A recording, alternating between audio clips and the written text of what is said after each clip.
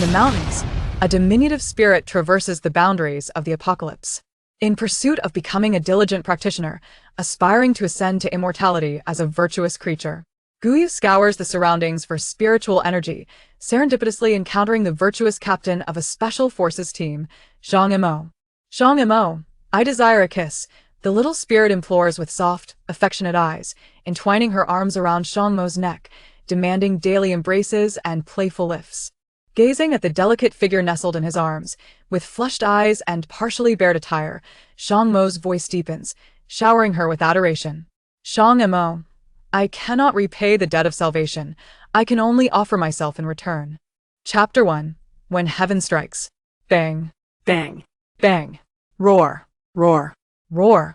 On the balcony of the abandoned apartment 203, a zombie with pallid skin and blood at the corners of its mouth relentlessly assaults the white wooden door, the frame rattling with each impact. Within the living room, a girl possessing delicate features and dressed in casual athletic attire sits on the sofa, oblivious to her surroundings as she indulges in a self-heating hot pot.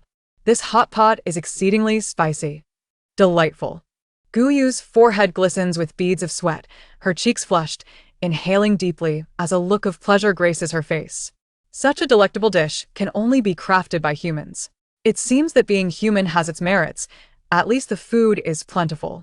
Just over 10 days prior, Guyu was a carefree little spirit reigning supreme in the misty forest, but a sudden thunderclap struck her, leaving her charred yet tender. The formidable power of the lightning tore open a rift in space, allowing her soul to traverse through it and be reborn within the body of one recently deceased. Although encased in a human form, it harmoniously resonates with her soul. Perhaps this is fate. The original owner of this body was also named Guyu, and when the apocalypse descended, her teacher and classmates transformed into zombies. In her panic, she slipped, striking her head against the corner of a stool and losing consciousness. Fortunately, the original host had recently perished, and the little spirit managed to assimilate a fragment of her superficial daily memories. After some adjustment, she has mostly adapted to this entirely foreign world. Bang. Bang.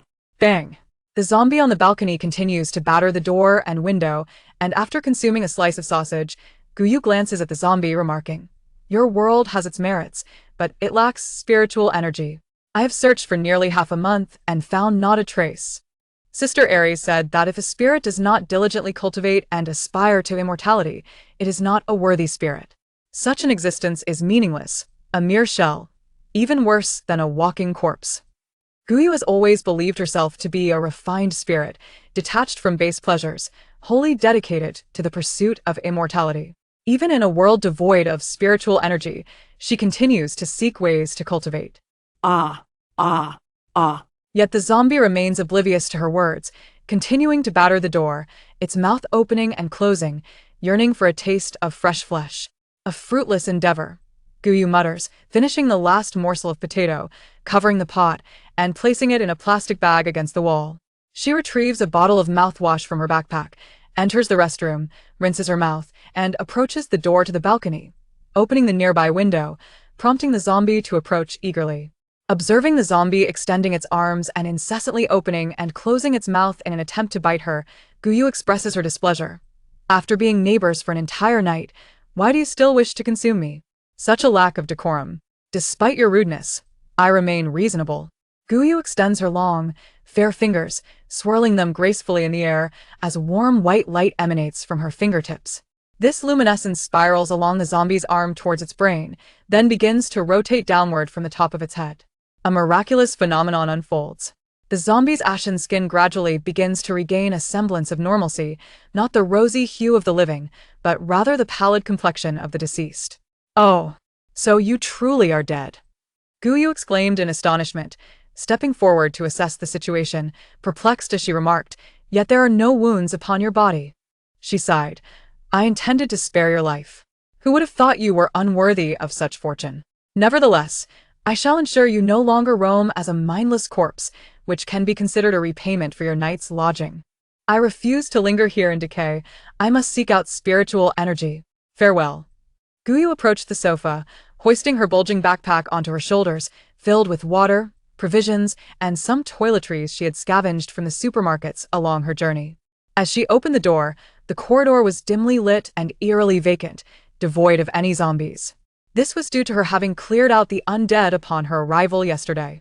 Swiftly descending to the first floor and exiting the complex, Guyu set her course toward the eastern part of the city. She had discovered from the map that there lay an ancient forest in that direction, where she hoped to seek the elusive spiritual energy. In bustling areas, spiritual energy is scarce, yet it is conceivable that the remote forests may harbor it, as the tales of this world often suggest. Upon reaching the entrance of the complex, Guyu slowed her pace. Although she had regained her abilities to control vines and heal upon entering this world, the zombies still yearned for her flesh, necessitating a cautious approach. Observing the wandering undead in the streets, Guyu mused that once she attains mastery, she could obliterate them in an instant. Humph. She stealthily maneuvered past the street, carefully avoiding the zombies along her path. Over the past few days, she had dispatched numerous zombies and had gained a solid understanding of their behavior. Their vision is severely impaired, and during the day, their hearing and sense of smell are weak. As long as one does not create a significant disturbance, they remain oblivious. However, come nightfall, even the slightest noise or scent of blood draws them in immediately. On the second night in this world, she witnessed a small group overwhelmed by a horde of zombies, a sight too gruesome to behold. Consequently, she typically traveled by day and sought refuge by night. As a seasoned fairy, she fully understood the adage that those who recognize the times are the true heroes. If one cannot win, it is wise to flee and concede, which is not shameful in the least. When she grows stronger, she shall reclaim her dignity. The neighboring toad-faced bear, once beaten by the ferocious tiger in his youth, now intimidates the tiger into remaining treed, displaying an impressive facade. However, both of these creatures are merely her defeated foes, for the little fairy possesses a legacy, while they are but self-taught. In the early hours, an explosion rocked the city, drawing the nearby zombies away, resulting in a sparse presence of the undead on the streets. Guyu moved like a cautious little hamster, advancing a step while surveying her surroundings for any forthcoming danger. Spotting two zombies approaching, she quickly ducked into a nearby shop. As the two zombies passed the storefront, vines swiftly shot forth, skewering their heads like candied hawthorns before dragging them inside, weaving through their brains. Ultimately, she extracted two murky white crystals, her face lighting up with delight. To think there are two crystal cores. After cleaning them, Guyu held the cores in her hand and absorbed them. This method she had learned through the memories of the original owner. The original owner had a particular fondness for tales, many of which described that zombies possess crystal cores within their brains, capable of enhancing one's abilities. With a skeptical mindset, Guyu decided to give it a try, and to her astonishment, it indeed worked. Feeling a slight increase in her prowess, Guyu felt quite pleased. However, she still believed that cultivating her skills was paramount. The world is vast, and surely there are places rich in spiritual energy. With patience, she would undoubtedly discover them. Chapter 2. Golden Sparkle. In order to avoid human interaction, Guyu chose to travel alone. Possessing the power of vines, she could easily contend with a dozen or more zombies by herself. Her healing abilities were effective even on herself, rendering her unafraid of being scratched by the undead. As long as she did not encounter a horde of zombies attacking her, she felt relatively secure. Upon exiting a store and taking only a few steps, a towering zombie suddenly emerged from the alleyway. With a mere thought, Guyu commanded her vines to pierce through the creature's skull. Regrettably, this particular zombie bore no crystal core within its brain. Retrieving her vines, she continued on her way. An hour later, as Guyu passed by a pharmacy, she noticed individuals inside scavenging for medicine. She quickly sought refuge in a nearby clothing store. Inside, two zombies were swiftly dispatched by her vines, which pierced their skulls, yielding a crystal core. However, at that moment, Guyu was not inclined to absorb the core. She merely cleaned it and stowed it in her backpack. Over the past 10 days, she had encountered numerous people, and none had left a favorable impression on her. She constantly recalled the teachings of her elder sister, the Aries, who advised her that both humans and creatures had their virtues and vices, yet most humans were more treacherous and cunning than the monsters themselves. Thus, upon encountering this group, Guyu chose to conceal herself, waiting for them to depart before she ventured out again. Humans seemed to place great importance on medicine, and at this juncture, those brave enough to scavenge for it were undoubtedly skilled. Many of the individuals she had met thus far were too timid even to confront zombies. despite the fact that these creatures moved at a leisurely pace. Admittedly, there were a small number of zombies that moved swiftly, some even capable of running. But such instances were rare. She had encountered only one or two. She relished the hunt for these zombies, as they were likely to possess crystal cores. Guyu concealed herself behind a glass partition, attentively monitoring the movements within the pharmacy. There were two men, both armed with firearms, not the small kind, but rather long rifles. She was unsure of the specific names, having no recollection from her previous life. However, one thing was clear. Beyond 10 meters, firearms were swift. Within 10 meters, they were both accurate and rapid. In short, confrontation was not an option. Since fighting was out of the question, she resolved to remain hidden and avoid provoking them until they moved on. After waiting for approximately 10 minutes, the two men, each laden with a bulging backpack, exited the store and swiftly departed. Guyu's eyes widened in astonishment, for both men were emanating varying degrees of golden light, which stood out remarkably against the chaotic and desolate backdrop. Wow, golden light, Guyu murmured, quietly trailing after them. She recalled her grandfather Owl's words about cultivation. There are 3 types of qi. The first is merit, known as the upper qi, which cannot be easily obtained through ordinary means. The second is spiritual qi, the foundation for the masses practice. The third is the yin evil qi, known as the lower qi, which is a method of cultivation for yin spirits, not to be used by yang spirits. The golden light radiating from the two men was a potent sign of abundant merit. It was rare to encounter individuals imbued with such merit. She felt incredibly fortunate to have stumbled upon two at once. Without hesitation, Guyu followed them, with the presence of merit qi, who would still lament over the search for spiritual qi.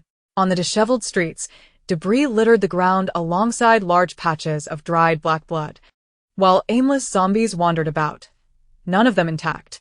Some sported lips that had mostly fallen away, while others had gaping holes in their bodies, dragging long lengths of entrails behind them. The air carried an intermittent, barely perceptible stench of decay. The two men in camouflage moved forward swiftly, their once green uniforms now obscured by dried, dark bloodstains. Among them, a lean and shrewd-looking young man named Lin Shengdong glanced back at the white corner of fabric he believed to be well concealed, whispering, "We've got a little tail following us for 2 blocks now." The stocky man with a scar across his brow, named Pang Xing, also turned to look at the white fabric, his voice booming. "Let it be. Just a young girl, likely seeking protection. If she can keep up, we can take her to the nearby shelter. The captain's rescue is our priority." "All right," Lin Shengdong agreed, dismissing any further thoughts about their pursuer and focusing on their path. Unbeknownst to Guyu, who trailed behind them, she had been discovered. She believed she was effectively concealed, being a master of hide-and-seek in the forest. Yet, she had not considered that, without her magical abilities, her invisibility was no longer an option.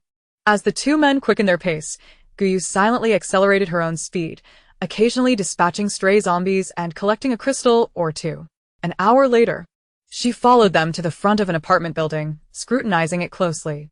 Wasn't this the very complex where she had previously resided?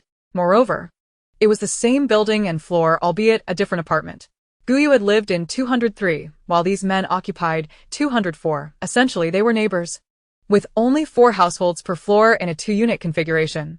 Once the two men entered their apartment, Guyu stationed herself outside, waiting for them to leave before she would follow.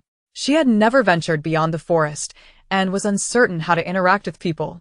Her only option was to shadow them. As Lin Shengdong and Pang Xing stepped inside, they were greeted by a handsome young man named Tu Sheng, who possessed a gentle demeanor reminiscent of a youthful prince. He hurriedly inquired, "How did it go? Did you secure the supplies?" Lin Shengdong removed his backpack and handed it to Tu Sheng, saying, "We were fortunate this time. We found a pharmacy that hadn't been raided." Taking the backpack, Tu Sheng rushed back to the living room. Reclining on the sofa was a man exuding a calm presence, with strong features that weren't conventionally handsome yet were undeniably appealing, providing a sense of security. This was the captain, Shang Mo, as referred to by Pang Xing. However, at that moment, Shang Mo appeared pale and weak, his lips tightly pressed together, with the bandages on his shoulders soaked in blood and turning dark. Just then, Shang Mo stirred awake. The pain from his wound instinctively caused him to furrow his brow. Struggling, he sat up on the sofa, leaning against the armrest. His long legs, encased in green military pants, were notably strong and well-defined. Moving to the side of the sofa, Shang retrieved clean gauze from the backpack and began to unwrap the bandages from Shang Mo's shoulder. Underneath lay a shocking bite mark, deep enough to expose bone. The wound was oozing pus and had turned black, with the surrounding skin taking on a grayish hue. Seeing this, Shang's brows knitted together. In just 3 hours, the wound had deteriorated to such an extent. You all should go. Don't concern yourselves with me, Shang Mo directed at Shang and the others. His voice soft yet imbued with authority. Shang persisted with his actions, replying earnestly, Captain, without your leadership, even if we reach our destination, we will be but a disjointed group. Shang Mo shook his head. I have already begun the transformation into a zombie. Do not let me delay your journey. The mission is paramount. There were only 2 outcomes from a zombie's bite. Either one would awaken latent powers or, 4 hours later, succumb to the transformation into a zombie. Chapter 3. End. In this post-apocalyptic world, who still cared about timelines? Had it not been for the captain's attempt to save them, he would not have been bitten by the zombie. Lin Xingdong and Pang Xing were resolute in their refusal to abandon Shang Mo previously. The 4 had entered the armory of the city's police station, intending to procure weapons and ammunition, but their luck had run dry. Upon exiting, they encountered an evolved zombie, which had drawn a horde of nearby undead, putting their lives in imminent peril. Seeing the unwavering determination in the 3 men, Shang Mo ceased to elaborate further, merely uttering, Remember to give me a shot. I do not wish to harm my own kin. Yes, Captain, the trio replied solemnly, nodding in agreement. Suddenly, the room fell into a profound silence, the atmosphere thick with unspoken sorrow. The act of bidding farewell to comrades in arms, those who had stood by them through years of camaraderie and life-or-death bonds, weighed heavily on the hearts of these men, leaving them feeling powerless. Why not speak a few words? Shang Mo broke the silence, glancing at Lin Xingdong with a smile. Aren't you usually the most talkative? Why the sudden silence? Why should I speak? Lin Xingdong suppressed his melancholy, forcing a strained smile. I was merely contemplating. Pang Xing interjected, Captain, while we were searching for medicine, a girl approached us. She seems to be seeking refuge. Are you certain she was alone? Shang Mo inquired, as safeguarding the populace was their duty as soldiers. Yet, in this apocalyptic world, they must first ensure their own safety before extending protection to others. Pang Xing and Lin Xingdong nodded in affirmation, explaining, she was hiding in the clothing store across the street, and she was alone. Considering the distance she traversed, it must have been quite a feat. Let us bring her back to the base. With that, Shang Mo reclined backward, sinking into the sofa and closing his eyes, feigning slumber. A wave of fatigue washed over him, his mind clouded, and his senses dulled. Pang Xing, sensing the need for quietude, nodded silently and left the room. In the corridor, Guyu sat on the staircase, resting her chin on one hand, a slender green vine winding around her index finger, forming an exquisite ring. The tip of the vine danced gently with her fingers' movements, creating spirals in the air. Upon approaching Guyu, Pang Xing noticed the vine in her hand. Raising an eyebrow in surprise, he had not anticipated that this girl possessed abilities, though the vine appeared too delicate to be of any practical use. Ahem. Pang Xing cleared his throat, his fist pressed against his mouth to stifle a cough. The little girl immediately sprang to her feet, her large eyes filled with curiosity. Seemingly asking, Did you call for me? Come with me, Pang Xing said, shaking his head in resignation. This girl seemed rather naive. Huh? Guyu was momentarily taken aback, surprised at how quickly she was accepted. She had expected to have to prove herself for days, unlike the limping wolf next door, who had spent over half a month trying to join the pack. Nevertheless, she felt a surge of joy at the prospect of being among these radiant beings. All right.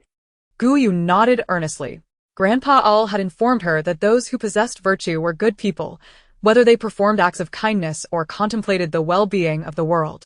They could not be bad individuals. As she followed Pang Xing into the room, Guyu's eyes widened in astonishment at the sight of several shining figures within. Happiness had arrived so unexpectedly. She hurried into the living room, drawing closer to the 3 luminescent individuals. Approaching the coffee table, Guyu noticed another person. whose radiance was even more intense, dazzling her eyes to the point of near blindness. However, this individual appeared to be injured. Moving closer, she examined him and declared, "You are going to die."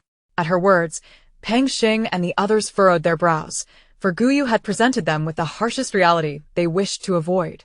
Laid bare before them, Shang Mo opened his eyes and forced a weak smile. "Yes, I am going to die. Soon I shall become a zombie. Don't you fear?"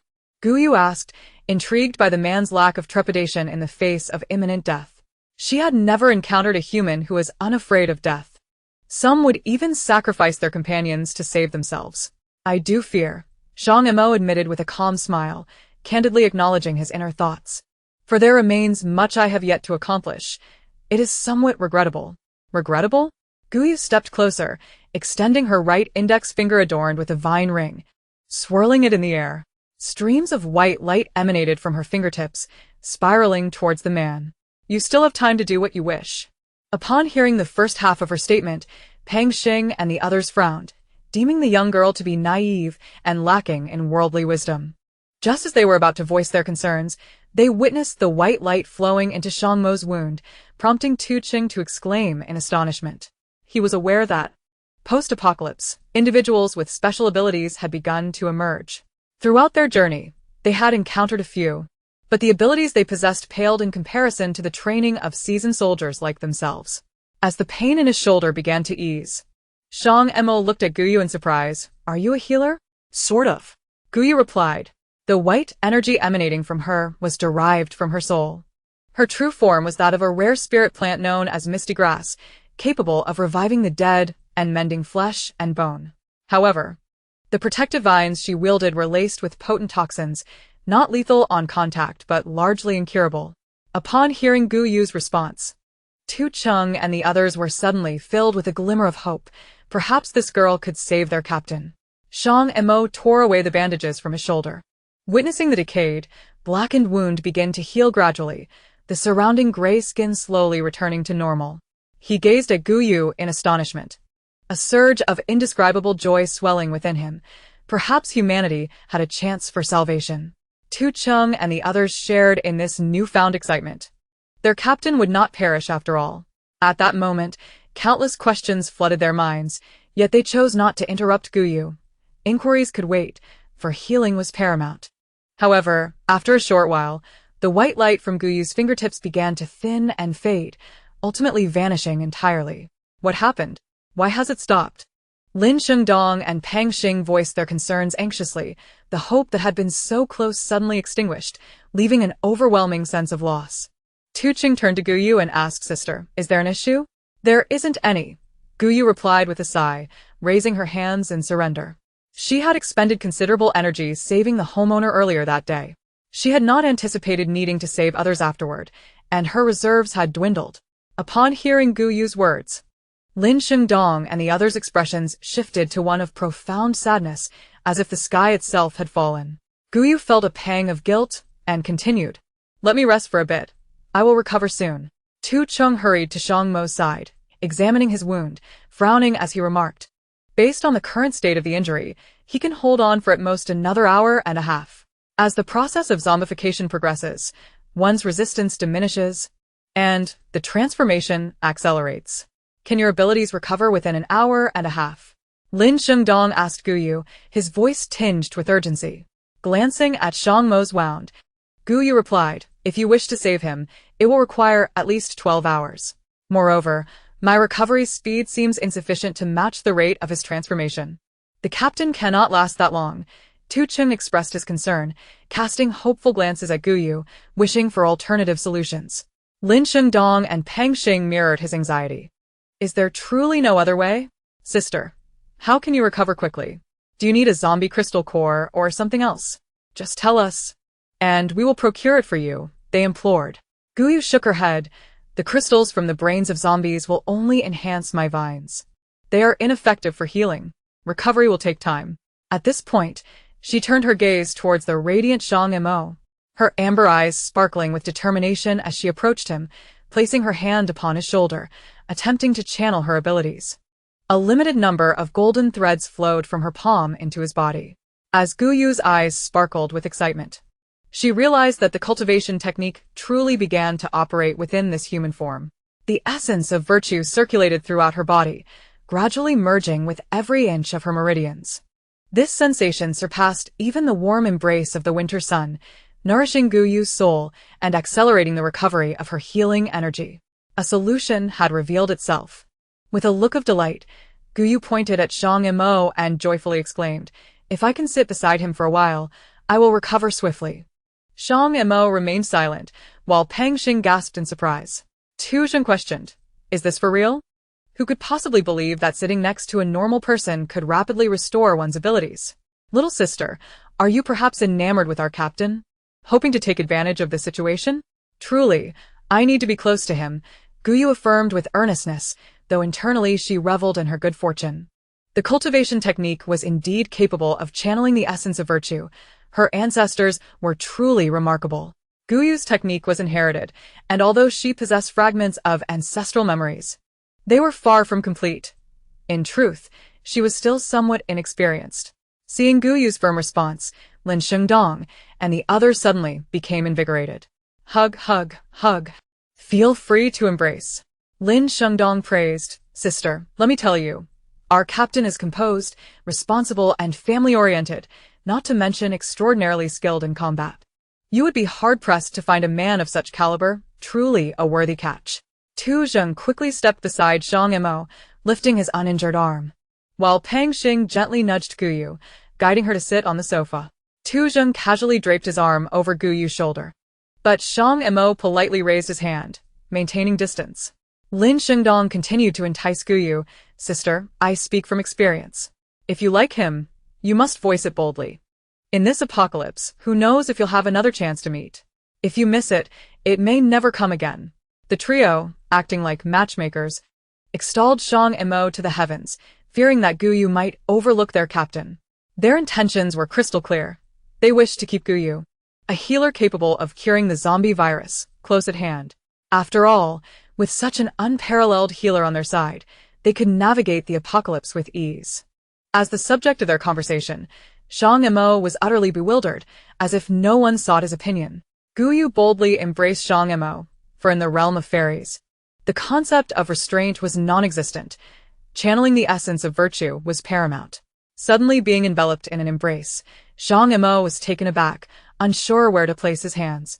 Unaccustomed as he was to such encounters, Lin Shengdong and the others, equally stunned, marveled at the audacity of this young girl.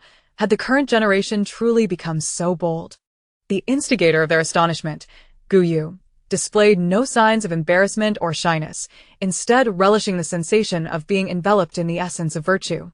Akin to soaking in a hot spring, luxuriating in bliss from head to toe.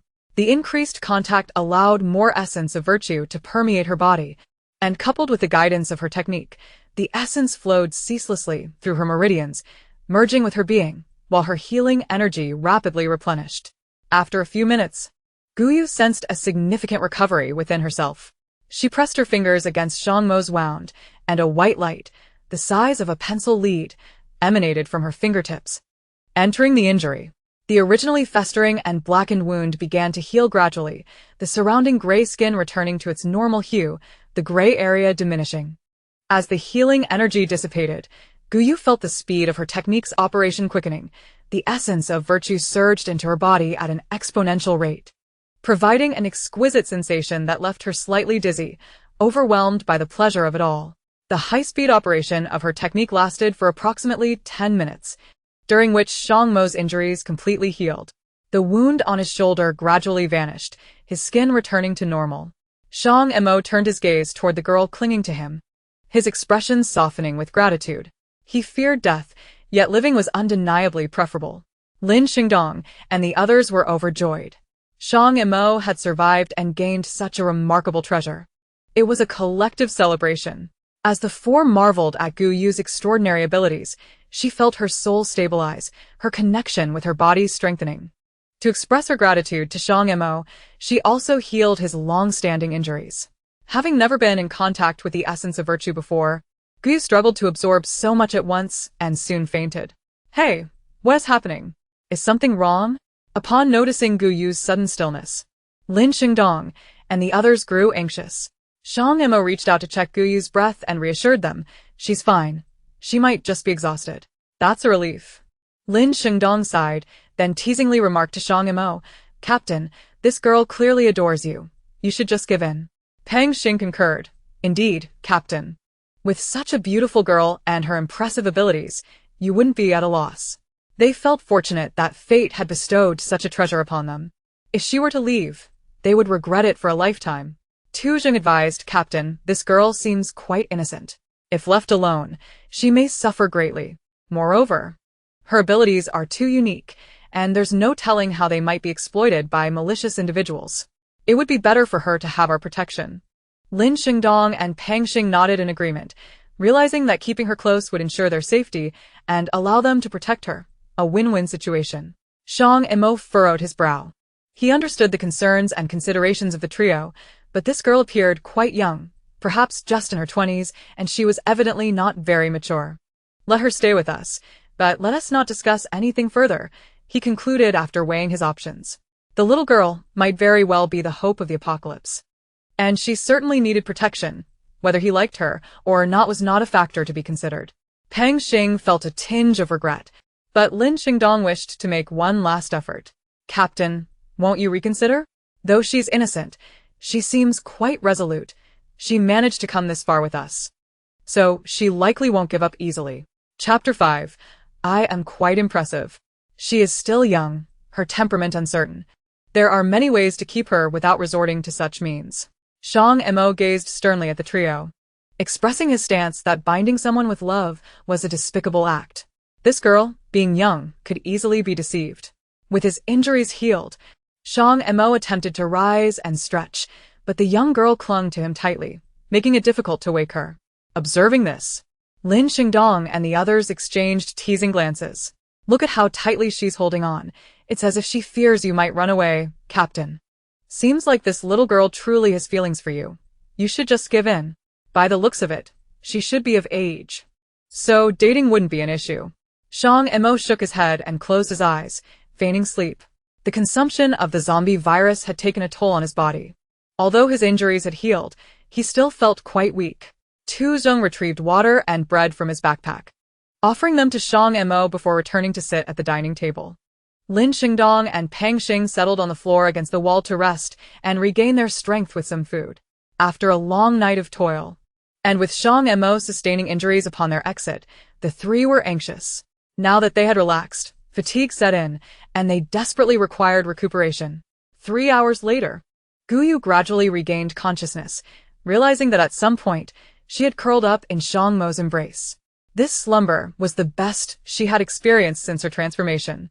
Gazing at Shang Mo before her, Guyu felt he was indeed a divine treasure sent to her by fate. Awake, rise and shine. Noticing that the person in his arms had awakened, Shang Mo attempted to rise, but Guyu showed no inclination to move, instead asking, I'm Guyu. What is your name? Shang Mo. He turned to introduce his three companions, Tu Sheng, Lin Shengdong, and Pang Xing. Guyu then posed a question. Do you have a girlfriend? Are you married? This is something we must clarify first, as stealing someone else's man could lead to reproach. Guyu's inquiry struck a chord with the fathers of Lin Shengdong and the others, who anxiously glanced at Shang Mo, silently urging him, Captain. Such a splendid opportunity to find love. Do not let it slip away, or we fear you may end up alone for all eternity. Guyu, with her softly glowing amber eyes, looked expectantly at Shang Mo, awaiting his response. Shang Mo felt quite flustered by Guyu's boldness, yet he merely shook his head.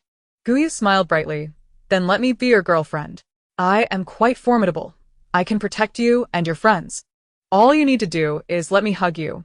Shang Mo was left bewildered, wanting to ask if this was not a bit too hasty, and whether they should not first spend some time together to gauge their compatibility.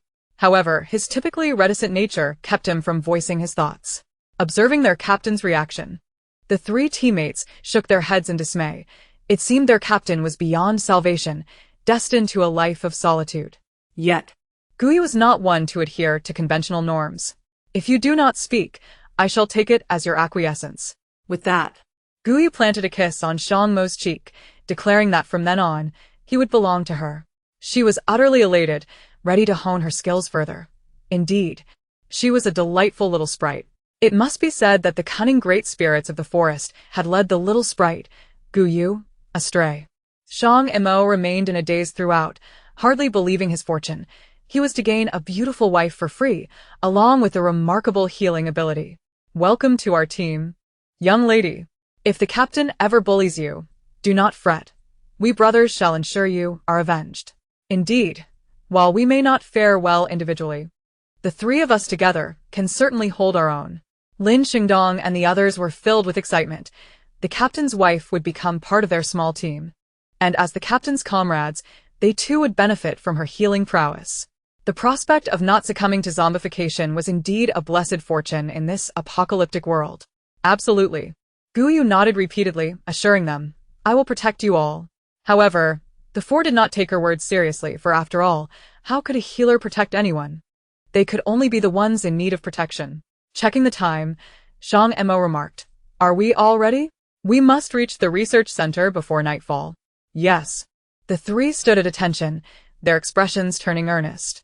Shang Mo then turned to Guyu in his arms, his voice unconsciously softening. What about you? Guyu nodded and inquired, Are you heading to the Lingzhou Biological Research Center? Shang Mo was slightly taken aback. How did she know they were going to that specific center? In this apocalypse, with humanity's greatest dilemma being the zombie virus, their destination was likely the Lingzhou Biological Research Center. I've been there before.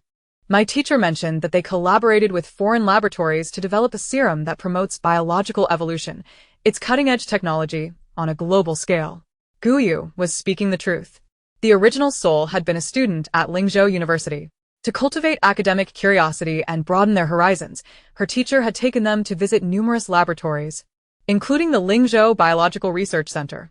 The four were astonished to discover that Guyu was quite astute. Lin Shengdong asked, Do you know about the situation at the research center? There are many zombies there. After a brief pause, Guyu emphasized, Very many. It seems something is attracting them. I escaped from there. It was sheer luck. When she first arrived in this world, Guyu had found herself at the Lingzhou Biological Research Center, surrounded by teachers, classmates, and researchers who had all transformed into zombies, leaving her as the sole survivor. Fortunately, she had her vines, and at that time, the zombies were not particularly formidable. She managed to escape with only minor injuries. Then it seems entry will be difficult, Lin Shengdong pondered aloud, stroking his chin. Perhaps we should devise a way to lure the zombies out before we enter. Pang Xing chimed in, To attract the zombies, we need to make quite a racket. We could use the grenades we brought from the police station. We threw some to distract the evolved zombie when we left. After some contemplation, Shang Mo suggested, Let us head to the urban planning archives. They will have the blueprints for the research center. There is a high probability that evolved zombies exist there, and we cannot recklessly charge in. Although we are no longer afraid of the virus, the sheer number of zombies could easily lead to death without the need for infection. At this moment, Guyu interjected, If you are going in to rescue people, there is no need. There isn't a living soul inside. I was the only one who escaped. We are not going to rescue anyone. Our aim is to obtain research data. Our experts believe that the research conducted at the center, in collaboration with foreign laboratories, is likely the cause of the zombie virus outbreak. Thus, we must acquire the relevant research materials. They were already aware that there were no living people left in the laboratory. Their mission was solely to retrieve the research data. Since it was humanity that caused the virus, it was also humanity's responsibility to end it. Chapter 6. A Threatened Position. Guyu recalled her experience escaping from the laboratory and said, If that is the case, I might be able to lead you into the lab. Really? The four gazed at Guyu in unison, pleasantly surprised by this unexpected boon. Guyu nodded. The research center is on the outskirts of the city. Behind it is a mountain with a ventilation shaft. I escaped through there. This is indeed fortuitous, Tu Xing exclaimed, realizing they were on the verge of a breakthrough. Pang Xing gave Guyu a thumbs up, declaring, Rain sister, you truly are our team's lucky star. Then let us depart. Shang Montag proclaimed. The sooner we reach the research center, the better to assess the situation there. With a knowledgeable guide, they would not need to risk entering the urban planning archives blindly. After a brief tidy-up, the five set off. As they had only recently entered the apocalypse, food was relatively abundant, though somewhat challenging to procure. However, This posed no significant issue for Shang Mo and his companions. Thus, they carried firearms, melee weapons, and ammunition, bringing only a 2-day supply of food and water. When the four saw Guyu's backpack brimming with provisions, they were once again astonished. "Sister, you come well prepared. Aren't you worried about being robbed in this apocalypse?" Lin Xingdong inquired, surprised that such a seemingly delicate girl was actually quite wealthy. Guyu shrugged casually, responding, "I used to be worried. But those who attempted to rob me have either been eaten by zombies or turned into them. In the early days, no one had dared to take her belongings. But as more people began to hunt zombies, the number of thieves increased, and some even sought to bully her. However, Guyu was a force to be reckoned with in the forest. No one dared to mess with her, not even the most feeble humans. How much can one endure before reaching their limit?" She retaliated by unleashing her vines, which were covered in zombie fluid, wounding the assailants. Before long, those individuals were surrounded and devoured by zombies, with the few who escaped likely having transformed into the undead themselves. As they spoke, the 5 exited the residential building. Since Guyu had cleared the area upon entering the neighborhood, and Shang Mo and the others had done a quick sweep as well, the number of zombies in the vicinity was quite low. However, their luck was slightly unfortunate, as a lone zombie happened to wander into their path. As the pungent scent of human flesh wafted through the air, a zombie charged directly at the group. Pang Xing swiftly unsheathed his machete, ready to engage, when suddenly a vine darted past him, piercing the zombie's skull in an instant. The creature collapsed, and the vine busied itself rummaging through its brain before retracting. Clutching a crystal core, Guyu extracted a bottle of water from her side bag, dousing the core to cleanse it before stowing it away in her backpack. "All right, let's move," Guyu declared, striding forward with an air of authority reminiscent of a leader. Shang Mo remarked, while Tu Sheng exclaimed. Lin Xingdong added, "Girl, you're a dual ability wielder." Pang Xing complimented, "Impressive." The 4 were left in a state of disarray. Realizing that this young girl was far more powerful than they had anticipated, they had inadvertently recruited a formidable ally, not a mere damsel in distress. Lin Xingdong glanced at Shang Mo, a flicker of sympathy for their beleaguered leader surfacing. "Captain, your status at home may be in jeopardy," he mused, patting Shang Mo on the shoulder before swiftly donning a cheerful facade and racing towards Guyu. "Hey, wait for me." Shang Mo was perplexed. "What on earth are you talking about?" Pang Xing, more tactful, offered comfort. "Don't be disheartened, Captain. You're bound to awaken your own abilities. For now. Let the girl shine. It's not uncommon for the later arrivals to surpass the early ones."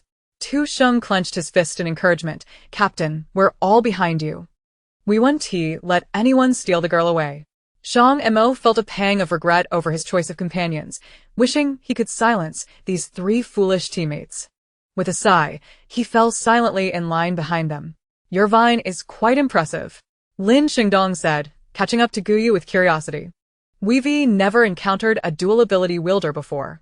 I see your vine can both expand and contract. If utilized effectively, this power is extraordinary." Pang Xing joined the conversation, intrigued. Guyu, having just dispatched a zombie with her vine, explained, "The vine acts as my hands and eyes. It assists me in many tasks. It was this very ability that allowed me to escape the research center, as it could scout ahead and help me avoid zombies." "Is that so?" Tu Sheng marveled at the diligent vine, his eyes sparkling with fascination. The group increasingly felt they had stumbled upon a treasure. After exiting the neighborhood, Shang Mo quickly outlined a new formation. Guyu, being the strongest fighter among them, was positioned at the front, taking the lead in the charge. Shang Mo and Lin Xingdong flanked her on either side, guarding against zombies that might emerge from the left or right. Tu Sheng and Pang Xing brought up the rear, vigilant of any zombies that might appear from behind. This formation was not overly rigid. It merely provided a general allocation of defensive positions, allowing for flexibility to handle most unforeseen circumstances. The research center lay on the western edge of the city, not in a desolate suburb, but surrounded by numerous high-rise buildings, separated from the suburban area by a mountain range. The group now found themselves in the southeastern part of the city. To reach the research center, they needed to traverse through the urban landscape. Throughout their journey, they remained cautious, steering clear of densely populated areas such as shopping malls, supermarkets, and farmers markets. However, they soon encountered a dilemma. A river lay between them and the research center, and within an hour's distance, only one bridge provided passage to the other side. If they were to take an alternate route via another bridge, factoring in the time consumed for the round trip, they would need at least an additional 2 to 3 hours. The problem was that they were in a densely populated area. The zombies' capabilities would significantly enhance at night, making it imperative that they did not linger here after dark. It was already 4 in the afternoon, and they had no time to squander. There's a mall on the other side of the bridge. After crossing, we'll pass in front of the government building across from it, avoiding the mall. Shang Mo swiftly deduced. The urgency of decision-making weighed heavily, for any delay could cost them their lives. Understood, Captain. Peng Xing and the others replied quietly. Shang Mo glanced at the direction of the swaying vegetation nearby. The wind was blowing from the west. They needed to wait for the wind to subside before proceeding, as it was strong enough to carry their scent across the river, potentially attracting the zombies. The 5 concealed themselves, waiting in silence. After 10 minutes, the wind died down. They quickly fell into formation, slashing through the zombies on the bridge as they advanced towards the opposite bank, aware that the wind could pick up again at any moment, necessitating their swift arrival. The global anomaly had begun around 10 in the morning, and the morning rush hour had largely passed. Consequently, there were not many people on the bridge, only a scattered few, along with 4 or 5 vehicles that had suffered accidents. Their occupants, now zombies, gnashing their teeth at the group. On the broad bridge, a green vine, as thick as a baby's arm, slithered forward like a serpent, effortlessly piercing the skulls of zombies before swiftly attacking another that had approached. Upon closer inspection, one could discern black thorns nestled along its stem, successfully crossing the bridge. The 5 took refuge in the roadside greenery. Shang Mo leaned against a tree, using binoculars to survey the situation across the road, while Peng Xing crouched behind some bushes, equally focused on scouting the area ahead. In the field of view through the binoculars, the number of zombies on the other side was considerable. There were at least 20 to 30 zombies on the road in front of the government building, with even more likely within the mall. Captain, there are at least 100 zombies outside the mall, moving erratically and could cross to our side at any moment, Peng Xing reported. His lips pressed tightly as he scanned for an escape route.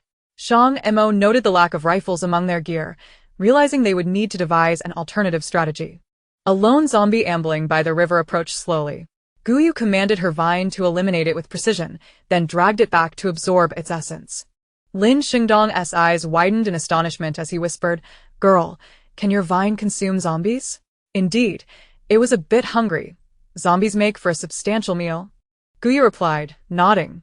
She felt a sense of responsibility towards her newfound companions, having claimed the powerful ability as her own. Tu Sheng inquired curiously. Aren't the vines catalyzed by your abilities? Not entirely, Guyu responded, gathering her thoughts to explain. I am an independent life form, and the vine is also a distinct entity. I require sustenance to live, and so does it. However, it lacks independent consciousness and must be controlled by me. We can operate independently, yet we are also united.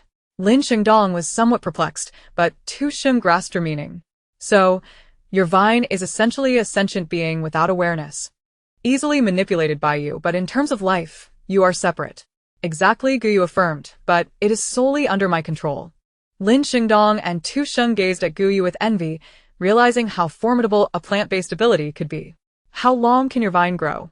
At this moment, Shang Mo's voice interjected, having overheard their discussion. If Guyu's vine was sufficiently long, it could indeed be utilized effectively. Currently, it's only 5 meters. Guyu replied. Can the vine detach from you? Shang Mo pressed on. Yes, but if it exceeds 20 meters, my connection to it weakens. That will suffice. Shang Mo convened with the 4 companions to orchestrate their forthcoming strategy, which was, in essence, quite straightforward. To devise a method to lure the zombies inhabiting the mall to the opposite side, thereby enabling their safe passage. Very well, no objections. They all nodded in agreement.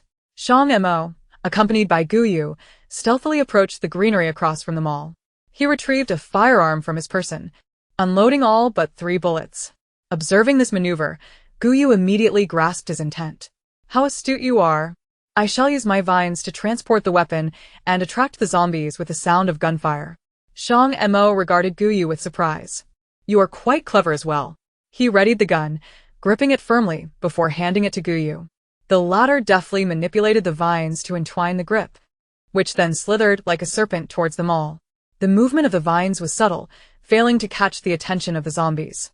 In a short while, the vines halted 20 meters from the two, lifting the section wrapped around the gun into the air, with the tip resembling a finger poised on the trigger. "Where should I aim?" Guyu inquired, glancing back at Shang Mo. After surveying the surroundings, Shang Mo's gaze settled upon the transparent glass door of a nearby fast food restaurant. Recognizing the gun's formidable power could easily shatter such glass. Perfect, Guyu maneuvered the vines to align the gun's muzzle with the door.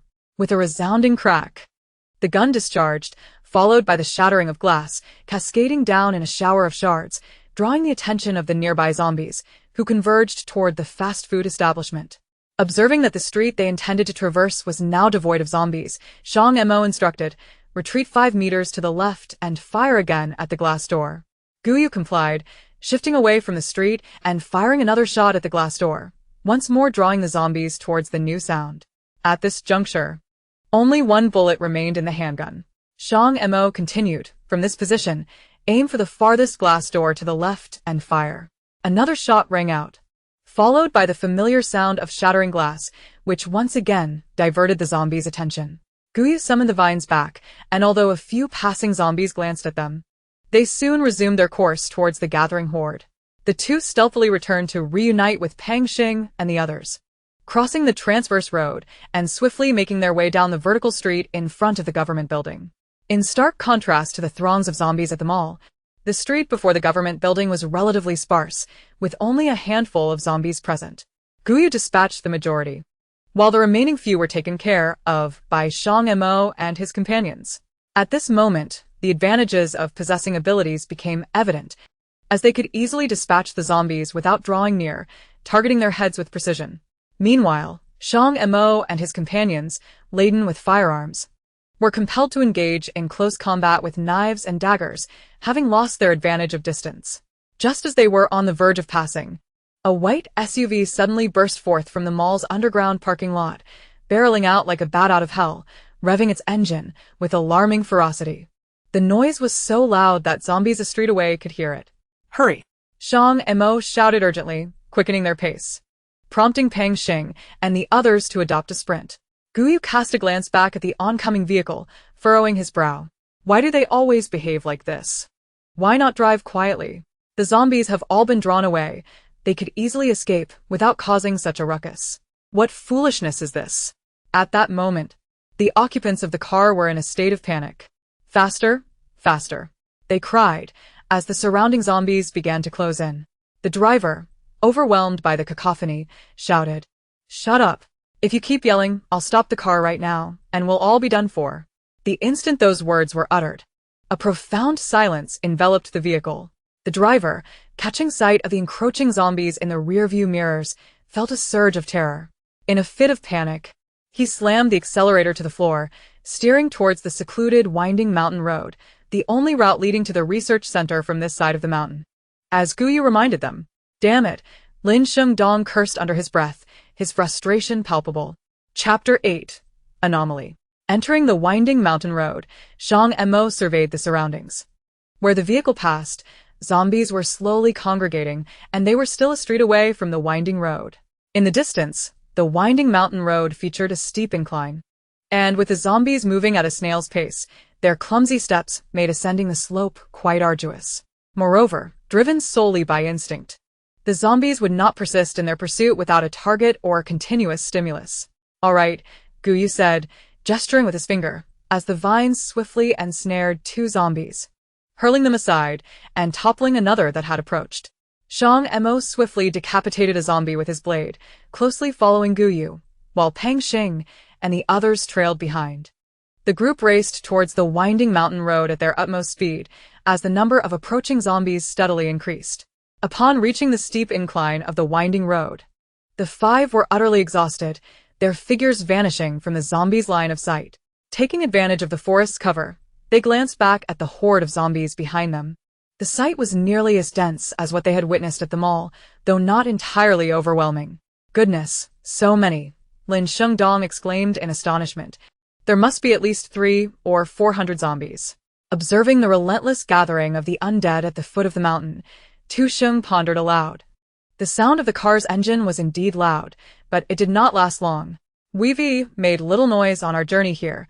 Why are there so many zombies converging? As Shang Mo scrutinized the peculiar assembly of zombies through his binoculars, he noticed a distinct figure among them. Unlike the surrounding dazed zombies, this one appeared more agile, its skin not as pallid. An evolved zombie? Shang Mo gasped in astonishment. The emergence of two evolved zombies in a single city suggested a broader evolutionary trend among the undead. Pang Xing voiced his concern, with evolved zombies appearing outside. Surely there must be more at the research center? Oh dear, Lin Xingdong quipped, with evolved zombies and ability users around. It feels as though we might soon be out of work. Tu Sheng pursed his lips, expressing a sense of relief at being unemployed, relieved from the burdens of hardship. Surely there are still retirement benefits available? Lin Xingdong interjected. In this apocalyptic world, you still expect Zhou Pa Pai to provide you with a pension? The three exchanged playful banter, but Shang Mo turned and began to ascend the mountain, stating, "Let us find a place to spend the night. At first light, we will immediately head to the research center to acquire the necessary data and return to the base. The horde of corpses may continue to gather." Guyu quickly fell into step behind Shang Mo. There are residential houses on the mountain. We can stay there for the night. Tu Sheng and the others followed suit, with Lin Xingdong looking ahead and asking, "Sister, where are the houses?" "Just a turn ahead," Guyu replied, gesturing with a motion of turning. "Then let us proceed to the residential area." Shang Mo glanced at the sky, where hues of red began to emerge, indicating that darkness would soon envelop the land. A few minutes later, under Guyu's guidance, they reached a quaint two-story building. "Wow, there are such self-built farmhouses in the mountains," Pang Xing exclaimed as he surveyed the weathered structure. He removed the rifle slung across his back and swiftly pried open the iron chain securing the door. Upon entering, a cloud of thick dust enveloped them, prompting the five to cover their mouths and noses as they quickly inspected the premises. Finding no one else inside, nor any zombies, they deemed it temporarily safe. Despite the building's long abandonment and the heavy dust, its strategic location led the group to decide to spend the night there. The small house was not situated by the roadside but rather perched several meters up a hillside, requiring one to ascend 3 or 4 steps to reach it. Additionally, a narrow path at the back of the house led down the mountain, providing an alternative route to the research center. It was an ideal setup, allowing access to the research center while also offering an escape route in case of danger. Inside, they selected a room with both a door and windows, tidied it up a bit, and settled against the walls to rest and eat. Guyu naturally sat beside Shang Mo, drawing teasing glances from Lin Xingdong and the others. Shang Mo maintained a calm demeanor, though a faint blush crept to his ears. Meanwhile, not far away in another residential house, a white SUV was parked at the roadside. Inside, several disheveled individuals were rummaging through the belongings. "Damn it, there's nothing here. Just a pack of noodles and no water. Where am I supposed to cook them?" A middle-aged man in his 40s grumbled as he shoved an unopened bag of noodles into his backpack and moved on to search another room. In another building nearby, a man and a woman were also busily searching. Upon reaching the second floor, they discovered a tidy room filled with clean clothes, eliciting their excitement. They hurried into a bedroom, rifling through the wardrobe and uncovering an abundance of pristine garments. The woman neatly arranged the clothes, selecting pieces carefully. Her white gauzy dress had become soiled, yet her figure remained graceful. The man, observing her, felt his throat dry and, licking his lips, stealthily approached her. Seizing her in his arms, the woman gasped, attempting to break free, but the man's grip was firm, and he whispered in her ear, "Sister, are you thirsty? Would you like me to quench your thirst? What are you saying? Let go of me." The woman retorted, a mix of embarrassment and anger flashing across her face. Yet, feeling the vitality of his body pressing against her, her legs weakened slightly. She was 35, while the man was merely 26, in the prime of his youth. "Sister, in this apocalypse, who knows if we will survive to see another day? We must learn to seize the moment." The man's hand slipped beneath her clothing, the sensation greasy and somewhat repulsive, but he was reluctant to let this rare opportunity slip away. Chapter 9. The Dispute. "In truth, you do not wish to refuse me." As the man's hand changed direction, the woman's body surrendered, and he seized the moment to push her down. Moments later, the room was filled with sounds of pleasure. Outside, a lean youth of about 35 or 36, eavesdropping from below, quietly ascended the stairs, witnessing the entangled couple with a surge of jealousy before stealthily retreating. Damn. Thieves and whores. That filthy bitch pretended to be virtuous, thinking she was above me. Fuming, he set his sights on the distant residential area. At a weathered building, the middle-aged man emerged from within, his backpack bulging, continuing his search in the adjacent house. He encountered the youth, who approached him, asking, "What is the matter, Boss Chen? That woman Jing Yalan is having a good time with Zhuang Dian in there." The man vented, his frustration palpable. Damn it, doesn't she realize the situation? How can she let her desires take over at such a precarious time? Zhu Gui, focus on your own affairs, the middle-aged man replied coolly. Though internally, he seethed with anger. He had long harbored an interest in Jing Yalan but had refrained from pursuing her out of respect for their leader. After all, they had only recently entered this apocalypse, and the remnants of societal norms still echoed in their minds. Most people clung to hope, believing in the organization's promise. Zhu Gui observed the middle-aged man's reaction closely, aware that Chen Yi had his sights set on Jing Yalan, but also recognizing his tendency to feign indifference. Boss Chen, you are the most important person in our group. Without you, how could we have escaped from the underground parking lot? Zhu Gui continued, growing more agitated. That kid Zhuang Dian is just young. What else can he do besides fix cars? He hasn't even dared to venture into the marketplace these past few days. We're the ones who have to go out and find food. As Zhu Gui's flattery escalated, Chen Ye's frustration mounted, feeling that Jing Yalan was ungrateful. How could a mere boy protect her? Yet, recalling Jing Yalan's family background, his anger subsided. Zhu Gui, what are you scheming? Don't think I'm unaware of your intentions. Zhang Yalan has a brother in the military stationed at the survivor base in Luo City, and his position is quite significant. We may need to rely on him. Stop fixating on Zhang Yalan and get back to searching for supplies. Thank you, Boss Chen. Zhu Gui replied, astonished. No wonder that woman carried herself with such pride. It seemed she had connections. With this realization, any ulterior motives he held were extinguished. Nothing was more important than survival. Just then, two young men in their early 20s, one tall and one short, emerged from the roadside, peering cautiously around. They hastily approached the white SUV, with one taking the driver's seat and the other the passenger's. Hurry up, Chen Yi, and the others will be back soon. The passenger urged. Stop rushing me, the driver replied, trembling as he inserted the key and frantically started the engine, accelerating along the mountain road. Who was driving?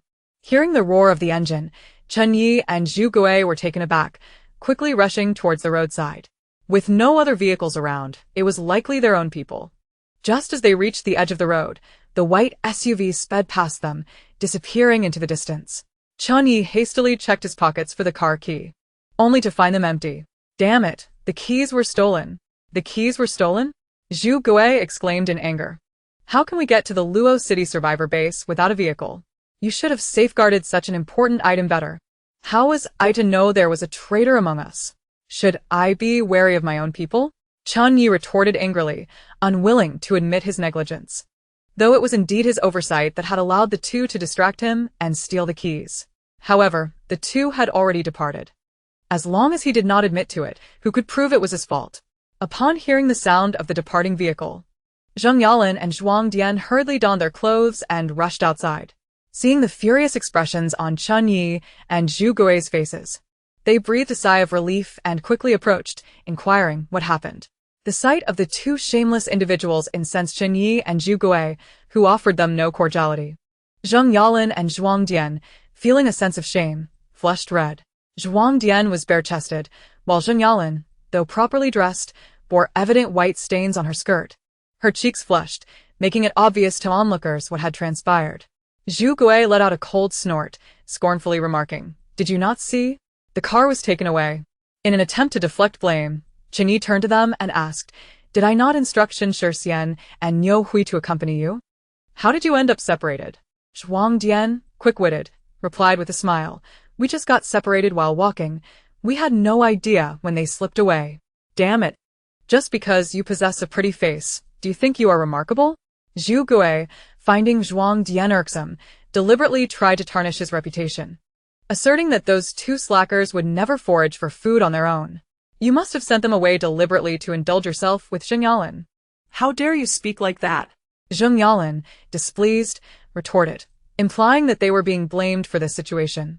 However, Zhu Gui's words struck a chord with Qin Yi. Amidst their quarrel, he bellowed, "Enough." The three fell silent at once. Zheng Yalan and Zhuang Dian recognized their fault, while Zhu Gui recalled Chen Ye's previous remarks and felt a bit intimidated. Today, everyone was at fault. Chen Yi took a deep breath, his demeanor radiating intense anger, and sternly addressed Zheng Yalan and Zhuang Dian. Let this serve as a lesson for everyone. This is the apocalypse, and survival is of utmost importance. If you believe you are capable enough to go it alone, like those two, feel free to leave the group. I would gladly be rid of two burdens. Chen Ye's words were delivered with a veneer of authority, presenting himself as a just leader while simultaneously asserting his dominance, reminding everyone that he was the strongest in the team and they relied on him for survival. Zhuang Dian kept his head down in silence, internally scoffing at Chen Ye's words. Zheng Yalan also remained quiet. Without a vehicle, reaching the Luoqing base was uncertain, and she did not wish to lose her protection. Zhu Gui was equally resentful of Qin Yi, yet he recognized that following Qin Yi was indeed safer. The four harbored their own agendas, each with their own calculations. Noticing that the three had no retort, Chen Ye's gaze fell upon Zheng Yalan and Zhuang Dian, a smirk of disdain forming in his heart.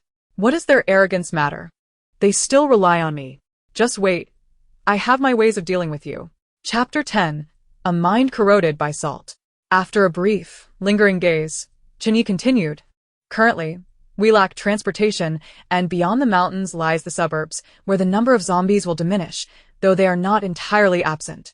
While the coast is clear, let's disperse and search for supplies. If you do not take this seriously, do not complain about hunger later. No one will have spare food to share. Hearing Chen Ye's intention to abandon the task, Zheng Yalan felt a pang of anxiety. She was acutely aware of her own limitations. Chen Ye's willingness to protect her stemmed from her brother's earlier call, urging her to reach the Luoqing base. Yet, without protection, she could never hope to arrive safely. Reflecting on this, Zheng Yalan smiled at Qin Yi, saying, "Brother Chen, we are all part of the same team. We must remain united. Once we reach the Luoqing base, they will ensure our safety."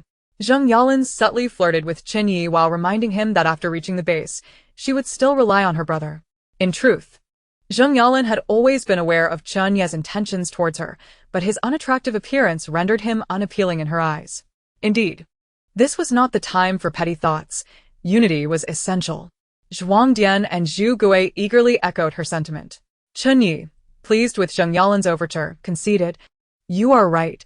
We must collaborate and unite as one to ensure our safe arrival at the Luoqing base." Chen Ye's triangular eyes brazenly scrutinized Zheng Yalan. Though she was somewhat older, she possessed an alluring charm, perfectly balanced in all the right places, igniting a fire of desire in those who beheld her. Feeling Chen Ye's gaze upon her, Zheng Yalan was thoroughly disgusted but dared not offend him, silently noting this grievance, dismissing it as a bite from a dog, and resolved to make him pay once they reached the Luoqing base. Suppressing her repulsion, Zheng Yalan returned Chen Yi a shy smile. Chen Yi was quite taken by the woman's coy glance, instructing the three, "Night is approaching. Disperse and gather supplies. And keep an eye out for suitable places to spend the night, preferably elevated locations where zombies cannot reach." The group, each with their own ulterior motives, did not move swiftly in their search, only finding a suitable residence for the night as darkness began to envelop the area. "Hurry up. Zombies have heightened hearing at night," Chen Yi urged in a hushed tone, swiftly moving towards the distant shadows, disregarding the three trailing behind him. The trio hastily followed, in such darkness. Who knew when a zombie might emerge? Being alone was far too perilous. Zhu Gui and the others jogged to the front of the residence, only to find Qin Yi halting at the entrance, without entering. Zheng Yalan asked, "Why aren't we going in?" "There are people inside," Qin Yi replied, pointing to the iron chain at the door, which bore a yellow brass lock, then pushed the door, but it did not budge. Zhu Gui and the others moved to the adjacent window, peering inside, but the interior was pitch black, offering no visibility. Zhuang Dian rummaged through his backpack, producing a flashlight to illuminate the room, revealing distinct footprints within. "Shall we go in?" Zheng Yalan whispered. The three turned to Qinyi. With footprints visible and the door locked, it was clear there were individuals inside. Entering now could lead to a confrontation, and they were not equipped to handle a fight. Ralyin soleli on Chanye. The night had fallen, and with no other houses nearby, they had no choice but to proceed. Qinyi gestured for Zhu Gui and Zhuang Dian to force the door open. Though they felt a twinge of dissatisfaction, they stepped back to prepare for the impact. Just then, a noise emanated from within, and a figure approached, followed by the sound of wood colliding against the door. With a creak, the door swung open. Inside stood a man with a buzz cut and a square face, and to the surprise of the group, he was clad in green attire.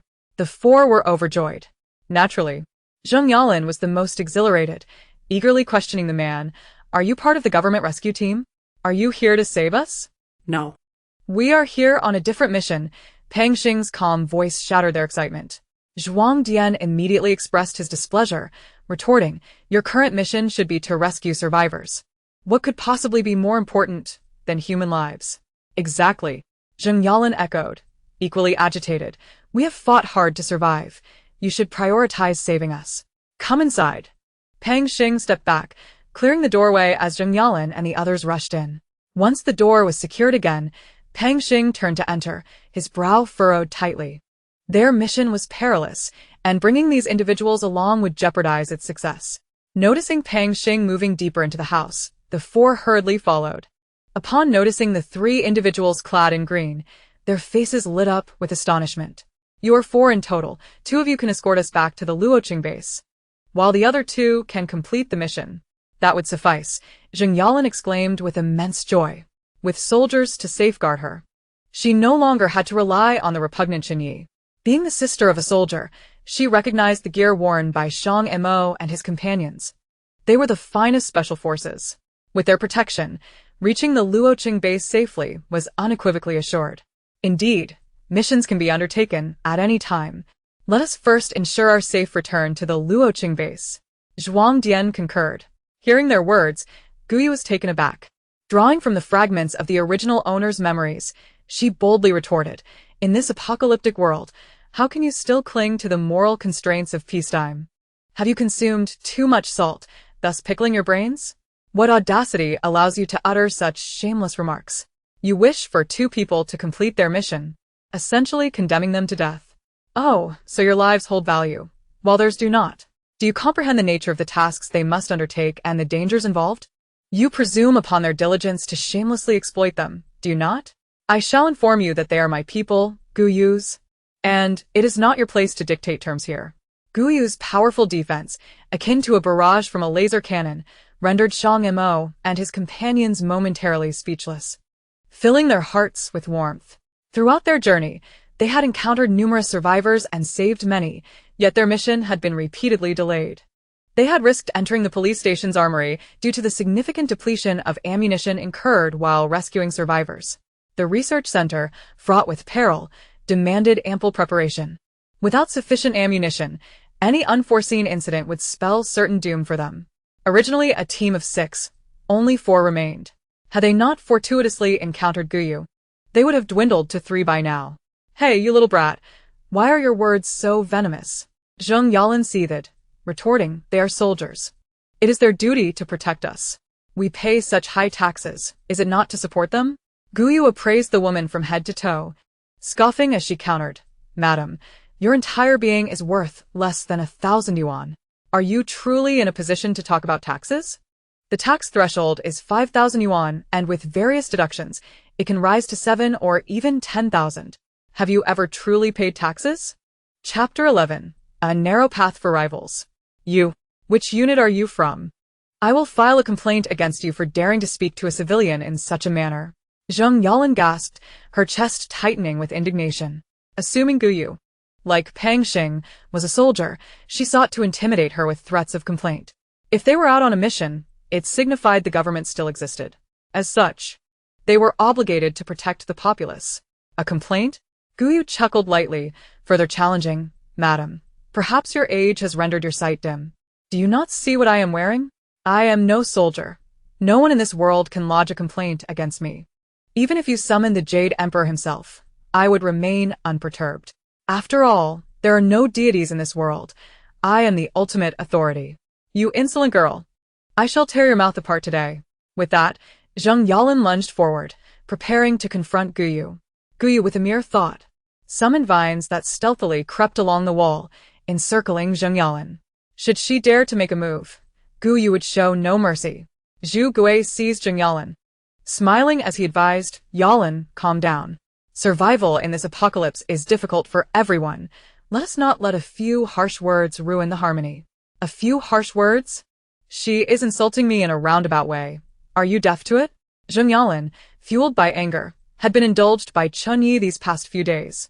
And with her former status as a white-collar worker, she felt superior, dismissing Zhu Gui entirely. Zhu Gui found himself at the receiving end of her fury, and his smile vanished.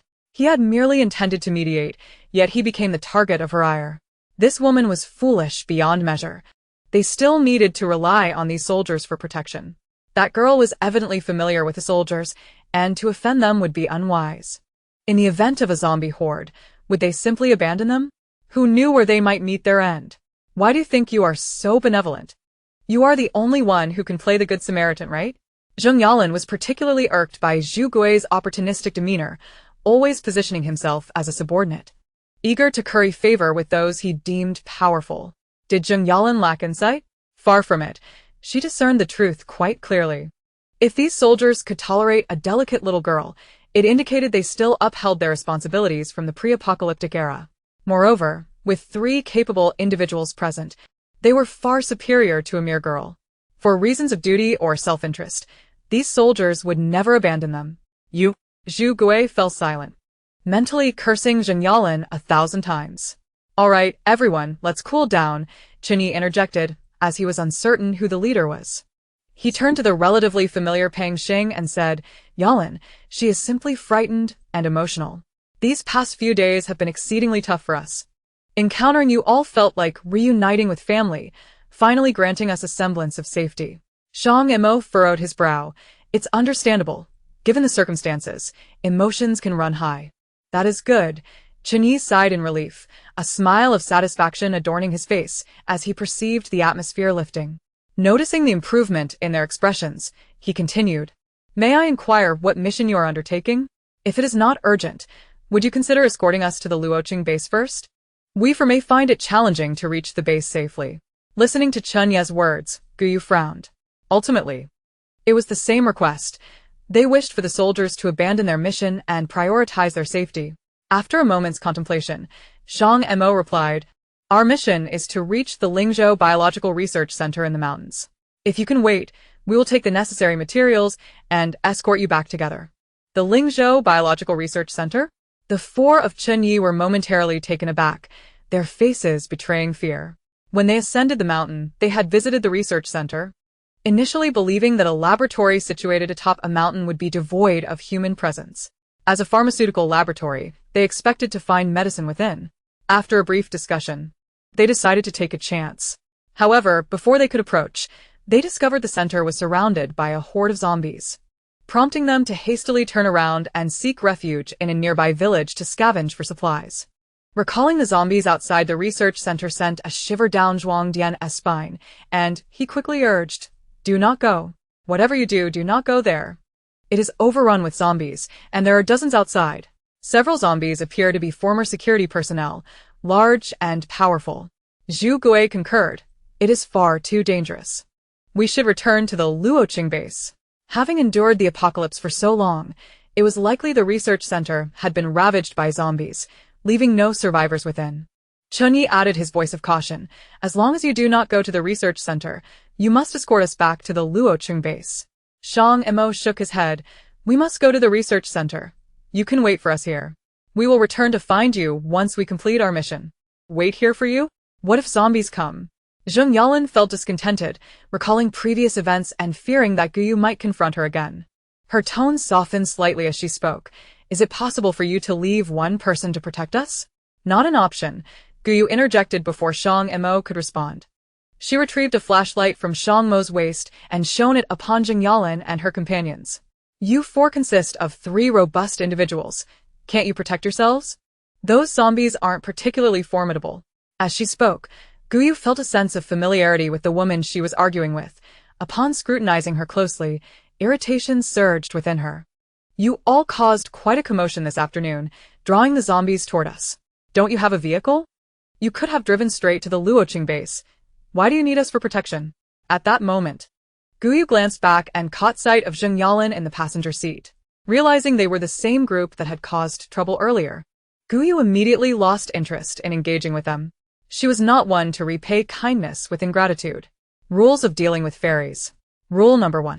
Repay kindness with kindness, and enmity with enmity. In essence, if you treat me well, I shall reciprocate in kind. Should you dare offend me, it would be prudent not to cross my path again. Otherwise, I shall return the favor in kind. The four were taken aback, not expecting that their hasty departure had left such an impression on Guyu. Zhu Gui quickly smiled and explained, "It's all a misunderstanding. We had just exited the parking lot and saw the zombies closing in. Fear compelled us to flee immediately. In our haste, we didn't notice you by the roadside." Chunyi chimed in, affirming Zhu Gui's account. Indeed, when they had emerged from the parking lot, panic had taken hold of them, leaving them solely focused on escaping, rendering them oblivious to anyone else nearby. Little did they know that fate would intertwine their paths once more, encountering a group capable of offering protection. Chun Yi and the others continued to explain, anxious that Shang Mo and his companions might harbor grudges, complicating their journey to Luoqing. Seizing the opportunity, Zheng Yalan lamented, "We were deceived as well. While scavenging for supplies, our vehicle was stolen by two scoundrels, leaving us without adequate weaponry to fend off the zombies." Upon hearing Zheng Yalan mention weapons, Chun Ye's trio exchanged glances, their eyes landing on Shang Mo and his companions. "Indeed, we lack weapons, rendering us helpless against the zombies. If only we had some, we could certainly defend ourselves." Zhu Gui's gaze fixated on the handgun at Pang Xing's waist, his eyes gleaming with desire. If I had a gun, who would fear the zombies? Shang Mo was acutely aware of their intentions. Throughout their journey, they had witnessed the shamelessness of certain survivors, compounded by the loss of two teammates, nearly leading to their own demise at the police station. Pang Xing and his companions felt a chill of despair. He was not exempt from such feelings. "We have our own mission. We are not your babysitters. If you wish to accompany us, you must wait until our task is completed. Should you decline, you are free to leave. No one will impede your departure." Shang Mo's words rang with conviction, leaving no room for negotiation. Guyu gazed at Shang Mo, her eyes sparkling with admiration, unable to resist wrapping her arms around his.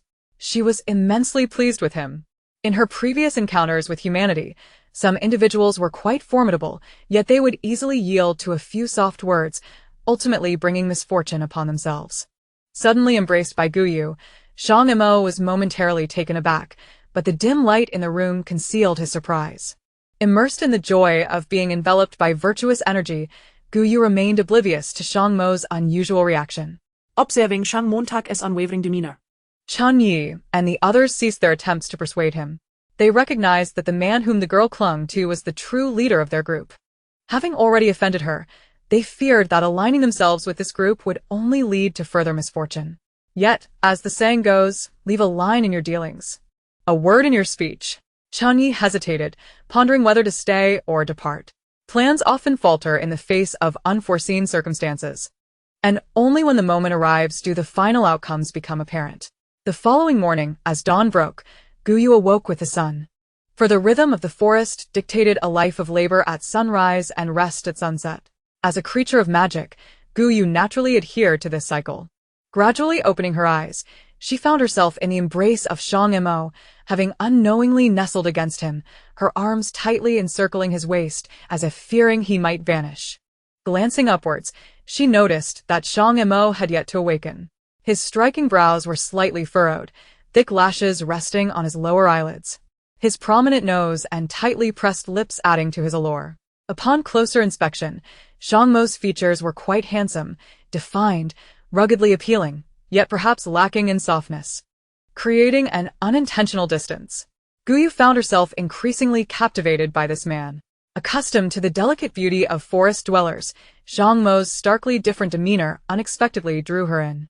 Influenced by human aesthetics, fairies, regardless of gender, tend to gravitate toward beauty. The Fox clan, in particular, exemplifies this. Any member, male or female, could easily ensnare the hearts of mighty lords. In a sense, Guyu was immune to beauty, having encountered an abundance of it. Most human appearances paled in comparison to the ethereal allure of centuries-old fairies. Yet, what truly captivated Guyu was not Shang Mo's looks, but the radiant aura of virtue surrounding him. Merely gazing at his golden glow intoxicated her. Golden light. You are mine, all mine.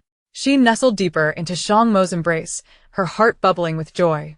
No longer resenting the heavens for placing her in a world devoid of spiritual energy. Startled awake by Guyu's actions, Shang Mo had yet to fully open his eyes when he heard her unabashed declaration of affection. Lin Shengdong teased Shang Mo, smirking as he remarked, "Starting the day with dog food. Is that really necessary? Well then, breakfast is off the table." Pang Xing stood, stretching lazily, adding his own jest. Chun Yi and the others began to awaken, having only caught snippets of their banter, dismissing it as playful teasing. However, seeing Guyu and Shang Mo so intimately entwined, Zheng Yalan felt discomfort, pouting in discontent as she silently cursed, "That shameless little hussy, how brazen." "Time to rise," Shang Mo said, gently ruffling Guyu's hair, a smile gracing his lips. His soothing voice softened his otherwise stern demeanor. Guyu nodded obediently, sitting up against the wall, while still closely leaning against Shang Mo. She stole a glance at him, feeling a pang of frustration. Despite being near Shang Mo, the virtuous energy she absorbed was minimal. She needed to devise alternative methods. Had she known earlier, she would have asked Grandpa Owl how to better absorb virtuous energy.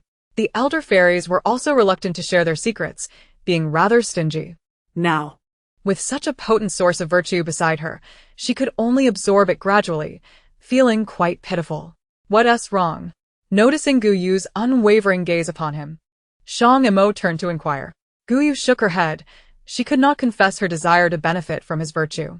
What if he grew angry and refused her? Gazing into the mesmerizing amber eyes before him, Shang Mo found himself entranced.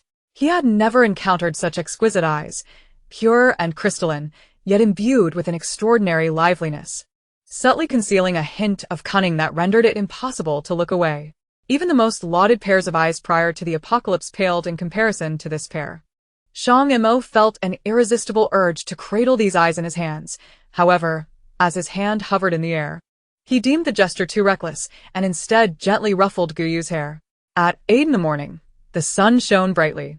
After organizing their equipment, the 5 of them set forth along a narrow path behind the building towards the research center. Just before their departure, Zhang Yalan suddenly spoke up. "Are you not going to leave anyone to protect us? At the very least, leave us some weapons. Zombies could appear at any moment." Casting a glance at the 4 others, Shang Mo nodded toward Lin Shengdong. Lin Shengdong removed the pistol from his waist and tossed it to Zheng Yalan, cautioning, "There are 8 bullets. Do not waste them."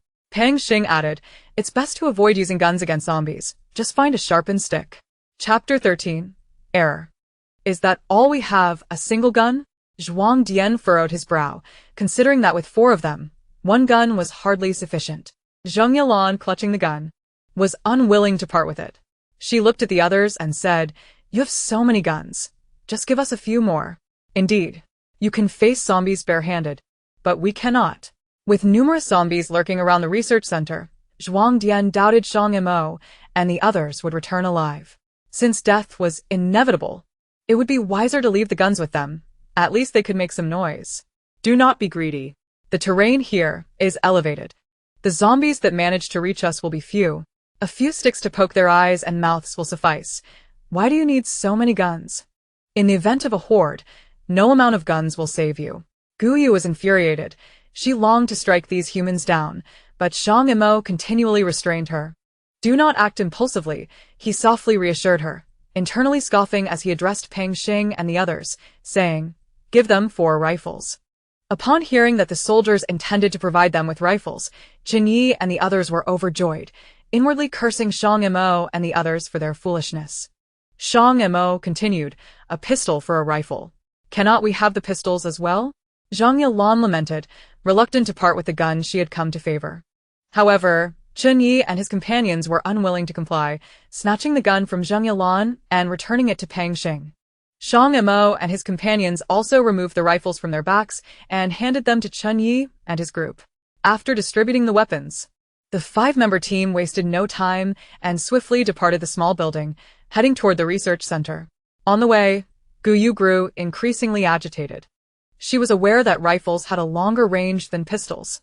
Yet, she could not fathom why Shang Mo would relinquish such precious items to them. Was it not foolish? Moreover, Shang Mo belonged to her, his weapons were hers, and it irked her deeply to see her possessions handed over for nothing. The primary concern was that they themselves were also in dire need. Displeased, Gu Yu questioned, "Why give them the guns? There are numerous zombies at the research center. As those few have mentioned, there are dozens just on the outskirts, and surely more within." As she spoke, Gu Yu shook her head, asserting, "I think you all are a bit foolish. From now on, you should listen to me." Ha ha ha. Pang Xing and his companions erupted in laughter. "Sister, you're just too adorable." Shang Mo chuckled as he tousled Gu Yu's hair, saying, "Without bullets, those guns are merely useless metal." "No bullets?" Gu Yu exclaimed in surprise. Looking up at him, Tu Xing assured, "Of course there are, but not many. I believe I still have 3 in my gun." Lin Shengdong added, "I have 4. Pang Xing chimed in, "One of my 2 guns is empty, but the other has 3 rounds. Shang Mo explained, after leaving the police station. The rifle ammunition was nearly depleted. "We still need to enter the research center through the ventilation ducts, and carrying such large guns would hinder our movement. Using a few bullets to dispose of 4 major nuisances is a fair trade." Gu Yu pondered this carefully and ultimately found Shang Mo's reasoning sound, complimenting, "You are indeed clever. I will follow your lead." Inside the small building, each person received a gun, and Chunya's group was elated, sitting down to inspect their arms. However, Zheng Yalan was discontent. She disliked the rifle for being cumbersome and heavy, preferring her previous pistol. In a time of peace, firearms had been strictly prohibited, and none among them possessed the knowledge to operate a gun, spending considerable time figuring out how to shoot. Zhuang Dian detached the magazine to inspect it, noting the presence of bullets, but he paid little heed and reloaded it, knowing only to check for ammunition without assessing if the magazine was full. Observing that the others had bullets, Zhang Yalan, still miffed, neglected to check her magazine. "Yalan, do not be upset. At that moment, we had no choice. For guns are better than one, and now we can reach the Luo city base even without relying on those soldiers." Chang Ye simile tris suringli. Recognizing Zheng Yalan's continued value, "What do you mean?" Seng jalan post, surprised. "You are not waiting for them?" Zhuang Dian stood, slinging the gun over his shoulder. Astonished yet somewhat scornful as he stated, "Do you genuinely believe they can return unscathed from the research center?" Zhu Gui also rose, saying, "I observe that they do not possess much ammunition. Their bags are filled with food and water. With 1 pistol each and a full magazine, they have no more than 40 rounds combined. Given the dozens of zombies outside the research center, who knows how many more are within? It would be quite miraculous if they returned alive. Pack up and prepare to leave." Chun Yi addressed the group, stating that the area behind the mountain was suburban, with a lower population density, making it somewhat safer than the city. Save the bullets for critical moments and try to find some knives, axes, or steel rods along the way. Zhu Gui and Zhuang Dian nodded in agreement. Zheng Yalan still hoped those soldiers would protect her. But acknowledging the dangers as Zhuang Dian had described, she reluctantly agreed. Half an hour later, Gu Yu and her group followed the narrow path to the slope behind the research center. How can a ventilation opening be on a mountain? Lin Shengdong pondered, gazing at the 5-story building below. Because there's more inside the mountain. Gu Yu ventured ahead to take a look and pointed to a small hollow in the hill below, saying, "Right there." The vines at her feet slithered like green serpents toward the hollow before vanishing into the grass. After a brief pause, Gu Yu declared, "It's safe. Let's go." Leading the 4 toward the hollow, a small head emerged from the vines and grass, indicating that the entrance was here. Pang Xing and Lin Shengdong worked together to clear the dense foliage, revealing a ventilation opening large enough for 2 to pass through. The vent was approximately 4 meters deep, and the rotating fan blades inside had been damaged. "Is there a map of the laboratory? Which room do we need to go to?" Gu Yu inquired of Shang Mo. "The data center, that is where the laboratory records are stored." Recalling their previous visit, Gu Yu found the relevant memory. "I seem to know where it is. Our teacher took us on a tour, but it's a bit far. Shang Mo retrieved a hand-drawn schematic of the laboratory structure from his bag, which roughly indicated the functions of each area. We are here. Guyu pointed to an administrative office area on the map, then indicated another section marked as the experimental area, and the data center is here. Noticing discrepancies between the map and her memory, Guyu carefully compared them, stating, "The functional areas depicted on the blueprints are largely inaccurate. The designated data center is a fallacy, as it is actually a laboratory. Our instructor mentioned that entry necessitates the donning of isolation suits. Damn it, that guy deceived us." Lin Shengdong cursed vehemently, expressing his frustration at the arduous journey they had undertaken to arrive here, only to discover the blueprints were erroneous. Should an accident occur, it would undoubtedly lead to total annihilation. Chapter 14. Bluster. This was the objective. They had no intention of allowing us to return alive. Pang Xing was equally incensed, reminiscing about the two teammates they had lost, feeling as though all his fervor had been squandered. Shang Mo was also taken aback, never anticipating that a critical issue would arise, and that the betrayal would stem from their own ranks. Since you have been deceived, can we trust that the information from the research center is indeed authentic? Should we still venture in to seek the data? Observing the fury on their faces, Guyu understood they had been duped. The information must be genuine. This was something Shang Mo was certain of. The apocalypse had descended abruptly, with nearly 80% of the global populace mutating within the span of an hour. The remaining 20%, caught completely off guard, were attacked and killed by familiar figures, friends, family, colleagues, resulting in a staggering reduction to merely 10% of the original population. Such a mortality rate could not even be evaded by the most seasoned military forces. The formidable physical prowess of soldiers, once transformed into zombies, remained an advantage. Indeed, their lack of pain sensitivity intensified this edge. Under such circumstances, military casualties were disproportionately high, and the number of organized military units dwindled to a lamentable extent. This complexity in the composition of the base's power structure included fragmented military factions, remnants of governmental authority, and even some ordinary civilian groups. Due to slight ideological divergences, significant conflicts arose among these factions. However, the intelligence originated from a dying scientist and should not be erroneous. It was merely his pupil who, unbeknownst to him, had been bribed by some faction to produce a misleading blueprint with the intent to eliminate them. Since the information is indeed valid, let us proceed. With a flick of her mind, Guyu commanded the vines to wrap around a nearby tree, while another end was inserted into the ventilation shaft. She turned to the fore and inquired, "Who shall go first?" "I will." Shang Mo volunteered, smoothly sliding down the vine. Followed by Lin Shengdong, Tu Sheng, and Peng Xing, Guyu was the last to descend. Although she was an ethereal being, her agility was not particularly adept. With magical power at her disposal, she could have simply flown, but this task relying solely on physical strength proved to be quite the challenge for her. Approaching the entrance, she grasped the vine tightly, bracing her feet against the wall, inching her way down like a large caterpillar. Witnessing her clumsy movements, the four could not suppress their laughter. "Hey, just slide down.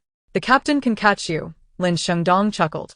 Guyu clung to the vine, peering down apprehensively. "Is that true? I'm quite scared of the pain." Just slide down. Shang Mo, concerned about her precarious grip, feared she might suddenly lose her strength and plummet. Upon hearing his deep voice, Guyu gradually began her descent, but once she started sliding, gravity accelerated her speed. Fortunately, the distance was minimal, and the friction of the vine slowed her descent, allowing Shang Mo to catch her just in time. In that moment of being caught, Guyu felt as though she had fallen into a sea of blessings. It was immensely comforting. Seizing the opportunity, she embraced Shang Mo, reluctant to let go. However, this was not the moment for such indulgence. She gently released him and continued down. "Sister, if you struggle to come down, how did you manage to go up?" Lin Shengdong inquired, genuinely curious rather than skeptical. Pointing to the evenly spaced holes in the wall, Guyu explained, "I secured one end of the vine into the wall, held onto that stable end, and pushed the other end within my reach further into the wall to anchor it. Then I repeated this process, much like ascending a staircase. One step at a time." "Impressive," Lin Shengdong praised, giving a thumbs up. Such ingenuity was indeed commendable. Glancing at the high vent, Guyu recalled a previous incident. The vine had been too slender, lacking sufficient resilience and strength. She had nearly fallen from above last time. Once it grows stronger, We can simply lower ourselves down with it. where does this ventilation shaft lead? Shang Mo asked, eyeing the dark, horizontal tunnel. It leads to the small office indicated on the blueprint, which is actually a break room. Researchers used to inhabit it, but they have since transformed into zombies. Guyu led the group through the narrow ventilation shaft, the vines slithering beside her, scouting the area about 3 meters ahead. Navigating through the darkened tunnel, they arrived at the first vent, which indeed opened into the break room. Inside, they encountered 2 zombies, which Guyu dispatched using her vines, allowing them to feast and even obtaining a crystal core. Observing the brightly lit break room, Pang Xing exclaimed, "I can't believe the laboratory's power system is still operational." Tu Xing explained, to prevent power outages, such laboratories are equipped with backup generators that activate automatically in case of a power failure. Storing the crystal core, Guyu remarked, "We should gather more of these cores. Once you activate your abilities, you can elevate your powers swiftly. Not everyone can activate abilities, right? We haven't seen many empowered individuals along our journey," Lin Shengdong expressed doubt. Guyu pondered internally, believing that abilities were tied to unlocking latent potential. If she were to use her magic to help them refine their essence, perhaps it could activate their powers. Speaking of magic, Guyu felt a pang of frustration. After all this time, she had barely cultivated a modicum of power, unable to manage even a single flight. And the road to assisting them in refining their essence appeared daunting. The group continued their hushed conversation as they crawled forward under Guyu's guidance. After more than 20 minutes, they arrived at a spacious office, where approximately 10 zombies lurked below. "What the hell? Why are there so many zombies?" Lin Shengdong exclaimed in astonishment. "No need to panic, I have a plan," Guyu replied confidently. In recent days, her vines had grown significantly stronger, and handling a few zombies posed no challenge for her. Opening the ventilation duct cover, she sent the vines spiraling out. Since vines were not a food source for zombies, they did not react much despite the commotion. The vines, akin to skewered candied fruits, swiftly pierced through the heads of the zombies one after another, effectively clearing the office of threats. Seeing the office door ajar, Guyu directed the vines to close it. The group then descended from the ventilation shaft. "Sister, you truly are an essential artifact for traversing the apocalypse." After emerging from the duct, Lin Shengdong couldn't help but give Guyu a thumbs up. "The data center is just next door." Guyu approached the window and peered into the corridor outside, saying, "We need to deal with the zombies outside first. But my vines need a moment to rest." "We can handle it," Shang Mo affirmed, glancing out the window to find about 10 wandering zombies. Determining that they would need to lure them in and eliminate them one by one. Chapter 15. Experimental Records. After carefully observing the situation outside, Shang Mo assigned positions for the 4-member team, with Guyu temporarily refraining from combat due to her lack of experience. Shang Mo and Pang Xing positioned themselves on either side of the door to confront the first wave of incoming zombies, while Lin Shengdong and Tu Xing stood directly opposite the door, slightly further back, ready to address any stragglers. "Are we all set?" Shang Mo inquired, looking at the 3, who nodded in unison, gripping their weapons tightly. He forcefully flung open the door, and a zombie wandering past immediately turned at the sound, lunging toward him. Unperturbed, Shang Mo swiftly plunged his knife into the creature's eye, delivering it from its torment. With a thud, the zombie collapsed, the noise attracting others that roamed the corridor. Before long, 4 zombies appeared at the entrance. Shang Mo employed the same tactic, stabbing another zombie in the brain. Pang Xing followed suit, driving his knife into a zombie's mouth and, upon withdrawing it, swiftly decapitating another that lingered by the doorframe. The last remaining creature was swiftly dispatched by Tu Chung and Lin Xingdong. Having dealt with the second wave of zombies, they had no time to rest before yet another group approached, this time consisting of 3. However, through their seamless cooperation, they dispatched them with ease. Minutes later, the corridor was cleared of zombies, and the group made their way to the adjacent data center. This facility was of paramount importance within the research center, second only to the core laboratory, with its steel doors secured by a code lock. The password, however, might be incorrect. As Shang Mo placed his hand on the panel, preparing to input the password provided by the base, he hesitated and withdrew it. The opposing party clearly did not wish for them to succeed. The blueprints they received were erroneous, and the password was likely incorrect as well. What a predicament! Lin Xingdong struck the door in frustration. Tu Chung interjected, Captain. Give it a try. Such locks typically allow 3 incorrect attempts before requiring a search for clues on other office doors or among the zombies. Shang Mo entered the code 542819. As anticipated, it was incorrect. Upon confirming, a message appeared on the panel. Password incorrect, please re-enter. The system will lock after 2 failed attempts. Damn. It really is wrong, Pang Xing cursed aloud. Just wait until I return. I will make those fools pay. Tu Ching pressed his ear to the steel door, rapping it gently. Without the correct password, we cannot enter. This door is made of special steel, impervious to ordinary explosives. Guyu recalled a moment from her memory fusion when the instructor brought the original students to tour the data center. At the time, they had arrived early, and the staff had yet to start their shifts. An eager researcher had led them through the center, and when they reached the data center, he had input the wrong password and even made a phone call to confirm it. What was the password again? Guyu murmured, closing her eyes as the scene resurfaced in her mind. The researcher had taken out his phone, dialed a number, and as he listened, he input the password on the door screen, repeating it aloud to verify with the person on the other end. 850113, 850113. Guyu's eyes flew open as she rapidly recited the password. Shang Mo and the others stared at her in surprise. Sister, do you know the data center's password? Pang Xing asked excitedly. I visited the data center. Guyu nodded, briefly recounting her experience. The others were astonished. Since leaving the base, they had encountered nothing but misfortune. It seemed that their prior streak of good luck had culminated in meeting Guyu. Sister, I won't say anything more. From now on, you are my dear sister. Lin Xingdong declared, placing a hand on her shoulder and thumping his chest in promise. What a twist of fate, Tu Chung mused. I feel the same. I never imagined I would meet you all one day. Truly, luck is on our side, Guyu fervently agreed. It was indeed remarkable how 2 groups from different worlds could serendipitously converge. As they marveled at their fortuitous encounter, Shang Mo smiled slightly and turned to input the password on the screen. The steel door slowly creaked open. Just as they rejoiced, 2 zombies suddenly lunged at them. Shang Mo, quick as lightning, severed the head of one, while Pang Xing dispatched the other. My goodness, there were still 2 lurking inside, taking us by surprise. Lin Xingdong quipped as they entered the data center, followed by Guyu and the others, the door closing behind them. Surveying the pristine data center, Shang Mo surmised, given its immaculate condition, it seems these 2 must have turned into zombies when the apocalypse began. Tu Chung approached the console, seated himself, and inserted a black USB drive into the port. As he manipulated the computer, he remarked, "This serves us well. The console remains undamaged, all permissions are unlocked, and we can operate it without a key."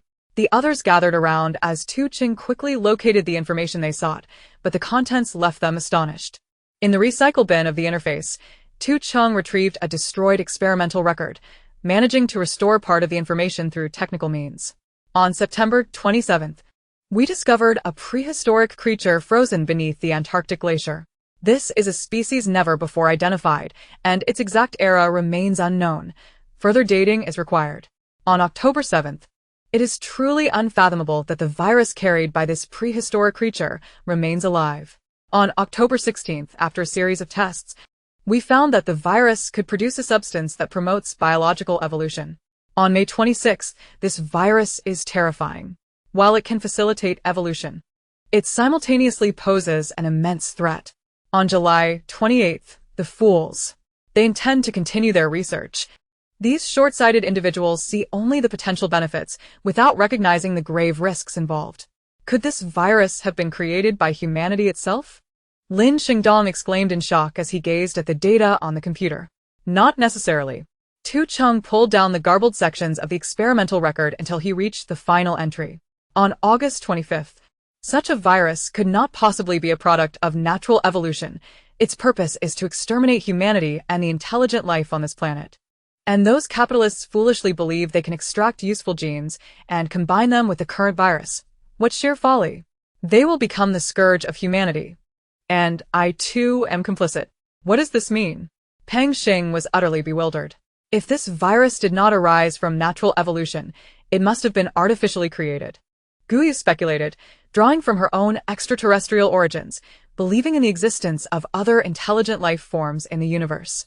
Pang Xing disagreed. It doesn't necessarily have to be aliens.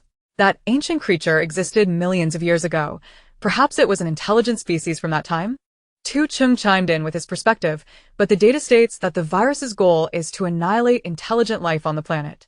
No intelligent species would willingly destroy itself, would it? Lin Shengdong interjected. Then it must be aliens. Perhaps they engineered this virus to eradicate intelligent life on our planet for their own gain. That makes sense. Guyu concurred with Lin Shengdong. If it truly is aliens, we are in grave trouble. The three others nodded in agreement, acknowledging the unsettling possibility. The ability of these beings to traverse such vast stretches of time and space to arrive here, alongside their development of an extraordinarily potent virus, undoubtedly indicates their technological prowess far surpasses that of humanity.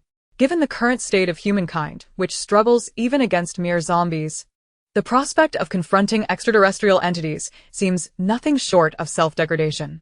Captain, what are your thoughts? Lin Shengdong inquired of Shang Mo. Shang Mo was meticulously scrutinizing the data center for anomalies, preparing to document his findings for a report to the laboratory upon his return. Hearing Lin Shengdong's words, he turned to the group and nodded, acknowledging you all present valid points. Internally, he mused, having heard your opinions, what more is there for me to say? The order of knowledge and specialization of skills is paramount. This subject transcends my area of expertise, so I shall refrain from participating. Pang Xing. Guyu. Lin Shengdong. The atmosphere suddenly fell into an uneasy silence, tinged with awkwardness. Tu Xing cleared his throat and remarked, Captain, your response seems rather dismissive, does it not? Is it? Shang Mo queried, glancing at his companions. Guyu, Pang Xing, and Lin Shengdong all nodded in unison, their expressions exaggerated, as if to convey their sentiment of blatant insincerity. Shang Mo tak. Reflecting on the topic of their earlier discussion, he adopted a serious demeanor.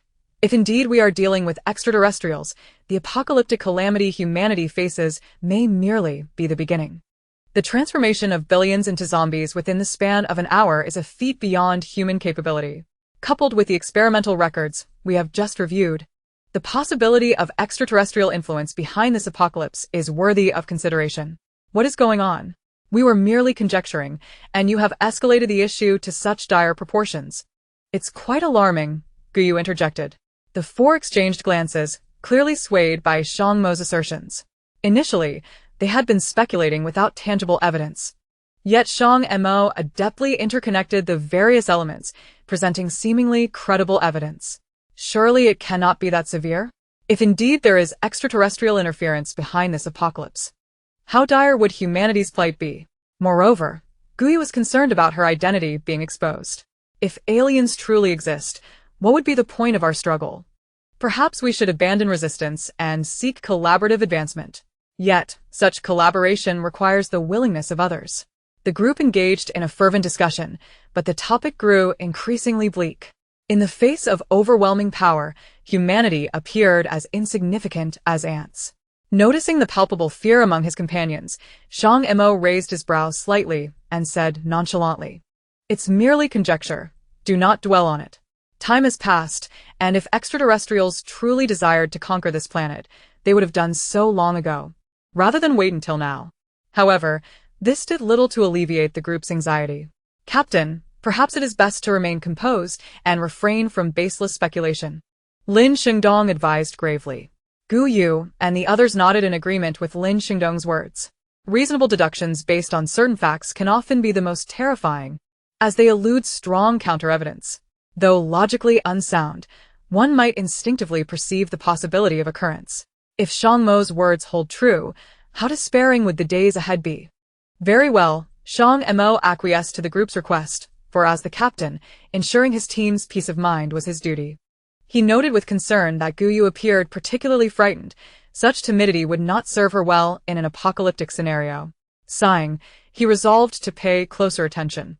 Subsequently, Tu Sheng continued operating the computer, copying the necessary documents, while Lin Xingdong and Peng Xing reclined on a nearby sofa, sighing in comfort. It has been ages since I felt this relaxed, Lin Xingdong exclaimed, sinking into the sofa with an expression of utter ease. I haven't had a good night's sleep in the past week since leaving the base. Peng Xing laid back, resting his head on his backpack and closing his eyes to feign sleep.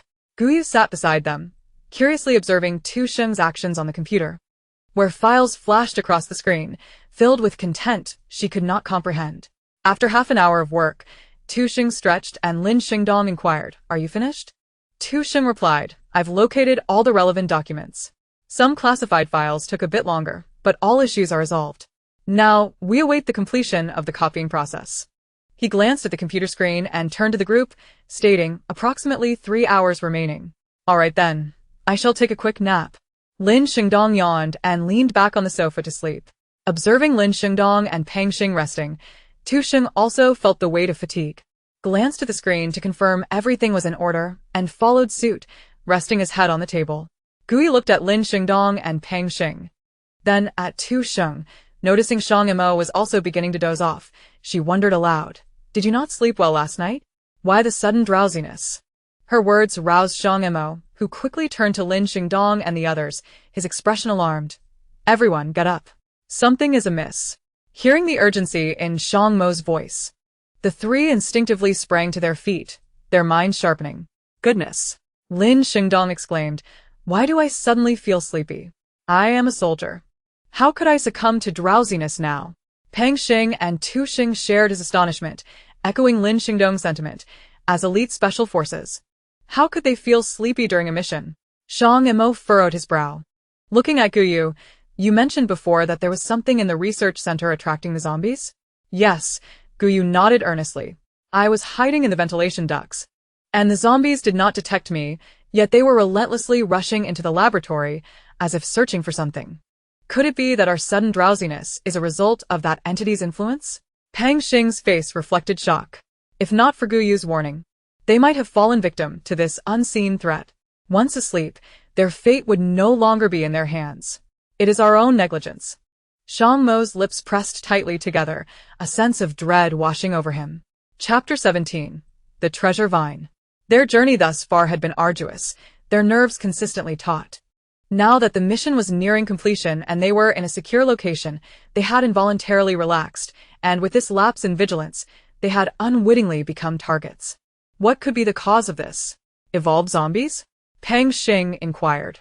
Tu Sheng turned to glance at the computer screen. The copying process continued without issue, suggesting something akin to a narcotic. Whatever it may be, we must retrieve the item and depart swiftly. Shang Mo intended to linger no longer. The danger here was far greater than they had anticipated, with the overt zombies being the easiest to contend with. "Understood, Captain," Peng Xing and the others responded in unison, turning their gazes toward Guyu. Suddenly, under the scrutiny of everyone, Guyu appeared bewildered, and her heart raced. Had they discovered her true nature?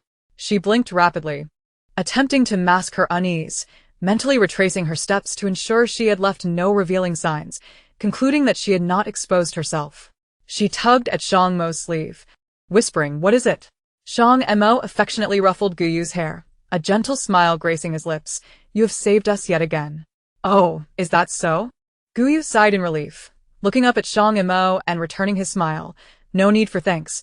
I promise to protect you all." Suddenly, Guyu turned to the sofa behind her, noticing the vine had risen, seemingly eager to escape through the narrow ventilation duct. "Hey, your vine is trying to run away," Lin Xingdong exclaimed, and everyone turned their curious gazes toward it. Guyu stepped forward, approaching the vine, gently stroking its pointed little head. "You may go, but do not stray too far. Do not exceed my perception range, and remember to return on time." The slender tendrils, with their pointed heads, nodded slightly before burrowing into the ventilation duct. "Sister, are you just going to let it go like that?" Peng Xing inquired, concerned that should the vine venture too far, it might not return. "It seems to have discovered something intriguing and wishes to explore," Guyu explained, assuring him, "Do not worry.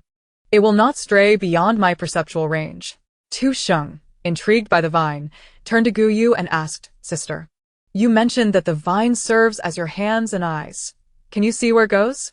No, Guyu replied, shaking her head.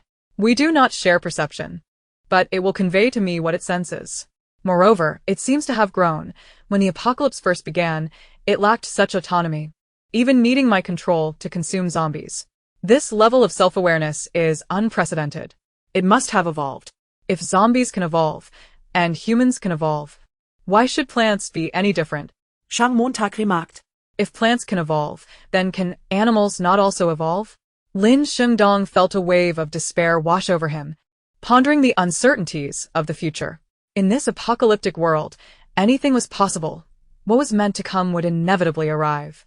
Pang Xing patted Lin Shengdong on the shoulder, returning to the sofa to retrieve a white cloth from his backpack, habitually wiping down his firearm. With its slender and agile body, the vine traversed the ventilation duct, arriving at a sealed laboratory. Inside, a robust tree dominated the space, its sturdy branches filling every corner, while its lush foliage shimmered under the illumination. Among the leaves hung several enticing red fruits, sweet and alluring. At the base of the tree lay numerous corpses, many reduced to dust, while some struggled silently, attempting to escape the grasp of the roots, their hands clawing upwards. The vine stood upright like a cobra, seemingly gazing at the grand tree. Before long, it ascended the thick branches, weaving through the dense foliage until its pointed head penetrated a red fruit. Gradually, the fruit withered, and the vine emitted a radiant glow, visibly growing thicker and longer, reaching at least 7 or 8 meters. After consuming 3 fruits, the effects began to wane, and the vine's transformation slowed. The pointed head brushed against a branch, dislodging the shriveled fruit, which it coiled at the tip of its funnel-shaped end. It then sinuously extended its elongated body to pluck several more fruits, placing them into the funnel, which it subsequently sealed with a coiled lid. The vine departed the laboratory through the ventilation duct, as though it had never been there, leaving only the tree's branches swaying in the absence of wind, as if bidding farewell to the vine. In the data center, the group waited in silence for the copying process to conclude. Suddenly, Guyu expressed surprise. The vine has left my perceptual range. What? Could something have happened? Tu Sheng asked anxiously. As a dual-element ability user, Guyu was well-equipped for both offense and defense. Losing the vine was akin to losing a significant power, a considerable loss for her. It should be fine, Guyu reassured, shaking her head. It hasn't conveyed any danger signals to me. Let us wait a moment. Perhaps it has discovered something. After a brief interval, the vine indeed returned within Guyu's perceptual range. Noticing Guyu's furrowed brow, Shang Mo inquired, "What is the matter?" The vine reports that it has found an evolved plant and has brought back something. Guyu communicated the vine's message to the others. What is it? Pang Xing asked, raising an eyebrow. Guyu shrugged, I do not know. Approximately 10 minutes later, the vine emerged from the duct, coiling around a red fruit. Guyu took the fruit, and the vine quickly retreated back into the ventilation system, soon reappearing with another red fruit. This back and forth continued for 7 or 8 rounds until the vine finally emerged with one last shriveled seed. Observing the vine's lengthened body, Guyu exclaimed, Vine, you have grown again. The vine nudged Guyu's hand, prompting her to express astonishment. Are you saying this red fruit is edible? Counting the 5 fruits, Guyu joyfully remarked, Did you leave one for each of us? Thank you, Vine. The vine rubbed against Guyu's hand, coiling like a snake on the ground, preparing to rest. The 4 of them were left dumbfounded.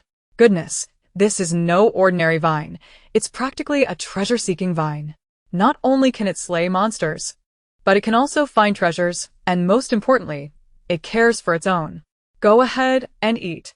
Since Vine says it's safe to eat, it must be true. Plants do not lie. Remember to keep the seeds. We should take them out later to plant around the research center. Guyu was overjoyed as she retrieved a bottle of mineral water from her backpack, washing the 5 walnut-sized fruits and distributing one to each of her astonished companions. Holding the red fruits, Lin Shengdong felt a mix of exhilaration and disbelief, exclaiming, Heavens! Did I perhaps save the world in my past life? How is it that I am now bathed in such good fortune? Pang Xing took a bite of one of the red fruits, nodding in agreement. Since meeting Guyu, their luck had truly changed for the better, and Shang Mo and Tu Sheng silently joined in consuming the fruits. Chapter 18. A Rare Opportunity. Hearing Lin Shengdong's words, Guyu glanced at the aura of merit surrounding her companions and earnestly remarked, "You are all individuals of great virtue.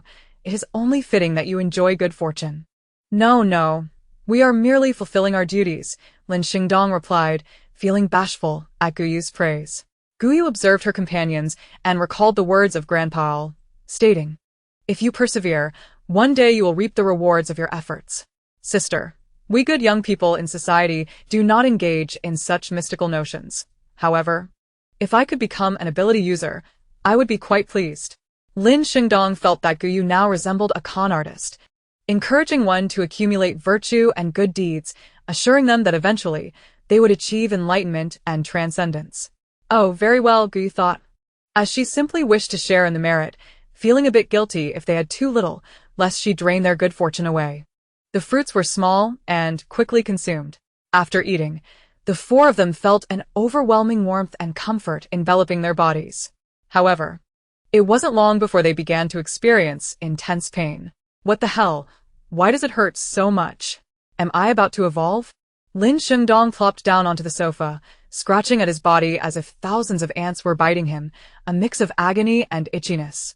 Noticing their distress, Guyu hurriedly rose to assess the situation.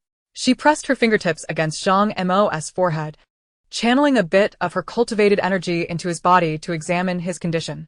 To her surprise, they exhibited symptoms akin to a purification of their essence. "Do not worry. It seems the fruits have an evolutionary effect. Just endure it, and it will pass," she comforted them. Upon hearing this, the group felt a mix of joy and torment. With Lin Xingdong grimacing, "Please let me become an ability user. I would endure any amount of pain." So determined? In Guyu's view, the four of them were already formidable, but since they were so eager, she decided to assist them, as such opportunities were rare.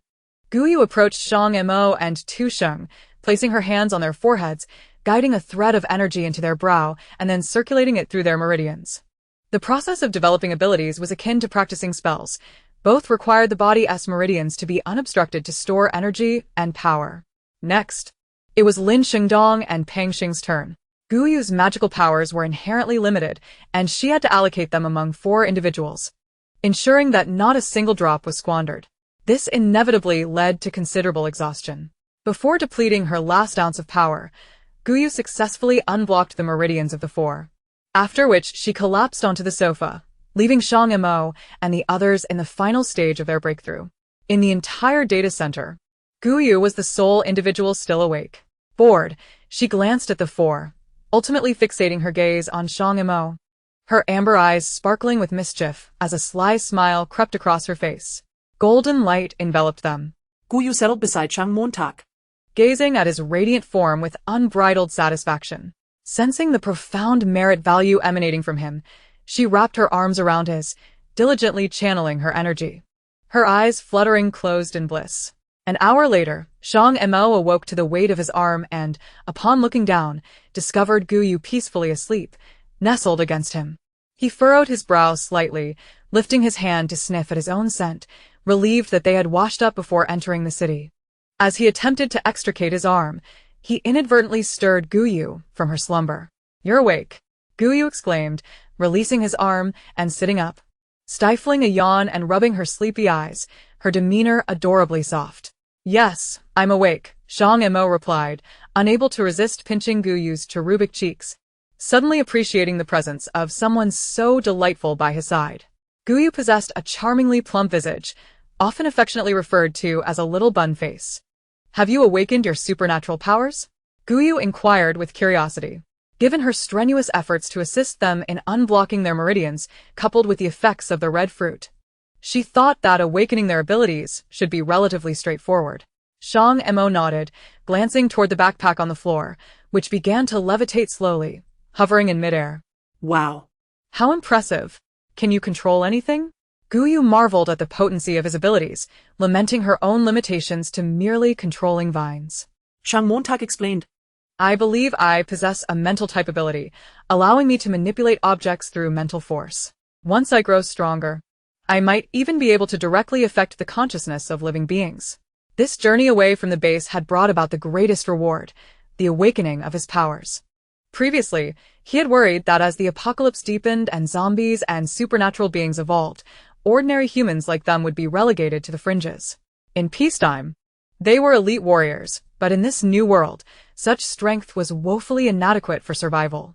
Having journeyed with Guyu, they had already perceived the stark differences in their capabilities, prompting Lin Shengdong to voice his concerns. Setting down the backpack, Shang Mo practiced controlling lighter objects, such as daggers and knives. If he could multitask, these weapons would serve as unexpected surprises in intense battles, catching enemies off guard. Extracting a dagger from his person, he placed it on the coffee table and focused intently on it. With a mere thought, the dagger shot forward with incredible speed, embedding itself into the wooden table with a resounding thud. "Wow, Captain, you're amazing!" Lin Shengdong exclaimed, while Peng Xing and Tu Xing turned their attention toward him, all three grinning broadly, evidently pleased with their progress. Guyu, smiling, asked, "How about you three? Have you awakened your powers?" They nodded in unison. Lin Shengdong grinned widely. "My ability is X-ray vision. I can see the internal structures of objects. So when we search houses in the future, we needn't fear zombies." Right? Peng Xing exclaimed, thrilled at the prospect of avoiding potential dangers. "Absolutely. From now on, I'll lead you along the safest paths," Lin Shengdong declared confidently, looking to Peng Xing and Tu Xing. "And you too?" "My ability is fire," Tu Xing said, conjuring a flickering white flame at his fingertips, the heat palpable even from a distance. Another impressive ability. The others turned their eyes expectantly toward Peng Xing. With a slight smile, he replied, "I possess an agility-type power.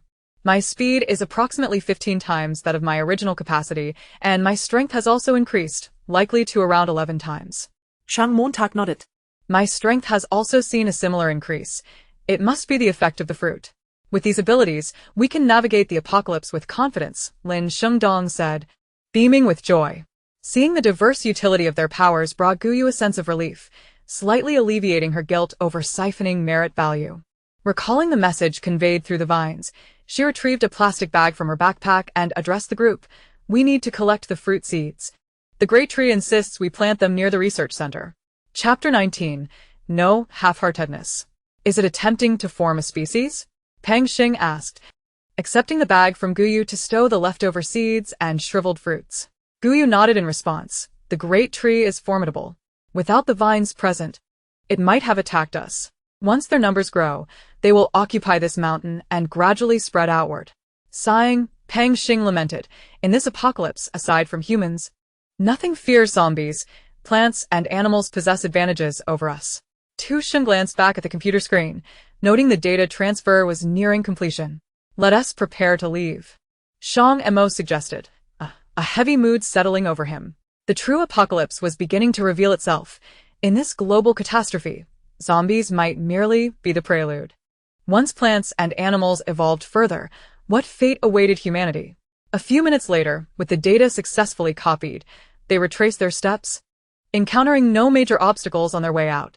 Emerging from the ventilation shaft halfway up the mountain, the five planted the seeds in 8 directions around the research center, honoring the great tree's evolution. "Task complete," Guyu declared, burying the last seed in the soil, rising to brush the dirt from her hands. A wondrous phenomenon ensued. A small seedling emanating green light burst forth from the earth, and several glowing specks flew from it toward the research center. Simultaneously, additional points of light from the other 7 directions followed suit. Before long, sounds erupted from the research center as a massive tree broke through the concrete structure, rapidly growing to a towering height of over 10 meters. Yet that was not the end of it. The tree's lush canopy extended 8 slender vines toward the 8 fledgling trees. In the direction where Guyu and the others stood, the saplings seemed to cheer, their glow intensifying as the slender vines reached out to connect with their roots. Waves of green light coursed through the vines into the roots, visibly causing the saplings to grow until they reached a height of 4 meters. My goodness! The 5 were left awestruck by the spectacle before them. The 8 saplings encircled the central mother tree in a protective formation. If they truly matured, they would create a formidable defensive and offensive structure with no blind spots. "This is the apocalypse," Tu Xing mused, reflecting on how life adapts and strives to survive in its own manner within this world. "Let us go." Shang Mo turned toward the path, affirming that humanity, too, would find its own means of survival. Life cannot be extinguished by the apocalypse. In harsh environments, life flourishes brilliantly.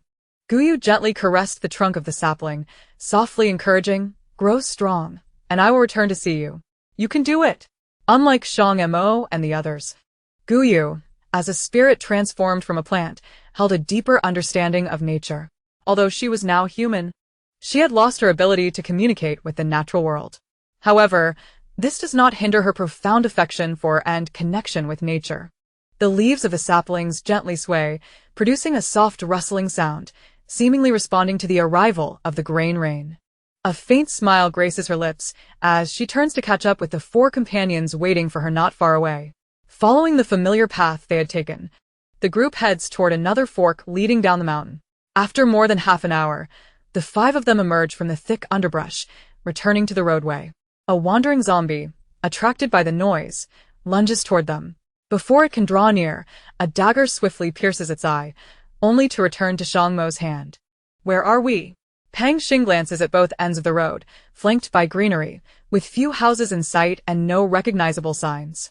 They have been walking along the small path and have somewhat lost their sense of direction. Tu Chung pulls out a compass to ascertain their position and remarks, "We are to the east of the research center. To return to the base, we must head west along the road." "Are we going back to Luocheng base?" Guyu inquires.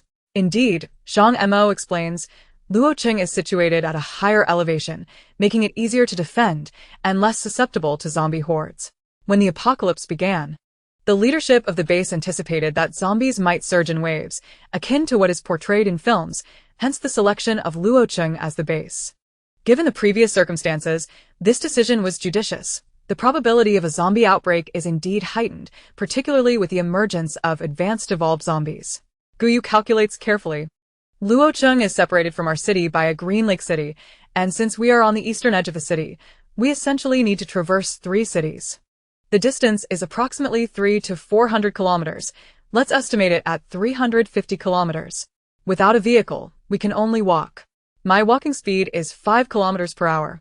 So for 350 kilometers, that translates to 70 hours, not accounting for the necessary time for sleep, meals, and rest. Guyu's eyes widen in shock at these figures.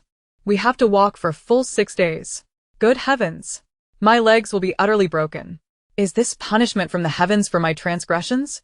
Guyu suddenly feels despondent. Reflecting on her carefree days as a fairy, she recalls how liberating and joyous it was. Noticing Guyu's demeanor, Lin Shengdong chuckles teasingly. This is under the assumption that we face no delays. Should we encounter zombies or other survivors, this time could easily double. So, girl, with such a long journey ahead, are you still willing to accompany us? Pang Xing glances at Guyu, pondering how to coax her along should she find the ordeal too arduous. Guyu surveys the surrounding greenery and then gazes at the imposing mountain devoid of any vitality, finally fixing her eyes on the resplendent Shang Mo Sai. "Let us proceed." She exhales, resigned, silently reassuring herself that a good fairy must not shy away from challenges and cannot retreat at the first hint of difficulty. She approaches Shang Mo, looking earnestly at him. "For your sake, I will endure great hardship. You must treat me well. Otherwise, I shall leave you for another." Ah. I am indeed a diligent fairy. Even though the path of virtue is long and arduous, I shall relentlessly seek my way forward. With a sense of sentimentality, Guyu embarks on the journey.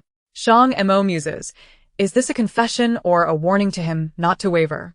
Rest assured, if the captain treats you poorly, I will be the first to object, Lin Xingdong quips, following suit, while Pang Xing shakes his head in resignation and joins the path as well. Tu Chung strides up to Shang Mo, observing the 3 ahead, and seriously states, "Captain, you must act decisively. Once we return to the base, let Su Ruiyuan become aware of the girl's abilities. His methods are quite formidable, and most girls cannot withstand them. Then let us see who is more formidable." Shang Mo's gaze sharpens as he strides to catch up with Guyu and the others. Those under his command shall not be taken from him. Previously, he had refrained from provoking conflict for the greater good, but after this mission, where he lost 2 team members and nearly faced total annihilation, even the warmest heart cannot endure such calculated schemes. Completing this mission will mark the conclusion of his military career. From now on, He shall live solely for himself, for his team, and for the future of humanity. Seeing Shang Mo no longer shying away, Tu Chung breathes a sigh of relief. A smile of satisfaction forming on his lips. The burden of righteousness weighing heavily upon him had left him feeling oppressed with no outlet for his grievances. It is a relief to be free from it. Chapter 20. Unexpected Delight. According to the map, the five of them followed the current asphalt road, smoothly accessing the inner-city highway. The highway, distanced from the urban center, had few nearby residences and was far from any village, with only scattered zombies wandering the route, which were easily dealt with. As noon approached and the sun climbed higher, Guyu, whose constitution was not robust, felt the toll of walking for 2 to 3 hours. Although she refrained from complaining, her fatigue was evident, and her pace began to slow. Spotting a prominent red-roofed gas station in the distance, Shang Mo turned to the others. "Let us take a break at the gas station ahead, and see if we can find a vehicle." Upon hearing the prospect of rest, Guyu instantly perked up. Raising her head and tiptoeing to gaze ahead in anticipation, "There must be cars at the gas station. We could drive." 10 minutes later, they arrived near the gas station, but did not rush inside. They noticed that the station was teeming with zombies, approximately 20 to 30 of them, with several cars parked outside. "Look, there are vehicles," Guyu exclaimed from a distance, noting that the gas station surely had fuel. If those cars had keys, they could simply drive away. Observing the fuel hoses strewn haphazardly on the ground and the disarray at the supermarket entrance, Shang Mo remarked, "The gas station has been looted, and there may not be keys available. That black pickup truck over there looks promising. Dongzi, the task of acquiring a vehicle falls to you." Pang Xing patted Lin Xingdong's shoulder, entrusting him with the responsibility. Curious, Guyu asked, "How do we manage without keys?" "Sister, some cars can be started without keys." Tu Chung replied with a raised eyebrow, teasingly withholding further details. "Is it like the ones on TV, where you just touch 2 wires together to start them?" "That's real?" Guyu was intrigued, having thought such things were mere fiction. "Not entirely fictional. Older cars can indeed be started this way, but newer models typically cannot." Glancing at the zombies in the distance, Shang Mo continued, "With over 20 zombies, handling 5 each should be manageable, correct?"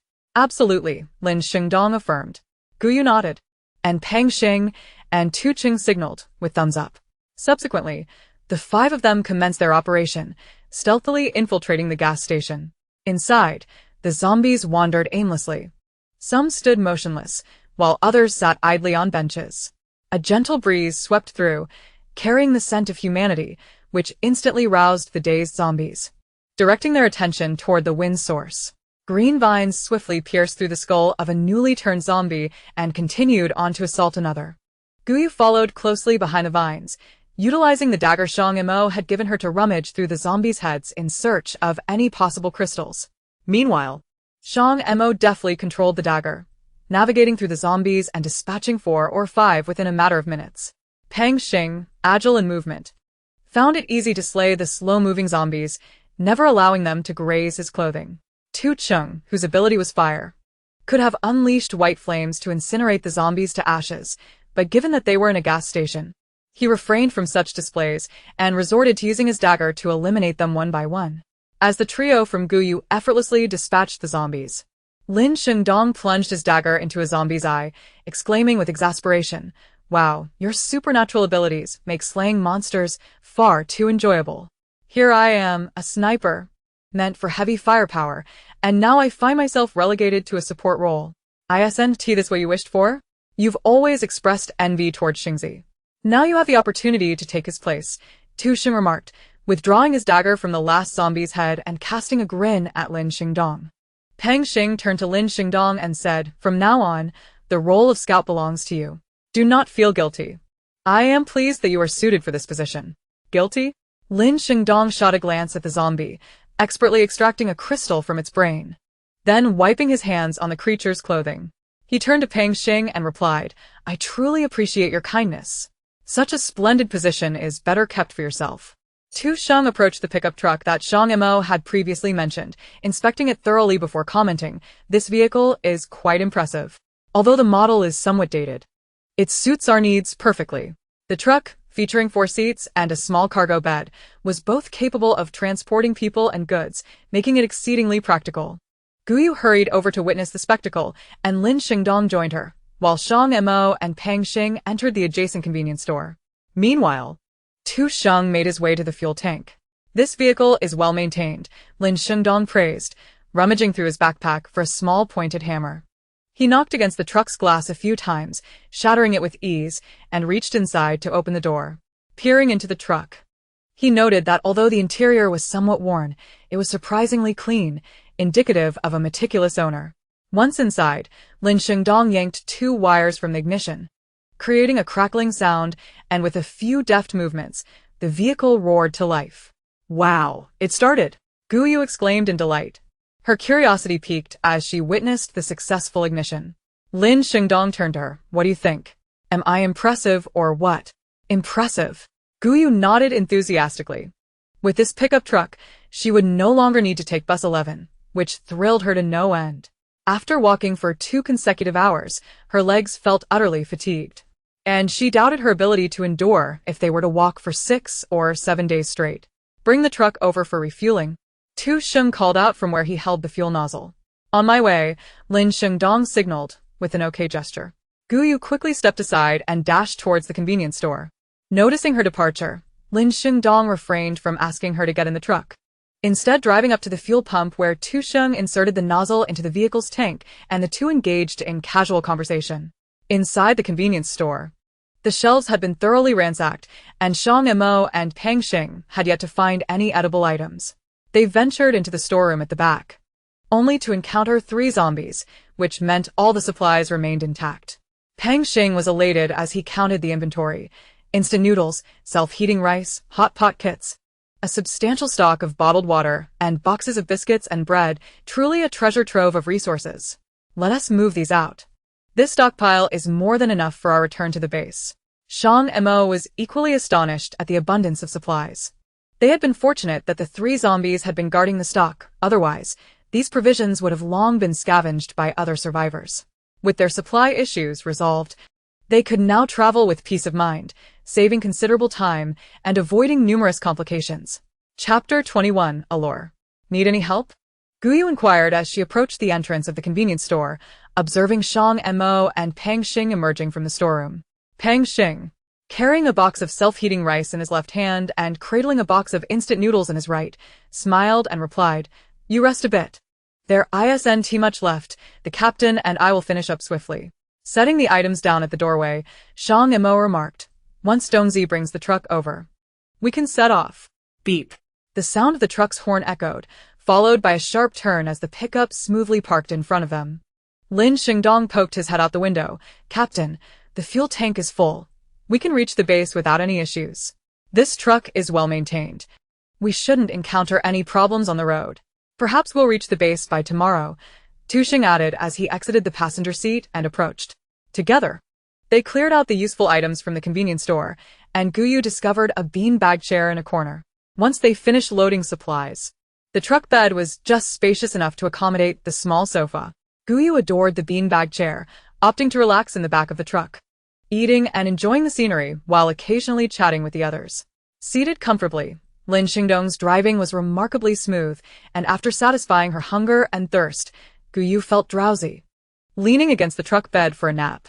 Just as she began to drift off, the vehicle came to a sudden halt, jolting her awake and nearly causing her to collide with the water bottles beside her. "What's going on?" Guyu turned to inquire, noticing 2 SUVs ahead, one black and one white. Lin Xingdong replied, "Sorry, sister, a group of survivors unexpectedly popped up ahead, so I had to brake suddenly." As he spoke, the vehicle in front slowed down, seemingly waiting for them. Lin Xingdong accelerated once more to close the gap. As they approached, the window of the black SUV rolled down, revealing a middle-aged man with dark skin and a bit of a paunch, who apologized. "I'm sorry, we were in a bit of a rush." "Is everything all right?" "All good," Tu Sheng said, slightly lowering his window. Upon noticing Tu Sheng's attire, the middle-aged man's face lit up with excitement as he quickly asked, "Are you from the Luoqing base? We are headed there too. Why don't we travel together?" Seeing the 4 in military gear, the man was overjoyed. In this post-apocalyptic world, strength equated to survival. Being able to accompany these individuals would significantly increase their chances of safely reaching Luoqing base. The occupants of the truck shared in his enthusiasm. I knew we should leave at this time. Just a few minutes earlier or later, and we might have missed them. Someone from the white SUV remarked. Remember this, Tong Tong, another added. As discussions erupted among the survivors in the white SUV upon their chance encounter with Shang Mo and his group. Did you see that? The pickup has so many supplies. It looks like they could eat well for several days. Those soldiers are impressive. If we travel with them, we are bound to reach Luocheng base safely. While soldiers are formidable in peacetime, the reality of the apocalypse means that an ordinary person's strength may not suffice. A young man in the passenger seat, dressed in designer casual wear, chimed in, what does it matter if they're soldiers? They are still just ordinary people. A young man, around 25, in the back seat echoed, Sugo is right. What is so special about them? They're still ordinary people, while our Suga is a supernatural being, far beyond their capabilities. The young man referred to as Sugo waved his hand dismissively, acknowledging that while he would undoubtedly improve in the future, he was currently only a level 1 supernatural being, and still lacked the specialized skills of the soldiers. You are far too modest, Sugo. The conversation quickly shifted as the others began to flatter him, some smiling even if they inwardly disagreed. After all, the true strength of the individuals across from them remained uncertain, and at the very least, this young man could offer them protection. In the back of the pickup, Guyu yawned, nestled against the sofa as she resumed her nap. She had helped activate the supernatural abilities of the four and had walked for 2 hours, so now, relaxed, she felt the weight of sleepiness wash over her. The middle-aged man in the black SUV occasionally exchanged words with Tu Sheng, but sensing the latter's reluctance to engage, he refrained from pushing for conversation. Nevertheless, the two vehicles continued to closely tail the pickup. When Guyu awoke once more, the sun had begun to set, casting a golden hue across the sky. Before long, the vehicle came to a halt in front of a modest dwelling. Guyu leaned against the car, propping herself up as she inquired of Shang Mo, who had just alighted. Are we staying here for the night? Yes, Shang Mo replied. Though the number of zombies in this area is relatively low, it is prudent to remain cautious. It is best not to travel at night. Oh. Guyu stood up, preparing to leap from the vehicle. Observing her movement, Shang Mo stepped forward, extending his hand to catch her. What an excellent opportunity to accrue virtue. Guyu's eyes sparkled as she clumsily perched on the edge of the car, reaching out to Shang Mo. He effortlessly caught her, cradling her as he brought her down. Once on the ground, Guyu did not release her grip around Shang Mo's neck, instead playfully pouting, Shang Mo, my feet have gone numb. Let us sit in the car for a bit. Opening the car door, Shang Mo settled her in the passenger seat, yet Guyu still clung to him. Shang Montak. Are you mine? She asked, her proximity to him yielding an increasing sense of virtue. A bold thought crossed her mind. Aha. Shang Mo was momentarily taken aback. His little girlfriend was becoming increasingly forthright. Upon hearing his response, Guyu beamed with delight and pressed further. Then are your belongings also mine? Yes. What belongs to me is yours. Though Shang Mo hesitated to express the depth of his affection for Guyu, he felt a fondness and was willing to shoulder responsibility. You said it. You mustn't go back on your word, or I'll be quite upset, she warned, her big eyes sparkling with anticipation as she gazed at him. When he nodded again, her face lit up with a sweet smile, and she leaned in to plant a soft kiss on him, her heart swelling with joy. Virtue points. So many virtue points. Caught off guard by the softness of her lips, Shang Mo froze, taking in the blissful expression on her face. He wrapped his left arm around her, drawing her closer, while his right hand cradled her head, deepening their kiss. Feeling Shang Mo's initiative, Guyu's eyes widened in surprise, leaving her momentarily at a loss, but she instinctively tightened her embrace around his slender waist.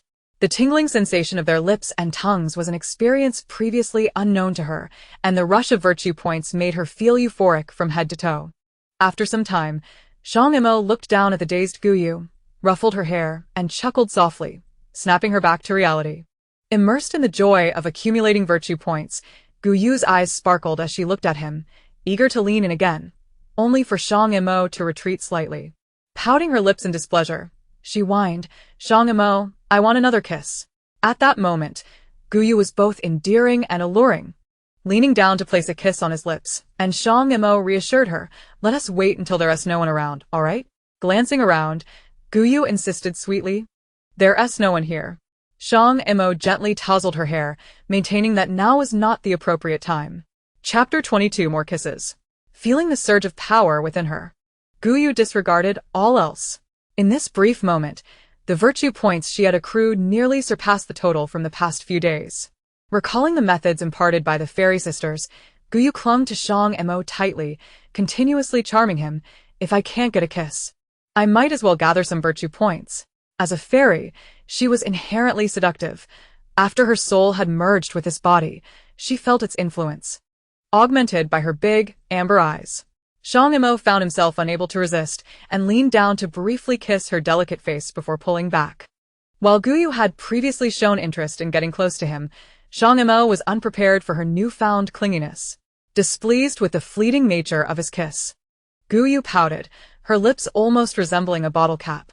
Shang Mo could only soothe her gently, realizing that Guyu had a hint of stubbornness. Much like a small animal, when she was in a mood, she was unyielding. Their affectionate antics did not go unnoticed by the neighboring convoy, where a few individuals whispered among themselves. In this apocalyptic world, they're still so affectionate, it's truly rare. A girl of about 15 or 16, her face smeared with dirt and dressed in inexpensive rags, gazed at them with dreamy eyes. In this world of chaos, being able to enjoy a sweet romance felt like a blessing. Nearby, two individuals scoffed. That blonde girl looks so fragile. She clearly lives off others. How could she survive this long without making sacrifices? 1 against 4, she really is something. Upon hearing their words, the girl furrowed her brow in discontent. You shouldn't say such things. That guy seems quite kind to her, and the others don't appear to be the type you're insinuating. Naive. Childish. The two scoffed as they turned to enter the house, only to be met by a sudden vine that struck each of them across the face.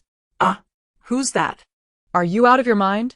They covered their faces in anger, and a melodious voice called from behind. If you can't speak properly, just keep your mouth shut. Didn't anyone teach you to mind your tongue in this apocalypse? Killing isn't a crime now. Shang Mo glared coldly at the two, his enhanced abilities allowing him to hear their words clearly from a distance of over 10 meters. Moreover, the three had spoken loudly enough that avoiding their words was nearly impossible. Seeing the fierce look in Shang Mo's eyes, the two instinctively took a couple of steps back. Realizing that their earlier bravado was misplaced, they had assumed they were safe due to the distance and the inability to hear clearly. To their surprise, he was an ability user who had heard every word. Don't get carried away. That outfit of yours isn't meant for terrorizing civilians. The base commander sent you out to save lives, not to lord over the common folk. Panicked, the two grasped at straws, realizing their miscalculation. Why are they so insufferable? Guyu frowned, controlling the vine to slap them again, warning, if you speak such harsh words again, I'll cut out your tongues. After being struck, the two realized that the real ability user was not the man, but the seemingly delicate girl. So, it turned out he was the one relying on her. The nearby girl watched in awe, her eyes sparkling with admiration. Wow, this sister is amazing. She's actually an ability user. Though young, the girl had a remarkable understanding of the apocalypse. She knew that in a world fraught with danger, gender mattered little. It was strength that commanded respect. Those without power, especially if they were also attractive, would inevitably become the objects of desire for the strong. Whatever, it's not like it's a big deal. The two, angered yet hesitant to confront her directly, muttered as they retreated into the dwelling. The girl remained where she was, happily relishing in the romance. Shang Mo turned to Guyu, gently reassuring her, I'm going to check the situation inside. They might have ability users. Can you stay here for a moment? All right. Guyu nodded reluctantly. She understood that Shang Mo had important matters to attend to, and she needed to behave so he wouldn't withhold the virtue points from her. Good girl. Shang Mo pinched her chubby cheeks playfully before walking toward the dwelling. As he passed the girl, he glanced at her but didn't linger on her. The girl was quite pretty, though she had intentionally made herself look disheveled, indicating her cleverness in self-preservation. As Shang Mo departed, Guyu settled into the passenger seat, playfully engaging with the vines while leaving the door wide open. After consuming a few fruits, Guyu discerned a strengthening bond between herself and the vines, which seemed to exhibit a notable increase in autonomy. Once you achieve independence, venture into the forest. She mused. Yet the forest lacks spiritual energy, hence, I cannot cultivate there. I must accompany Shang Mo, and perhaps I may never return to the forest. The vines appeared to comprehend Gu Yu's sentiments, gently brushing against her palm while the other end coiled around her dangling foot, clearly reluctant to part ways. Very well then.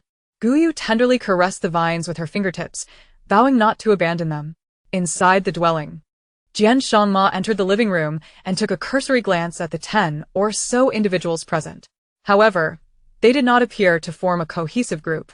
The occupants of the two vehicles maintained a certain distance, each seated against the walls in solitude.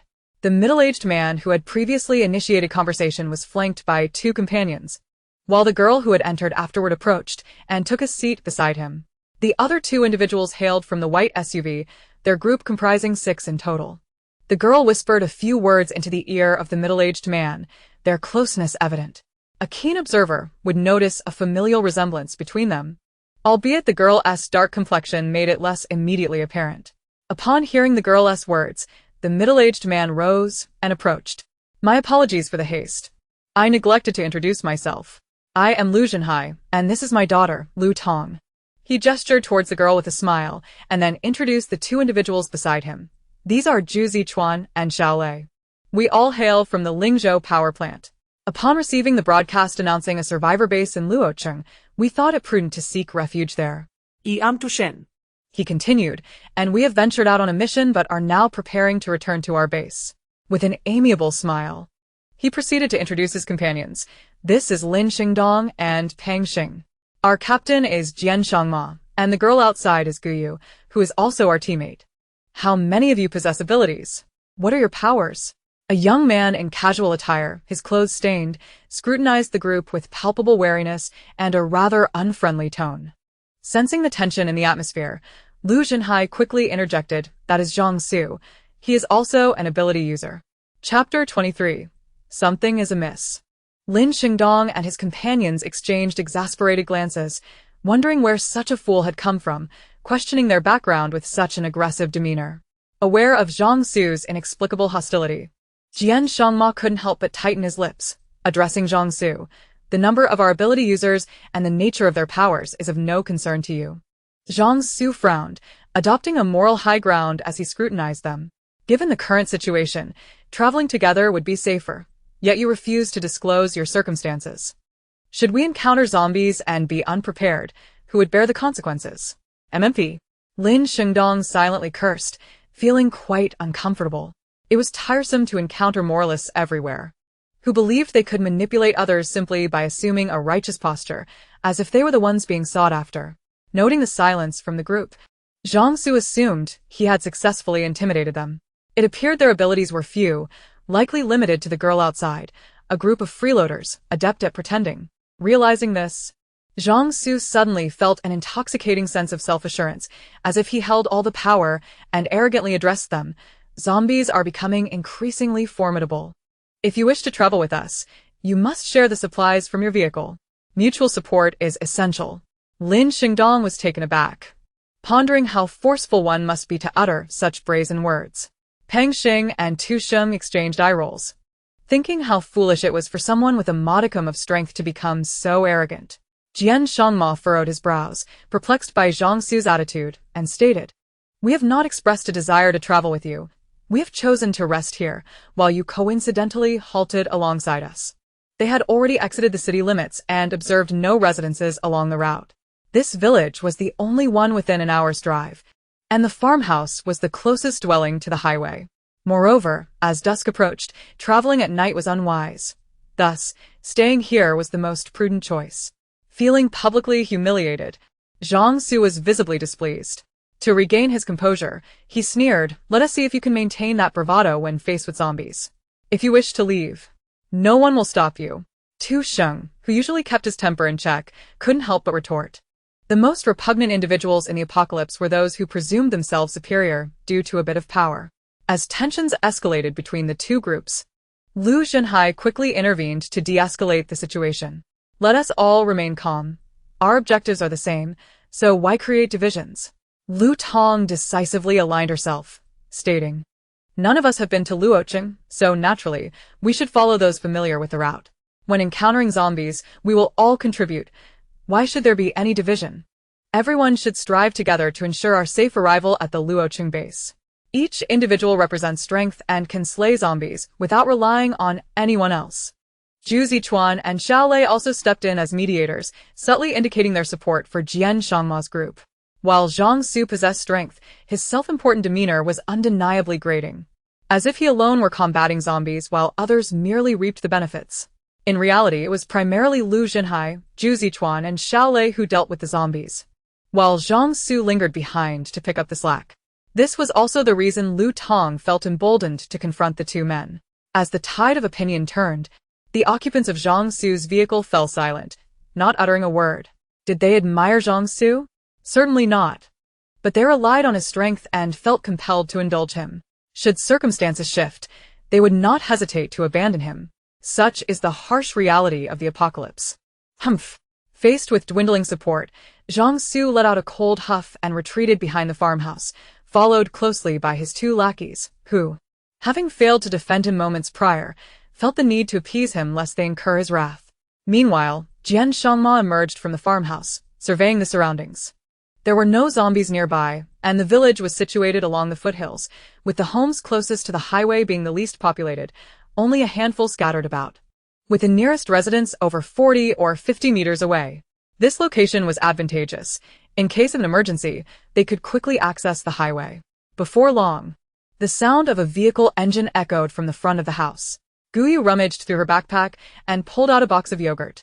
Just as she took a couple of sips, she noticed Zhang Su and his two lackeys abruptly opening the roll-up door at the side of the farmhouse, driving the white SUV inside, and then lowering the door once more. Observing their puzzling actions, Guyu was left utterly bewildered. Why hide the vehicle and then seal it away? The noise was already considerable. Should anything happen at night, opening that door would only serve to attract zombies. The sound of the engine was loud enough, and adding the roll-up door into the mix left no escape route for anyone inside. Hearing the commotion, Peng Xing and his companions, who had been resting inside, rushed out. Witnessing the unfolding scene left them speechless. "Shall we just make do in the car tonight?" Lin Xingdong nudged Peng Xing's arm, speaking in a hushed tone. "It is indeed reasonable. This group has engaged in far too many dubious maneuvers, making unexpected incidents almost inevitable." Tu Xing nodded in agreement. Observing Zhang Su and his companions concealing their vehicle, LV Tong furrowed her brow and remarked, "Father, their actions are utterly repugnant. That garage could easily accommodate 2 cars." Peng Xing directed his gaze toward the father-daughter duo, cautioning, "Do not engage with them. There is no advantage to be gained." At that moment, Shang Mo returned, stating, "We shall sleep in the car tonight. Something feels amiss in this village. There are signs of habitation inside the houses, along with dried bloodstains, yet not a single zombie in sight." Shang Mo sensed the gravity of the situation based on his findings. This village bore evidence of human habitation over an extended period, and the presence of bloodstains suggested that someone had transformed during the apocalypse. However, the perplexing aspect was the absence of zombies. Not even a dismembered limb could be found. Could it be another case of evolved plants? Peng Xing pondered, recalling that the large tree and the vines from the research center were known to consume zombies. The sudden emergence of a zombie-free village inevitably led to such associations. Perhaps it is evolved animals? Tu Xing speculated, noting that with less than half a month since the apocalypse began, the spread of evolved plants should not be so extensive. Regardless of the cause, we must exercise caution tonight. Shang Mo contemplated further and added, "Let us drive the vehicle back to the highway and park it by the roadside. At dawn, we leave immediately." Chapter 24, Envy. Upon hearing this, LV Jinhai expressed concern, turning to Shang Mo and inquiring, "Captain Shang, may we accompany you? We are capable of combating zombies, though our experience is lacking. Traveling with you would ensure our safety and minimize delays due to unfamiliar routes." "Each must tend to their own," Shang Mo replied to LV Jinhai. "Agreed. That works for us." LV Jinhai nodded, pleased to reach this outcome. During their earlier journey, Zhang Su had repeatedly attempted to assert control over their group, but LV Jinhai, Xiao Lei, and Zhu Zichuan, having known each other for many years, were well aware of one another's characters and thus did not fall prey to Zhang Su's clumsy schemes. Subsequently, the group returned their vehicles to the roadside. Brother Su, LV Jinhai, and the soldiers are making a run for it, a vigilant subordinate exclaimed upon seeing them get into their vehicle. Hearing this, Zhang Su hurried over to assess the situation. Upon noticing Shang Mo and his group had parked by the roadside, Zhang Su felt perplexed, believing these individuals were not thinking clearly. The rest of the team shared his confusion. Nightfall was the most perilous time. Why would they park their vehicle by the roadside? Seemingly inviting disaster? Who knows? Perhaps they felt uneasy after we concealed our vehicle and decided to return it to the roadside, one typically taciturn youth suggested. Brother Su. They are military personnel and have faced numerous dangers before the apocalypse. Their crisis awareness is likely acute. Could they have sensed danger and parked their vehicle ready for swift departure? The group dismissed the young man's speculation, expressing dissent. The youth have all gone out to work. This remote village is inherently sparsely populated. In some impoverished villages, one can go an entire year without seeing a single young person, only the elderly. The rural population has seriously declined. It is completely normal for there to be no one around. Do not be paranoid. If you are fearful, just follow along. Rest assured. I just surveyed the surroundings and found no zombies. This is the kind of desolate village we are dealing with. The tension among them gradually eased. Yet the young man remained uneasy, planning to stealthily return to the vehicle at nightfall, just in case. If a departure were necessary, Zhang Su would certainly not relinquish this vehicle. After parking the vehicle by the roadside, Guyu exited from the passenger seat, followed closely by the vine. She gently stroked the vine, saying, Man, go explore the vicinity for any evolved plants. Be cautious. During their approach, Shang Mo had informed her of the village's peculiarities. Guyu had complete faith in Shang Mo's judgment. If he sensed something was off, it undoubtedly was.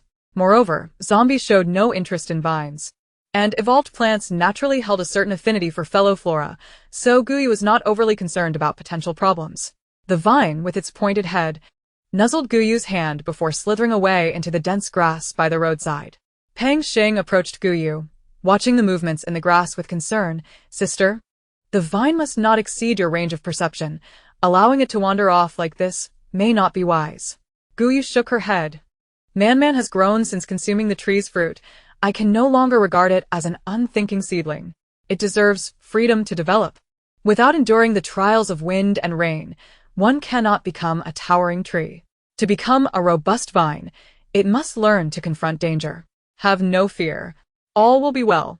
Though man has just gained sentience, the wisdom of plants is beyond human comprehension. They are far more intelligent than you might imagine. Guyu then turned and clambered onto the small pickup, preferring the spacious and comfortable back compartment over the cramped driver's seat. Pang Xing gazed at Guyu in astonishment, surprised that this seemingly innocent girl could articulate such profound thoughts. Unbeknownst to him, these insights stemmed from Guyu's past life experiences. Humans often arrogantly believe themselves the pinnacle of intelligence, viewing other life forms as mere simpletons. Yet, in truth, the creatures of nature possess their own survival strategies, often adapting to changing environments far better than humans, thriving with remarkable resilience. It was now 6 p.m, with approximately an hour remaining until darkness enveloped the land. After securing the vehicle, LV Jinhai and the others first checked their supplies and the condition of their vehicle, then leaned against it to consume a modest meal. Uncle LV. The vehicle is in good condition, and there is sufficient fuel to reach Luocheng, Xiaolei reported after his inspection, walking over to LV Jinhai. LV Jinhai tossed him a bag of biscuits. At that moment, Zhu Zichuan approached, smiling as he remarked, We've been fortunate. We stumbled upon a zombie-free gas station along the way, and there are preserved supplies in the warehouse. Coupled with our own provisions, we need not worry about resources for the duration of our journey. Handing another bag of biscuits to Zhu Zichuan, LV Jinhai replied with a smile, a promising start. Let us hope the road ahead is smooth and we arrive safely at the Luoqing base. Father, you can rest assured. Everything will be fine, LV Tong chimed in, taking a bite of her bread and casting a glance at Guyu in the neighboring vehicle, whispering, That sister is an ability wielder. Her vine is remarkably powerful. LV Jinhai affectionately stroked his daughter's dark little face, chuckling, No matter how formidable, that is someone else's talent. We must exercise caution ourselves. She cannot be expected to selflessly protect us. Oh, LV Tong, somewhat unconvinced, persisted, I think that sister is quite kind. LV Zhenhai shook his head, lamenting that his daughter was still too young to grasp the treachery of human nature. In this apocalyptic world, one must never trust others lightly, especially strangers they do not know. The group silently munched on their food, while Gu Yu and her companions commenced their meal as well. Shang Mo and Peng Xing sat in the open passenger and rear seats, respectively, while Lin Xingdong perched on a cement block by the roadside. Tu Shim leaned against the vehicle, and Gu Yu relaxed on a makeshift sofa in the back, occasionally passing items to the others. The evening meal consisted of a box of self-heating rice, unearthed from a convenience store at a gas station, with a large carton containing a dozen or so boxes, and ample bottled water in the vehicle. Before long, steaming dishes were ready, their enticing aroma wafting through the air to the adjacent group of Lu Zhenhai and his companions. Goodness, what a delightful fragrance, reminiscent of braised chicken. Xiao Lei inhaled deeply, saliva pooling in his mouth, yet he restrained himself from glancing over. It was disheartening to witness others feasting while he had nothing to eat. Zhu Zichuan cast a glance at the supplies in the pickup truck, filled with envy. How incomparable human circumstances can be. Others thrived in the apocalypse, enjoying sustenance as if on a leisurely holiday, while they had to scrounge and hide, fearful of being robbed. Lu Tong also expressed her envy, wishing for the awakening of supernatural abilities, so at least she wouldn't live in constant trepidation. Zhang Su's powers allowed him to vanquish zombies from a distance, posing no risk whatsoever. Such envy was unattainable. Lu Zhenhai steered the conversation back, advising, diligently practice our zombie-slaying skills. Even without powers, we can survive in this apocalyptic world. Indeed, Uncle Lu is right. What's wrong with being an ordinary person? We can still lead fulfilling lives. Unbeknownst to the four, their hushed discussions were overheard by the entirely superpowered individuals across from them. These four are quite intriguing, Lin Xingdong remarked, casting a glance in their direction. From the very first encounter, their demeanor had been refreshingly pleasant, not obsequious or overly eager, but rather self-assured, seeking collaboration without demeaning themselves. Upon hearing Lin Xingdong's words, Gu Yu turned her gaze towards Lu Zhenhai and the others, stating, they are not malevolent. Learn to read people was the first lesson imparted to her by the great demon owl after her transformation. The theory was simple. If someone makes you uncomfortable, they are likely a bad person, a principle that aligns with the fairy's code of conduct. Fairy Code of Conduct. Rule 2. In the face of wrongdoers, one must firmly believe they will inflict harm. If capable, confront them. If not, flee at once. The essence of this rule lies in swiftly assessing the balance of power. If one can defeat the adversary, strike decisively to eliminate any chance of retaliation, thus avoiding future repercussions. During this lesson, the whimsical demons provided numerous demonstrations, enabling Gu Yu to discern good from evil.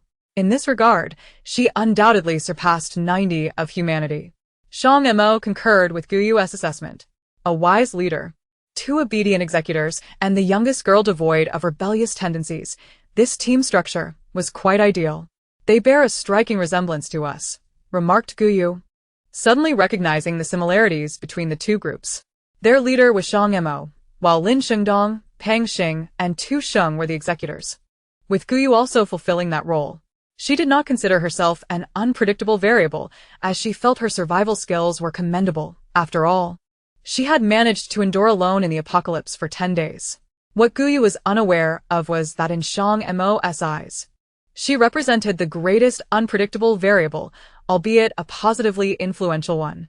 After the meal, Gu Yu leaned against the truck bed, gazing into the deepening darkness of the night sky tinged with a faint golden hue, reminiscing about her days as a mere blade of grass. She had flourished on the highest peak, a place seldom trodden by humans, where only the most agile eagles could soar, standing atop the summit alongside her, gazing at the starry expanse. Each night, she beheld the breathtaking night sky, the Milky Way above her, every twinkling star within her sight. Alas, the current sky offered no glimpse of such celestial wonders, nor could she feel the power of the stars. Yet another path to cultivation had been obstructed. How stifling. It's unsafe to stay outside at night. Let us sleep in the vehicle. I'll keep watch, Shang Mo suggested, interrupting Guyu's reverie upon noticing her dazed and disheartened demeanor. Guyu shook her head in response. It's too cramped inside. I feel suffocated. After a moment's thought, Shang Mo adeptly climbed onto the vehicle. Then I shall accompany you. Tonight may not be tranquil. That sounds wonderful. Guyu's eyes brightened at the prospect of Shang Mo keeping her company, envisioning the merits she might accrue from such companionship. Suddenly, rustling sounds emanated from the grass, followed by the emergence of a vine. Man, you're back, Guyu exclaimed, reaching out to caress the vine, which entwined around her arm affectionately. Receiving a message from the vine, her expression turned to one of surprise as she addressed Shang Mo. Man reports that there are no evolved plants in the village, but it encountered a 2-meter-tall dog that snatched away its zombie. An evolved dog? Shang Mo queried. Perhaps. That dog seemed famished for quite some time and appeared quite ferocious. Man could not contend with it, so it retreated without the zombie. Pang Xing interjected, if it truly is an evolved creature, it would explain the absence of zombies in the village. They must have all been devoured by that dog. Is there any further information? Shang inquired. Guyu stroked the vine and replied, Man says that the dog crushed a zombie's bones with a single step and swallowed it whole, bones and all. Let us leave this village, Shang Mo decided immediately. Based on Guyu's description, the dog was of considerable size, and in the animal kingdom, size often correlates with danger and lethality. An evolved dog was a living creature. Its diet would extend beyond zombies to include humans as well. With twilight approaching in about 20 minutes, the highway presented few zombies, posing some risk, but the evolved dog was a definite threat that needed to be prioritized for avoidance. Understood. The three swiftly sprang into action, boarding the vehicle with utmost speed, while Shang Mo remained in the truck bed with Guyu, keeping a vigilant watch over their surroundings. Guyu instructed the vine to climb onto the truck bed, addressing Lu Junhai's group, getting quickly. There's an evolved dog in the village. All right, we're on our way. At that moment, Lu Junhai and his companions had already boarded the vehicle. With Lu Junhai at the wheel, Xiao Lei in the passenger seat, and Lu Tong and Zhu Zichuan in the back. To remain alert to any developments from Guyu's group, Lu Junhai partially lowered the window at the driver's seat, ensuring that zombies could not enter, while still allowing him to hear external sounds. Upon hearing Guyu's call, he acted without hesitation, starting the vehicle and following closely behind the black pickup truck. In the back of the small pickup, Shang Mo and Guyu remained tense, acutely aware of their surroundings. Lu Junhai and his companions felt a surge of relief, grateful for their decision to accompany these seasoned soldiers. Had they chosen to spend the night in the village, they might have had to confront that evolved dog. The two black vehicles sped smoothly along the highway, the night gradually enveloping the earth, with darkness acting as a key to unlock the seal guarding the zombies. Ahead on the road, a zombie clad in a short-sleeved shirt was moving sluggishly forward. Upon hearing the sounds from behind, it immediately turned, lunging towards the source of the noise. Before it could reach the vehicle, a stone no larger than an infant's fist shot through the zombie's eye, shattering its brain. The zombie stiffened momentarily before collapsing. I can't believe the captain is also a superpowered individual, Zhu Zichuan exclaimed in astonishment at the sight, his companions equally taken aback. No wonder they were bold enough to leave their supplies so carelessly unattended. With two superpowered individuals and 3 seasoned soldiers, this team could undoubtedly dominate in the current apocalypse. Xiaolei was both astonished and envious. Chapter 26. Menstrual Period. Amidst the gasps of a few individuals, Shang Mo swiftly dispatched 3 or 4 zombies, as the convoy advanced rapidly through the shroud of night. After a mere 10 minutes, the convoy arrived at an elevated terrain, where the road rose 3 to 4 meters above the surroundings, flanked by steep slopes that made ascending and descending quite arduous. This will do. Glancing at the darkening sky, Shang Mo tapped on the front car window and addressed the head of the convoy, Tu Sheng, who had poked his head out.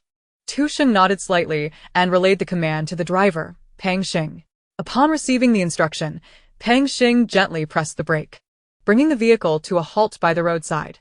The 4 individuals trailing behind Lu Junhai also turned off their engines, quietly coming to a stop. You all rest first. I will keep watch, Lu Junhai whispered after ensuring all windows were closed and the vehicle was parked securely. Uncle Lu, I'll take over for you later. Xiaolei leaned back against the seat, finding a comfortable position before closing his eyes to sleep. In the back seat, Lu Tong and Zhu Zichuan remained silent, leaning against the seatbacks and windows, hastily catching some rest. In the tranquil night, the two black cars melded seamlessly with the darkness, becoming one with the night. Inside a residence, Zhang Su and his companions huddled closely together, leaning against the wall while stifling yawns, heavy with sleep. After Guyu and his group departed, although they felt the others had overreacted, a semblance of panic still lingered in their hearts. Consequently, they moved from the neighbor's living room to the adjacent garage. Should anything untoward occur, they would be able to escape at a moment's notice. However, under the deliberately suppressed tension, sleep eluded them, prompting quiet discussions. Why did they run away? What else could it be? They were scared. Aren't they supposed to have an ability user among them? If even the ability user is afraid, could there truly be something lurking in the village? There isn't a single zombie here. What could there possibly be? Just paranoia. Be quiet. Zhang Su felt increasingly agitated by their chatter, recalling his earlier mockery of Shang Mo's group as they left. Now, as he grasped the crux of the matter, an unsettling awareness crept in. Yet, with night having fallen, retreat was not an option, and he could not afford to go back on his word and slap himself in the face. He could only reassure himself in silence. Those people were merely being paranoid. This place was far from urban centers and population clusters, devoid of zombies and people, thus it should pose no danger. Zhang Su's outburst silenced the murmurs. And cloaked in darkness, the others shot him glances of disdain, yet dared not voice their thoughts. While the group was in discussion, a young man stealthily approached the car door, leaning against the wall as he sat down. The room fell silent once more. The stillness of the night pierced only by the incessant chirping of insects, releasing the pent-up tension of the day. In the darkness, a massive paw pressed against the solid earth, crushing the resilient vegetation, as a colossal shadow concealed itself within the night, its fierce green eyes surveying the territory. Wherever the shadow passed, the insect chorus abruptly ceased, retreating in fear. In the garage of the residence, a woman leaning against the wall suddenly opened her eyes, panic crossing her face as she felt a twinge of pain in her abdomen. She cautiously listened for the sounds of those around her, hoisted her backpack, and slowly inched towards the wooden door leading to the main room, carefully opening it to slip outside. The pitch-black darkness instilled a sense of dread within her. Hastily, she groped her way to another room, her trembling hands quickly retrieving a stack of sanitary pads from her bag. 2 minutes later, the woman emerged from the room, silently slipping back into her previous spot. The room she had visited was left wide open, a gentle breeze flowing in from the back, meandering through the open door before escaping through the window, drifting away into the night. After surveying the area, and finding no signs of disturbance or prey, the shadow crouched beside the village's field ridges. A sudden breeze carried with it a faint metallic scent of blood, prompting the shadow to lift its massive head and gaze in the direction from whence the wind blew, sniffing intently before rising to pursue it. The woman quietly returned to the garage, just settling against the wall when someone nearby inquired, "Gung Ping, why were you out so late?" "I forgot something and went to look for it." "It's nothing, you should get some sleep," Gung Ping quickly replied with a soft laugh. As the apocalypse approached its half-month mark, she had forgotten about her menstrual cycle, only to have it unexpectedly arrive at this moment. Zombies during the night possessed an acute sense of smell, and she shuddered at the thought of what others might do if they discovered her condition. Would they abandon her? Or perhaps eliminate her to prevent attracting zombies? Neither scenario was one Gung Ping wished to face. To survive, she must hide this truth at all costs, ensuring that no one discovered her predicament. At that moment, an overwhelming sense of unease and panic enveloped her, causing her to overlook the pain in her body. In this world of chaos, the plight of women was far more pronounced than that of men. The monthly menstrual cycle stood as a glaring danger. Yet this natural physiological phenomenon was unavoidable.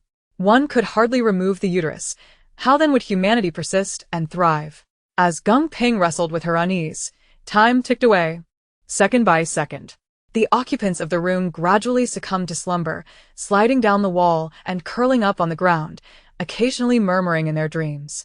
The person beside her tossed and turned restlessly, caught in a half-dream state. Suddenly, a deafening crash reverberated through the air, jolting everyone awake, instinctively gasping in alarm. What happened? What's going on? Is a zombie coming? Run. Be quiet. After a brief moment of panic, Zhang Su quickly regained his composure, attentively listening to the sounds outside. Another loud bang echoed from outside, causing everyone inside to startle, pressing tightly against the wall in a state of frantic confusion. We need to get in the car and leave. Such a commotion can't be caused by zombies. It must be something else. The young man near the door had already gripped the door handle of the driver's seat. Yes, let us hurry. Brother Su, we need to leave now. If we drive fast, the zombies won't catch us. We'll be too late if we delay. Let us go. The collective panic was contagious, and Zhang Su found himself agreeing with the young man's suggestion, hastily retrieving the remote control from his pocket to unlock the car.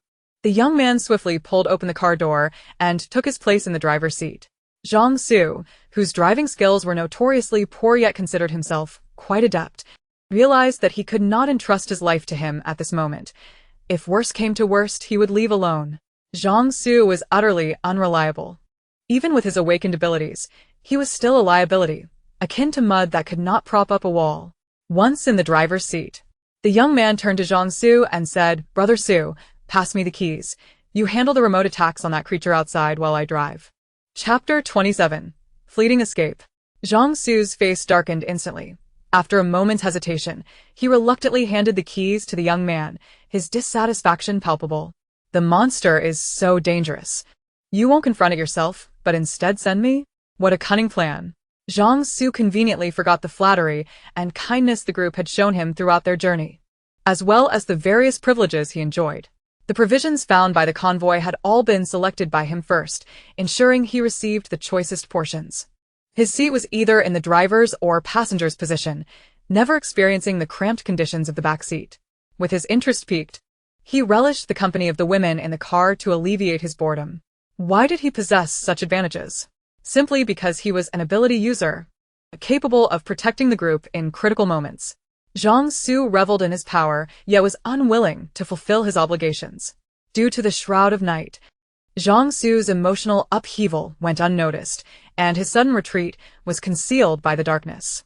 One individual hurried to open the door, while the others quickly boarded the vehicle. Once the keys were secured, the young man wasted no time, swiftly starting the engine and beckoning everyone to get in. The person closest to the door rushed to the rolling shutter, yanked it up, and then dashed back to the vehicle, shutting the door behind him. As the young man opened the door, he simultaneously ignited the car and flicked on the headlights, executing a series of preparatory actions to save precious moments in their escape. Hearing the commotion, shadows outside lunged towards them, and as soon as the person who opened the door climbed in, the young man bolted out. In the face of urgency, he dared not hesitate for even a moment. The car emerged from the building, and once on the road, he slammed the accelerator, speeding towards the highway. The shadow lingered at a distance, its sharp claws grazing the rear of the vehicle, allowing the group to escape, though deep scratches marred the back end. Frustrated by its failure to capture its prey, the shadow emitted a furious roar and pursued the car. Inside, the passengers were in a state of panic. Wang Shuo, hurry up! That thing is gaining on us. Zhang Su, seated in the front passenger seat, caught a glimpse of the shadow in the rearview mirror and gasped, his legs trembling in fear. Brother Su, find a way to stop it, Wang Shuo urged, glancing at the pursuing shadow in the mirror. However, Zhang Su was paralyzed by terror, lost in his own dread, and oblivious to Wang Shuo's pleas. Witnessing Zhang Su's paralyzed state, Wang Shuo felt a surge of anger but suppressed it. With their only esper incapacitated, they had to rely on themselves. Taking a deep breath, Wang Shuo focused on the approaching highway, executed a sharp drift, successfully maneuvering the vehicle onto the asphalt, and then floored the accelerator, propelling the car forward like a bullet. On the quiet roadside, LV Zhenhai stifled a yawn, stretching slightly to dispel the drowsiness that boredom had brought.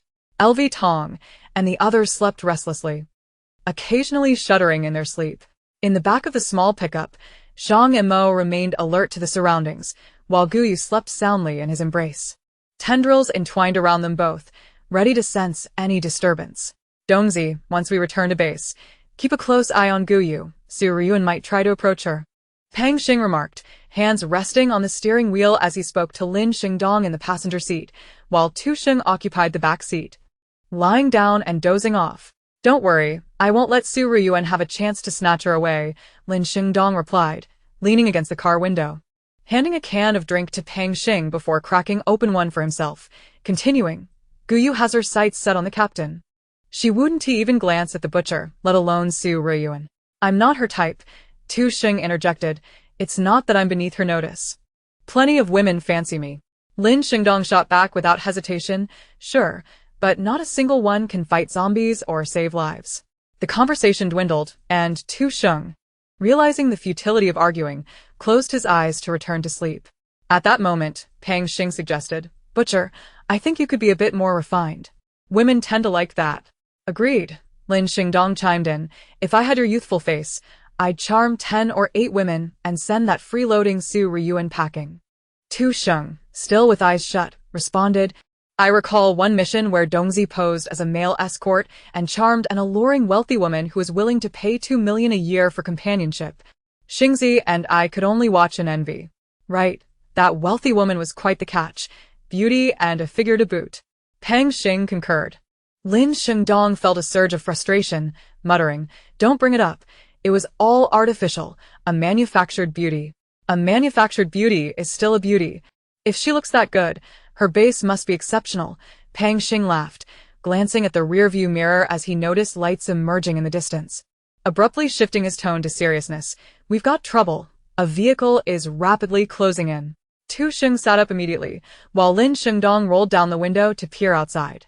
Shang Mo, in the back, also noticed the sudden appearance of lights and called to Guyu, instructing, Wake up, we have a situation. Understood, Pang Xing replied, promptly starting the vehicle. LV Zhenhai, who had been monitoring the car in front, quickly recognized the situation and also revved his engine, calling to awaken the others. What is happening?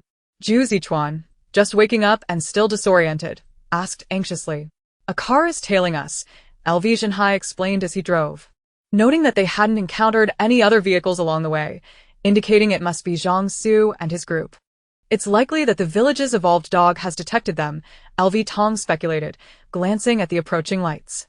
What bad luck to team up with them. Xiao Lei muttered under his breath, recalling that after passing a farmhouse, Zhang Su's group insisted on scavenging for supplies, which had drawn a horde of zombies. And now they were being pursued by an evolved dog. How do these people always attract trouble? It's pointless to dwell on it. We just need to keep our distance from them in the future, LV Zhenhai remarked, feeling somewhat unlucky. Their best fortune on this journey had been encountering Shang Mo and his companions and sticking with them. The two vehicles sped through the night, but the pursuing lights were clearly gaining ground. Observing the rapidly closing distance, Pang Xing furrowed his brow. Why is it moving so fast? It's like we're running for our lives. Damn it, that evolved dog from the village isn't following us, is it? Lin Xingdong craned his neck to look out the window at the approaching lights, muttering angrily. Full speed ahead. Shang Mo's voice called from outside. And Pang Xing pressed the accelerator to the floor. If they let Zhang Su's group catch up, they would become easy prey. LV Zhenhai in the trailing vehicle also accelerated, flooring the gas pedal in a desperate dash. The roar of the engine, coupled with the high-speed friction of the car against the air, attracted the surrounding zombies, causing their numbers to swell. Suddenly, a zombie lunged from the roadside, crushed beneath the wheels of the vehicle, its blood splattering against the window, promptly wiped clean by the windshield wipers. Pang Xing tightened his grip on the steering wheel to steady the car, shouting, Captain, the surrounding zombies are multiplying. If this continues, we'll be in trouble. Chapter 28. Unrighteous and Unjust. Adaptability. Shang Mo responded with a nod, turning to glance at the rear. The lights were alarmingly close now, and he could faintly hear the distant roar of the pursuing vehicle. To stabilize the car, Pang Xing reduced its speed, maintaining a steady pace while dodging the zombies that continued to spring up along the road. LV Zhenhai was compelled to slow down as well, trailing closely behind the pickup truck. Guyu and Shang Mo fixated on the distant lights, while Zhang Su and his companions were in a state of utter panic. They had not anticipated that the shadow would prove so swift, not only following them out but also covering such a distance. What do we do? That shadow is still behind us, they fretted, their hearts racing at the sound of beastly roars echoing from the darkness. What are you panicking for? Wang Shua shouted, his voice laced with a hint of anger and anxiety. We have enough fuel. No matter how formidable that shadow is, its stamina will eventually wane. As long as we keep moving, it won't catch up. Wang Shua's words slightly eased the group's tension. Beside the car window, Gung Ping's hands trembled with anxiety. Her breath constricted, while the cool breeze filtering through the window slightly alleviated the suffocating sensation in her chest. Surrounded by so many people in the confined space of the vehicle, she feared that the others might catch a whiff of the metallic scent of blood that clung to her. Seizing the moment when everyone was consumed by their own trepidation, she stealthily lowered the window just enough to create a narrow gap. "Look ahead, there are vehicles." Zhang Su's exclamation cut through the tension, as two distant lights rapidly approached from both the front and the rear. It must be LV Zhenhai and his gang. Those scoundrels. How could they not inform us about the monster in the village? If they had warned us in advance, would we have followed them? His voice brimmed with indignation. They are nothing but selfish fools. Do they truly believe they can act selflessly?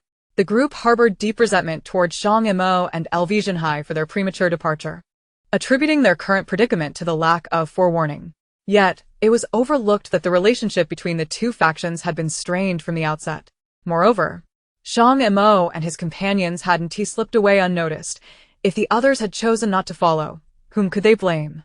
Were they to be driven along with sticks from behind? With a flash of inspiration, Gung Ping proposed, "Their speed is inferior to ours. Let us overtake them and leave the monster to them." She reveled in her clever idea, confident that as long as no danger arose, her own predicament would remain undetected. A sudden hush enveloped the vehicle, soon erupting into fervent discussion. Gung Ping's words provided an outlet for the collective fear and anger. "Yes, let us surpass them. Were it not for them, would we be confronting such a monster? It's possible they lured it here. Otherwise, how would they have known in advance?" The chorus of accusations intensified, with Zhang Su tearing away the last vestiges of restraint, consolidating the group's ire. "Since they show no mercy, we need not feel guilt. Those who err must face the appropriate consequences." Zhang Su turned to Wang Shua, asserting, "Let us exceed them. They are armed, capable of handling the monster. It is time for them to fulfill their duty." Wang Shua furrowed his brow, glancing at the relentless threat of the creature visible in the rearview mirror. Gritting his teeth, he pressed the accelerator, pursuing the two vehicles ahead. Given that Shang Mo and his group had traversed the road before, having eliminated a significant portion of the zombies, the conditions for Zhang Su and his companions were far superior. They swiftly caught up with Shang Mo's party. "Damn it!" Pang Xing muttered under his breath as the lights drew nearer, yet he hesitated to accelerate further, for the number of zombies ahead was increasing.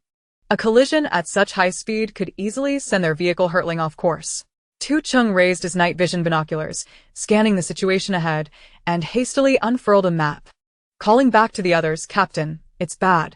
We must pass through a small town ahead. At this rate, we'll charge straight into a horde of zombies." With no forward path and pursuers behind, Shang Mo glanced at the hillside by the roadside and shouted, "Pull over.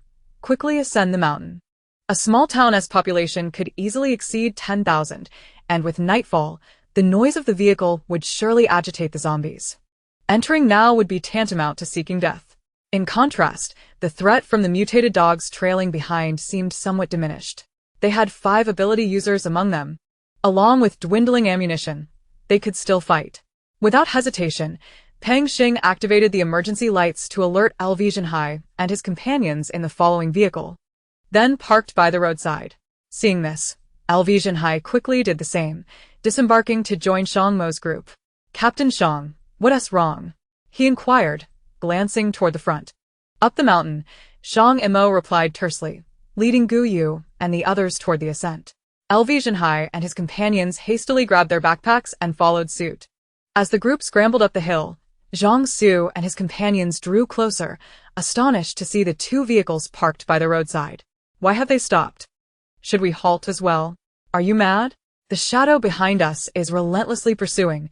Stopping would be suicidal," Wang Shua exclaimed, feeling thoroughly cursed by fate. Initially believing they could leave the others behind to divert the monster's attention and ensure their own safety, he was dismayed to find those very individuals abandoning their vehicles.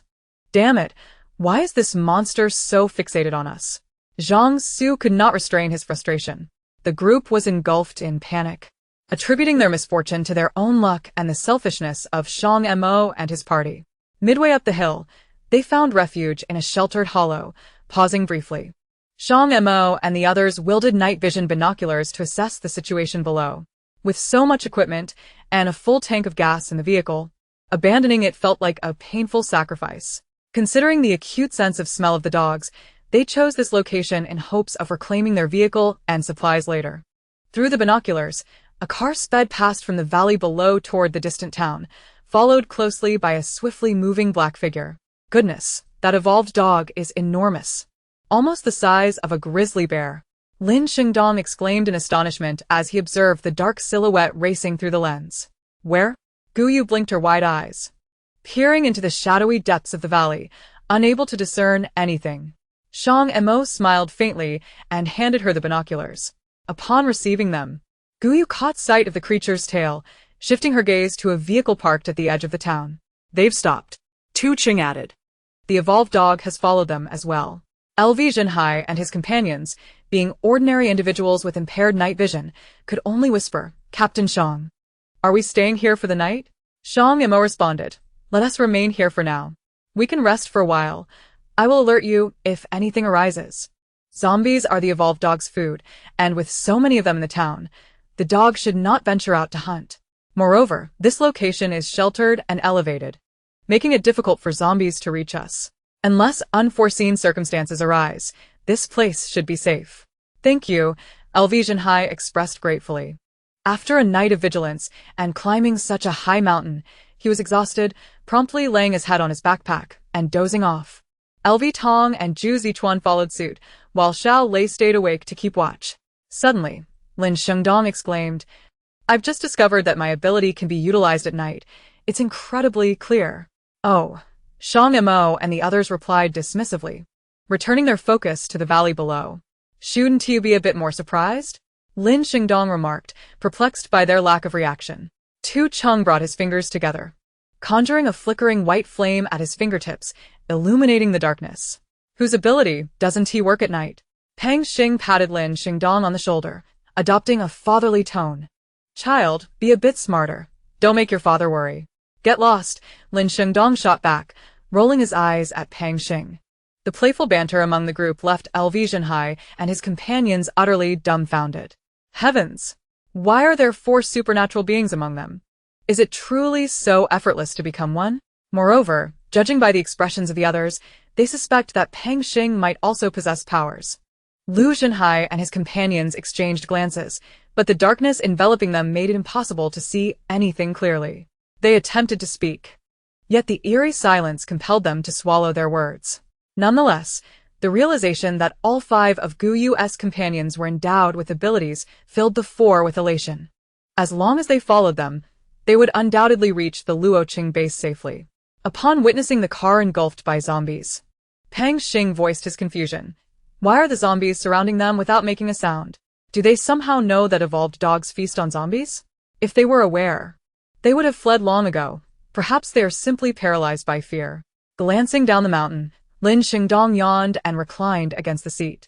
As Lin Shengdong had suggested, Zhang Su and his group were indeed rendered mute by terror. The group drove towards the outskirts of a small town, where they were confronted by a dense throng of zombies, finally understanding why Shang Mo and the others had halted by the roadside. However, it was too late to stop now. The zombies were advancing swiftly, with the monstrous creature persistently trailing them. What should we do? I don't want to die. Shut up, you idiot. What else can you do besides scream? The voices from the back seat erupted into chaos. Seeing the zombies rushing towards them, Gung Ping hurriedly rolled up the car windows, pressing his backpack tightly against his legs. Suddenly, Wang Shuo brought the car to a halt, shocking everyone and provoking angry outbursts. Wang Shuo, have you lost your mind? Why did you stop? If you want to die, don't drag us down with you. Hurry up and drive. Wang Shuo took a deep breath, suppressing the torrent of insults, and coldly responded, if you want to die, feel free to scream as much as you like. What do you mean? Zhang Su inquired. Ahead lay an innumerable horde of zombies, while the creature behind them was insurmountable. At this juncture, Wang Shuo could not resist mocking Zhang Su. Even your powers are of no use now. We must devise a strategy to let them fight among themselves if we are to have any chance of survival. Are you suggesting we provoke a fight between the monsters and the zombies? How can you be so sure they will even engage? Of course, they aren't fools. Are you really that dim-witted? In such a large village, not a single zombie is present. They must have been devoured by that creature behind us. Zombies are food for monsters. Seeing such a feast, would it not attack? Wang Shuo, both furious and speechless, swore to distance himself from these fools once they were safe. Had he known better, he would never have relied on Zhang Su, wasting his abilities. Upon hearing Wang Shuo's words, the others began to grasp the crux of the issue. Then what do we do? If we wish to escape alive, everyone needs to be silent from now on. With the zombies drawing near, Wang Shuo interrupted the chatter from the backseat and turned to Zhang Su, reminding him, "You are the only supernatural being here. Now is your moment to shine. The car is secure. Surely you can eliminate the zombies outside?" He added, "Can you adapt to the situation?" "Yes." Zhang Su, taken aback by Wang Shuo's audacity, found himself with no other options and responded coolly. Zhang Su was a wind-type supernatural being capable of wielding wind blades to slay foes. Although it sounded formidable, his low level meant he could only use his powers sparingly. This was why he always let Lu Xinhai and the others take the lead while he remained in the back, ostensibly to ensure their safety, but in reality, to conceal the fact that his abilities were not as impressive as others believed. The others, not being supernatural beings themselves, remained oblivious to this secret. Seeing Zhang Su's reluctant acquiescence, Wang Shuo's expression softened slightly. At least he wasn't entirely useless. In the midst of their conversation, zombies surged towards the car, jolting it with a violent impact. Fortunately, these zombies were of a lower level, relying solely on their hands and teeth to gnaw at the vehicle, leaving it unscathed. As the zombies closed in, their ravenous growls filled the air, and the confined space grew increasingly suffocating, amplifying the group's anxiety. Noticing their panic, Wang Shuo swiftly locked all the doors, fearing that some fool might impulsively fling the door open and dash out. "It's here. The monster has arrived." A thunderous roar erupted from behind, sending chills down their spines as they stiffly peered outside. A massive mutated dog bit a zombie clean in half, crushing another beneath its paws. The surrounding zombies immediately shifted their focus towards the gigantic canine. However, its thick fur rendered it impervious to their bites. What a colossal dog. Is it an evolved animal? Wang Shuo furrowed his brow, sensing that the situation was growing increasingly dire. If animals had evolved, how would he survive? Surviving in this apocalypse required more than mere wits. One must possess strength as well. Zhang Su was equally astonished.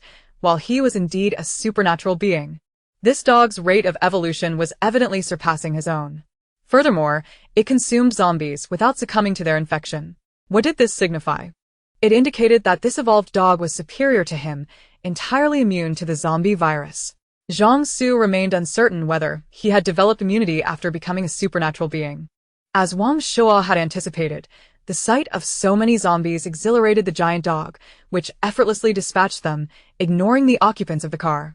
Observing the evolved dog wreak havoc among the zombies, Wang Shuo clenched his fists, his confidence soaring. His deductions had proven correct. Although their brute strength was inadequate, they could compensate with intellect, achieving a semblance of balance. The occupants of the car breathed a sigh of relief. With the zombies in such numbers, the evolved dog would likely have no time to pay them any mind. They merely needed to wait patiently. However, Murphy's Law was omnipresent. Just as they began to feel at ease, a resounding thud reverberated from above, as if something heavy had collapsed the roof, creating a slight indentation. The group trembled in fear. On the roof, the evolved dog was gnawing on a zombie, slowly feasting. Low-level zombies lacked intellect. They congregated wherever food was present, and instead of diminishing, the throng around the car increased, surrounding it in layers. Hearing the crunching sounds from above, the group felt their hearts skip a beat. Outside, zombies clawed at the glass, emitting desperate growls towards the evolved dog on the roof. The occupants inside were paralyzed with fear, rendered mute as they dared not move, terrified that the evolved dog would detect their presence. Meanwhile, at the mountainside's midsection, Lin Xingdong shuddered, realizing that when the evolved dog clashed with the zombies, they should have seized the opportunity to escape. Now, With the zombies encircling them, any chance of fleeing had vanished. Observing the situation around the car, alongside the relentless stream of zombies emerging from the town, Lin Xingdong felt a chill run down his spine. The horde of zombies pouring out of the town numbered in the thousands. Surrounded by such a multitude, the vehicle could not hope to escape. While a single zombie was not particularly strong, hundreds or thousands could easily overturn a car. Moreover, the windshield was not as robust as one might assume. Not to mention the evolved dog on the roof, which could easily shatter it with a single kick, leaving those inside utterly exposed. These individuals were likely doomed. To Shang. Binoculars in hand, scanned the base of the mountain, where no zombies had ventured into the hills. The only recourse available to them now was to maintain their silence and await the departure of the mutated hound. The zombies would presumably follow suit, granting them the opportunity to turn back and leave the town. Shang Mo gazed down the mountainside and remarked, "Starting the car prematurely would undoubtedly attract the attention of both the zombies and the mutated hound, leading to certain death for those inside." Guyu, leaning beside Shang Mo with binoculars in hand, expressed her concerns. The mutated hound desires to feast upon the zombies, while the zombies seek to devour the hound. The current state of affairs appears to be somewhat balanced. However, once the hound has had its fill, it may very well abandon the town and retreat into the mountains. Will we be in danger then? I believe not, Shang Mo replied with conviction. We are situated over 100 meters from the town, and the mutated hound does not fear the zombies. Even if it chooses to conceal itself in the wilderness, it would still remain within the vicinity of the surrounding mountains. Not venturing too far away, we shall wait and observe when this hound decides to leave. Then I shall take a brief rest, Guyu yawned, leaning against Shang Mo and using her backpack as a pillow. Inside the vehicle, as the number of zombies continued to swell around them, the tension among the group heightened, prompting them to instinctively soften their breaths, daring not to make a sound. The zombies possessed keen night vision, capable of discerning nearby objects clearly. Fortunately, the car was equipped with tinted windows, rendering it difficult for the undead to see inside. However, the front windshield remained entirely transparent, allowing the zombies outside to view the occupants within clearly. Yet, due to the stillness of the people inside, rendered immobile like puppets, the mindless zombies failed to recognize the vehicle as a source of sustenance.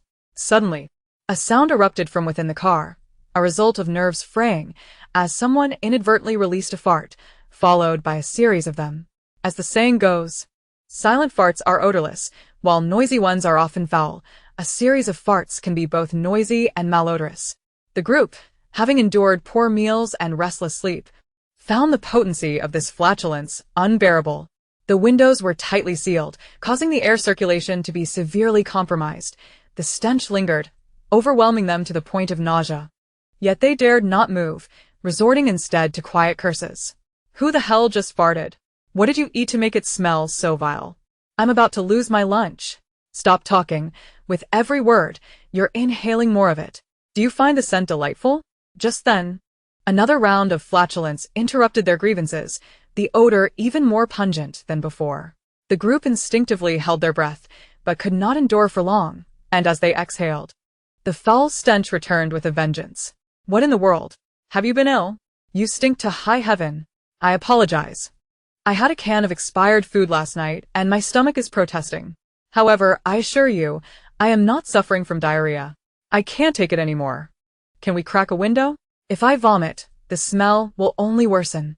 Crack a window? You must be out of your mind. Wang Shuo, equally distressed, understood the peril of opening a window with so many zombies nearby. Doing so would only signal their presence to the mutated hound and the undead. Yet, Zhang Su interjected, "Haven't you ever smelled your own? Take a deep breath, and you'll grow accustomed to it." Suppressing the urge to retch, Zhang Su spoke again. "If you dare to release another fart, I will ensure you meet your maker." His own patience was wearing thin, and the atmosphere within the car grew increasingly stifled and restless. Under the looming threat of death, silence fell once more within the vehicle. Minutes later, the satiated mutated hound made its move, leaping from the car's roof and darting into the adjacent forest. "Now's our chance," Wang Shuo suddenly exclaimed. Zansu. "Use your wind blade to injure the hound. The zombies will be drawn to it, and we will have our opportunity." "Understood," Zhang Su replied, albeit with irritation. as he unleashed a wind blade toward the distant hound. The blade sliced through the hound's fur, leaving a minor wound on its leg. The hound, oblivious, continued its flight as if merely scratching an itch. However, the surrounding zombies detected the scent of blood and began to pursue the hound. As the zombies followed, the group exhaled a collective sigh of relief. Wang Shuo placed his hand on the keys, attentively observing the surroundings through the rearview mirror, and instructed Zhang Su. Clear the nearby zombies. I need to turn the car around. We can't proceed in this direction. Zhang Su note that. Manifesting another wind blade that cleaved a nearby zombie's head in two. Chapter 31. At their wits' end at this moment, the mutated hound had vanished into the forest, with zombies steadily trailing behind. Hurry, hurry. The area around the vehicle began to clear, and those in the back seat grew increasingly agitated. They were desperate to leave this place. Had they known the journey would be so arduous, facing such a massive horde of zombies and the mutated hound, they would never have set out from Lingzhou. Ignoring the group's urgings, Wang Shuo focused on the distance between the zombies and their vehicle. Turning the car around would take time, and if they were too close, the zombies would catch up. With so many zombies surrounding them, escape would be impossible. However, the others were unaware of Wang Shuo's considerations and were anxious to depart immediately. Wang Shuo, what are you waiting for? Let us get moving. Now that the zombies are distracted, we need to turn around quickly before they regain their senses. Zhang Su added, his urgency palpable. Under the pressure of their insistence, Wang Shuo twisted the key, igniting the car and swiftly turning it around. The sound of the engine startled the nearby zombies, many of whom abandoned their pursuit of the hound to rush toward the vehicle. Go, go, go. They're coming. The zombies are coming. The sight sent the group into a panic as they began to pound on the driver's seat. Wang Shuo nearly lost control of the vehicle in the chaos. Enough, he shouted, gripping the steering wheel. Zhang Su, keep the zombies at bay. Right. Zhang Su, Overwhelmed and disoriented, reacted instinctively to Wang Shuo's command. He released several wind blades that whirled and decapitated the zombies lunging at the car. However, his abilities were limited. He could only produce a few blades. More zombies rushed forward, clinging to the exterior of the vehicle, and this was merely the initial wave. Dozens, if not hundreds. More were sprinting toward them. In the passenger seat, a zombie collided headfirst into the window, splattering gore and cracking the glass. Startled by the close proximity of the undead, Zhang Su shouted, Wang Shuo, who the... Damn it, stop rushing me. Once the car was turned around, Wang Shuo slammed the accelerator to the floor, speeding away just before the horde could engulf them.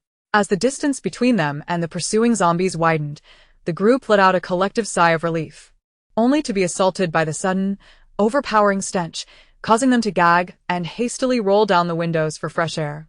On the mountainside, Pang Xing watched in astonishment as several individuals sped away along the road from the valley below.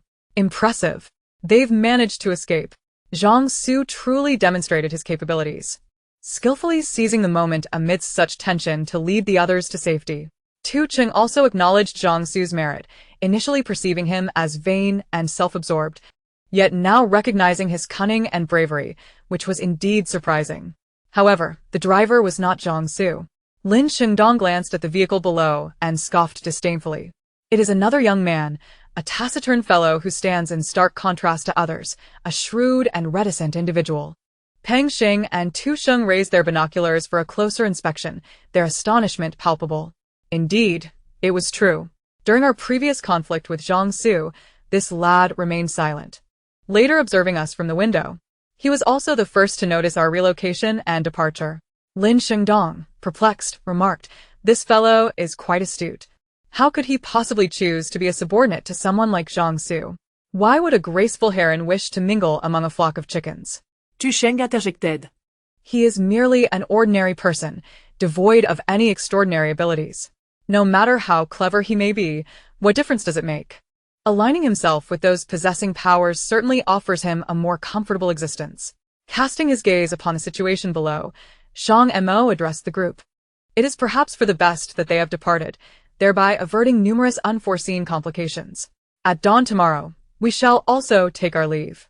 Subsequently, the group settled in the valley to rest, taking turns to keep watch. The following day, as the sun ascended, Guyu awoke to the crisp morning air.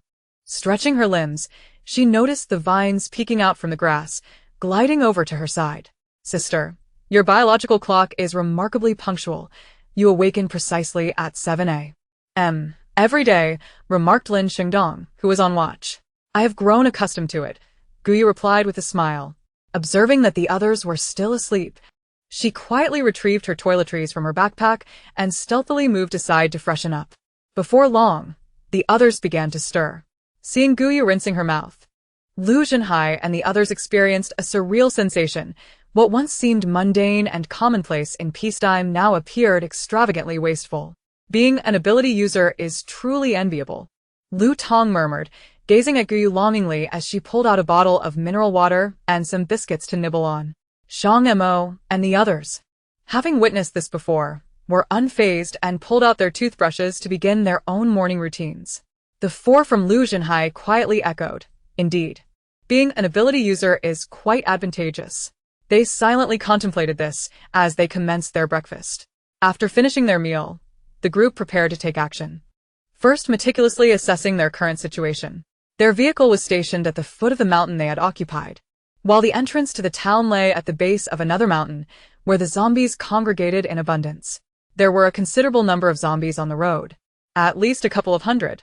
The situation in the town was even worse. Last night, it was too far to discern. But now it was evident that the area was densely populated with the undead.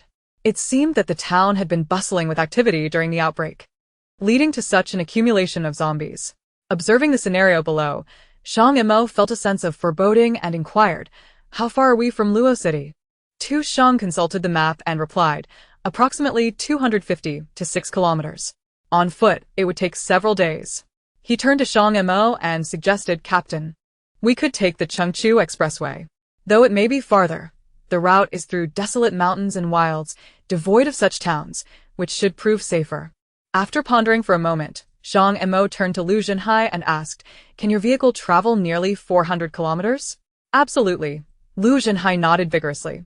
"That car is mine, and it has been well maintained since before the apocalypse.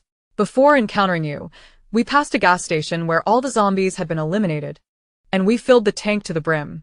Then let us proceed via the Chengchu Expressway." Given that the vehicle was in good condition, Shang Mo opted to forego the most direct route to Luo City. The town's dense population and the presence of an evolved dog on the mountain posed significant risks. A forced breakout could result in a troublesome pincer attack. Moreover, relying solely on foot could prolong their return, increasing the likelihood of unforeseen events. After deliberation, as daylight broke and the sun rose high, Guyu and her companions stealthily descended the mountain. Chapter 32. What on earth? A mere few dozen meters away, zombies wandered aimlessly. Guyu and her group emerged quietly from the roadside foliage and swiftly boarded the vehicle. Shang Mo took the wheel, with Tu Sheng in the passenger seat, Peng Xing and Lin Xingdong in the back, and Guyu comfortably seated in the rear compartment on her lazy sofa. Shang Mo executed a swift U-turn, steering the car away from the town, with Xiaolei's black SUV following closely behind. As the zombies receded into the distance, Lu Tong leaned against the car window, observing the rapidly disappearing scenery, feeling an inexplicable sense of security and gradually relaxing. After more than an hour, the group arrived at the Sampan Expressway interchange, where they changed direction and entered the route leading to the Chengchu Expressway. Guyu rested her chin on the car's edge, curiously surveying her surroundings. The 20-meter-high overpass hung in the air like a stroll along a precipice. This sensation was reminiscent of her earlier days on the cliffs, and although it was not as perilous as the abyss, the familiar feeling brought her joy. After traversing the circular curve of the overpass and driving for half an hour, they officially entered the Chengchu Expressway, continuing their journey toward Luo City. The Chengchu Expressway, a newly constructed interprovincial highway, was remarkably smooth, with many sections cutting through mountains, devoid of densely populated towns and even large villages. Only sporadic residences could be seen along the roadside, but they were sufficiently distant to pose no threat. As they neared Luhui City, the number of zombies along the roadside began to increase, yet fortunately, the Chengchu Expressway did not approach the city directly, merely skirting its outskirts, thus minimizing the likelihood of a zombie outbreak. "We're not far from Luhui City," Pang Xing noted, glancing at the rapidly retreating directional sign indicating a distance of 50 kilometers. Shortly thereafter, a deep mountain tunnel came into view. Through the windshield, the dark tunnel resembled a cavernous maw, waiting to ensnare its prey. This tunnel stretched for 100 meters. Tu Sheng, holding the map, cautioned, before entering the tunnel. Shang Mo parked the car by the roadside and asked Guyu to move from the back to the front. In the aftermath of the apocalypse, the electrical systems had long since collapsed, and previous experiences had proven that both plants and animals had undergone varying degrees of evolution and mutation. The tunnel was shrouded in darkness, likely concealing unknown mutated creatures, making it perilous for Guyu to remain alone in the rear compartment. Upon hearing Lin Xingdong relay this information and glancing at the seemingly bottomless tunnel, Guyu did not hesitate to exit the vehicle and take the passenger seat offered by Tu Sheng. Earlier at the gas station, when Guyu chose to sit in the back, she had mentioned her discomfort with confined spaces. The group regarded Guyu as a younger sister, showing genuine concern for her well-being. After closing the car door, Guyu hurriedly rolled down the window. The cramped space made her feel suffocated, reminiscent of the time she had been captured by humans and confined in an airtight box before being rescued by the forest's great spirits. The trauma had left her with lingering apprehensions about enclosed spaces.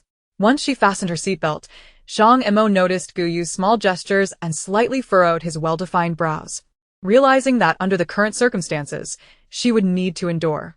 All right, Guyu obediently secured her seatbelt and smiled at Shang Mo. He nodded, started the car, turned on the high beams, and cautiously entered the tunnel. The tires rolled over the solid asphalt, the sound echoing through the vast tunnel, with everyone on high alert for any disturbances. Beyond the reach of the light, darkness enveloped them, an expanse of obscurity that instilled fear, even causing Guyu, accustomed to darkness, to begin feeling anxious. Gradually, the tunnel suddenly illuminated, revealing green luminescent spots along the walls and ceiling. It began with a few scattered glimmers, and then these luminous spots began to coalesce, as if the walls were dusted with green phosphorescence, and the air turned sweetly fragrant. "Close the windows," urged Shang Mo, furrowing his brow. The tunnel bore no signs of human presence, nor any zombies. Such an aroma was evidently unusual. Guyu hurriedly shut the window, peering curiously at the glowing walls through the windshield, momentarily forgetting the oppressive atmosphere. Lin Xingdong and the others likewise displayed expressions of intrigue. Pang Xing produced a flashlight, directing it towards the luminous spots on the cave wall, revealing that the walls were teeming with thumb-sized insects, the source of the green glow, rather than the hypothesized evolved plants. Gazing at the densely packed insects on the wall, Lin Xingdong in the rear seat exclaimed, "What are these creatures? Fireflies?" "They are certainly not fireflies," Tu Sheng remarked, also taking out a flashlight for a closer examination. "Our local fireflies typically only glow at their abdomens. But these insects emit light from their entire abdomen, and their mandibles are nearly half their body size. Where would one find such fireflies? Could they be mutated fireflies?" Guyu speculated. "That possibility cannot be dismissed," Tu Sheng replied, intrigued by the insects, sketching them on paper. "These insects appear to be responsive to sound." Observing the creatures on the cave wall, Guyu noticed they did not react to the light, yet their luminescence intensified as the vehicle approached. These insects seemed to have a peculiar reaction to sound. "We should all exercise caution," Shang Mo advised. "The glow activates as the vehicle moves forward, and the closer we get, the brighter it becomes. I wonder what these insects feed on? If they pose no threat, they might serve as excellent illumination at night." Lin Xingdong pondered the potential utility of the insects. Perhaps these insects are extraterrestrial invaders? With such large mandibles, they are likely carnivorous, Tu Sheng mused, gazing at the increasingly dense phosphorescence ahead. "Who knows what bizarre flora and fauna may emerge in the future?" Lin Xingdong responded. "Such as the apocalypse. When soldiers come, we wield arms. When waters rise, we bury ourselves in earth. As flora and fauna evolve, so too do we. There will always be a competition of superiority." Due to the uncertainty surrounding the insect's potential danger, Shang Mo reduced the vehicle's speed to a crawl, barely faster than walking. Silence enveloped the car, and the oppressive feeling resurfaced. Guyu instinctively took a deep breath, yet felt a persistent lack of oxygen. Seconds ticked by, and the expansive green glow began to wane, revealing a white light at the tunnel's end that steadily grew larger. After nearly 2 minutes traversing the 100-meter tunnel, which felt interminable, the group finally exhaled in relief upon emerging. "Oh my, that was suffocating," Guyu exclaimed, hastily rolling down the window to inhale the fresh air. Upon witnessing Guyu's nearly asphyxiated state, Pang Xing inquired, "Sister, do you suffer from claustrophobia?" "What is claustrophobia?" Tu Sheng explained. "It is an anxiety disorder regarding enclosed spaces, a fear of confined or crowded environments." "Perhaps." Guyu shrugged, recounting, "When I was a child, I was locked in a small box, too small to stretch my limbs. And I nearly suffocated." "Were you kidnapped?" Pang Xing asked. "Yes," Guyu nodded. "Those people were terribly wicked. They wanted to eat me, but fortunately, my siblings rescued me."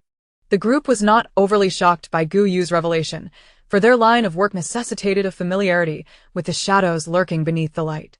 They imagined the tragic childhood experiences she must have endured, feeling an increasing sense of sympathy for the resilient young girl. "What has this child gone through?" Guyu suddenly queried, glancing at the zombies by the roadside. "Having traveled for days, should we not stop and slay some zombies? The crystal cores in their brains can enhance our abilities." Shang Mo replied, "When we set out, we passed a factory in Luo City, where we lured the zombies into a raw material pit. We could retrieve the crystal cores from there." "Prepare adequately," Guyu exclaimed in astonishment, noting that Shang Mo's strategic foresight resembled that of Grandpa Owl. Lin Shengdong chuckled, "Sister, our captain is quite shrewd, and with a butcher as our tactical advisor, no one can bully you." "Is that so?" Guyu remained skeptical. "Then how were you all bullied by that group from the research center before?" Shang Mo and the others replied. Pang Xing explained, "Our attire carries responsibilities and obligations. Moreover, many survivors require assistance, and we cannot forsake the many for the few." "I don't understand," Guyu confessed, unable to grasp Pang Xing's notions of responsibility and obligation. To her, saving those she wished to help or not was entirely her prerogative. No one could compel her to do what she did not desire. Shang Mo chuckled softly. "You need not understand, nor is it necessary. In this apocalypse, such principles no longer apply. Sister, this is our duty. You need not bear it. You merely need to be happy and strive to enhance your abilities," Lin Xingdong concurred. The journey ahead unfolded without incident, and the group smoothly passed through Green Lake City. Entering the domain of Luo City, the dust-covered off-road vehicle sped past, swiftly crushing the remains of a zombie in the road, ending its tormented existence, eliciting cheers from the occupants. "Sending you off to the afterlife, no need for thanks. There are people ahead," the young driver called out, pressing the accelerator to chase after two rapidly moving vehicles ahead. The others in the vehicle brandished their spiked clubs, large knives, and sharp long swords, eagerly peering out of the windows at the approaching cars. "Shang Mo, there's a vehicle coming up behind us, and they seem to be armed," Guyu noted through the rearview mirror, spotting a deep green off-road vehicle closing in, its window revealing a gleaming long knife and a homemade spiked club. "Pay them no mind," Shang Mo continued to drive at a steady pace. All four of them were armed and with 5 ability users in tow. Dealing with a few ordinary individuals was hardly a challenge. "Cool." Before the vehicles drew close, the occupants emitted a series of bizarre shouts. Lin Xingdong assessed the situation and chose to ignore them. Just a bunch of deluded youths. "Wow, look at all the supplies on their truck." The young people clad in punk attire gleamed with excitement at the sight of the cargo in the back of the small pickup truck. "Charge in and force them to stop," urged the others, prompting the off-road vehicle to accelerate again, overtaking the SUV and closing in on the pickup. However, just as they intended to cut off the truck, they turned and found 4 men in military uniforms atop the vehicle. The deluded youths, now aligned side by side, fell silent, staring blankly at Tu Sheng, who smiled brightly from their rear window. "Care to chat for a moment?" Tu Sheng raised his gleaming pistol, grinning as he addressed them. These youths were barely more than 18 or 19, clearly the type of fervent and reckless young men. "My apologies, brothers. We didn't mean to intrude." The young driver hastily slammed the accelerator down, fleeing the scene as if escaping a place of misfortune. "Why did they leave?" "I thought a fight was about to break out." Guyu, taken aback, had braced herself for a confrontation, bewildered by the unexpected turn of events. Pang Xing shook his head with a smile and remarked, "A bunch of little brats have let themselves loose. We needn't concern ourselves with them." After running a distance, The occupants of the off-road vehicle were suddenly struck by a wave of apprehension. "Holy crap, they actually have guns!" one exclaimed. "Are you an idiot? Of course they have guns, they're soldiers." This led to the unsettling realization that the government and military were still operational. Following this revelation, the girl adorned with smoky eye makeup shouted in dismay, "We're doomed. We've smashed quite a few shops along the way. Will we be sentenced?" In this apocalyptic world, what kind of sentence could they possibly hand down? Another responded, albeit with a hint of uncertainty. "What if the issue is confined to our province, and the outside world remains normal?" He hastily added, "But fret not. Without surveillance, who would know it was us? If it ever comes to questioning, we shall deny everything." Indeed, others chimed in, "We haven't killed anyone. We merely vandalized some shops." In an apocalypse, does that even matter? Does it not matter? The girl retorted. Is the entire world truly in ruins? The group was uncertain. In a moment of reckless enthusiasm, they had decided to camp in the wild, only to find the world altered upon their descent. The absence of radio and broadcasts left them in bewilderment. Upon encountering the zombies that surged from the roadside, they felt an exhilarating triumph. They had finally attained freedom, liberated from the burdens of academic obligations, the constraints of unwelcome attire, and the necessity to conceal their untamed spirits. Fortuitously, they discovered an off-road vehicle with the keys still inside, and one among them, fresh from taking the driving test after the college entrance examination, was able to drive. The four reveled in their newfound freedom, ransacking shops along their path, acquiring weapons from these ventures.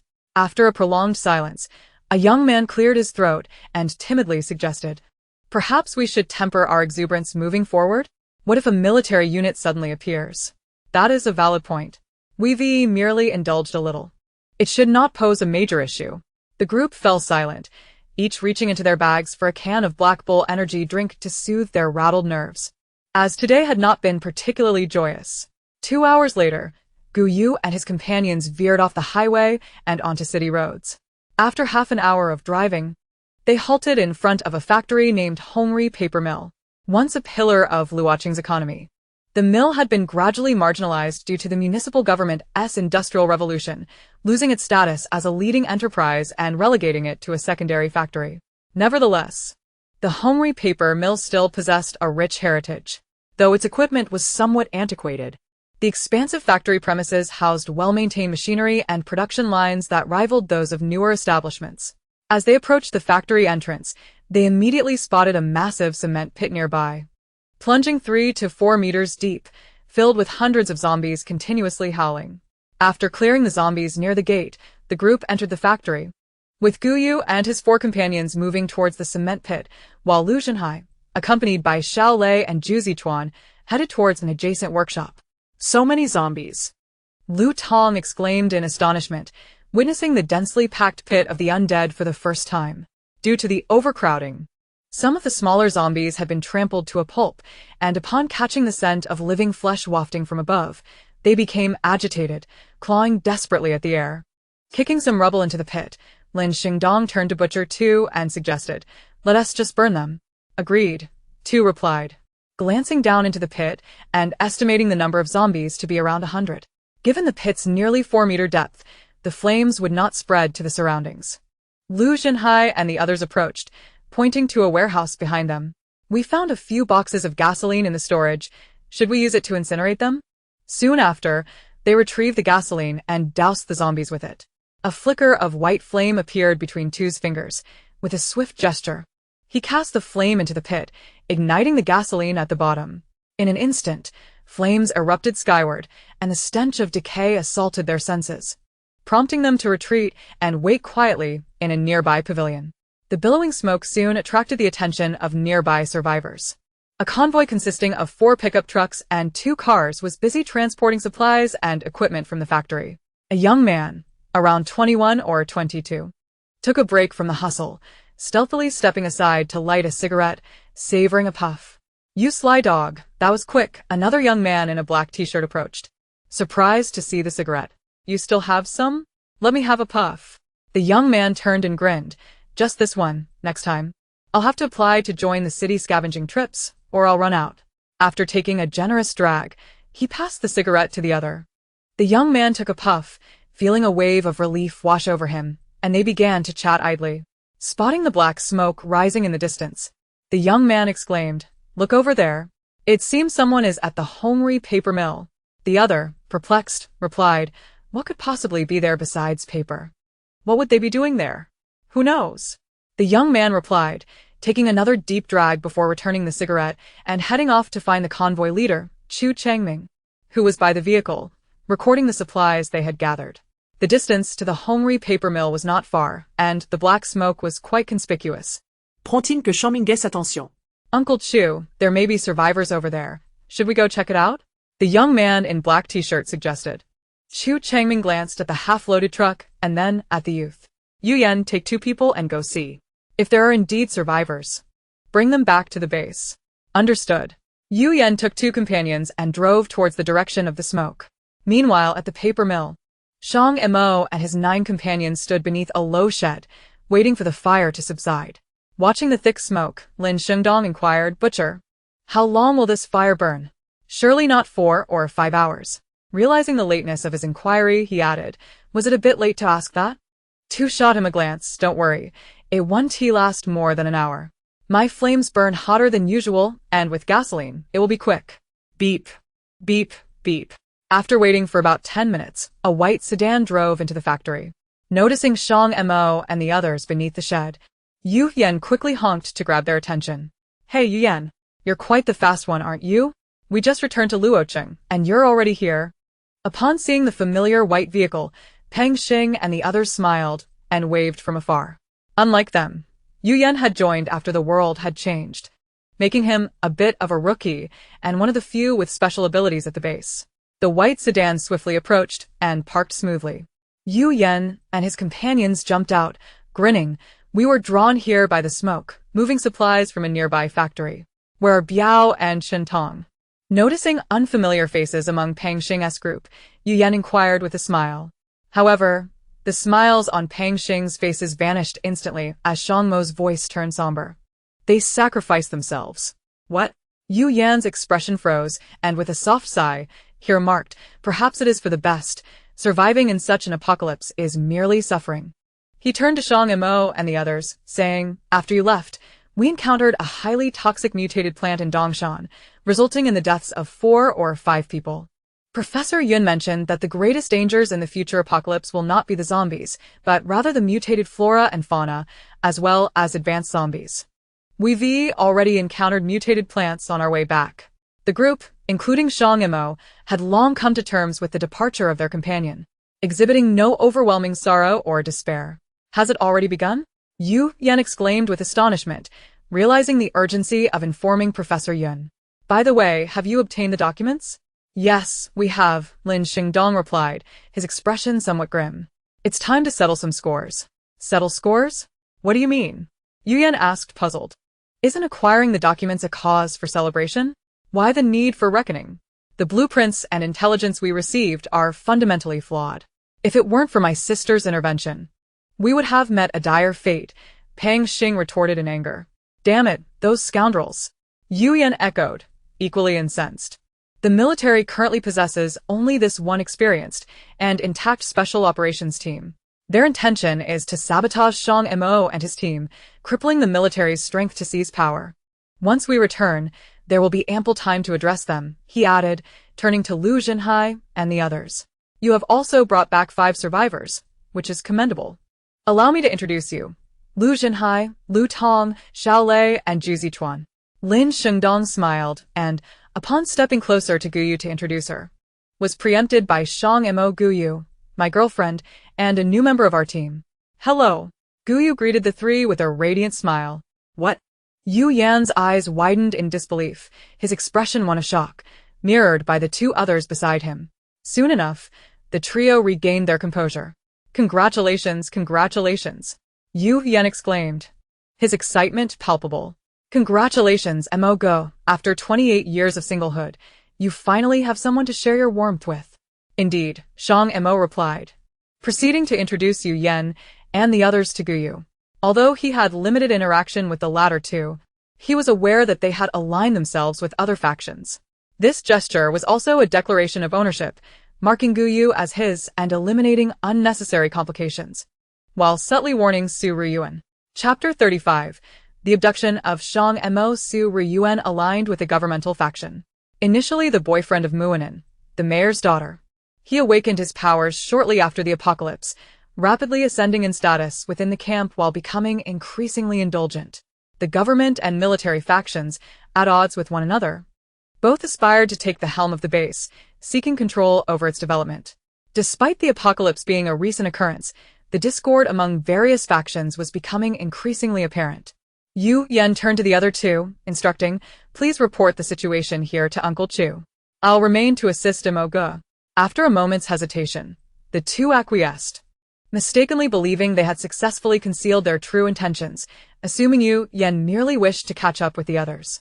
Once they drove away, Yu Yan pulled Shang Mo aside, whispering, "Mo Ge, during your absence, quite a few events have transpired at the base, and Su Ruyuan has been making significant moves. In recent days, they have absorbed several new survivors into the base, including 2 competent ability users. Our side is becoming somewhat weakened. What is the specific situation on each side?" Shang Mo inquired. It is only natural for Su Ruyuan to act. If he can devise schemes to eliminate them, he certainly wouldn't expect our team to return unscathed. How could he remain idle while awaiting news? Yu Yan enumerated, on our side, we have myself and He Yunfei, while Su Ruyuan's faction, along with the newly recruited Rong Chaoyang and Shenwan, boasts 3 ability users. Other factions remain unchanged. However, in the past couple of days, Su Ruyuan has grown very close to Chiba, and Shenwan seems to be completely subservient to him. Their relationship is quite ambiguous. This woman has caused Mu in quite a bit of trouble, yet Mu Jianshan has remained unresponsive, allowing the matter to dissipate. Seeing that Su Ruyuan's faction had only 3 ability users, Shang Mo felt little surprise, but he did not anticipate that Su Ruyuan had also compromised himself.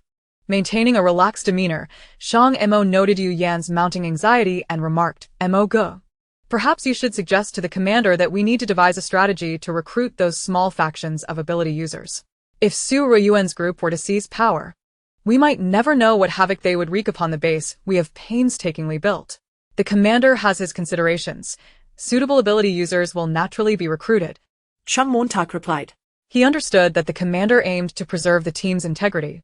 Untrained ability users, coupled with their status as the strong in this apocalypse, would be exceedingly difficult to manage.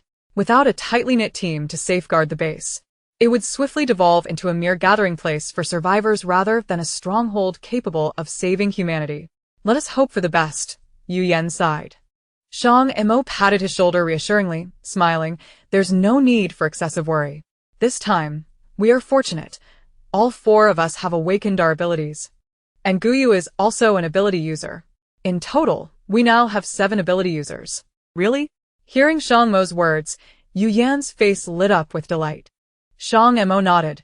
"We came here specifically to retrieve crystal cores." "That is truly wonderful," Yu Yan exclaimed joyfully. "The next time I encounter Su Ruyuan, I shall confront him decisively." "Who are you planning to confront?" Peng Xing's voice chimed in. Yu Yan replied without hesitation, "Who else but that pompous Su Ruyuan?" Su Ruyuan was the strongest ability user within the base, and also the most ostentatious in his actions.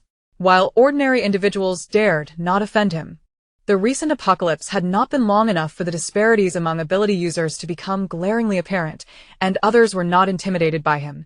In private, they referred to him as the Great Peacock. Su Ruyuan possessed striking looks, having charmed the mayor's daughter before the apocalypse with his handsome visage.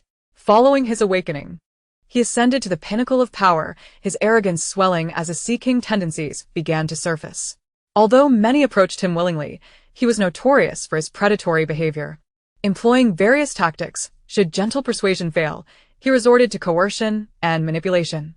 Without strong protection, ordinary girls found it nearly impossible to resist him. "Fear not. He shall not be able to prance about for long," Peng Xing remarked, his expression darkening at the mention of Su Ruyuan, who had stolen away a girl he had coveted. He turned to Shang Mo and added, "Captain, the butcher has indicated we can now collect crystal cores." "King Ye, "What is your ability?" Shang Mo asked as he approached the butcher and his companions. Yu Yan draped an arm over Peng Xing's shoulder. But before he could settle it comfortably, Pang Xing swiftly reversed his arm, pinning it behind his back. Yu Yan, taken aback, exclaimed, "What the heck, Xingge? How are you so quick?" "I possess agility-type abilities," Pang Xing replied proudly as he released Yu Yan's arm. Yu Yan pressed further, "Xingge, what are your abilities?" "I am an agility-type user. The captain controls objects, the butcher wields fire, Dongzi has enhanced vision, and Guyu possesses plant-based abilities," Pang Xing succinctly summarized. Recognizing that this information would soon become common knowledge, there was no need to conceal it any longer. "Impressive," Yu Yan remarked, glancing at Guyu before whispering, "Xingge, Emogo's girlfriend is so beautiful and young. You must be cautious of Surui Yuan. That scoundrel has a knack for deceiving women. Rest assured, my sister will not be fooled." Pang Xing had already discerned, after spending several days together, that Guyu's affections were solely for Shang Mo, rendering her indifferent toward others. In the cement pit, the zombies had been reduced to ashes. The group had managed to procure a large net from an unknown source, layering it several times to create a sieve. Zhu Zichuan and Xiao Lei stood opposite each other, pulling the sieve taut, their faces adorned with cloth wraps. Lin Xingdong and the butcher, positioned at the other sides, used shovels salvaged from the guardhouse to sift the burnt ash onto the sieve, leaving behind large inorganic materials and crystal cores. Shang Mo and Lu Zhenhai stood at the edge of the pit, observing the situation below like two overseers supervising their workmen. Guyu stood beside Shang Mo, ever eager to bask in the glow of his merits. After laboring for half an hour, the group had managed to procure 35 crystal cores, all of which were rather murky, low-grade white cores. My heavens! After all that toil, only 35 cores were yielded. Lin Xingdong emerged from the concrete pit, shaking his weary arms, utterly exhausted. The quantity of crystal cores was meager. Among 3 zombies, it seemed only one might possess a core. Nevertheless, I believed that truly formidable evolved zombies would undoubtedly yield cores. Suddenly, Guyu's eyes sparkled with inspiration as she turned to Shang Mo, seizing the opportunity to grasp his hand in pursuit of merit. "Let us hunt evolved zombies. Or perhaps seek out evolved plants. We might even stumble upon a second great tree. Whether we pursue evolved zombies or plants, it necessitates roaming about," allowing Guyu to discreetly search for places imbued with spiritual energy.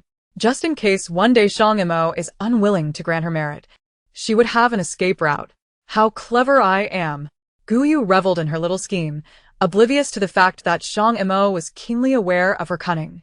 He playfully pinched her cheek and remarked with a smile, "Once we have settled matters at the base, you may go wherever you wish."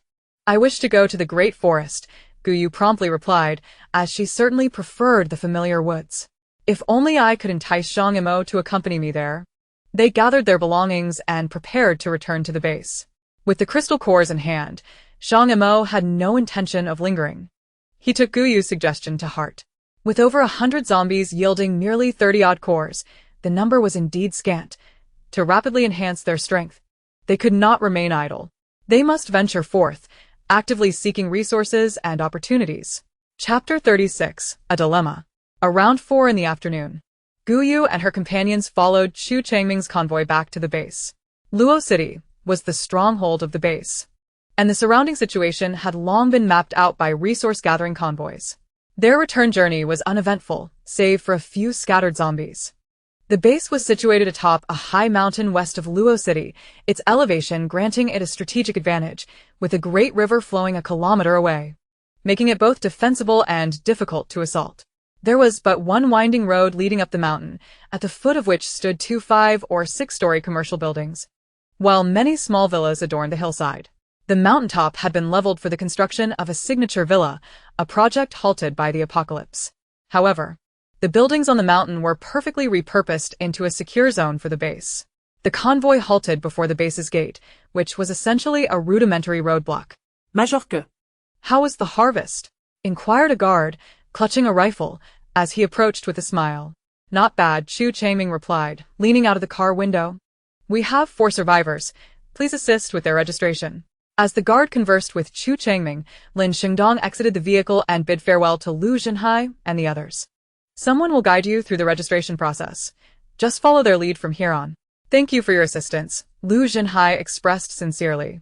The Luo City base was far better than he had anticipated, orderly and protected by troops, and located on a hillside, making it safe from zombies. At last, he could enjoy a peaceful night's sleep. Upon seeing Lin Shengdong disembark from the vehicle, nearby onlookers were filled with surprise. Look, the Shang Mo team has returned. Indeed. I heard they were all supposed to have perished outside. How remarkable that they survived such a long journey and returned, especially with so many zombies in Lingzhou. Rumors of upheaval were bound to arise at the base. What does it matter? The conflicts above have nothing to do with us. After Chu Changming's convoy entered the base, Shang Mo and his companions followed suit, parking in the designated lot. Hey, are you coming home with us, or will you accompany the captain to the laboratory? Pang Xing asked Gu Yu as he stepped out of the vehicle. I'll return home with you. Gu Yu promptly shook her head, wishing to avoid the laboratory. If anyone discovered her true nature, she would surely be captured for dissection. Shang Mo affectionately ruffled her hair and said with a smile, There are 2 vacant rooms in the villa. Choose one for yourself, and let them take you for a stroll nearby. Okay, go ahead. Gu Yu smiled and waved her hand, while Tu Chung and Shang Mo turned towards the mountaintop laboratory. Pang Xing and Lin Shengdong carried the remaining supplies from the vehicle back to the villa, resources obtained from their mission that need not be surrendered to the base. The laboratory was the most crucial area of the entire base, situated in the mountaintop villa, with equipment salvaged from hospitals and research centers. Guards stood at the entrance, and researchers clad in white lab coats came and went, creating an atmosphere of orderly efficiency. Shang Mo, you have returned, exclaimed a short-haired woman in her 40s. Stepping out of the villa, her face lighting up at the sight of Shang Mo and Tu Chung. The two hurried over to her and asked, Professor Yun, we have acquired data from the Biological Research Center. How are things progressing in the laboratory? The equipment is incomplete, and essential reagents for experiments are in short supply. A few days ago, Captain Chu's team scouted an experimental center, which barely alleviated these issues. The laboratory has begun operations in the last couple of days. Yunlon explained further. Did you encounter any difficulties on your journey? Recently, a number of survivors returning from the outside have brought back a wealth of information. There's been a surge of rumors within the base. Some claim you would not return, while others assert you would fail your mission and abandon it at the last moment. The atmosphere is rather unsettling. It was not entirely smooth sailing. We lost 2 members. Shang Mo replied. Let us go inside and discuss. Following Yunlon into the villa, she elaborated currently both Old Tan and I lead separate research teams. He focuses on the zombie virus, aiming to develop a vaccine. My goal is to address the utilization of crystal cores. Such valuable resources must not be wasted. Although it was known that zombie crystal cores could enhance supernatural abilities, the increase was not particularly pronounced, and the efficiency of their use remained low. Truly a conundrum. Yunlon was eager to discern the substance within the cores that contributed to the enhancement of abilities. If it could be produced en masse, the strength of ability users would rise, significantly bolstering the base's capacity to withstand crises. However, thus far, the true value of the crystal cores had yet to be realized. Moreover, given that the apocalypse had only recently begun, most ability users were still of low rank, primarily at level 1, and with their numbers being few, the base had not prioritized the collection of crystal cores, resulting in a considerable waste of resources. Aside from a handful of ability users, the rest of the populace possessed no surplus crystal cores. What is most vital in this apocalyptic world? Undoubtedly, it is resources. Only with sufficient resources can a base truly thrive. As the apocalypse deepens, a resource-rich safe zone will endure. After handing over the data to Yunlon, Shang Mo and his companions sought out military leaders, which was also the purpose of their journey. The military's leader, Su Yuesheng, was a veteran with 40 years of service. When the apocalypse struck, he was among the first to recognize the gravity of the situation, rallying all surviving soldiers from the military district to establish a safe haven for humanity. Su Ruiyuan and his group were newcomers to this endeavor. At that time, manpower was in short supply, and a portion of police forces remained with the government. Considering their shared commitment to the nation and its people, Su Yuesheng permitted their inclusion. Thank heavens you have finally returned safely. The rumors within the base have escalated, and I was growing concerned. Now that you are back, those rumors will swiftly be dispelled. The news of Shang Mo and his team's return reached Su Yueshing shortly after their arrival at the base. Among the forces at his disposal, aside from the two superhumans, Shang Mo's squad was undoubtedly his most formidable asset, his trump card. If anything were to transpire, he would find it impossible to contend with Mu Jianshan.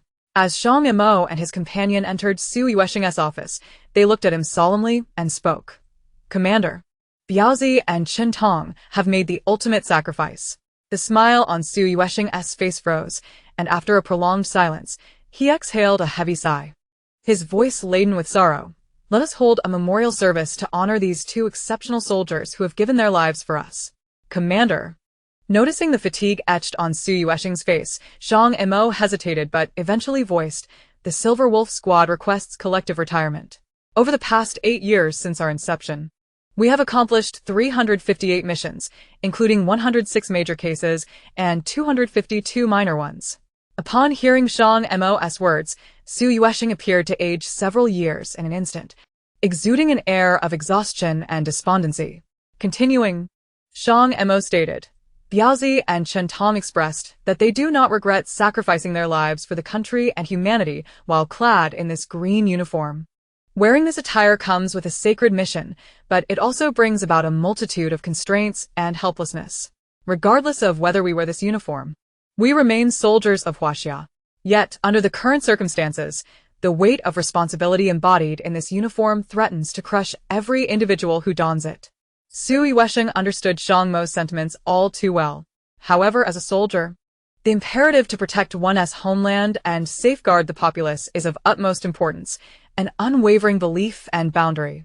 When the people are in need, regardless of one's location or perilous situation, one must prioritize duty and mission above all else, even above one's own life. Yet, in this post-apocalyptic world, some lives are not worth saving. One cannot have both fish and bear as paw. Retire, and you shall be free, for the base can only thrive with your freedom.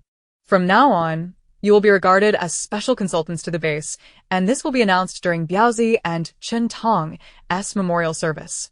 Su Yueshing sighed once more, gazing at the two with a weighty earnestness.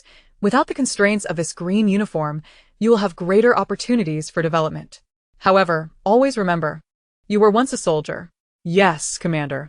Shang Mo and Tu Sheng saluted Su Yueshing in unison with a precise military greeting. Go on. Su Yueshing gestured towards them, his form becoming noticeably stooped, this elderly man nearing 60 striving to maintain order in hopes that humanity may flourish once more. The two nodded respectfully and turned to leave Su Yueshing's office. Resources for housing at the base were exceedingly scarce. The squad was allocated a 3-story villa, meticulously renovated, with 3 rooms on each floor. Previously, the team comprised only 6 members, leaving the 3 rooms on the 3rd floor vacant. Guyu chose the middle bedroom on the 3rd floor, a space with a splendid view and a spacious balcony, from which one could gaze upon the entirety of the base and the surroundings below. After organizing her room, Guyu descended the stairs to find Pang Xing and Lin Xingdong lounging on the sofa in the living room, a coffee table laden with supplies they had brought back from the vehicle. There's no place like home, Lin Xingdong yawned, a cigarette perched between his fingers, the carton resting on the coffee table beside him. He took a drag, exhaling a ring of smoke, as Pang Xing asked, when do you think Su Ruiyuan will arrive? Definitely tonight, Lin Xingdong affirmed confidently. The captain has already leaked news of our awakened abilities. Su Ruiyuan must be in a frenzy right now, possibly even suspecting that we're using smoke bombs. Is Su Ruiyuan really that formidable? Guyu inquired as she descended the stairs, intrigued by the frequent mentions of this name which seemed to denote someone of great significance. Lin Xingdong and Pang Xing exchanged remarks, providing a general overview of Su Ruiyuan, emphasizing his prowess as a sea king, his knack for living off others, and his ruthlessness in his dealings. Why not just eliminate him? Guyu queried, unable to comprehend why such a malevolent individual was allowed to exist. Just end him and uphold justice. It might even earn us some merit. The two were momentarily at a loss for words, contemplating how to explain. He is backed by a formidable force, and he himself is a superhuman. To kill him recklessly would disrupt the peace of the base. Stability must come first. But allowing him to live puts others at risk. Can't the base function without him? Guyu's charming brows furrowed slightly in confusion. She found it difficult to understand. In a forested mountain setting, if a tyrannical bandit emerged, the other formidable beings would not hesitate to eliminate him. The subordinates would swiftly choose a new leader without causing chaos in the mountains. Su Ruiyuan himself may not be significant, but the power behind him is. Shang Mo's voice echoed from the doorway. Guyu turned to see two tall, striking figures entering the room one after the other. Shang Mo continued, the human heart is the most inscrutable. Everyone has their own hidden agendas. When chaos ensues, everyone seeks to take advantage of the turmoil, especially in this perilous post-apocalyptic world. You're back, Guyu exclaimed, her face lighting up as she bounded toward Shang Mo. Her sweet smile making her forget all about Su Ruiyuan. Nothing was more important than the radiant presence of the man before her. Tu Sheng chose not to interrupt their exchange and instead settled himself onto the sofa. As Shang Mo observed his girlfriend rushing towards him with joyful abandon, he smiled gently and ruffled Guyu's hair, asking, have you selected your room? I chose the one in the middle on the third floor, with the balcony. Guyu replied, then looked up at Shang Mo. What about you? The first room on the left on the second floor. As the two publicly exchanged affection, Lin Xingdong and Pang Xing cleared their throats, prompting Shang Mo to lead Guyu away casually, advising, drink more water if your throat feels dry. Lin Xingdong quipped, Captain, you need to consider the feelings of us 3 single dogs. Watching you two be all lovey-dovey every day is quite unbearable. Captain, have you met with the commander? How did it go? Pang Xing asked, directing his gaze at Shang Mo and Tu Sheng. Shang Mo nodded, stating, the commander has agreed. The news will be announced at the memorial service. From now on, we will be classified as special consultants. His words left Pang Xing momentarily stunned, the unexpected smoothness of the process striking them. The thought of soon shedding their green military uniforms filled them with a bittersweet sense of nostalgia. So, I won't be a soldier anymore? Lin Xingdong mused, feeling as though he were living in a different era. The decision to retire had been a collective one, deliberated among the 4 members of the squad. The abruptness of shedding their beloved attire brought a sting to his eyes. Tu Sheng patted Lin Xingdong on the shoulder, offering reassurance. Being a soldier isn't determined by a uniform. As long as you believe in your heart that you are, then you are. Take your time to adjust.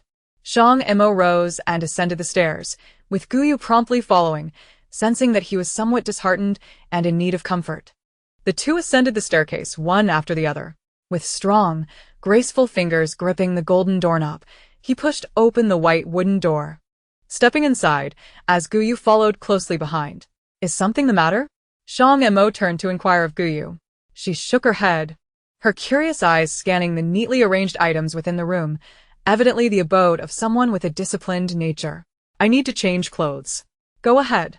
Guyu entered and settled onto the immaculate bed, thoughtfully positioning herself with her back to Shang Mo. Such a splendid opportunity to accrue merits should not be squandered. Shang Mo's lips pressed tightly together, his striking dark eyes revealing a hint of exasperation as he shook his head. He approached the wardrobe and retrieved a casual outfit, shedding his blood-stained coat. Hearing the rustling sounds behind him, Guyu stealthily turned her head and raised an eyebrow at Shang Mo, who was changing clothes by the bedside. Chapter 38. Will you get hurt for me?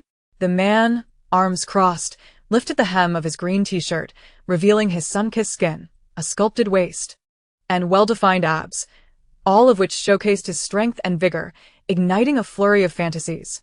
As the t-shirt came off, his tousled hair danced lightly, adding an air of carefree charm, and his robust arms exuded an undeniable sense of security. The perfect amalgamation of strength and sensuality radiated from him, captivating Guyu completely. She mused inwardly, marveling at the divine favor bestowed upon her. Such a dazzling and handsome man was surely a rarity. Noticing her dazed gaze, Shang Mo gently inquired, "What's the matter?" Guyu scampered over, wrapping her arms around him, her soft, delicate hands pressing against his lean waist. Shang Mo's body tensed instantly, her cool touch acting like an incantation that momentarily paralyzed him. Oblivious to the effect she had on him, Guyu reveled in the warmth of the merits coursing through her skin, her hands wandering, making Shang Mo's ears flush crimson. "Let go," he gasped, stifling the rising heat within him, striving for restraint. "Kiss me," Guyu persisted, tightening her embrace, her intentions unmistakably playful. With a soft sigh, Shang Mo wrapped his arms around her, leaning down to kiss her. Fueled by the influx of merits, Guyu was elated. After a tender kiss upon her fragrant lips, Shang Mo seated her on his lap at the edge of the bed, his voice low and magnetic. "Do you truly like me this much?" "Yes, I like you." She nodded earnestly. "Shang Mo, come back to the forest with me. Let us find a beautiful place and have many babies." In the realm of the great fairies, those who encountered a person of merit would remain with them for a lifetime and bear children. Satisfied with Shang Mo's merits, Guyu decided she would stay with him forever, naturally wanting to have children. Upon hearing Guyu's declaration of affection once more, Shang Mo felt no need to hesitate or resist. He leaned down to kiss her again. So be it. "I shall hold on to this girl and strive to live fully in the days to come." Shang Mo was not one to make decisions lightly. But once he resolved to grasp something, he would not let go. Though Guyu was inexperienced in the art of kissing, she was eager to cooperate, and Shang Mo, equally unskilled yet naturally gifted, soon mastered the essentials of their shared kisses. As his technique improved, Guyu began to appreciate the sweetness of their exchanges. After a prolonged moment, their lips parted. Guyu nestled against Shang Mo's neck, her cheeks flushed, her entire being resting in his embrace. Each gentle breath she took carried a refreshing scent, reminiscent of a forest after rain, enchanting and irresistible. "Should you return to your room? I still need to tidy up," he suggested, though his large hand remained firmly around her waist, reluctant to release her. Their relationship had progressed rapidly, and he sensed the need for time to stabilize it. Moreover, with Guyu being only 20, he worried she might one day regret this decision and blame him. In the face of Guyu, he found himself overly cautious and hesitant. Whether due to her innate advantages or her charming demeanor, Shang Mo felt utterly captivated. For both emotional and practical reasons, he found it difficult to relinquish the delicate flower nestled in his arms. Thus he resolved to proceed gradually, ensuring Guyu grew accustomed to his presence. No. Guyu decisively shook her head. "How could I let such a splendid opportunity to accrue merit slip away? If it's uncomfortable, so be it. One must endure hardship to rise above." Shang Mo pressed a gentle kiss to her forehead and softly admonished, "Then don't be troublesome." "Okay," Guyu acquiesced, genuinely settling into Shang Mo's embrace, channeling her energy. Noticing the scars adorning Shang Mo's body, she reached out to touch them, her curiosity piqued. "How did you get these wounds?" "This one is from 5 years ago, sustained during a mission. That one was a gunshot wound incurred while rescuing a hostage," he explained, capturing her wandering hand and recounting his past experiences in detail. "Why do all your wounds seem to be for others?" Guyu's fingertips radiated a soft white light, enveloping the scars, her heart aching for him, while also perceiving Shang Mo's naivety in selflessly putting himself in harm's way for others. He smiled wryly. "It is my duty and responsibility." Guyu looked up earnestly, her eyes wide. "Would you get hurt for me? As long as I am here, you shall not be harmed," Shang Mo promised. Chapter 39. The proactive girl, "I will protect you too," Guyu declared, planting a kiss on Shang Mo's chiseled jawline. Nestling deeper into his embrace, adding, "I will become very formidable." "I know," Shang Mo replied with an affectionate smile, misunderstanding her to mean her powers would grow stronger. Unaware, she referred to her magical abilities post-training. Cocooned in Shang Mo's presence, Guyu felt completely enveloped by the merits, stifling a yawn as her eyelids grew heavy. After a while, noticing she had fallen asleep, Shang Mo carefully laid her on the bed, picked up his clothes, and quietly retreated to the bathroom for a shower. Changing into a clean outfit, he donned a color-blocked shirt and casual pants, rolling the sleeves to his elbows, meticulously washing the green attire he had just removed, knowing he likely would not wear it again. At 6:30 in the evening, Shang Mo sat at the bedside, gazing at Guyu's sweet sleeping visage. He reached out to caress her fair face, tracing her features as if to etch her into his heart, a faint smile gracing his lips as his demeanor softened. As if unable to resist, he leaned down to place a gentle kiss on her full forehead. Guyu murmured softly, prompting Shang Mo to look down at her tenderly. As her lashes fluttered open, revealing her beautiful amber eyes, purer than the finest gems of nature, she appeared adorably dazed. Embodying innocence and charm, akin to a flower glistening with morning dew, making one yearn to pluck and cradle her in their hands. Guyu extended her hand from beneath the thin blanket, and Shang Mo instinctively pulled her up into his embrace, softly asking, "Are you hungry?" Leaning against his shoulder, Guyu lazily nodded, her voice soft. "What time is it?" "It's 6:30. The cafeteria opens at 7. Do you wish to dine there or stay at home?" Shang Mo's voice was gentle, his large hand patting her back to help her awaken. Guyu paused for a moment, looking up at Shang Mo. "Is the food you make good? I don't know how to cook." When she was a fairy, cooking was unnecessary. After becoming human, she lacked the opportunity and means to learn, leaving her with the ability to eat but not to prepare meals. This posed a challenge for Shang Mo. As none of the 4 men were particularly skilled in the kitchen, they could manage to boil noodles at best, but the taste was hardly exceptional, merely edible. After all, culinary skills were not a requisite for special forces. Shang Mo tak momohet. Let us dine at the cafeteria. If it does not suit your palate, we can request the kitchen to prepare something special in exchange for supplies. After a brief moment of leaning against Shang Mo, Guyu felt the softness in her body gradually dissipate before rising from the bed. In the living room downstairs, Pang Xing and 2 others were seated on the sofa, engaging in hushed discussions. They had shed their green uniforms and donned their casual attire. Lin Shengdong glanced at the wall clock and, with a hint of curiosity, remarked in a low voice, "It has been over 2 hours. Do you think the captain has succeeded?" Pang Xing shook his head, asserting, "Not likely."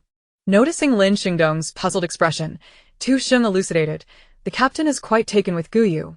The more serious he becomes, the more hesitant he tends to be, overthinking every step. It's still too early. But I observed that the girl was quite proactive. When they encountered the evolved dogs in that village, they even kissed."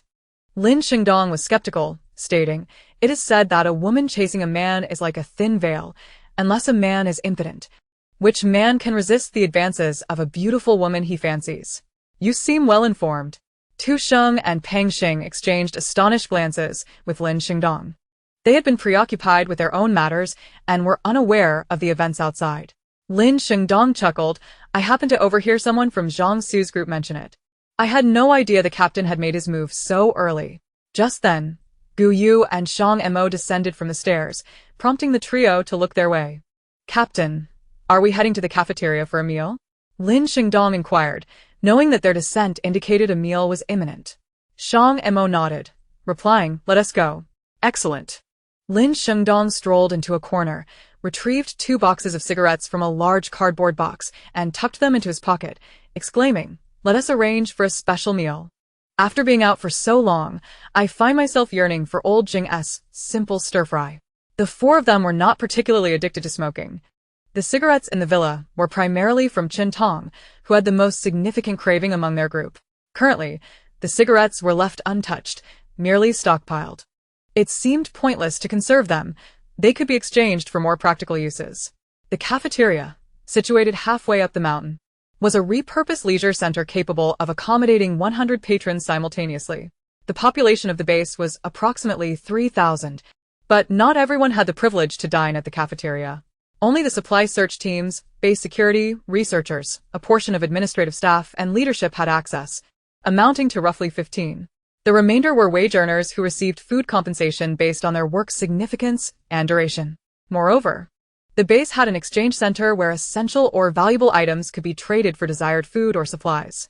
While it was impossible to be fully satiated, the base at least provided opportunities to earn food through labor, ensuring that hard work would prevent starvation. Upon arrival, the cafeteria had not yet opened, but a lengthy queue had already formed outside, with at least 50 to 60 individuals. Many turned their curious gazes toward Shang Mo and his companions as they approached. They truly returned alive. In a world teeming with zombies, to venture to Lingzhou, a city apart, and return unscathed was indeed remarkable. But why are there only 4 of them? Weren't there 6? They must have perished. A lamentation echoed. Even seasoned special forces have fallen. How can we mere mortals hope to survive out there for even a day? A keen observer noted a small figure trailing behind Shang Mo. It seems a girl is following them. Who might she be? Is she a survivor they rescued from the outside? But why is she with them? What you don't know is that the girl is also an ability user and has become a new member of their team. Rumor has it she is even Shang Mo's girlfriend. A wave of astonishment rippled through the crowd. Is that true? That was quite swift. To capture an ability user so quickly. Do you know nothing? During this mission, all 4 of them activated their abilities. This revelation sent shockwaves through the onlookers. Goodness. If that is the case, doesn't the military now have 7 ability users? That's incredible. Surely, the political factions cannot compete. Indeed, they currently have only 3 ability users. Having the military in power is advantageous. At least they won't become excessively corrupt. I heard there's a proposal on the political side to abolish the labor distribution system and centralize supplies for ability users and armed groups. If that occurs, many will struggle to even scrape by. Still hoping to scrape by? If those political leeches gain control, countless will starve to death. Have you forgotten the rotund bureaucrats of the peaceful era? Do not even mention the officials. Even a grassroots village official is swimming in wealth, who doesn't have a few houses or shops. Be vigilant. In this apocalypse, when resources are so scarce, they will care even less about us. If push comes to shove, we can venture out and confront the zombies, as long as we have numbers. Dealing with a few should be manageable. That may work now, but what about later? A relative of mine in a laboratory mentioned that the zombies and flora and fauna outside are beginning to evolve. Regular folks can handle zombies, but can you contend with evolved zombies and mutated plants and animals? Where their SA will, their SA way. A path will inevitably reveal itself when we reach the mountain's peak. As the crowd murmured with concern, Shang Mo and his companions drew closer, and the cafeteria staff emerged to open the doors, placing a sign at the entrance that detailed the day's food rations. Tonight's ration: 1 steamed bun, a dish of pickled vegetables, and a bowl of thin rice porridge. Pre-order options: 24 contribution points for 1 egg, 37 contribution points for a bowl of meat soup with 3 pieces of meat. Upon seeing the newly displayed sign, the crowd resumed their chatter. Why has the price increased again? I recall when I first arrived at the base, an egg only cost 10 contribution points, and a bowl of chicken soup was merely 15. Resources are becoming increasingly scarce. Having any food at all is fortunate. Let us not complain. Despite their grumblings, the crowd quietly formed a line. Though the fare was meager, and the labor demanding, at least they had a bowl of porridge and a safe environment to sleep soundly at night. Seeing the sign, Guyu's expression shifted to one of surprise, and she whispered to Shang Mo, "How can you be in such dire straits, unable to afford even an egg?" Throughout the apocalypse, though often alone and encountering numerous dangers, Guyu had never experienced hunger. She had always had access to snacks like candy, cookies, beef jerky, and pork strips, and her backpack still contained a few bags of treats. Shang Mo gently ruffled Guyu's hair and explained in a low voice, with thousands of people in the base, maintaining its normal operation is no small feat. The search for supplies is becoming increasingly arduous. The cities are overrun with zombies, and we cannot venture in lightly. Most of the outer buildings have already been scavenged. Although the base has commenced agricultural planting and breeding, this will take time. Upon hearing Shang Mo's words, Guyu began to grasp the difficulty faced by those managing the base. She pondered the exhaustion etched on Su Yuesheng's face and remarked, "It must be more than just hard work. He probably struggles to even get a good night's sleep. Why does he endure such hardship? Will anyone express gratitude?" Guyu found it difficult to comprehend why Shang Mo and the others undertook such responsibilities. The only rationale she could conceive was that such actions could accumulate merit, and a considerable amount at that. To earn merit points, one must not only toil but also endure mistreatment. She felt incapable of such endeavors and resolved to focus on her own cultivation instead. Because of the stars on their shoulders and the ears of wheat, Pang Xing said with a smile, "Su Yuesheng is undoubtedly the most burdened individual in the entire base. Let us proceed to the small hall." Shang Mo led Guyu towards a small round table set aside in a secluded area, which housed 2 or 3 such tables. This was a designated space prepared by the base for those who had made significant contributions and gathered resources. Here, they could utilize their own supplies to procure the items they desired within the base. The rules established by Su Yuesheng were clear. Everyone was treated equally, and if one wished to enjoy better provisions, they must exert themselves, either by having resources or daring to venture outside to fight for them. To some extent, this also mitigated any feelings of inequity. Although their conversation was hushed, it did not escape the ears of those around them. And Guyu's inquiries prompted a collective reflection among the crowd. In this apocalyptic world, no one bore the responsibility or obligation to sacrifice for them or strive on their behalf. Had it not been for Su Yuesheng's firm leadership, or if he possessed even a modicum of selfishness, the base would likely not be what it was today. They were indeed fortunate to have encountered a leader who genuinely cared for their welfare and the future of humanity. Uncle Tian, should I be grateful that, even in the apocalypse, I can still have 3 meals a day? As long as I work hard, I can have eggs and meat. A young man in his 20s suddenly interjected from the lengthy queue. Has he been brainwashed? Another bystander chimed in. The young man shook his head, merely feeling the girl had a point. With only a fraction of the world's population remaining, under such dire circumstances, maintaining a stable environment was no small feat indeed. I have a friend who joined a team searching for supplies, and I heard that just a few days ago, they encountered mutated plants, resulting in numerous casualties. The recent expedition of the special team was a prime example, for those of them still able to labor. It was as if they had accumulated virtue in a past life. Please, was it not through our hard work that the base has developed into what it is today? Let us not diminish our own efforts, someone retorted. You deserve to be exploited your entire life, working tirelessly for mere buns and gruel, yet still feel grateful to those who exploit you. Opinions varied among the crowd. Some felt entitled, others were grateful. While some suspected that Guyu was deliberately attempting to brainwash them, suspecting a hidden agenda. Regardless of their opinions, Guyu remained indifferent. The 5 of them settled at the small round table, and almost immediately, a cafeteria staff member approached with the day's menu. The offerings were rather mundane, dishes like scrambled eggs with tomatoes, scrambled eggs with green peppers, vegetable stir-fry with eggs, and spicy strips with vegetables. Shall we order? Shang Mo inquired. Glancing at Guyu, who quickly scanned the menu and, finding little of interest, shook her head. Shang Mo turned to the staff member and said, We won't be placing any orders. Just have old Jing take care of it. As long as it's tasty, that will suffice. Lin Shengdong placed 2 boxes of cigarettes on the table, pushing them toward the staff member and adding, Tell old Jing to hurry up, we're all famished. After these past few days outside, I truly miss old Jing's cooking. After stowing the cigarettes in his bag, the staff member turned and headed into the kitchen to relay their requests.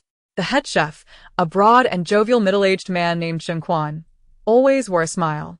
Upon hearing the staff member's message and spotting the 2 boxes of pristine cigarettes, he boomed, No problem. He then turned to his assistant Li Tong. Didn't we just pick some cucumbers yesterday? Let us make a cucumber and egg stir-fry. Lin Shengdong loves it. Additionally, prepare a cold 3 salad and a stir-fried bok choy. Remember to account for these 2 boxes of cigarettes and submit them together. The young assistant, dressed in a chef's uniform, nodded in acknowledgement. As the chef and his young apprentice began their preparations, Guyu and her companions were confronted by unwelcome visitors. Chapter 41. The Uninvited Guests. While Guyu and her friends were engaged in conversation, a commotion erupted at the entrance, where 3 brazen thugs swaggered in, flanking a strikingly handsome man. The flower peacock. Pang Xing muttered disdainfully, while Lin Shengdong quietly complained, I thought he could hold off until the evening. He's come knocking already. Is that Su Ruoyuan? Guyu mused, glancing at the fabled figure, who appeared rather unremarkable, lacking any golden aura. Having encountered countless beauties, she held little interest in someone like Su Ruoyuan. That's him, sister. Do stay away from him. He's not a good person, Pang Xing cautioned, haunted by a psychological scar left by Su Ruoyuan. Just as he was reaching a pivotal moment with a woman, Su Ruoyuan's appearance shattered everything. Damn it. That woman abandoned him the moment Su Ruoyuan showed up. Understood. Guyu replied. As Su Ruoyuan and his entourage entered the cafeteria, he caught sight of Guyu beside Shang Mo, a flicker of admiration crossing his eyes. Astonished at Shang Mo's fortune in finding such a beautiful girl, particularly one with abilities, Su Ruoyuan flashed a confident, alluring smile and strode over to Shang Mo's table. Drawing the attention of the surrounding women, who cast furtive glances in his direction, captivated. It must be admitted that, though Guyu found Su Ruoyuan rather ordinary, he was among the most striking individuals at the base. Coupled with his height of 180 centimeters, he was neither overly slender nor lacking in charm. Fitting the image of a tall and handsome gentleman, many women, even aware of his flirtatious nature, were eager to bask in his fleeting warmth. This alone illustrated how enticing Su Ruiyuan's visage was. "Captain Shang, it's been a while," Su Ruiyuan greeted. Approaching the round table with a smile directed at Shang Mo remained composed throughout, regarding Su Ruiyuan with a cool demeanor as he replied slowly. "Thanks to Captain Su. Too kind," Su Ruiyuan replied with a slight smile, aware that Shang Mo was subtly mocking him. He intentionally mentioned the Lingzhou Biological Research Center, reminding everyone of the lengthy absence of Shang Mo's team on this mission. "May I ask how to address this lovely lady?" he asked, his gaze shifting to Guyu, his smile radiant like a fully blossomed forsythia, yet somehow unappealing. "Guyu, Shang Mo's girlfriend," she stated, her expression neutral upon sensing Shang Mo's disapproval of Su Ruiyuan. She glanced toward the kitchen, where the delightful aroma of stir-fried dishes wafted out, suddenly feeling hungry. She tugged at Shang Mo's sleeve and whispered, "How much longer?" "I'm starving." "Soon. Old Zheng is quite efficient," Shang Mo assured her, wrapping an arm around her in a comforting gesture. Observing Guyu's delicate demeanor, Su Ruiyuan felt a twinge of displeasure. How could such an exquisite woman end up with Shang Mo? Wasn't he just as handsome? He smiled at Shang Mo, saying, "Congratulations, Captain Shang, for finding such a beautiful and understanding companion." "Thank you." Shang Mo's expression abruptly turned cold as he shot Su Ruiyuan a frigid glance. "With the throngs of admirers surrounding you, Captain Su, I need not extend my blessings. I hear Captain Shang has awakened his abilities. Congratulations are in order. Coincidentally, we also have a team of ability users, and we shall work together for the benefit of the base," Su Ruiyuan stated, smiling as he revealed his intentions for the visit. "Is that so? I didn't expect Captain Su to align with us. What an honor," Shang Mo retorted, slightly surprised to learn that the political faction had formed its own team. It seemed they were aiming to rival them. Whether this was Su Ruiyuan's idea or Mu Jianshan's remained to be seen.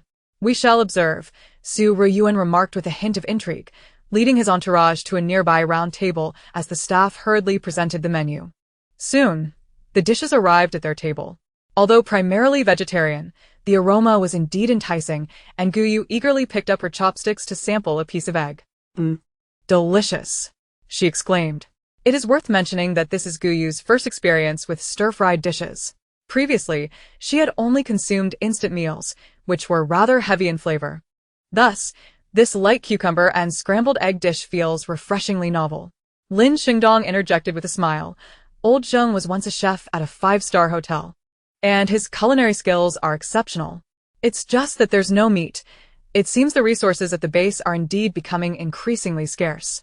Pang Xing also took a piece of egg to taste, nodding in approval as he remarked, "It seems that scarcity will only worsen in the future, with the rising population. Yet, we are still in the phase of gathering supplies, and the base's self-sufficiency is utterly inadequate." Tu Sheng added, "Once we get through this period, it will improve. Aside from basic security, resource searching, and researchers, half of the base's population has been sent out to cultivate the land. We should soon see results." After the meal, the group exited the cafeteria, only to find the sky had turned gloomy, shrouded in thick clouds. "How did it change so quickly? It was fine just a moment ago," one of them remarked, glancing at the darkening sky before hastily leaving the cafeteria. Lin Xingdong looked up at the heavens.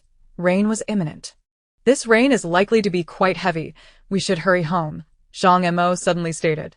The group hurried back to the villa, encountering an old friend along the way. Lin Xingdong paused to chat for a moment. Upon his return, the sky had grown even darker, the clouds heavy enough to feel as if they might descend at any moment, creating an oppressive atmosphere. "Captain, I've gathered some information," Lin Xingdong exclaimed as he stepped inside, where Pang Xing, Tu Sheng, and Guyu were engrossed in a game of landlord. Although Guyu was unfamiliar with the game, she found it exhilarating, with Shang Mo patiently teaching her. Hearing Lin Xingdong's voice, the group turned their attention to him. Tu Sheng inquired, "What news have you uncovered?" Lin Xingdong, with a playful grin, approached them and continued, "Su Ruiyuan's team is established in direct competition with ours, consisting of 3 ability users. Shun Wan, his companion, has joined them directly. However, Rong Chaoyang seems somewhat reluctant. He fears being isolated since Su Ruiyuan and Shen Wen are in the same team and wishes to lead a separate one. For some reason, though, he ultimately decided to join. Is there any new information? Pang Xing asked, as Lin Xingdong's revelations were already somewhat familiar, having been previously mentioned by Su Ruiyuan. Don't rush me. I haven't disclosed the crucial part yet, Lin Xingdong replied, taking a seat. Recently, they've made an exception to recruit someone named Ning Qingmao, citing the need to nurture promising young talent. I suspect he might be an ability user. A source also informed me that Su Ruiyuan has been frequently entering and exiting the base, ostensibly for resource gathering, and on several occasions, he returned injured. What were they up to? Tu Shang expressed his astonishment. Although Su Ruiyuan was an ability user, his position revolved around safeguarding the base's security, and he had no reason to venture out for supplies. Pang Xing echoed his surprise. Su Ruiyuan, who has always been so cautious, is actively leaving the base? He went to great lengths to attain the position of peacekeeper. Thus, Lin Xingdong concluded, there is undoubtedly something amiss. Shang Mo hat speculated. The proportion of ability users is too low. Any one of them could become a coveted asset. Su Ruiyuan must have discovered a method for advancement. Tu Xing nodded in agreement. Relying on natural awakening is far too challenging. I hope the laboratory yields results soon. Chapter 42. The Eerie Downpour. A Gift from the World. Suddenly, a clap of thunder erupted, interrupting their conversation, the booming sound resonating like the earth itself was collapsing. Through the floor-to-ceiling windows of the living room, the sky appeared increasingly ominous, dark clouds swirling ominously. Rain poured down in torrents, large droplets striking the glass with a sharp patter. Pang Xing and Lin Xingdong approached the window to observe the scene outside. Oh my goodness! Why is this rain so heavy? Could it cause a flood? Tu Xing also came over for a glimpse, stating, I've never witnessed such a terrifying thunderstorm. At that moment, a brilliant flash of lightning illuminated the sky, accompanied by another deafening clap of thunder. The group felt a shiver run down their spines. Guyu went pale with fright. Whether as a spirit or as a plant, she had always harbored a fear of thunder, and recalling her past life, where she perished due to a lightning strike, rendered her utterly terrified. Shang Mo quickly wrapped his arms around her, gently patting her back to soothe her. Don't be afraid. I'm here. However, it seemed the heavens were enraged, indifferent to mortal pleas, as the rain intensified and the thunder roared louder. Guyu was utterly overwhelmed. The current situation bore a striking resemblance to the thunderclouds she had encountered in her previous life, triggering an instinctual fear that left her trembling. Even her vines retreating to hide beneath the television cabinet. Noticing the unusual state of Guyu and her vines, Shang Mo turned to Pang Xing and the others, advising, this rain may pose a threat. Be cautious and observe closely. I'll take Guyu upstairs. The three turned to look at Shang Mo. Seeing Guyu's face drained of color, they quickly urged, Captain, you go ahead. We'll keep an eye out. Shang Mo cradled Guyu in his arms and ascended the stairs. In such a confined space, she would feel safer. Watching the two depart, Lin Xingdong expressed his confusion. What could have frightened her so? Pang Xing replied, girls tend to be afraid of thunder, right? Tu Sheng countered. Even so, it shouldn't be enough to turn her pale and make her tremble. Does this child have some psychological trauma? With the captain around, nothing will happen. Lin Xingdong turned his gaze back to the window, where a raindrop splashed against the glass before bursting into a beautiful spray. Upon reaching the upstairs, Shang Mo placed Guyu on the bed and rose to shut the window. The splattering raindrops hit him, causing his skin to redden upon contact, but at that moment, Shang Mo was oblivious to the slight sting. He quickly returned to embrace Guyu, who was hiding beneath the covers, holding her tightly while whispering soothing words. Feeling the firmness of his chest and hearing his gentle murmurs, Guyu gradually calmed down, yet still trembled like a frightened creature. Noticing Guyu's calmness, Shang Mo let out a sigh of relief and turned his gaze to the window. The sky was dreadfully dark, with each raindrop incessantly tapping against the glass, the rhythmic sound striking the taut strings of the heart. This sudden thunderstorm, with its torrential rain, made all of life tremble, as beings hid in various corners. Quaking in fear, Shang Mo murmured, the first rain of the apocalypse. Uncertain of how much time had passed, he felt movement in his arms once more and lowered his head to softly inquire, Are you feeling better? Guyu clutched Shang Mo's waist, her eyes glistening with moisture. He leaned down to kiss the reddened corners of her eyes, his voice as gentle as a caress. Don't cry, I'm right here. Guyu nestled closer, inhaling the reassuring scent of the man beside her. Shang Mo tightened his embrace. Why are you so afraid of thunder? Because I died from lightning once. As they spoke, another clap of thunder boomed, causing Guyu to shudder involuntarily. She pulled the blanket over herself entirely, hiding in Shang Mo's embrace like a timid turtle. Shang Mo chuckled indulgently, placing a kiss atop the blanket. As long as you can run and jump, you're not dead. Guyu lazily replied, not wishing to move or converse, simply wanting to remain still and wait for the storm to pass. Before long, soft rustling sounds filled the room, and the vines, having climbed up unnoticed, peeked over the bed, encircling the two like a coiled green serpent.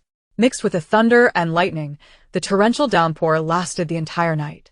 Guyu remained awake throughout, with Shang Mo keeping her company, enduring the long night as well. As dawn approached, the delicate voice of Guyu emerged from within his embrace. What is it? Shang Mo inquired softly. Guyu lifted her gaze to meet his, saying, as dawn breaks. You all went out to dance in the rain, and Man joined as well. Dance in the rain? Shang Mo glanced at the lingering red marks on his hand, pondering the rain's apparent corrosive nature. Observing the crimson skin on Shang Mo's neck, Guyu slightly raised herself and planted a gentle kiss there, aware that it was a result of the rainwater splattering when the window was closed. The unexpected affection from his beloved was warmly received, and Shang Mo reciprocated with a tender kiss, his voice low. Why? Guyu felt a ticklish sensation from his affectionate nuzzle and withdrew slightly, replying softly, I do not know, it is merely an instinct. The previous rain was a test, while the dawn rain is a gift and a reward. And what about you? Shang Mo asked, noting that she had allowed the four of them and the vines to embrace the rain, yet she had not mentioned herself. Guyu shook her head. I shall not join. My path diverges from yours. As long as you are present, that is enough. Cultivating immortality is inherently a defiance against fate, and this rain is akin to a gift from the world. Accepting this particular boon would equate to receiving divine favor, which could affect her future path of cultivation. Very well. Shang Mo was curious about her reasoning, yet refrained from questioning further. Each person harbors their own secrets. When she is ready to share, she will do so. Noticing the time, he remarked that it was already 4 o'clock. Is it time now? I shall go call Xingzi and the others. Yes. Guyu replied as she sat up, rubbing her eyes and stifling a yawn, adding, remember to let the rain soak your bodies thoroughly. It is best to wear something light, or nothing at all. Understood, Shang Mo replied, rising to knock on the doors of Peng Xing and the others. Upon hearing their captain's call, they swiftly assembled in the second-floor corridor. When informed by Shang Mo that they would be going to the rooftop to revel in the rain, the trio looked utterly bewildered. Lin Xingdong quickly interjected, Captain, you may not have realized, but this rain possesses corrosive properties. Many plants have perished after being exposed to it. Should we reconsider? Peng Xing also sought to protest, questioning the wisdom of willingly stepping into corrosive rain. If you witness my growth, do not envy, Shang Mo remarked nonchalantly. The notion of growing stronger acted as a potent stimulus, and the trio instantly perked up, brimming with enthusiasm. Can we truly grow stronger from the rain? Tu Sheng asked. Is that for real? Peng Xing added. Captain, you cannot be serious. Those plants we observed are all dead, Lin Xingdong pressed. Guyu interjected. The rain from before was different from what we have now. Time is of the essence. We must seize this opportunity. Chapter 43. A new chapter. Come on. Let us embrace the rain. Upon hearing Guyu's explanation, Lin Xingdong and the others were convinced. Guyu had always exuded an air of mystery, and since she had brought this up, it must indeed hold truth. Do remember to allow the rain to drench you completely, Guyu reiterated. No worries. I can go without clothes. It will be like taking a bath, Lin Xingdong blurted out, and upon realizing his words, added with a hint of caution. Just leave on my underwear. Subsequently, the four returned to their rooms to change into light summer attire. Sister, this rain is splendid. Shall we collect some in clean containers to store? Lin Xingdong proposed, a spark of inspiration lighting up his face. Guyu hesitated for a moment before nodding. That should be permissible. Seeing her agreement, the others hurried to the bedrooms and kitchen to gather clean vessels, pots, bowls, and cups. The villa featured a vast terrace atop, spanning 20 to 30 square meters, originally designed for enjoying the scenic views and fresh mountain air, though now no one had the leisure for such pleasures. The group and the vines gathered at the floor-to-ceiling windows, looking out into the inky darkness. The thunder and lightning had ceased, yet the rain continued to fall softly. After waiting for about 10 minutes, the distant horizon connecting two mountains began to show signs of illumination. Guyu opened the glass door slightly, guiding Shang Mo's hand to the threshold, allowing the rain to drift in at an angle, landing on their taut skin. "It's not turning red," Lin Xingdong exclaimed in delight, his keen eyesight confirming that Guyu's words were indeed true. Previously, when they had discovered the rain's anomalies, they had wanted to venture out but had nearly perished in it. "All right, let us hurry outside," Guyu urged the others, positioning herself behind the glass to monitor the situation for any unforeseen occurrences.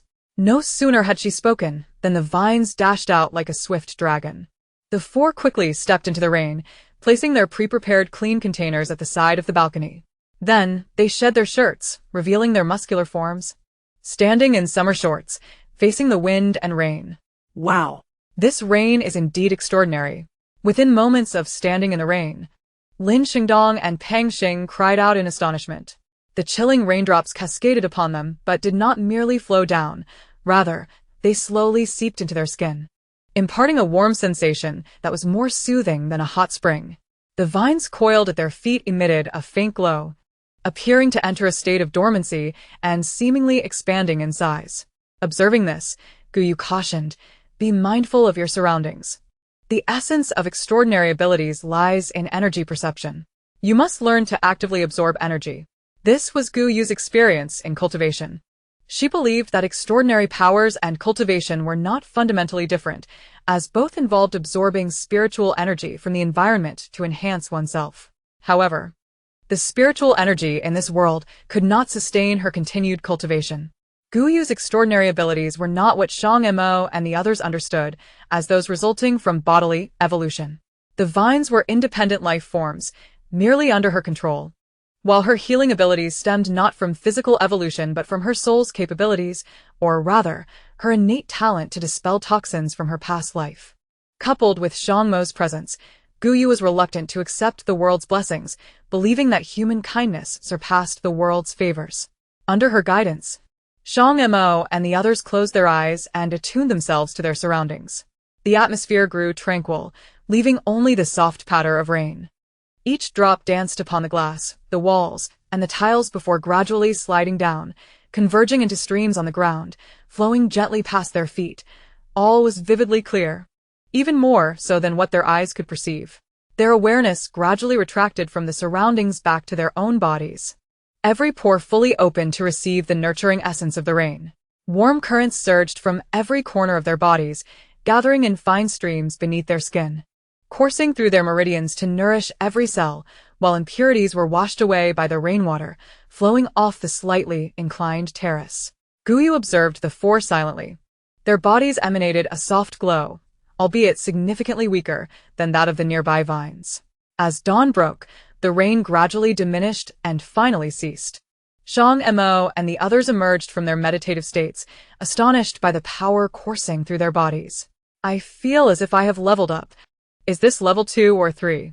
Lin Xingdong gazed toward the nearby villa, his vision clarifying the entire mountain housing their base, revealing every living creature hidden within its embrace. "It should be level 3, Tu Sheng responded to Lin Xingdong, as a large cluster of white flames manifested in his hand, at least 2 or 3 times larger than before, radiating immense heat. Pang Xing abruptly vanished from his position, only to reappear behind Lin Xingdong, his speed now thrice that of his previous self, suggesting a significant upgrade. "Turn around, do not look," he commanded. Shang Mo cast a glance towards Guyu, who stood behind the floor-to-ceiling window. With his enhanced vision, he discerned Guyu observing the four of them, a frown etching his brow. "Oh."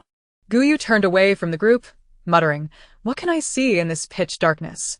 At this early hour, the light barely illuminated the surroundings, rendering normal vision inadequate. Guyu could hardly see clearly, only perceiving 4 indistinct shadows. Although Guyu had the ability to cultivate, Her prowess paled in comparison to Shang Mo and his companions at that moment. Nonetheless, she was progressing steadily, with a solid foundation and immense potential, albeit at a slower pace. Upon seeing Guyu turn around, Shang Mo directed his attention back to Lin Xingdong and the others, saying, "We can celebrate later. First, let us return to our quarters and change our clothes, ensuring we collect the rainwater." "Understood, Captain," the four responded promptly, hastening back to change. As they returned, the dawn had brightened slightly, allowing them to discern the neatly arranged pots and pans on the ground, each containing a shallow layer of collected rainwater. Observing the thin, glimmering layer at the bottom of the basin, Lin Xingdong murmured, "These are treasures." When they returned, they brought along a large mineral water bottle. Lin Xingdong and Peng Xing each took on a task, with one holding the bottle while the other poured the collected rainwater into it. "Be careful. Not a drop should spill," Lin Xingdong cautioned, studying the bottle and focusing intently on the delicate stream entering the bottle's neck. Peng Xing paused, looking at Lin Xingdong, and said, "Don't fuss, my hands are steady." Determined to avoid wasting a single drop of rainwater, the two worked slowly, taking a full half-hour, during which the light of day fully emerged. Contrary to expectations that the torrential downpour would leave the forest's vegetation withered and blackened, the scene before them was surprisingly vibrant. The mountains remained lush and green, their branches thick with foliage. However, at the mountain's base, signs of withering vegetation were evident, interspersed with patches of tender green. The flowers and plants in the villa's courtyard had perished completely. Chapter 44. The Anger of the Great White. Life is truly tenacious. Gazing across at the verdant mountains, Tu Shim couldn't help but exclaim, astonished at the resilience of the flora that had endured hours of relentless rain. The plants appeared to be evolving. The future seemed to be a paradise for these transformed beings. Shang Mo's awareness of his surroundings intensified. He distinctly sensed that the vegetation in the mountains was more vibrant than the day before. While the opposing mountains thrived with life, their own base was filled with lamentations. The previous night's rain had been terrifying, leading the survivors of the base to seek refuge, leaving many supplies unattended. A fortunate few had received bountiful gifts from nature for various reasons. At the mountainside, beneath the laboratory, the first villa stood as the operational hub of the base, now in disarray. First, check the warehouse for any damages. We must ascertain the condition of the farm, laboratory, and all equipment as soon as possible. Following the cessation of the rain, Su Yuesheng promptly mobilized the base to salvage as many resources as possible. He instructed his assistant while making his way briskly towards the warehouse. The warehouse was the lifeblood of the base. Without sufficient food reserves, it would face disintegration and unrest among the populace. The group rushed to the warehouse, relieved to find that the food, being the most critical resource in this apocalyptic era, had been well managed and remained unaffected by the rain. Hearing that the food supply was intact, Su Yuesheng exhaled a sigh of relief, instructing that security be tightened to prevent any potential unrest. The laboratory, too, was a highly secured area. Only a portion of the reagents had spoiled, while the rest remained intact. The various vehicles and equipment of the base were unharmed, save for a small amount of fuel that had been rendered unusable due to rainwater exposure. What about the farm? Why have we not received any updates? Su Yuesheng shouted. Recognizing it as the second most vital zone after the warehouse, one that could not afford to falter. It's here. The farm is coming." A portly middle-aged man rushed in, clutching a folder, panting heavily. "Sir, all outdoor crops have completely withered. Not a single one has survived." Hearing this, Su Yuesheng felt a wave of dizziness wash over him, his legs wavering. Fortunately, his quick-witted assistant caught him just in time, helping him to a nearby chair. "Sir, you must not falter. The base relies on your leadership." Steadying himself with deep breaths, Su Yuesheng turned to the middle-aged man and asked, "How dire is the situation at the farm?" The man hastily handed over the documents and explained, "All outdoor crops are entirely destroyed, and those that drew water from the outdoors have also perished. We have suffered a 40 loss of poultry. However, we have observed some mutations in a portion of the poultry. Are these mutations beneficial or harmful? That remains uncertain." "Take me to see," Su Yuesheng urged, struggling to rise to his feet. He instructed his assistant, "Send someone from the laboratory to investigate the nature of this rain and whether it has any lingering effects." The assistant nodded and quickly departed towards the laboratory, while the middle-aged man escorted Su Yuesheng to the base's farm. The farm was situated at the foot of the mountain, boasting a flat area suitable for cultivation, accompanied by a small villa designed for indoor planting. Upon reaching the base of the mountain and witnessing the desolate, charred vegetable patch, Su Yuesheng's heart ached. The vegetables had been on the cusp of harvest. Just when they believed they had weathered the storm, fate dealt them a cruel blow, rendering their efforts meaningless. Where are the mutated creatures? Su Yuesheng sighed inwardly, turning to the middle-aged man and inquiring. He had to remain strong. He could not succumb. He needed to instill confidence in everyone. In a nearby shed, the middle-aged man led Su Yuesheng to a row of newly constructed shelters adjacent to the villa, erected after the base's establishment to house the poultry gathered from the village. Entering the shed, they were met with the sight of a hen that was twice the size of an ordinary rooster, calmly pecking at the grass in its trough. Another large white goose chased after a caretaker, while a group of ducks quacked incessantly at the entrance, flapping their wings. Whether it was the hen, the ducks, or the large white goose, each creature had grown to be 1 to 2 times larger than their original size, their movements also markedly quicker. Help! Manager Peng, save me! Cried the caretaker, pursued by the white goose, as he spotted Su Yuesheng and his group at the entrance. The onlookers were thrown into a frenzy. Don't run this way. Turn around, quick, turn around. Big White, the egg is over here. A girl wearing an apron emerged from behind Su Yuesheng and the others, holding an enormous white goose egg. Upon seeing the egg in her hands, the white goose halted, stretching its long neck and waddling decisively towards her. With a haughty yet disdainful glance at the disheveled caretaker, the goose gestured with its neck towards its nest, indicating that the girl should return the egg. Witnessing this scene, Su Yuesheng and his companions were left utterly bewildered. How did you know it wanted the egg? Can you understand animal speech? Are you a supernatural being? The base had privileges for those with special abilities. Why had this not been reported? The group, filled with curiosity, bombarded her with questions. The girl shook her head and replied, I honestly don't know how it happened. After the rain fell all night, I was worried about them. When the dawn approached and the rain subsided, I rushed in to check on them, and suddenly, I could hear their thoughts. Perhaps it has something to do with the light rain before dawn. Cloudland's voice echoed from behind the group. The crowd turned to look at her. Wasn't the rain last night perilous? Could that rain induce evolution? Yulmon shook her head, clarifying that it wasn't last night's downpour, but rather the light rain that had fallen between 4 and 5 in the morning, just before dawn. The crowd was astounded, realizing they had missed a monumental opportunity. Their hearts filled with regret, unwilling to accept the truth. Yulmon turned to the girl and inquired. They were confined in the shed. Logically, they should have been shielded from the rain, yet now there are sporadic signs of evolution. It is quite possible they were exposed to the rain I mentioned. Let me ask them.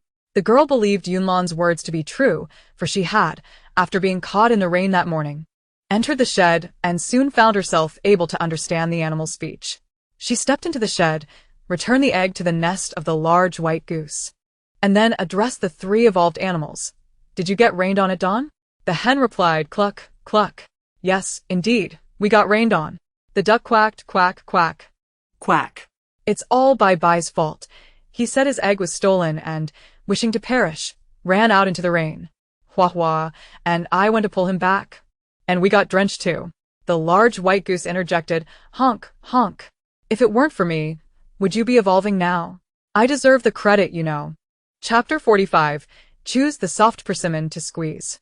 The large white goose, despondent after having its egg stolen, sought to end its life in the rain, prompting Hua Hua and the duck to rescue it, resulting in their evolution. The girl relayed the animal's words, and everyone wore expressions of shock. The caretaker, Li Jin, was equally bewildered. Was it truly because he had taken the large white goose's egg that these animals evolved? What is your name? Su Yuesheng asked the girl, his face lighting up with joy. An additional evolved being at the base meant more strength. Moreover, the girl's unique ability could yield significant benefits if utilized correctly, especially when dealing with evolved animals. If she could comprehend their intentions, many conflicts could be averted. My name is Duaning, she replied hastily. Although her ability was not one designed to combat zombies, it was still a power, and she believed her future would not be so bleak. Ing. You are an evolved being at the base, and can choose your preferred position. Is there a particular department you wish to join? Su Yuesheng asked with a smile. This was a privilege granted to evolved beings, allowing them to select their roles within certain parameters. Naturally, with privilege came the corresponding responsibility. When the base required assistance, they must be readily available. After some contemplation, Duaning responded, "May I remain at the farm? I enjoy being around the little animals. With my care, the conditions in the poultry area should improve." At that moment, the 3 evolved animals began to squawk in protest. The duck quacked, quack, quack. "Duaning, don't leave. If you go, no one will feed me fresh grass." The large white goose honked, honk, honk. "From now on, any eggs that cannot hatch will be given to you. Do not let her leave. What do you feed us every day, anyway?" The hen clucked, cluck, cluck. "If you dare let Duaning go, I will peck you to death." The 3 evolved animals grew increasingly agitated, rushing towards her. The little hen, Hua Hua, pecked at Li Jin's shoe in anger, causing him to yelp in pain. See. Even animals know to choose the soft persimmon to squeeze. The duck quacked. Hua Hua's peck was spot on. Among all the caretakers, he is the most foolish, always clumsy. The large white goose added, "Indeed, he doesn't even know what good grass is. He is clearly just a freeloader. He should be driven out." "It seems they do not wish for you to leave," Su Yuesheng remarked with a smile as the animals became suddenly animated. Duaning felt touched. Having earned the little creature's approval, her efforts over the past few days had not gone in vain. "Since you are unwilling to depart, we shall not press the matter. How about this? You assist Supervisor Peng in rebuilding our farm." Su Yuesheng continued. "Yes," Duaning nodded enthusiastically. Being asked to assist Supervisor Peng felt like a promotion. Growing up in the countryside, she had little formal education, only completing her compulsory schooling. Farming and raising poultry were her forte. The farm was her comfort zone, and being able to stay here was the best outcome. "Do your best." Su Yuesheng patted Duanying's shoulder, speaking earnestly. "Food is fundamental to the people. I hope that with your assistance, we can resolve our food supply issues on the farm." "I will strive to do my best," Duaning replied, brimming with confidence. Her ability to understand animal speech, combined with the farming knowledge she had gleaned from her parents and elders, would undoubtedly yield success. "Chief, there is something we must address immediately," Yunlan suddenly interjected. "What is it?" Su Yuesheng turned to her. "It is now practically certain that Duanying's evolution and that of the animals is due to the rain before dawn. This suggests that the rainwater contained some substance capable of promoting evolutionary changes. Since the rain ceased, no further precipitation has occurred, indicating that if there is any accumulated rainwater, it likely contains the morning rain. However, since it also rained last night, it is possible that this rainwater, which could induce evolution, has mixed with the corrosive rain from last night. We cannot ascertain whether these 2 types of rain will react with one another, so we must act swiftly." "Understood. You should hurry," Su Yuesheng replied, reminded by Yunlan's words that if they could extract the substance from the rain, they might find a way to mass-produce it in the future. "I have some of the morning rainwater," Yunlan said, rushing to leave when Duaning suddenly spoke up. "After checking on the animals, I found that they showed no signs of redness or abnormalities. So I collected some rainwater for them to drink." Yunlan halted, turning to look at Duaning with surprise. "How much did you collect?" "The rain didn't last long, so I didn't gather much, just filled a bottle of mineral water." In truth, Duaning had collected 2 bottles, but many had seen her when she brought the basin outside. She thought it better to present a favorable impression before the base leaders rather than risk others revealing her actions out of jealousy later. It was a stroke of luck. Originally, inspecting the situation was not a task meant for Duaning. However, Zhang Feng, who was responsible for poultry management, was a relative of Peng Fu, the farm supervisor. Everyone was aware of how dreadful last night's rain had been, and Zhang Feng had never taken much interest in poultry management. Given the severity of the rain and its corrosive nature, she had anticipated issues in the poultry area and thus had passed the responsibility onto Duaning, hoping to shift the blame. Unexpectedly, it turned into a monumental opportunity for her. After inspecting the animals and discovering her ability to hear their thoughts, Duaning had a vague suspicion, though she was not entirely certain, so she set out a few basins, just in case the rainwater proved to be beneficial. The excuse had been premeditated, initially intended to appease Peng Fu, yet the presence of the base leaders exceeded her expectations. Ultimately, Duaning felt quite satisfied. Reflecting on how Zhang Fong would have to regard her with envy, she felt a surge of satisfaction. Regardless of Zhang Feng's connections, Duaning was now an evolved being, her status equal to that of Peng Fu. As long as she produced results, her position would remain unassailable. Unaware of the intricacies of the situation, Yunlan took the rainwater and departed. After instructing Peng Fu to take good care of Duaning, Su Yuesheng also left.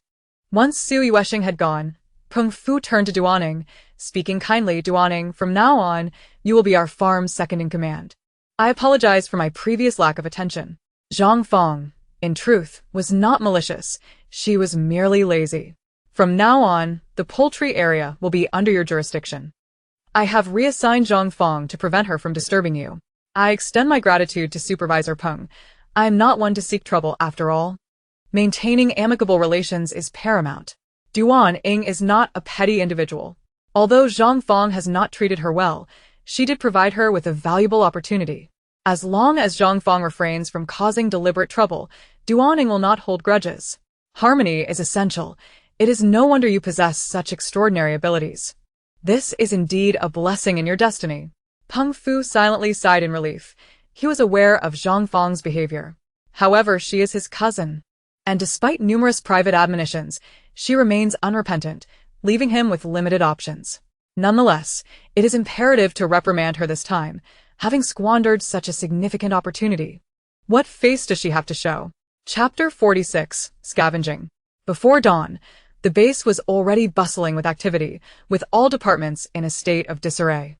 The heavy rain from the previous night not only devastated the base's farm but also cast a shadow over everyone's spirits.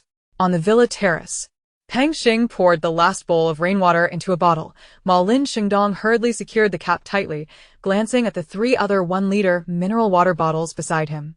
To their surprise, they had managed to collect 4 liters of rainwater. Lin Xingdong suddenly felt a thrill from stockpiling resources.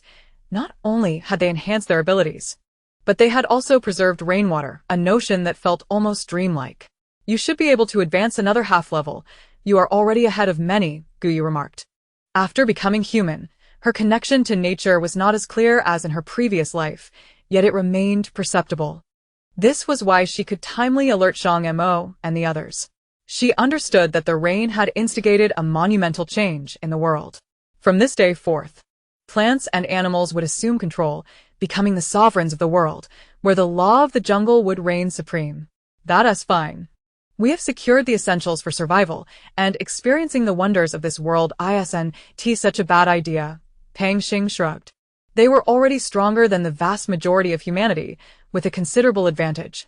There was no need to fear the unknown. They were progressing just like the evolving flora and fauna.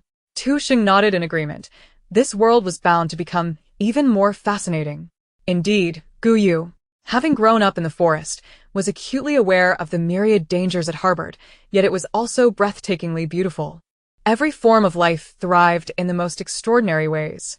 She found herself eagerly anticipating the differences between this forest and the one in which she had been raised. Let us go. It's time for a meal. I'm hungry. Guyu tugged at Shang Mo's hand as she spoke. Shang Mo smiled and nodded, while Lin Xingdong lifted the 4 mineral water bottles and the trio of Shang Mo, Peng Xing, and Tu Sheng began to tidy up the various pots and pans on the terrace. Tu Sheng glanced at the coiled vines. Shouldn't we take care of that? Guyu looked at the now deep green vines and replied, No worries. Let the vine stay here. It will come down to find us once it awakens. As they had too many items, Guyu helped carry some, and upon seeing the clattering figures of her companions, she teased. You all look like you're scavenging off the streets. Unbeknownst to her, with a large pot in her arms, a few ceramic cups dangling from her hands, and dirt smeared across her face, she appeared even more like a scavenger than them, akin to a pitiful soul cast out of their home, forced to wander the streets and beg for survival. I wouldn't mind having more of this kind of scavenging, they all laughed, choosing not to reveal the truth to Guyu. Shang Mo smiled faintly and stepped down the stairs, with Guyu hastily following, and Peng Xing and the others trailing behind. Lin Xingdong inquired, Captain, can't you manipulate objects? Why not send these items down directly? Should I carry you?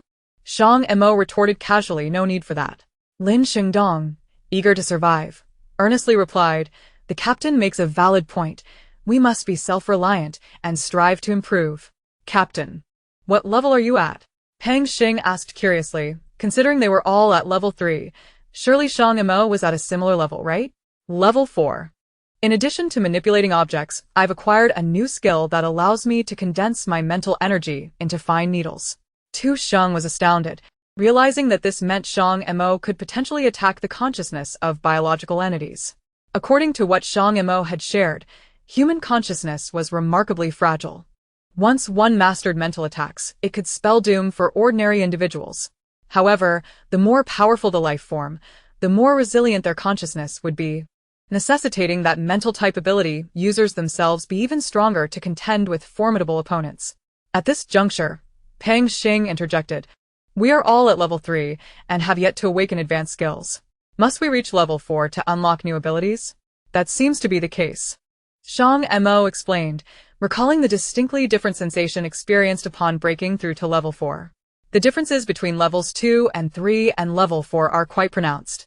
Once you reach level 4, your overall physical capabilities improve significantly, and your awareness of your surroundings and potential dangers becomes sharper and more sensitive. Level 4 serves as a watershed moment. Those below are low-tier ability users, while those above enter a higher echelon. "Captain, is there a clear metric?" "It feels somewhat abstract and lacks clarity," Lin Shengdong queried. "I could take on all 3 of you," Shang Mo replied coolly. "Does that provide a clear enough metric?" "The distinction in strength is quite precise." "What?" The eyes of Lin Shengdong and the others widened in shock.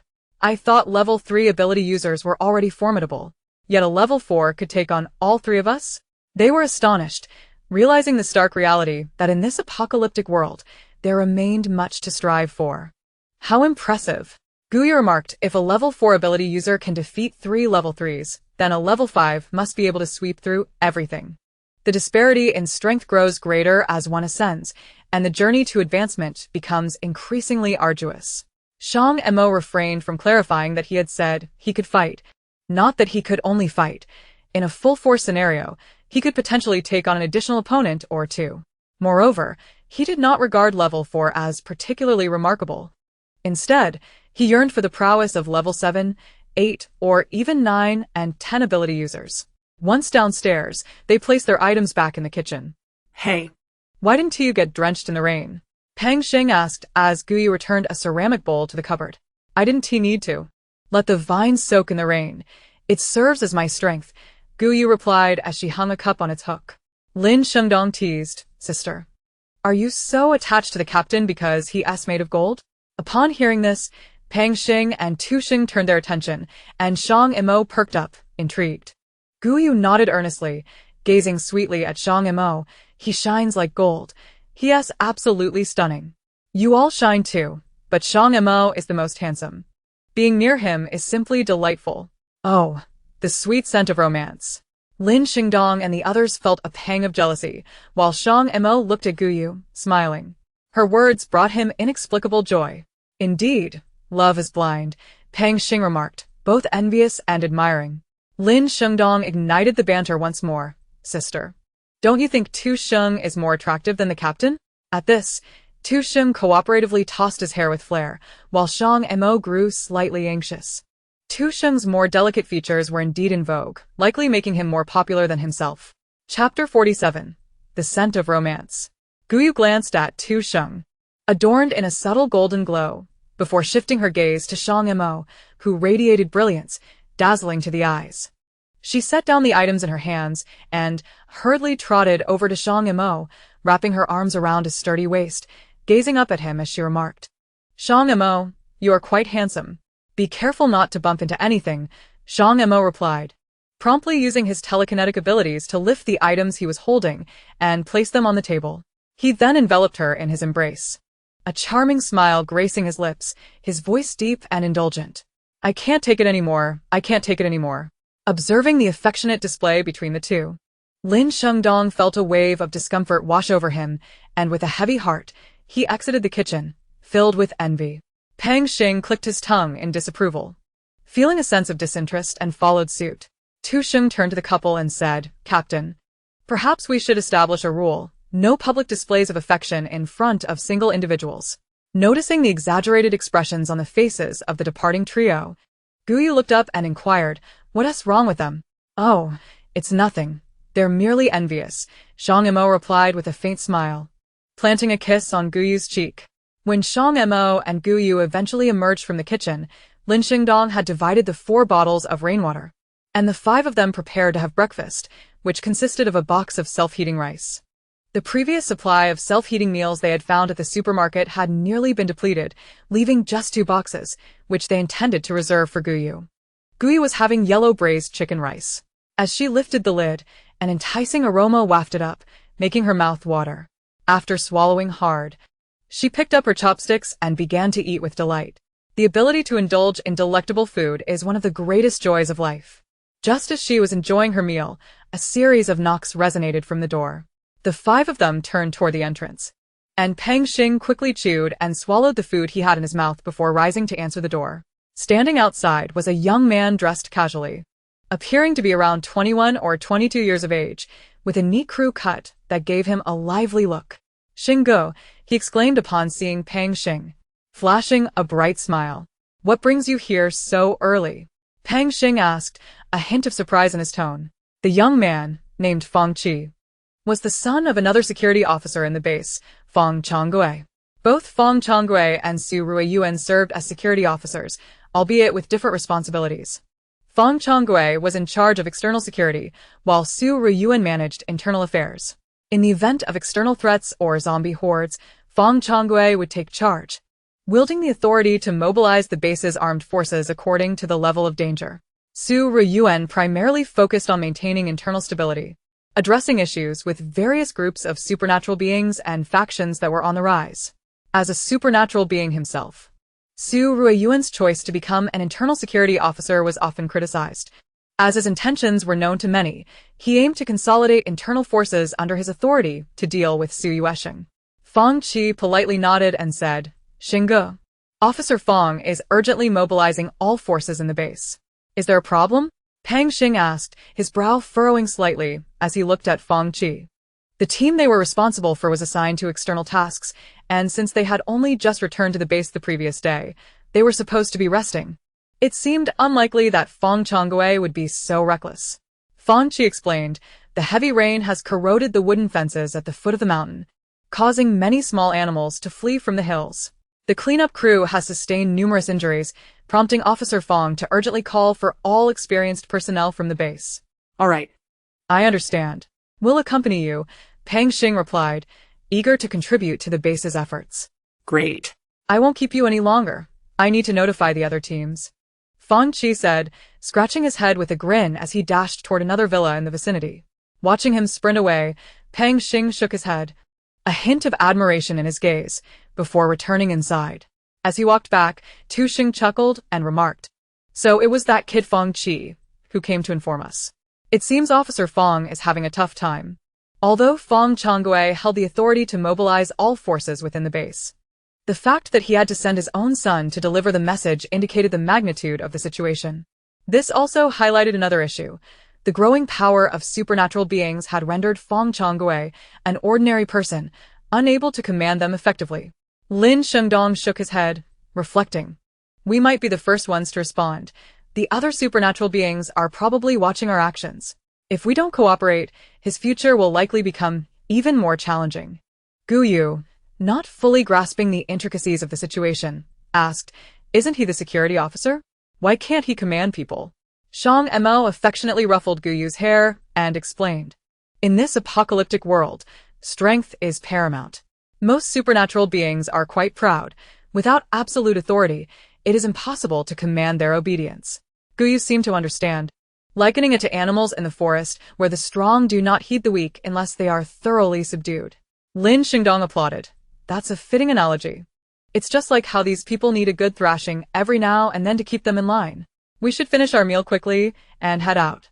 Those that have fled are likely ordinary animals startled by the evolved creatures. If we don't act swiftly, it could lead to complications with more evolved beasts," Shang Mo advised, reminding them that although they had retired, it was still their duty to assist the base, as the stability it provided came at a price. After hastily finishing breakfast, the group made their way down the mountain. Since the vines were still dormant, Guyu shrank them down and tucked them into her pocket to keep them close. If they strayed too far, the vines would become anxious, affecting their evolutionary process. At the foot of the mountain, the toppled fences lay scattered, revealing distinct corrosion marks, with remnants of rainwater still pooling on the ground.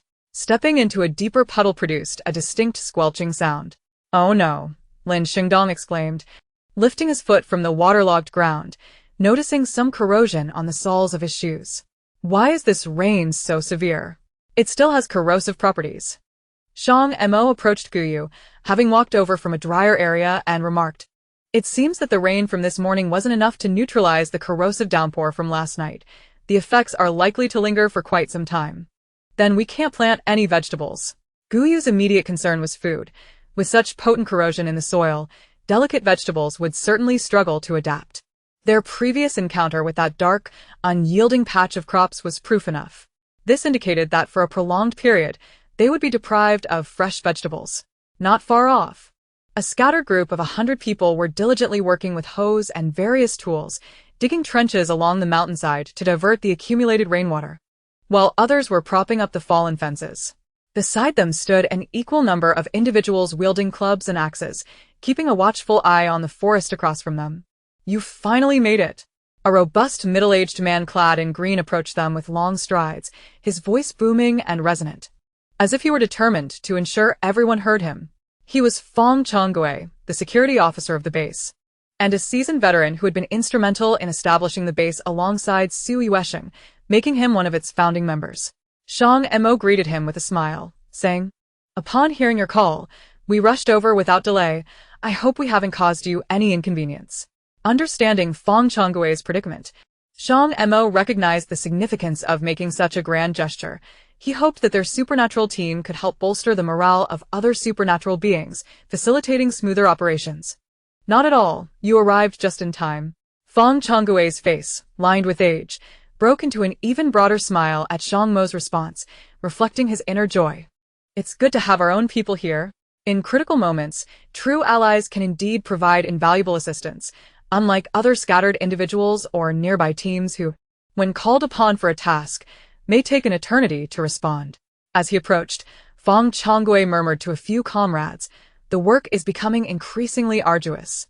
It's nearly impossible to mobilize anyone. Were it not for your support, I might have considered resigning." "Oh no, Uncle Fong. You are the steadfast anchor of our base. If you were to resign, Su Ruiyuan would undoubtedly celebrate with incense offerings." Lin Xingdong interjected, wiping his shoes against the dry ground as he approached. Tu Xing added, "If you have any matters at hand, just inform us." Fong Chonggui was a counterbalance to Su Ruiyuan, and finding a suitable replacement would be a challenge if he resigned. Should the political forces seize this opportunity to usurp power, the consequences would be dire. "All right, with your backing, I feel reassured," Fong Chonggui replied with a smile. His intention was not to resign, but to vent his frustrations after enduring numerous indignities recently, hoping to elicit some sympathy from Shang Mo and the others. After discussing pressing matters, Fong Chonggui turned to Guyu, who had been observing him curiously. "You must be the new Esper?" "Guyu, a plant-type Esper," Shang Mo introduced, casting a gentle gaze at her. Having navigated the military for many years, Fong Chonggui possessed a keen eye and quickly discerned Shang Mo's special affection for the girl beside him. He recalled a mention by Fong Qi, indicating that the female Esper on Shang Mo's team was likely his girlfriend. It seemed the rumor held true. "Girlfriend?" Fong Chonggui asked, looking at Shang Mo.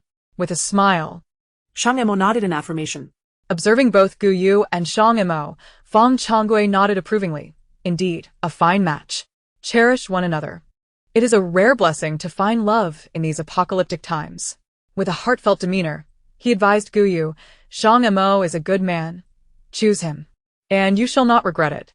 Glancing at Shang Mo, radiating with golden light, Guyu thought to herself that indeed, she would have no regrets. "You may wander freely, primarily to guard against the large beasts in the mountains which ordinary people cannot handle. The perimeter of the base is vast, so I can only station a few individuals at intervals." Noticing a commotion brewing near the ditch, Fong Chonggui quickly excused himself and hurried over to mediate. Since Guyu had only been at the base for 2 days, Shang Mo accompanied her on a brief exploration nearby. Lin Xingdong and the others kept a distance, vigilant of their surroundings, while Guyu and Shang Mo engaged in a bit of a reconnaissance. Wild boar, be careful. Run, the wild boar is coming. A sudden shout pierced the air, causing everyone to panic and turn towards the forest. A massive wild boar, 2 meters long with dark skin and sharp tusks, burst forth from the thicket. As the creature charged, a wave of fear swept through the crowd, who raised their shovels, sticks, axes, and other makeshift weapons, bracing for confrontation. The boar, equally startled by the multitude brandishing weapons, charged angrily towards them. Positioned closer to Guyu and Shang Mo, Lin Shengdong and the others held their ground, monitoring the situation. Rather than feeling fear, Guyu was reminded of a massive black boar from her past life, known for its irritable temperament. Scanning the crowd, Shang Mo noticed someone gripping a sharp machete. With a subtle motion of his fingers, the blade flew from the man's grasp uncontrollably. As the man lunged to reclaim his weapon, the machete swiftly soared towards the wild boar. With a resounding slice, the blade embedded itself deep into the boar's front leg, eliciting a pained bellow as blood gushed forth like a fountain. The boar collapsed lifeless. The crowd stared in stunned silence at the fallen creature, unable to process what had just occurred. Suddenly, the machete withdrew from the boar's body and returned rapidly towards the crowd, causing some to flee in terror while others froze in place. Contrary to expectations of indiscriminate violence, the blade halted before its owner. "Thank you for your knife." Shang Mo's voice was calm, yet resonated with an undeniable authority, embodying the poise and composure of a true powerhouse. The crowd turned to see a ruggedly handsome man, many of whom recognized Shang Mo as the captain of the base's Special Forces team. Whispers had circulated about his newfound powers, and now they witnessed his remarkable abilities firsthand, effortlessly dispatching such a formidable beast. "Wow! It seems we shall feast today." The crowd was captivated by Shang Mo's prowess, while Guyu exuberantly exclaimed, "I want crispy pork and twice-cooked pork." These dishes had long been on her mind, as they were favorites of the original host, and the tantalizing aroma would make anyone salivate. Sharing the same memories, Guyu was naturally curious about these delicacies. "I'll have old Zheng prepare them for you shortly." Shang Mo replied with a gentle smile, his deep voice laced with affection, eliciting envy from those present. What incredible fortune must one possess to earn such favor from a figure of such stature? Witnessing the entire event, Pang Xing and his companions were astounded. While others merely observed in awe, they, as fellow espers, recognized the sheer magnitude of Shang Mo's strength. The speed of the machete was astonishing. Even a moment's inattention could have led to dire consequences. Chapter 49. Each conceals a hand. Nearby, Feng Changgui, witnessing the scene, stood with his mouth agape, utterly astonished. He had encountered espers before, but none as formidable as this one. He was familiar with the 2 espers on his side, Yu Yen and He Yunfei, but he was certain they could not have dispatched the wild boar with such ease. Was Shang Mo truly a more powerful esper? With a surge of excitement, Feng Changgui hastily approached and pulled Shang Mo aside, whispering, "Shang Mo, have you leveled up? Are you a 2nd or 3rd tier esper?" After a moment of contemplation, Shang Mo replied, "All 4 of us are 3rd tier espers. Guyu's situation is unique, and her level remains indeterminate, but she should not be inferior to us." He deliberately concealed the fact that he was a 4th tier esper, uncertain of the circumstances surrounding Su Ryuan. It was prudent to keep a few cards close to his chest. "This matter must remain between us and the commander. No one else can know." Feng Changgui and Shang Mo were in perfect accord, and after a brief reflection, Feng Changgui continued, "Externally, just say you are 2nd tier espers. Do not reveal your true levels. Learn to keep a few aces up your sleeve. The abilities of espers are varied and unpredictable. One can never know when a mind-reading esper might emerge. It's best if only you are aware of your trump cards. Even I and the commander must remain uninformed." "I understand, Uncle Feng." Moved by Feng Changgui's concern for their group, Shang Mo felt a warmth in his heart. A leader like this was truly deserving of respect. Yet, Feng Changgui was equally touched, realizing that while most espers were still at the 1st tier, Shang Mo and his team had already advanced to the 3rd tier, far surpassing their peers. With their current strength, even if they were to leave the base. They could navigate the apocalypse with ease, yet they still chose to return here, ready to defend the interests of the base at a moment's notice. They did not allow their newfound power to lead them to arrogance or complacency. How could one not be moved by such earnest and devoted individuals, prompting deeper consideration for their welfare? In such a challenging world, it is only through the growth of such individuals that humanity can harbor hope and a future. Should a person like Su Ruyuan ever rise to power, it would spell disaster for the survivors. You are all commendable. The thought of having 5 level 3 ability users on their side made Feng Changgue want to burst out laughing. However, this was not the time for joy. He needed to seize this opportunity to reinforce the authority of the military, to bolster morale, and minimize the impact of last night's heavy rain. Taking a deep breath, he suppressed his excitement and turned to glance at the distant wild boar, relieved to see no signs of mutation, feeling a flicker of joy within. The information from the laboratory indicated that living creatures infected by the zombie virus would undergo a transformation period lasting several hours. However, if a living creature infected with the virus were to die, it would immediately transform. The fact that this wild boar had been dead for so long without any signs of mutation indicated it had not contracted the virus, meaning it was safe to eat. Feng Changgue proclaimed loudly, quickly dragged the wild boar to the cafeteria. Have old Zheng prepare it well. Today we shall feast on a whole boar. Upon hearing the prospect of meat, everyone erupted in cheers. In this apocalypse, being able to taste meat is indeed a rare luxury. A single egg is equivalent to half a month's worth of contribution points. Many had not even had the chance to savor an egg since the onset of the apocalypse. Seizing the moment of jubilation, Feng Changgue raised his hand to silence the crowd, indicating he had something to say. Given Feng Changgue's prior familiarity with Shang Mo, combined with Shang Mo's recent display of strength, Feng Changgue's status and authority had risen significantly. The crowd quickly quieted, all eyes turning to him. I know you are all delighted, but I have even more joyous news to share. At this, curiosity swept through the crowd, instinctively drawing them closer to Feng Changgue, with some urging him to reveal what he had to say. Commander, what other good news do you have? Please, do not keep us in suspense. Feng Changgue smiled knowingly, turning to address Shang Mo and the others, saying, as you all witnessed, Captain Shang effortlessly dispatched a wild boar. The reason he was able to do so easily is that he is not an ordinary ability user, but rather an advanced level 2 ability user. The even greater news is that not only is Captain Shang a level 2 ability user, but his 4 teammates, Tu Cheng, Peng Xing, Lin Xingdong, and Gu Yu, are also level 2 ability users. Before Feng Changgue could finish his statement, the crowd erupted in excitement. Goodness! 5 level 2 ability users? Am I dreaming?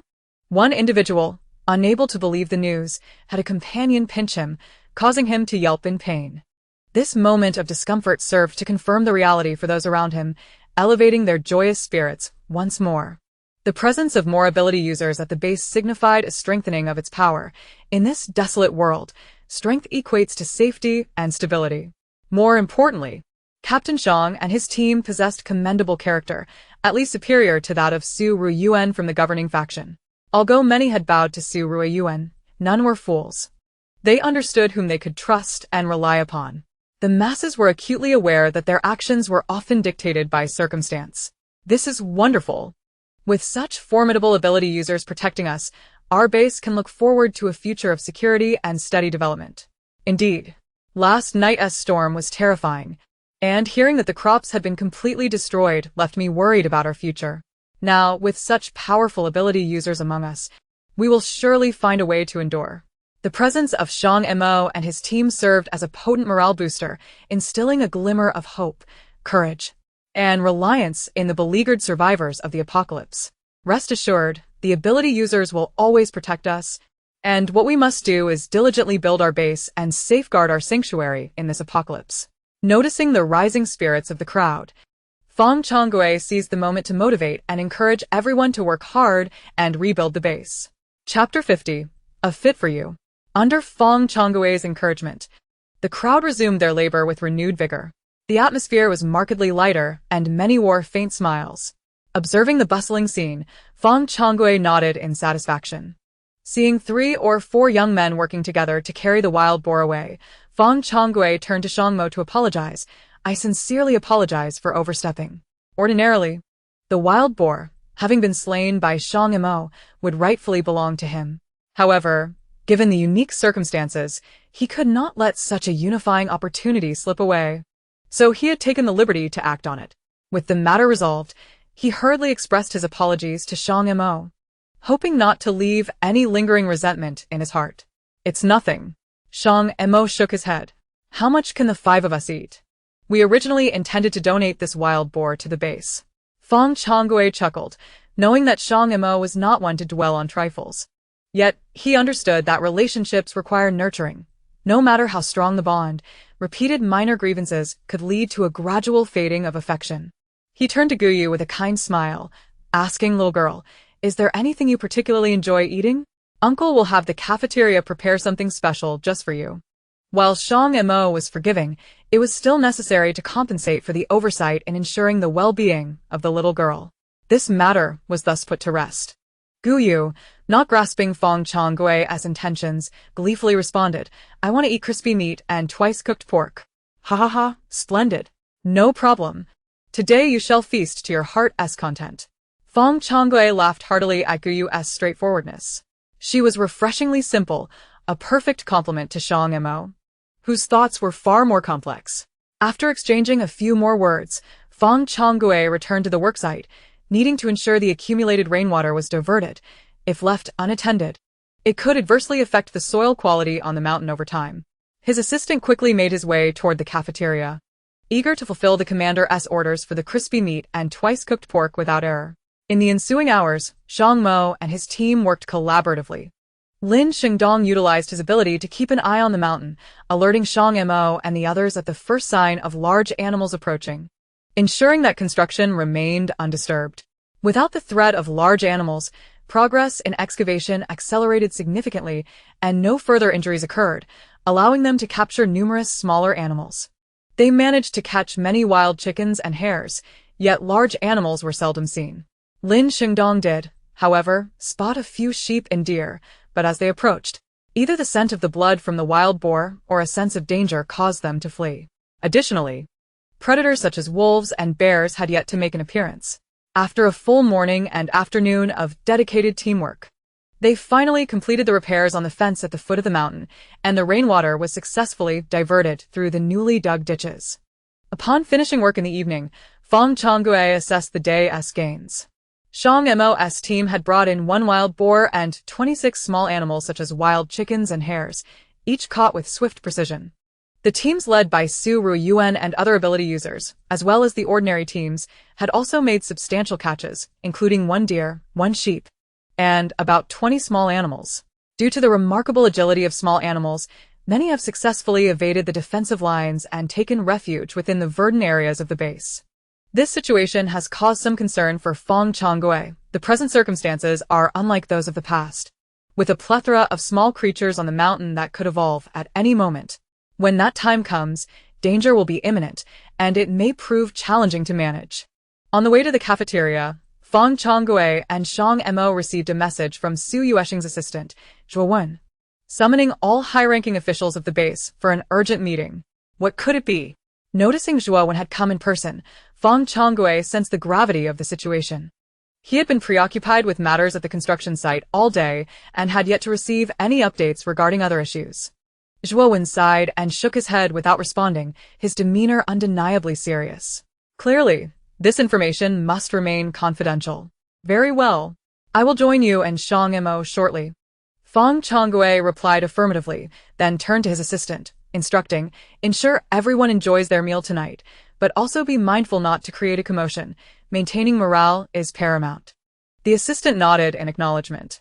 Zhuo Wen added, "Rest assured, the commander has already briefed all departments, and there will be no issues today." Shang Mo then addressed Guyu beside him. "You and Xingzi go ahead and eat. I will return as soon as possible." Guyu nodded and inquired, "Shall we bring back food for you?" Shang Mo smiled gently, tousling her hair. "No need. You all enjoy your meal. The commander will provide." "Very well then." Guyu followed Pang Xing and the others toward the cafeteria, observing the retreating figures of the 4, with a petite Guyu nestled among 3 towering figures. She appeared dainty and obedient. Fang Chongwei turned to Shang Mo, smiling. What a well-behaved girl. She is well suited for you. Recalling Guyu's previous sharp retorts. Shang Mo chuckled. She may seem indifferent to many matters, but when provoked, she certainly has a temper. Having a temper is a good thing, Zhuowen remarked. Those without a temper will be bullied in a post-apocalyptic world. She will not be bullied, Shang Mo asserted confidently. I will not allow Guyu to suffer any grievances. Nor will I let anyone mistreat her. Furthermore, when she engages in a quarrel, she is no less formidable than anyone else. Shang Mo's resolute stance surprised both Fang Chongwei and Zhuowen, causing them to regard Guyu with increased respect. At the base's administrative center, Su Yuesheng, his hair turned prematurely white with anxiety, tapped his fingers incessantly on the desk while glancing toward the door. The document in his hands detailed the specific losses incurred by various departments and future projections. A cursory review in the morning had led him to believe the losses were manageable. However, as the departments compiled their reports, it became apparent that the effects of the heavy rainfall were both insidious and ongoing. Particularly alarming was the data report from the laboratory received half an hour ago, which rekindled his concerns that the actual situation might be even more dire than anticipated. Thus, he convened this emergency meeting with all high-ranking officials of the base. Before long, a middle-aged man wearing silver-framed glasses, clad in a dark blue shirt and light-colored casual trousers, entered and took a seat at the table opposite Su Yuesheng. He was Mu Jianshan, a figure of political influence within the base and a former authority. After sitting down, he smiled at Su Yuesheng, saying, Commander Su, what prompted you to summon me for a meeting today? I am but an idle person, devoid of any authority. Su Yuesheng chuckled in response, reminiscent of old friends engaged in casual conversation. That may be true. As the saying goes, the leanest camel is still larger than a horse. Surely, Mayor Mu still has his confidence within the base. Mu Jianshan raised an eyebrow, remarking, the bustling world is driven by profit, and it is only natural that people are drawn toward gain. Presently, I am merely an ordinary individual, unable to shoulder any burdens or exert any influence. How could they possibly heed my words? Observing Mu Jianshan, Su Yuesheng furrowed his brow, remaining silent for a prolonged moment before speaking. Mu Jianshan. I do not concern myself with your ulterior motives, but the base has reached a critical juncture for survival. If we do not unite in our efforts, the base will ultimately crumble, and you too shall find your desired gains slipping away. Is it truly that severe? Mu Jianshan scrutinized Su Yuesheng, attempting to ascertain the veracity of his claims. He acknowledged his desire for control over the base, yet he did not wish to witness its disintegration or destruction. With a resounding thud, Su Yuesheng slammed the documents before Mu Jianshan, insisting, take a good look. Count the days until our current fortune is no longer sustainable. Noticing Su Yuesheng's serious demeanor, Mu Jianshan suddenly recognized that the situation might indeed be dire. He snatched the documents and began to read them intently. Issues regarding water supply, food shortages, the ongoing deterioration of machinery, and the long-term impact of rainfall on soil and organic matter were all documented. Each problem loomed like an insurmountable mountain, descending relentlessly upon him. Mu Jianshan exclaimed in astonishment, how could it be this severe? Are the laboratory's conclusions accurate? Do you not have someone in the lab who can verify this? Su Yuesheng leaned back in his chair, his expression complex as he regarded Mu Jianshan.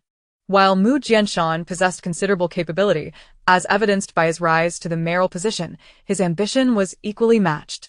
He did not merely desire a base. He aspired to monopolize power, becoming a sovereign in his own right. He advocated for the consolidation of the base's resources to serve the elite, seeking to attract only the most capable survivors while discarding those deemed of lesser cultural or practical value. In his view, individuals such as manual laborers, scholars in cultural studies requiring long-term investment without immediate returns, children incapable of contributing in the short term, and elderly individuals over 70 who could neither engage in intellectual nor physical labor were all a drain on resources and opportunities for survival. Their existence, he believed, only hindered the base's growth and jeopardized its stability in a post-apocalyptic world. However, the abandonment of the common populace was a development strategy Su Yuesheng could not accept, as it fundamentally violated his principles and moral boundaries. The two erupted into a vehement argument, parting ways each time in discord. with their respective factions growing increasingly hostile toward one another. Thus, when Su Yuesheng perceived that Su Ruyuan sought to undermine Mu Jianshan, he discreetly aided the former, allowing the inexperienced Su Ruyuan to ascend, believing it preferable to contend with Mu Jianshan, the cunning old fox. Yet the challenges confronting the base were beyond Su Ruyuan's capacity to resolve. He lacked the ability to stabilize the entrenched political forces that had long thrived in the corridors of power. These individuals were all shrewd and self-serving, and without Mu Jianshan's direct intervention, they could easily incite chaos. Gazing at the documents in hand, Mu Jianshan remained silent. After a lengthy pause, he sighed, setting the documents down and turning to Su Yuesheng, speaking earnestly, "I will cooperate with you. The destruction of the base is not my goal. However, I still hold reservations. Limited resources must be judiciously allocated. Squandering them on those deemed useless is both meaningless and devoid of any return. You are 61 this year, correct?" Su Yuesheng addressed Mu Jianshan, noting that both were around the same age, with Su being a year older at 62. Mu Jianshan shrugged. "When I am no longer of value, I will leave the base of my own accord, ensuring my children do not face hardship." "You are so hard on yourself?" Su Yuesheng expressed surprise. Although he and Mu Jianshan hailed from different spheres, he had heard of the latter's swift and often ruthless approach to matters. Mu Jianshan remained indifferent. Those devoid of value ought not to persist in existence, especially in such a harrowing apocalypse where every survivor may well tread upon the corpses of others. "Do you believe Muanen has a necessity to endure?" Su Yuesheng posed a soul-stirring inquiry. Mu Jianshan's staunch perspective on value is uncompromising, yet his daughter, Muanen, is paradoxically an embodiment of his theoretical incongruence. Mu Jianshan dismissively remarked, "She is inherently valueless, selfish, narrow-minded, hypocritical, envious, and arrogantly proud, just like her mother. However, she could serve to restrain Su Ruyuan. Although currently of little practical utility, she still possesses a modicum of significance. It is she who will aid in toppling Su Ruyuan." Su Yuesheng let out a derisive scoff. As the saying goes, those of divergent paths cannot conspire together. He and Mu Jianshan, a man of cunning schemes, would never find common ground. Su Yuesheng held Mu Jianshan in disdain, and the sentiment was mutual. Mu Jianshan regarded Su Yuesheng as inflexible. In these dire times, clinging to notions of national duty and obligation seemed utterly foolish. This is the end of the world. For heaven's sake, shouldn't one think critically? The true objective of the base is to ensure the survival of as many individuals as possible. To attempt to monopolize survival is utterly unattainable and would only deprive those who deserve to live of their chance. Knock, knock, knock. A petite clerk with a ponytail rapped on the wooden door of the conference room, then pushed it open, respectfully addressing the two men. "Gentlemen, the other senior officials are arriving shortly." Aware that the two leaders would inevitably clash, she hurried to alert them as Feng Changgui and Shang Mo approached. Noticing the imminent arrival of others, Mu Jianshan straightened his unwrinkled attire, taking a deep breath to calm himself. It was not worth getting upset over such trifles.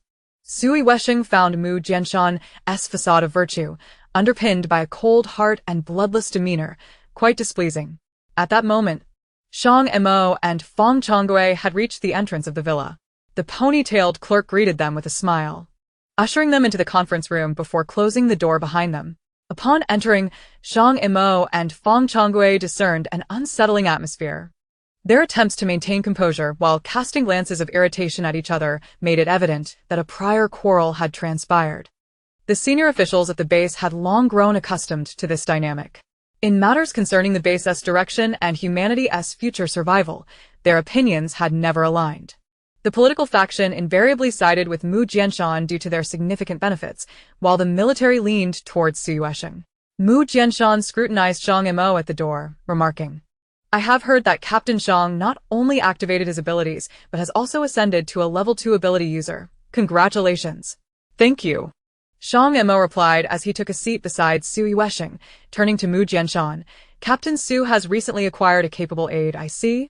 "Merely a level 1 ability user," Mu Jianshan replied, pursing his lips, clearly unimpressed with the new ability user. He continued, "Captain Shang's entire team now comprises level 2 ability users. Perhaps you could share the method of your advancement? The base requires a collective enhancement of strength. not merely the elevation of a select few. Certainly, Shang Mo responded with poise. Due to unforeseen circumstances, we were caught in this morning's rain, which collectively facilitated our enhancement. What? Sui Wesheng and the others expressed astonishment, yet it was their fortune, and envy served no purpose, especially since Shang Mo was one of their own, and they could only feel happiness for him. However, Mu Jianshan harbored some skepticism. Is it truly such a coincidence that all 5 of you were caught in that rain? Did you have prior knowledge of it? Fang Changgui, displeased by Mu Jianshan's insinuation, retorted, Mayor Mu, that is rather unpalatable. Who can truly predict fortune? That brief rain this morning left no time for warnings. Moreover, if they had known in advance, why should they inform you? Fang Changgui held Mu Jianshan's tendency to prioritize the greater good while demanding sacrifices from others in contempt. Not a word of falsehood, Shang Mo remarked coolly. The warning from Gu Yu was indeed unexpected for us, yet I cannot divulge Gu Yu's identity. Furthermore, when we became aware, the corrosive rain was already falling. It would be reckless to risk our lives to alert others. Besides, the rain lasted scarcely 10 minutes, leaving us no opportunity to notify anyone. Mu Jianshan clicked his tongue, choosing not to respond. He recognized that the ferocity of last night's downpour would have rendered one drenched in blood had they ventured outside. Yet, witnessing Sui Wesheng with 5 level 2 ability users stirred envy within him. In the midst of their conversation, the laboratory heads, Yun Lan and Tan Kuan, arrived, followed closely by Su Ruyuan and several other senior officials. Upon seeing Shang Mo, Su Ruyuan's displeasure was evident on his countenance. What fortuitous circumstances had befallen these individuals? He himself had exerted immense effort to vanquish a level 2 evolved beast and had painstakingly absorbed over 100 level 1 zombie cores to barely ascend to level 2. Only to see others achieve the same through a mere rain, a source of frustration and helplessness that he could hardly contain. Congratulations, Captain Shang, on your elevation to level 2 ability user. Su Ruiyuan greeted with a tone dripping with sarcasm, even more so than Mu Jianshan. The surrounding senior officials regarded Shang Mo with a mix of curiosity and scrutiny. Likewise, Shang Mo replied calmly, glancing at Su Ruiyuan. Having previously been of a lower rank, he had not noticed the elevation, but now that he had ascended to level 4, he could easily discern that Su Ruiyuan had also reached level 2. Clearly, Su Ruiyuan's frequent visits to the base were for the purpose of enhancing his abilities, whether through the fruits of evolved plants or by hunting evolved zombies. They had yet to kill any evolved animals, leaving uncertainty about whether they would yield cores akin to zombies. Observing the animosity between Shang Mo and Su Ruiyuan, the onlookers silently sighed. With the older and younger leaders at odds, a grim sense of foreboding regarding the base's future loomed overhead. Ahem. As the gathering was complete, Sui Wesheng cleared his throat to capture everyone's attention and then handed a stack of documents to Shang Mo. Upon receiving the files, Shang Mo took one for himself and passed the remainder to those beside him, who in turn distributed them until all present had a copy. Once everyone held the materials, Sui Wesheng addressed the assembly. Let us review this first. Afterward, we shall deliberate on subsequent measures. The room resounded with the rustling of pages as astonished exclamations erupted. The rainwater's long-term effects on soil and organic matter implied that cultivation would be impossible in the short term and potentially beyond. How would we resolve the food crisis? The rain had accelerated the oxidation of mechanical equipment, suggesting that we might soon enter an era devoid of mechanical tools. How would we search for and transport resources? Yet, these were not the gravest concerns. The current issue was that the corrosive properties of the rain persisted, rendering both surface and groundwater undrinkable. How are we to address the water supply dilemma? Without food, one might resort to foraging for roots and tree bark, but without water, survival would be measured in mere days. The assembly of dignitaries furrowed their brows, utterly unprepared for the calamity that a single downpour had nearly wrought upon the base. Sui Wesheng solemnly declared, "Thus, I have convened you all to devise strategies. We shall set aside mechanical concerns for now. The priority lies in addressing the issues of food and water supply. To assert that the source of water is not an issue would be an understatement. The forest teems with vibrant flora, from which one could undoubtedly devise methods to procure water. Moreover, the heavens have not ceased their rains. Surely, we can await the next downpour. Presently, it is sustenance that takes precedence." However, dissenting voices arose, laced with sarcasm. By your reasoning, food is likewise not a concern. With the plethora of flora and fauna in the forest, one could merely locate an edible fruit tree or capture a few animals to suffice. Do you truly believe that the forests remain as they once were? Even in times of peace, surviving alone in the wilderness is no simple feat, let alone in our current predicament. Why not? Came the retort. The base is brimming with individuals possessing extraordinary abilities. Are not the soldiers a source of strength? Soldiers? Those with extraordinary abilities? Why don't you lead the way? The danger of the forest is not to be underestimated. During a recent mission, we lost 2 seasoned veterans.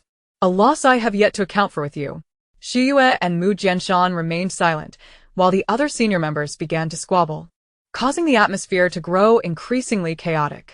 Mu Jianshan remained composed, while Shiyue, exasperated, rested his forehead in his hand. Shang Mo, with an expression of quiet indifference, refrained from interjecting, and Su Ruiyuan regarded him with a cold gaze, as if contemplating some ulterior motive. In stark contrast, the cafeteria exuded a harmonious and relaxed ambience. Guyu and her companions sat at a small round table as the staff presented a plate of crispy meat alongside a generous serving of fragrant twice-cooked pork. The enticing aroma wafted through the air, inciting salivation among all present. Hey, sister, do give it a try, Lin Xingdong urged Guyu, who nodded in agreement. She deftly picked up a slice of succulent pork and brought it to her lips. Delectable. Her eyes sparkled with delight as she savored the rich flavor, utterly devoid of any greasy aftertaste. She eagerly sampled the crispy meat next, her taste buds rejoicing beyond words. Observing her delight, Pang Xing also sampled a piece of twice-cooked pork, showering praises upon the chef. Old Zheng's culinary skills are truly exceptional. Lin Xingdong and Tu Xing followed suit, their expressions reflecting pure enjoyment. In this apocalyptic world, indulging in such exquisite flavors felt like a grand luxury. Others in the cafeteria, clutching their bowls filled with meat and vegetables, shared in the joy. However, due to the overwhelming number of patrons, many opted not to dine in the cafeteria, instead exchanging their rations for more sustainable provisions. While the situation had not yet escalated to critical levels, a subtle awareness lingered, prompting many to quietly stockpile resources. After all, food remained a vital currency. If the base faced no dire issues, the value of their provisions would not diminish. Chapter 53. Stirring up trouble. Why do they have such enticing dishes while we do not? A girl in a stunning blue outfit pointed at Guyu and her friends, addressing the staff with an accusatory tone. Her face, delicately shaped yet marked by high cheekbones and slightly upturned eyes, exuded an air of dominance, augmented by her impolite gestures. Miss Mu, the dishes were personally instructed by the chief of security, the apron-clad cafeteria worker replied cautiously, wary of offending Muinen. Working in the cafeteria was a desirable job, occasionally yielding leftover meals, a coveted position among the other divisions. She could not afford to jeopardize it. Noticing the disparity between her table, which contained only 1 meat dish alongside 2 vegetable dishes, and the sumptuous offerings across the way, Muinen's discontent surged. It must be Fong Changgui, she scoffed derisively. Since it is entrusted to the base, it belongs to the public. Is this not a blatant act of self-interest? The staff sensed the impropriety in her words and quietly cautioned, Miss Mu, that wild boar was subdued solely by the captain of the merchant team. And with 4 individuals present, 2 dishes are hardly excessive. Muinen's voice rose sharply, drawing the attention of those in the bustling cafeteria. Look, Muinen is at it again, murmured the onlookers. She seems to find trouble whenever she has a moment of idleness. Indeed, she is the only idler in the base. While Shang Mo's team is constantly on missions, and the new girl is a second-tier psychic. Unlike her, who simply loiters around Su Ruiyuan, enjoying the company of others. As they spoke, the crowd began to chuckle at Muinen's expense. Mu Jianshan had been avoiding public appearances, perhaps out of embarrassment for his sister's antics. What do you think you are, daring to speak to me in such a manner? Infuriated by the hushed laughter surrounding her, Muinen's ire flared towards the cafeteria worker, whom she perceived as a challenger. With a swift motion, she delivered a stinging slap across the worker's face, as if seeking to reclaim her lost dignity as the mayor's daughter. The sound of Muinen's scream echoed through the hall, halting Guyu and her companions mid-action. While the cafeteria patrons fell into a hushed silence, their gazes fixated on the unfolding drama. The cafeteria worker, momentarily bewildered by the sudden assault, soon grasped the reality of her situation, feeling the sting of injustice as she confronted Muinen. "On what grounds do you strike me? Did I err in stating that the wild boar was indeed slain by the captain? What harm is there in his girlfriend and teammates enjoying 2 dishes? If you crave meat so desperately, why not ask your boyfriend to request it from the cafeteria? Why unleash your frustrations on a mere worker?" Her words illuminated the situation for the onlookers, who began to grasp the underlying jealousy at play. Who wouldn't feel envy? Both Shang Mo and Su Ruyuan were esteemed young leaders. Shang Mo maintained a pristine reputation, while Su Ruyuan, despite his charm, was known for his fleeting affections.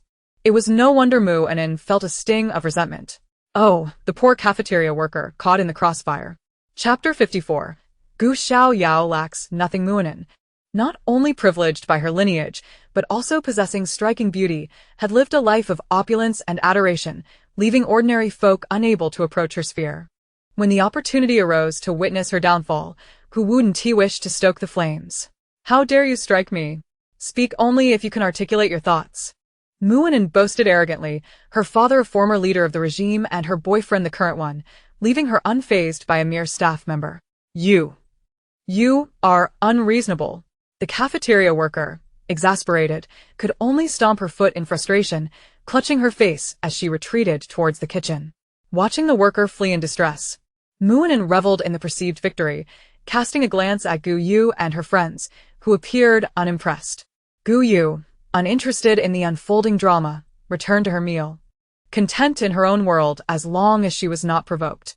Noticing Gu Yu's indifference, Muinen felt her display of authority dissipate into the air, her frustration mounting as she returned to her seat.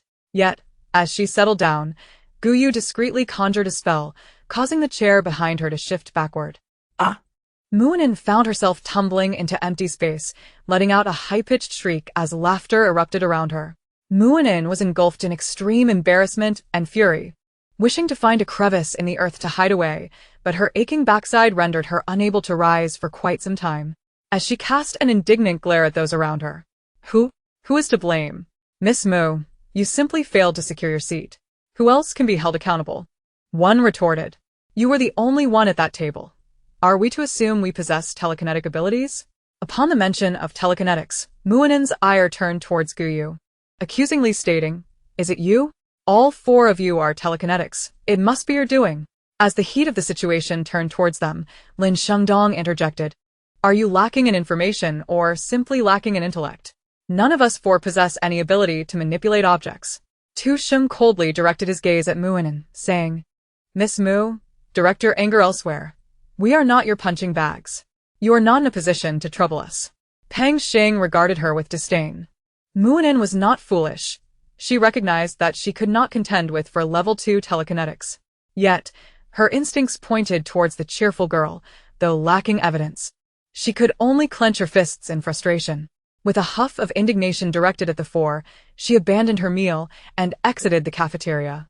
With the spectacle concluded, the others resumed their meals with a sense of ease. After dining, Gu Yu and her companions returned directly to their villa.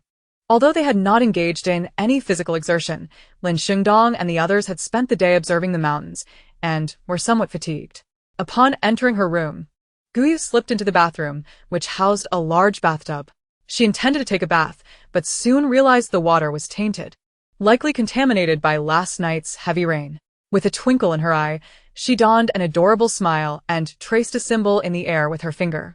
Almost immediately, a dark cloud materialized above the bathtub, followed by a torrential downpour, with rainwater cascading into the tub.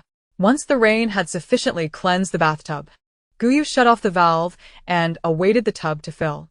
After 2 or 3 minutes, she performed a spell to heat the water and luxuriated in the warmth, reveling in the sheer comfort of the hot bath. Suddenly, she felt a pang of nostalgia for the days spent soaking in hot springs amidst the mountains. It wasn't until the water began to cool that she lazily emerged, changed into fresh clothes, and stealthily made her way to Shang Mo's room.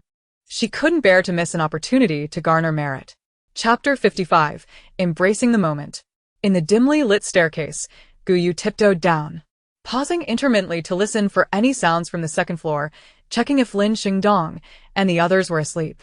The empty corridor was devoid of presence, with the silvery moonlight streaming through the windows, providing a meager view. Rustling noises prompted Gu Yu to hurriedly slip into a room, where the floor-to-ceiling window directly faced a full moon, suspended high against the backdrop of a starry sky.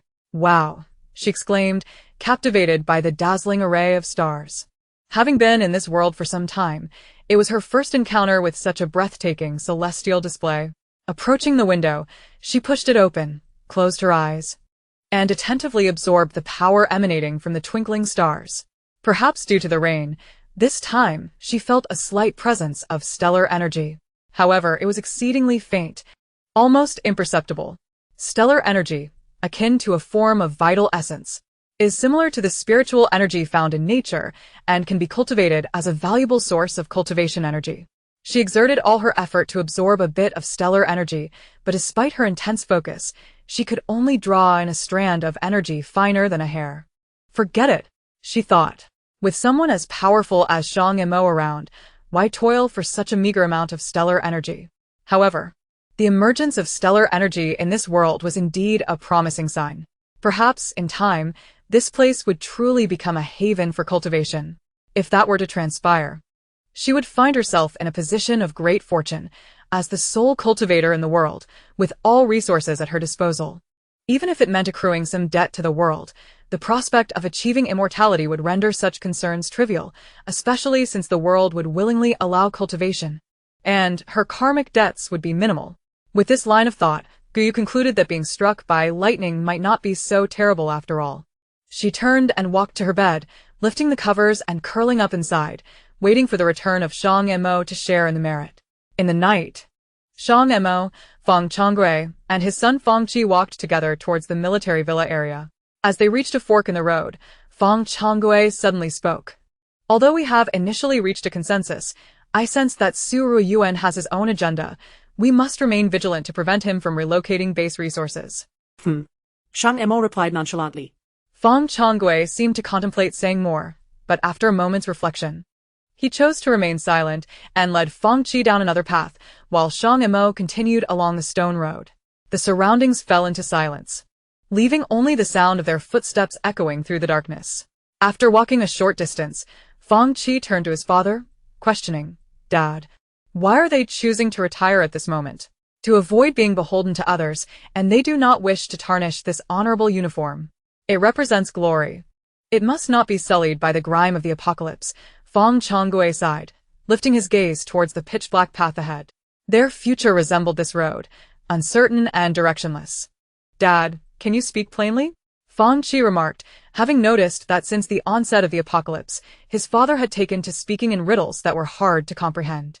Feng Changgui smacked his son on the head in frustration, exclaiming, "You little rascal, if you can't even understand a simple statement, how will you manage in life? You should observe Shang Mo more. He navigates situations with such ease." Feng Qi rubbed his head, muttering under his breath, "It's not my fault. I haven't finished my studies." Feng Changgui considered giving another light smack, but upon reflection, he took a deep breath and elaborated, "The significance of this uniform I wear is to serve the people, the nation and the people. Even in the apocalypse, as long as I don this attire, my responsibilities and duties remain. Its glory has been forged by the lives and blood of countless individuals. It must not be tarnished in this era, nor by our hands. But in the apocalypse, how can one survive without resorting to means? We must continue to live. Some actions cannot be performed while wearing this uniform, as it would disgrace it. Do you understand?" Feng Qi nodded, though it was clear he still did not fully grasp the concept. Feng Changgui shot a weary glance at his son's shadowy figure and continued, "Shang Mo is our strongest asset.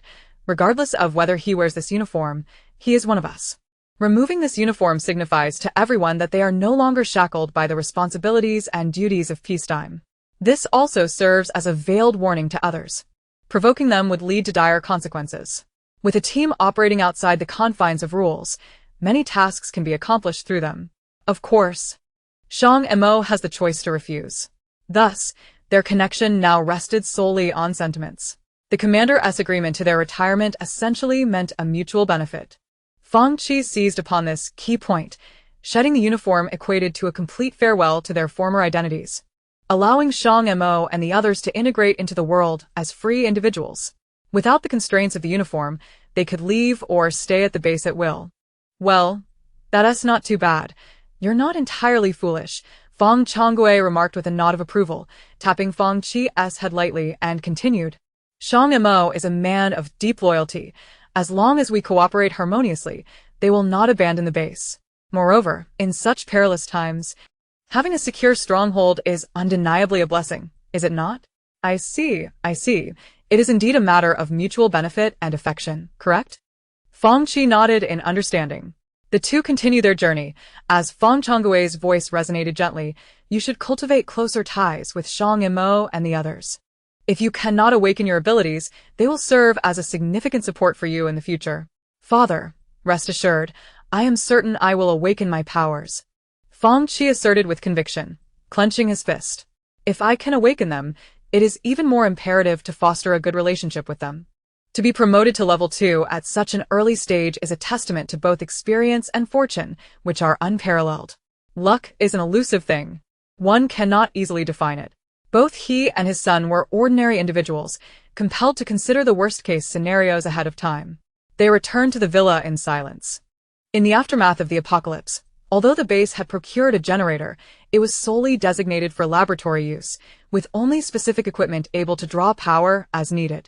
When darkness descended, devoid of starlight or moonlight, visibility was utterly compromised. Fortunately, the night was fair, and with the enhanced vision of the ability users, they could still perceive their surroundings. Upon pushing open the door, Shang Mo immediately sensed something amiss. There was someone in the room. Shang Montag? Upon hearing the sound of the door, Guyu sat upright, softly inquiring. At the sound of Guyu's gentle call, Shang Mo paused momentarily, then hurried over to sit by the bed, whispering, "Why are you sleeping here?" "I was waiting for you," Guyu replied, extending her arms toward Shang Mo, unabashedly and sweetly requesting a hug. With a swift motion, Shang Mo enveloped her in his embrace. Guyu reciprocated by wrapping her arms around his waist, leaning into him while surreptitiously channeling her energy. The contrast was evident. Indeed, the power of virtue was far superior, a vast improvement over the so-called starlight power, albeit still only a faint trace. Surrounded by the aura of virtue, and having stayed up late, Guyu quickly succumbed to slumber. Chapter 56, The Third Wheel. Before long, Shang Mo noticed the person in his arms had closed her eyes. He let out a soft sigh, lying down while still holding her, breathing in the subtle, enticing fragrance emanating from her, illuminated by the silvery moonlight. He raised his hand to trace the features of the sleeping sprite before him, a gentle smile gracing his lips. He lowered his head to plant a kiss on her smooth forehead, a richer scent wafting forth, akin to a ripening fruit, sweet yet not cloying, tempting one to take a taste. In Guyu's dreams, a small insect persistently chased after her, prompting a soft protest from her as she buried her head into the warmth of his chest, drifting into a deeper sleep.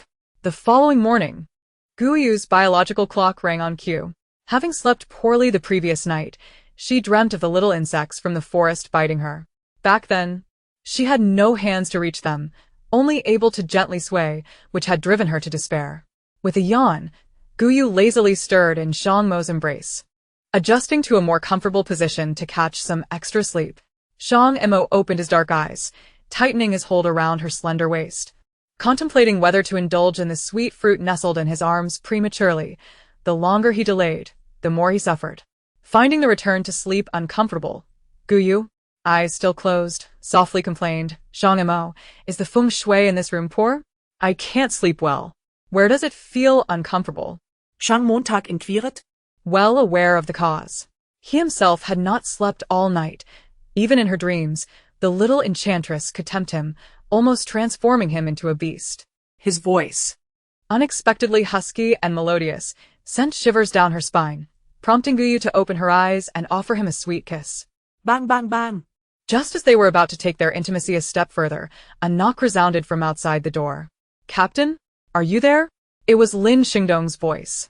Not receiving a response, he turned to head downstairs, pondering. Could it be they didn't return last night? That shouldn't be the case. The commander has given orders. They must have returned. The soundproofing in the bedroom was impeccable, rendering any noise within inaudible from outside. Shang Mo. Guyu's cheeks flushed crimson. Her innocent eyes tinged with desire. Shang Mo felt a twinge of helplessness. His predicament was more distressing than Guyu's.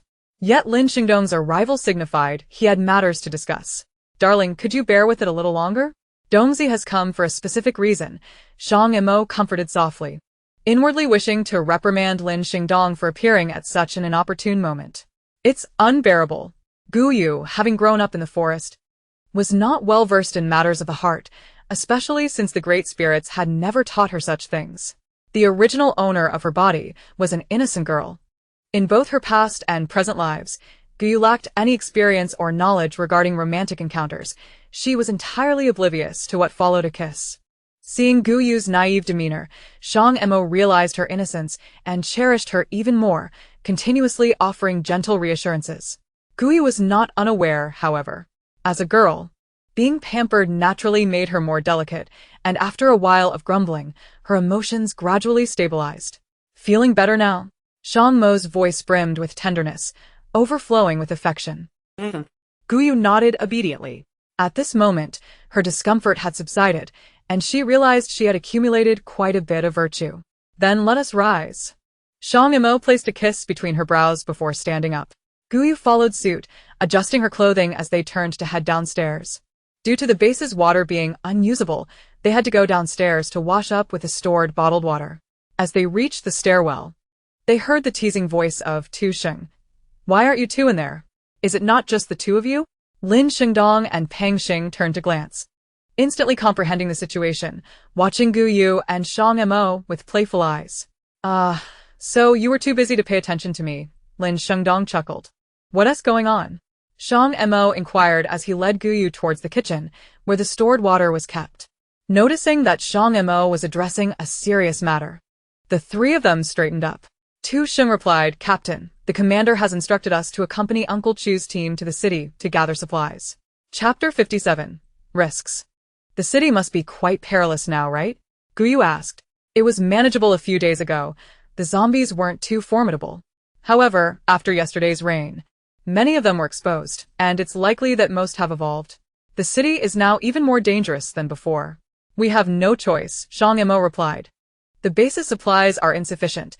We must gather resources as soon as possible. Once the evolved flora, fauna, and zombies mature, acquiring supplies will become even more challenging.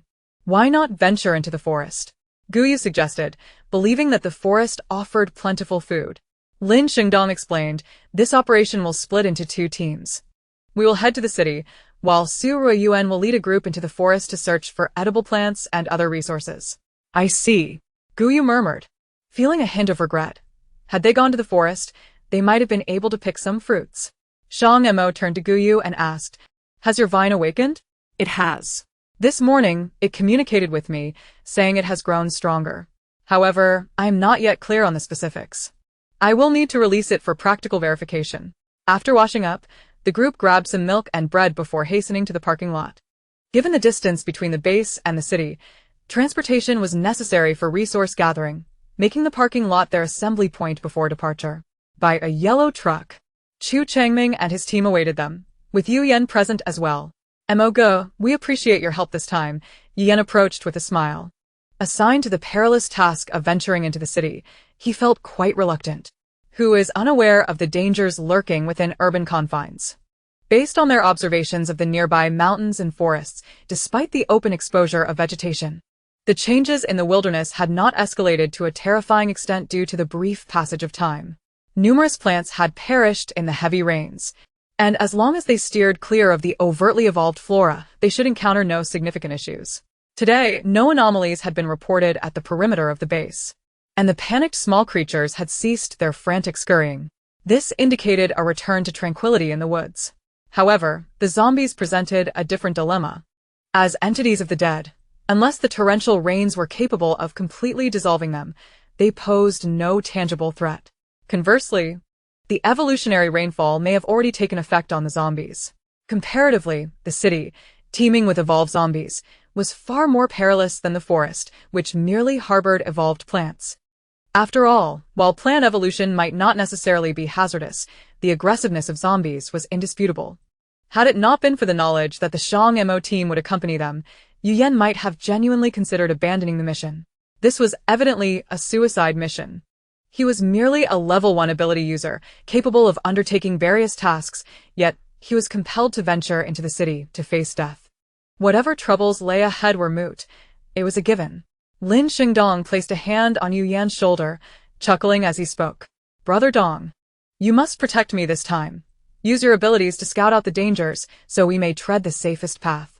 Yu Yan was all too aware of the capabilities possessed by Shang Mo and his companions, and he lamented missing the evolutionary reign. "No problem," Lin Xingdong assured, thumping his chest. Subsequently, the group checked the vehicles and equipment, confirming they were fully prepared before each person boarded their respective vehicles and set off towards the city. The 5 of them were still in the small pickup truck, with Shang Mo at the wheel and Guyu lounging on a sofa in the back, leisurely crossing his legs. Descending the winding mountain road and following the inner-city expressway, they halted beside the asphalt road a mere 100 meters from the city. The entire city appeared dilapidated and desolate, devoid of any greenery, exuding a sense of bleakness and weariness. The walls of the towering residential buildings were already mottled and yellowing. The streets were equally chaotic. The heavy rains had washed away dried bloodstains, leaving a viscous, dark substance coating the pavement. Billboards along the roadside bore large gaping holes, their integrity compromised by the rain's corrosive effects. Apart from the aimlessly wandering zombies, there was not a single living soul to be seen. "What has become of this city?" Tu Sheng inquired, peering out of the vehicle with binoculars, astonished by the scene of such decay. Pang Xing added, "When we last departed, although the city looked desolate, it was nothing like this level of ruin." Listening to their conversation, Guyu stood up, peering over the top of the truck, then pouted, "It's dead." In Guyu's understanding, all things possess life. Whether living or inanimate, over time, they developed their own essence. Buildings served as the city's skeleton, vegetation its flesh, while the humans and small creatures hidden in every nook and cranny provided the lifeblood. Yet now, the city's flesh had perished, its bones corroded by the rain. Devoid of any vitality, this city was on the brink of death. Alas, a city that took decades to construct has deteriorated to this extent overnight, Chu Changming lamented. "All right, enough with the lamentations. As the saying goes, out with the old, in with the new. Better days are ahead," Lin Xingdong interjected, his tone light-hearted as he gazed at the distant city, closing his eyes to perform a visual transformation. Upon reopening his eyes, the scene before him had shifted. The nearby high-rises transformed into a perspective view, revealing all moving objects concealed behind walls beyond his line of sight. "Dongzi, what do you see?" Pang Xing inquired, looking towards Lin Xingdong. "Ah." Lin Xingdong suddenly felt a bit awkward, suggesting to the group, "Shall we move a bit closer?" Although he had reached level 3, his perspective view only extended to 100 meters. Beyond that, everything appeared blurred and indistinct, rendering it less useful than normal vision. "What is the situation with the zombies?" Shang Mo asked, activating the intercom between the vehicles. "Not good," Lin Xingdong shook his head. "Perhaps due to not being exposed to the rain. The zombies inside the buildings remain unchanged. They still wander aimlessly, repeating the same actions as before. However, the zombies on the streets have exhibited significant changes. They seem more sensitive to sound, reacting to even the slightest disturbances." In the black sedan behind them, upon hearing Lin Xingdong's words, Chu Changming furrowed his brow and spoke into the intercom. "If that's the case, we cannot drive into the city. The noise of the vehicles might provoke a zombie horde." Yu Yan chimed in, "But if we don't drive, how much supplies can we carry on foot? The risk of back-and-forth trips is too great. A little hardship is manageable, but the risk is paramount. With zombies lurking everywhere in the city, making multiple trips only increases our chances of encountering them, significantly heightening the danger." After much deliberation, the group abandoned the idea of entering the city and opted instead for an industrial park, targeting a canned meat factory. On the way to the industrial park, Chu Changming provided a brief overview of the situation. Roaching is primarily focused on electronic manufacturing with very few food factories, only about 3 or 4 in total. The other food factories have mostly been searched. Only this canned meat factory remains, as we have been too intimidated by the overwhelming number of zombies to enter. Half an hour later, the convoy came to a leisurely stop at the factory's entrance. A glance revealed that the factory grounds were teeming with zombies. These undead had surrounded one of the buildings, their density surpassing that of what the group had witnessed in the city, making it nearly impossible to find a foothold. Gazing at the writhing mass of zombies, the group collectively inhaled sharply. Goodness, how could there be even more zombies than before? Yu Yan exclaimed in astonishment. He recalled that there hadn't been this many previously. Now they could see hundreds, if not thousands, of zombies. And who knew how many more lurked in the unseen parts of the factory? This is utterly terrifying. It's like they're being churned out like dumplings. Pang Xing remarked, his expression one of shock. Tu Sheng also frowned, noting that the zombies seemed fixated on the same factory. Yu Yan communicated over the intercom. It's a canned meat factory. There must be a vast supply of meat inside. These zombies are likely drawn to the frozen meat. Lin Shengdong chuckled. You've all misunderstood. The zombies are not surrounding the cold storage. They are encircling a processing plant where there are still a dozen survivors. Through his perspective view, he discerned 4 or 5 individuals patrolling the factory floor, inspecting for any damage, while around 10 others congregated together, some seated, others reclining, seemingly engaged in conversation. Survivors? A chorus of astonished voices echoed through the intercom and the pickup truck as the group turned to gaze at the besieged factory, finding it hard to believe. What remarkable luck! Surrounded by so many zombies, they somehow managed to remain safe all this time. Haven't they considered leaving? Amidst the throng of zombies, the calm demeanor exhibited by the group was nothing short of astonishing. Tu Xing turned to Lin Xingdong and inquired, is there a substantial stockpile of food within the factory?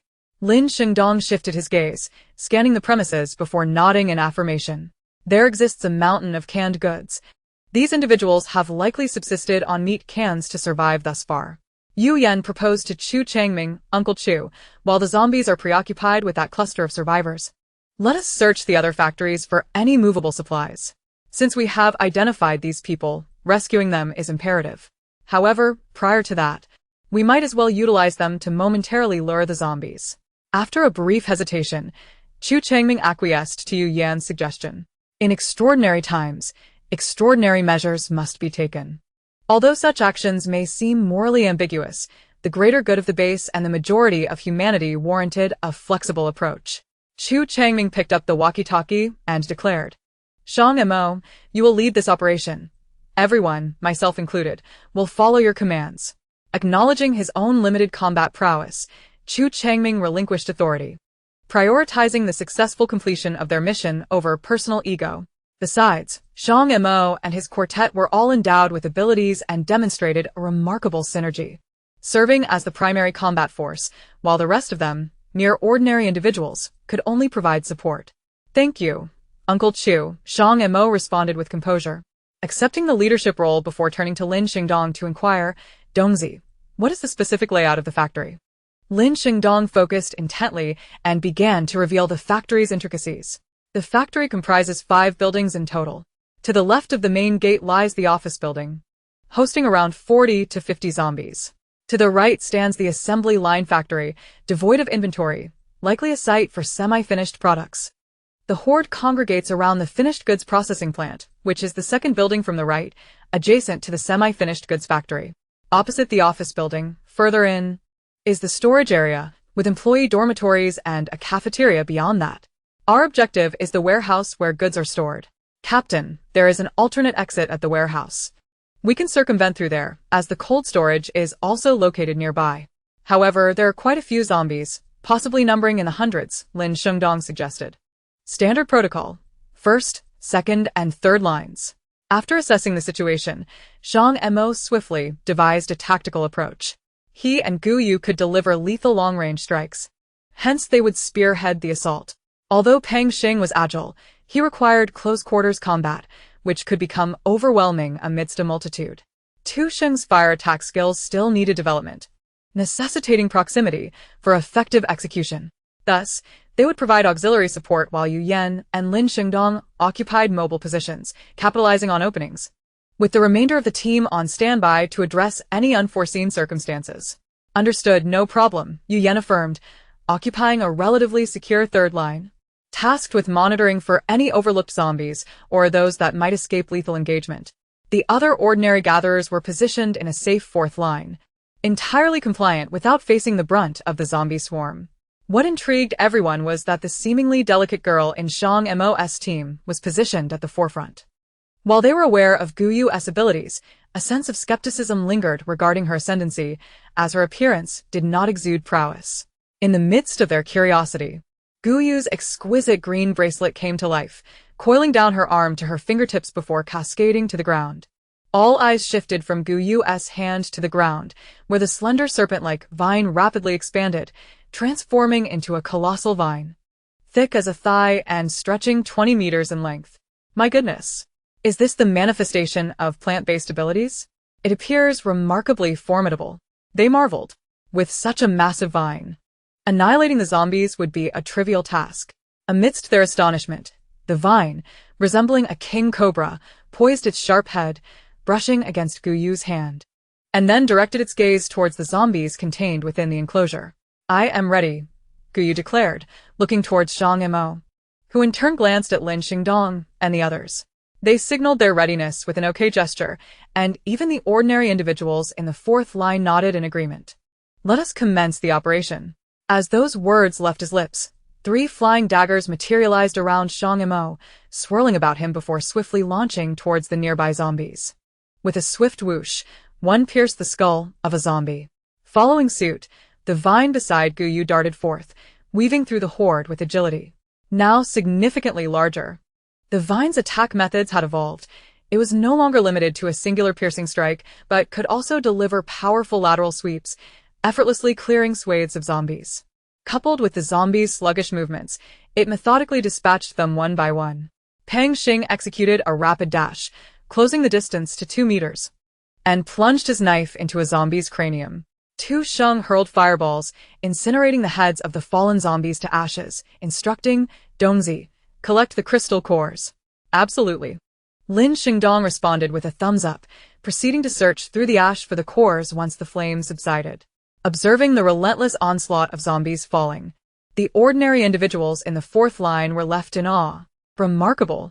Is this the power of the ability users? No wonder they say they are the future. I initially thought it was an exaggeration, but the prowess of these advanced ability users is truly astonishing. The base had few ability users, and witnessing their prowess was a rare occurrence. Although Yu Yan was also an ability user, his lower level limited the frequency of his abilities, and he was extremely cautious with their use to avoid faltering in critical moments. Now, witnessing Gu Yu and her companions effortlessly dispatching zombies was a revelation, evoking both envy and fascination. After eliminating several zombies, Shang Mo suddenly halted. The flying daggers that had been weaving through the horde returned to orbit around him. What's the matter? Gu Yu inquired, following his lead. Why are the zombies not attacking us? Shang Mo pondered aloud. Initially, it might have been due to the subdued noise, but with the ruckus they had caused, the zombies remained unresponsive, as if enchanted, fixated on the finished goods processing plant. Indeed, Gu Yu observed the zombies, lethargically fixated on a singular direction. They displayed indifference to the attacks coming from behind, their gaze and attention unwavering towards the factory where the survivors were concealed. What could possibly be so captivating? Yu Yan queried, bewildered, as this was the first time he had witnessed such an occurrence. What could attract zombies to the point of disregarding humans entirely?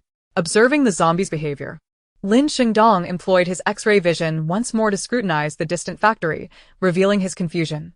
Everything appears normal. There are no evolved plants or animals.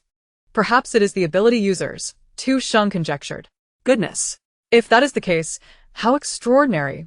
I wonder if they could command the zombies in battle, Pang Xing exclaimed. Whether they can or not, we shall find out once we venture inside. Shang Mo turned to the group, continuing, let us advance and swiftly eliminate these zombies. With a unified charge, they surged forward. In a secure environment, dispatching zombies was an effortless task for them. Soon, the 100-odd zombies near the warehouse were eradicated. Yu Yan, accompanied by 2 ordinary team members, began collecting the zombie crystal cores while Shang Mo and the others arrived at the warehouse entrance. As the imposing steel doors gradually swung open, a vast warehouse came into view, stretching across several hundred square meters. Towering shelves, reaching the height of 2 men, were filled with boxes of various sizes, while areas devoid of shelves were piled high with cans. What a fortune! So many cans!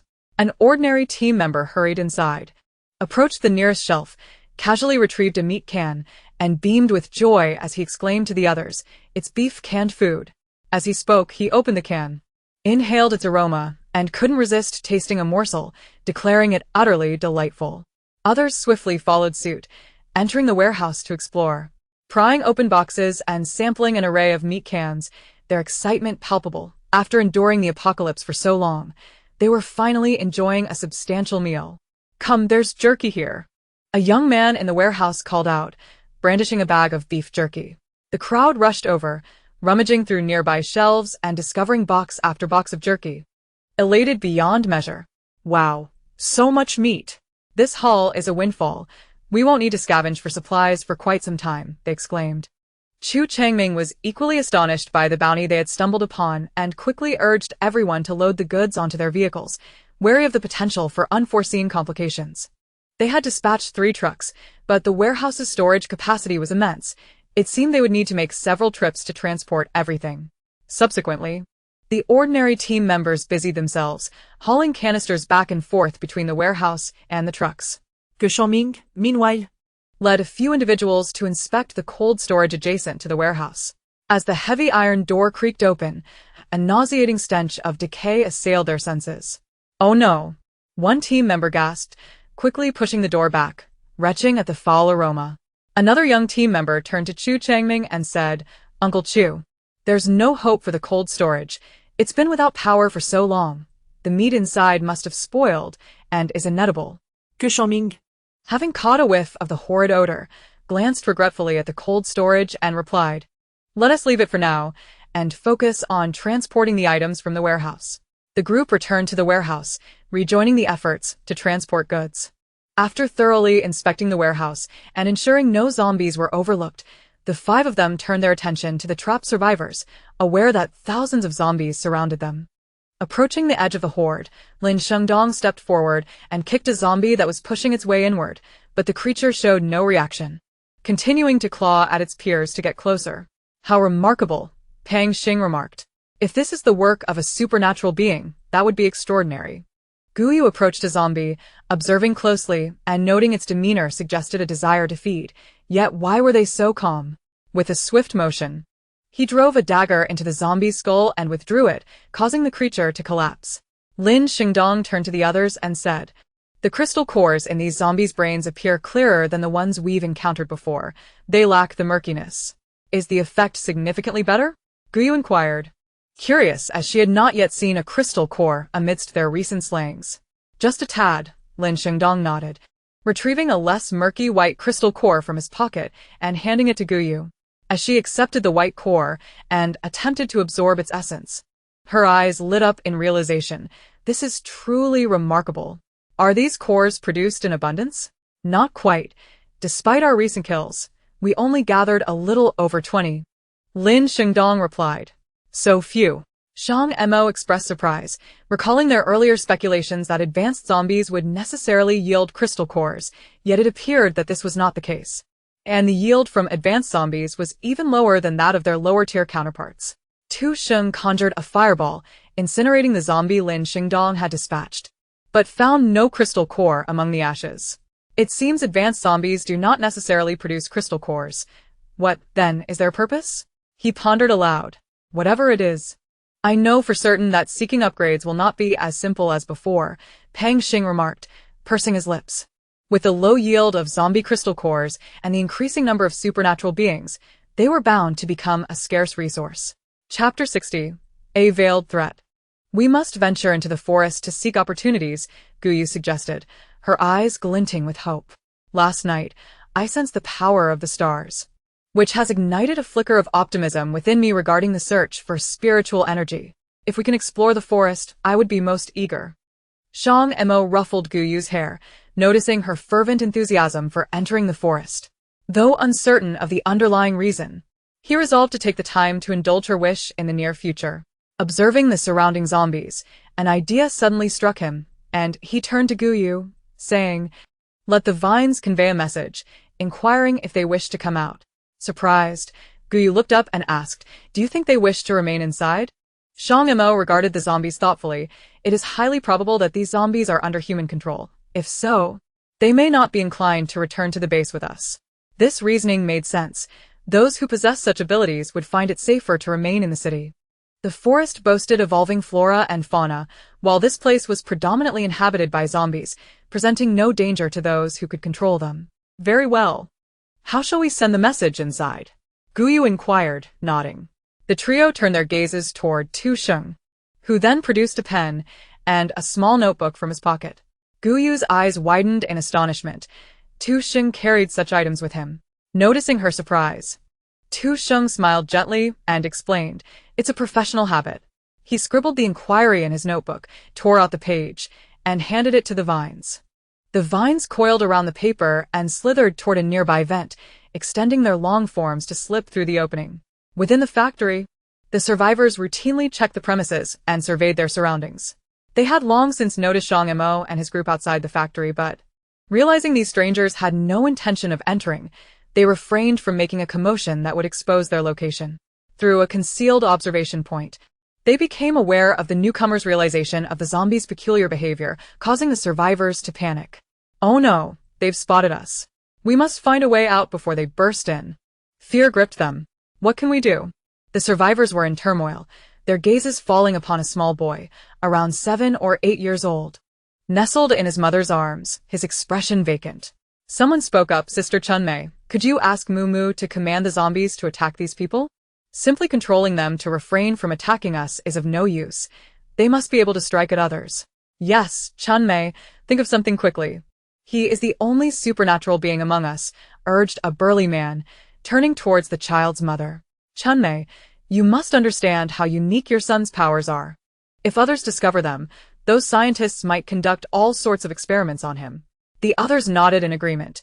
Indeed, such an extraordinary ability could lead to him being dissected. "I've heard those scientists use electric shocks and other torturous methods.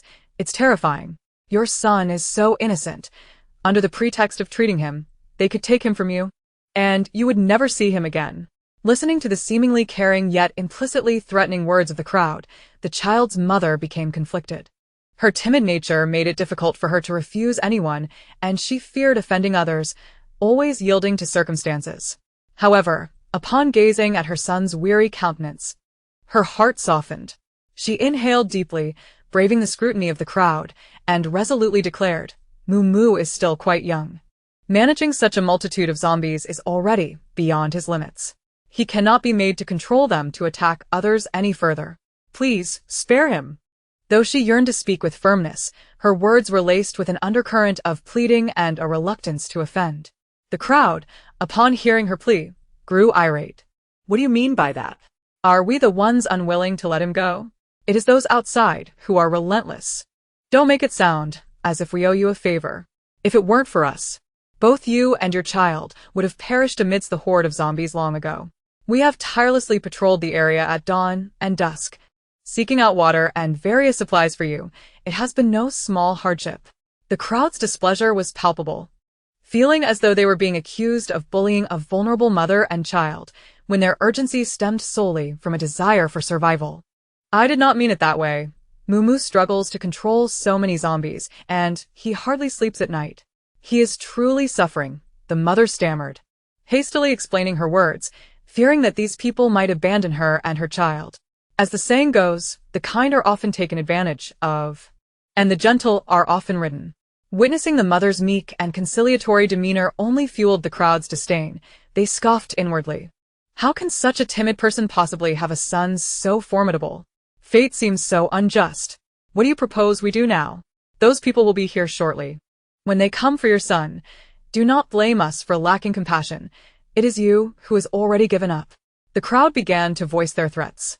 The mother grew increasingly panicked and at a loss, her internal scales beginning to tip, a thought swirling in her mind. Perhaps she should let Moo try just once.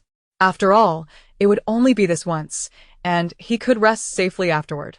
Rustling sounds emanated from the factory at that moment, drawing the attention of the crowd, as a massive green python slithered into view. A snake. The factory's surroundings were enclosed and dimly lit, rendering the visibility poor for ordinary individuals, leading them to believe it was a colossal python. Those with timid hearts leapt up, fleeing to the sides, entirely indifferent to the frightened mother and her child. Seeing others run, those less fearful followed suit. The mother swiftly scooped up her child and joined the fleeing throng. But she found it difficult to run quickly while carrying her child, continuously pleading, "Wait, please, don't leave us behind." At that moment, everyone was solely focused on escaping, oblivious to the plight of this frail mother and her seemingly dazed child. Outside the factory, Lin Xingdong utilized his ability to see through obstacles, monitoring the situation inside, relaying real-time updates to Shang Mo and the others. It appears they've been frightened. Everyone is desperately fleeing. Guyu, receiving information through her vines, grasped the unfolding events and directed the vines to halt their advance, refraining from drawing closer. Inside the factory, chaos reigned, yet the child in the mother's arms, observing the halted giant green snake, tugged at her clothing and softly murmured, "It has stopped." Hearing her child's words, the mother gradually came to a halt, turning to look. The massive python had raised its head, regarding the crowd without advancing any further. Chapter 61. Cautious and delicate. Seeing this, the crowd also paused, maintaining a distance of 3 meters from the mother and child, gazing apprehensively at the scene ahead. How could there be such a large python? Where on earth did it come from? Our city does not produce pythons. It must have evolved. If humans can evolve, why not animals? One astute individual whispered. If even animals are this formidable, what will become of us in the future? The sentiment was shared in hushed tones, deliberately avoiding the mother and child in front of them. What is there to fear? We have ability users among us, right? When the time comes, we can have them control the zombies to deal with the evolved animals. Indeed, the son is simple-minded, and the mother is also a weakling. They are quite easy to manipulate. The crowd exhibited apathy towards the dangers faced by the mother and child, instead murmuring about how to better control them. Observing the enormous snake from a distance, Zhou Chunmei was terrified, momentarily at a loss. In contrast, the child in her arms showed no fear, instead wriggling free and attempting to approach the great serpent. Zhou Chunmei quickly grasped her child, softly urging Mumu, "Do not go, it is dangerous." The child, looking up at his mother while glancing back at the great snake, replied in a clear, soft voice, "I'm not afraid." Zhou Chunmei assumed her child was merely comforting her, encouraging her not to fear. She held him tightly, as he was her only source of hope and support. The child did not disobey his mother, yet his gaze remained fixated on the giant snake. Noticing that the survivors were too frightened to approach, Guyu had no choice but to let the vines lower the paper note and retreat a short distance, waiting for the individuals to step forward on their own accord. However, she overestimated the survivors' courage. When the giant snake retreated, Zhou Chunmei hastily returned to the crowd with her child. The survivors remained huddled in the corner, paralyzed with fear. Guyu and her companions felt somewhat helpless, observing these individuals cower without any intention of resisting. With no other option, Guyu commanded the vines to shrink down, transforming into slender, 2-finger-thick serpents, coiling around the paper note and slowly advancing towards the crowd. As the survivors remained fixated on the darkness where the giant snake had appeared, they quickly spotted the approaching vines. "Look, a small snake. Is that a snake? It looks like a vine, and it has leaves on it. What is that wrapped around its tail?" As they focused closely, they realized it was a small piece of paper, seemingly inscribed with words. That giant snake couldn't he possibly be one of those outside, could it? Is this the giant snake's offspring, come to deliver a message? Who knows? Amidst the murmurs of curiosity, the small green snake halted 2 meters away, placing the note on the ground before retreating a few meters. Observing this remarkable scene, the crowd was filled with wonder, their curiosity piqued regarding the content of the note. Someone go retrieve the note. Who will go? What if the giant snake suddenly appears from somewhere? Is that really such an exaggeration? It clearly came to deliver a message. Hurry and fetch the note. It might be news from those outside. Easy for you to say. Why don't you go? I am stuck at the back. I can't get out. You're closer. Hurry up. The crowd exchanged blame. Even though they recognized the risk was minimal, the giant snake was simply too intimidating for anyone to dare venture forth. Chunmei Mumu is an ability user. Perhaps he can control the evolved animal. You should let him retrieve that note. Yes, Moo is so formidable. The evolved animal cannot harm him. Zhou Chunmei shook her head. She was weak, but not foolish. The giant snake was enormous, while Moo could control zombies. He would be no match for the giant snake. To approach recklessly would be tantamount to seeking death. Chunmei, how can you be like this? We have always treated Moo well. Just let him retrieve something, and you're hesitating like this. It's truly disheartening. Let it go. Why speak such impersonal words? We're all in the same boat. Let us be a bit more understanding. Only you know how to play the good person. Why don't you go fetch the note instead of just talking? You all go. You all are afraid of a little snake, such cowards. The young man, grumbling under his breath, cautiously stepped outside, eliciting discontent from the others. However, seeing him venture forth, they resigned themselves to his departure. With a careful first step, he strained to listen to the sounds surrounding him, then took a second step, each movement executed with meticulous caution, fearful that a colossal serpent might suddenly spring from the shadows. After a few steps, noting the relative tranquility, he hurriedly jogged to the spot where the note lay, snatched it up, and sprinted back with the speed of a 100-meter dash. Gu Yu and the others were rendered speechless. Such cowards. They exerted so much effort just to retrieve a piece of paper. How had they ever managed to venture out for supplies? Given their timid demeanor, it was likely they had never even left the factory, so what hope was there for them to gather resources? Upon the young man's return with the note, the group quickly gathered around, eager to discern its contents. The note bore only a few sentences. We are the search team from the nearby survivor safe zone. Would you like to join us at our base? We can find a way to rescue you. They were from a safe zone. Surely. The safe zone would have ample food and water. Why don't we go with them? I've had enough of this factory. I haven't bathed in over half a month, and the canned goods in the factory will eventually run out. We will have to go out at some point. It would be better to seize the opportunity for rescue while it is offered. Let us go with them. I'm already sick of these cans. The contents of the note ignited a spark of hope among the group, though dissent lingered, with some preferring to remain in their familiar surroundings. They could be deceiving us. How do you know they are telling the truth? What if they lure us out to harm us? If we are tricked, don't come crying to us. There will be no police to uphold justice for you, countered the faction wary of leaving. You saw the giant snake. If they truly meant us harm, why not simply let the serpent attack us instead of sending a message in this manner? They are likely concerned about us controlling the zombies that might attack them.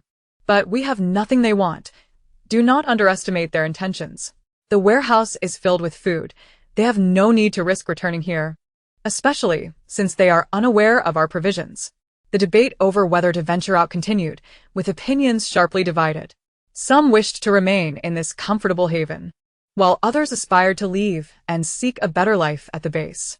Zhou Chunmei also desired to leave, but was apprehensive, fearing that the outsiders might be deceivers intent on luring them out. At that moment, while awaiting a response, Gu Yu and the others began clearing the surrounding zombies, initially aiming to collect a few crystal cores. Nevertheless, they held little hope for this timid group. It was surprising they dared to emerge at all. With Tendril absent, the quartet of Shang Mo became the primary offensive force, while Gu Yu wielded a dagger, searching for crystal cores within the skulls of the slain zombies. After a flurry of activity, they managed to gather a dozen cores. Pang Xing thrust his dagger into a zombie's head, dragging its corpse over to Gu Yu, who expertly extracted a core and placed it in a plastic bag by her side. Suddenly, the surrounding zombies emitted a series of low growls, reminiscent of their reactions when they sensed food. The five became alert, immediately halting their assault on the zombies and retreating cautiously to observe the situation. What is happening? If these people don't wish to leave, must we allow the zombies to devour us? Pang Xing remarked, puzzled. They hadn't engaged in any provocative behavior. Lin Xingdong scrutinized the factory and exclaimed, "Oh no. They seem to be arguing, and it looks quite intense. Are they preparing to fight? How could this discord arise?" It appeared the group was not as united as initially presumed. Gu Yu also received feedback from Tendril, noting the ongoing dispute following the arrival of the note, with no one able to convince the other. Just then Moo, the quiet child nestled in his mother's embrace, seized the opportunity while Zhou Chunmei was momentarily distracted, wriggling free and running towards Tendril, who lay hidden in the shadows, awaiting the group's response. Perhaps endowed with an innate sense The brave little one seemed to understand that Tendril harbored no ill intentions, displaying greater courage than the adults around him. Realizing her arms were empty, Zhou Chunmei panicked for a moment, spotting Moo Moo already several meters away, and urgently called out, "Moo Moo, come back. It's dangerous there." "I'm not afraid," Moo Moo replied, turning to look at his mother with wide, innocent eyes before continuing towards Tendril. Sensing the boy's approach, the coiled Tendril awakened, lifting its curious head to observe the small child advancing towards it. At that moment, Zhou Chunmei finally grasped that Moo Moo's declaration of bravery was not meant to comfort her but was an assertion of his own courage in the face of the monstrous serpent. As Moo Moo approached the darkened figure of the serpent, the group grew anxious, directing their frustrations towards Zhou Chunmei. "What is wrong with you, Zhou Chunmei? You can't even keep track of a child. Hurry and bring him back. Do you think the giant serpent is easy to deal with? Your son will surely be devoured. How can you be so heartless? Zhao Moo Moo was our only esper. If he perished, the horde of zombies would undoubtedly trample us all." Upon hearing this, panic gripped the group. Someone pushed Zhou Chunmei from behind, angrily proclaiming, "Zhou Chunmei, why do you always falter at crucial moments? Hurry and retrieve your son. If you want to die, don't drag the rest of us down with you." Zhou Chunmei stumbled and fell to the ground, turning to face the accusing crowd, her expression one of terror and helplessness. Naturally timid and cowardly, the thought of approaching such a fearsome serpent rendered her paralyzed with dread. She lacked the courage to even step forward and retrieve Zhao Moo Moo. "Moo Moo, come back. It's dangerous." Zhou Chunmei lay on the ground, pleading softly for her son, too frightened to raise her voice. Witnessing her state, the others grew increasingly furious and disdainful, their words becoming more cutting and merciless. As the harsh words rained down upon her, Zhou Chunmei suddenly understood. No matter how much she tried to appease or ingratiate herself, these people never regarded her as one of their own, nor had they ever respected her. Meanwhile, little Moo Moo was now less than 2 meters away from Tendril, and the group was thrown into further chaos, fearing their only glimmer of hope would be lost to the serpent. Anger surged within them. "Zhou Chunmei, you truly are worthless. You can't even keep track of a child. No wonder Zhao Si beats you daily. With your personality, you deserve every bit of it. What do you care about her? Focus on getting Zhao Moo Moo back. Without him controlling the zombies, we won't even be able to leave the factory."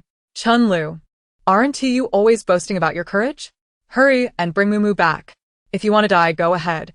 He has almost reached the serpent, Chun Lu retorted angrily, refusing to mimic Zhou Chunmei's foolishness, knowing full well it was a suicide mission. "Then let us all just wait for death." Amidst the commotion, Tendril, hidden in the shadows, suddenly expanded, rising to a height of 2 meters, its massive head towering over the small Zhao Moo Moo. The group fell silent, terror etched on their faces as they beheld the enormous shadow that had unexpectedly emerged. "This is it, we're done for. What should we do? I'm not ready to die.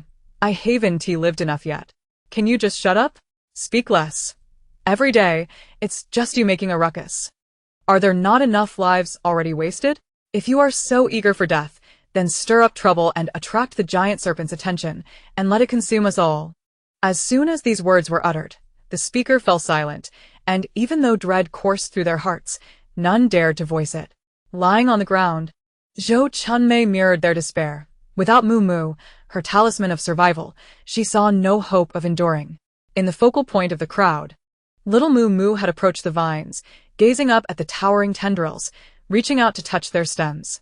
His expression remained vacant, yet his eyes sparkled with life.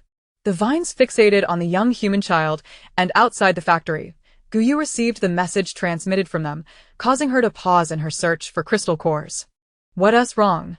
inquired Tu Sheng, who was dragging back a corpse, noticing her sudden stillness. "It seems their ability user is but a child, and he stands beside the vines, seemingly wishing to leave, though his mother and others are still in dispute."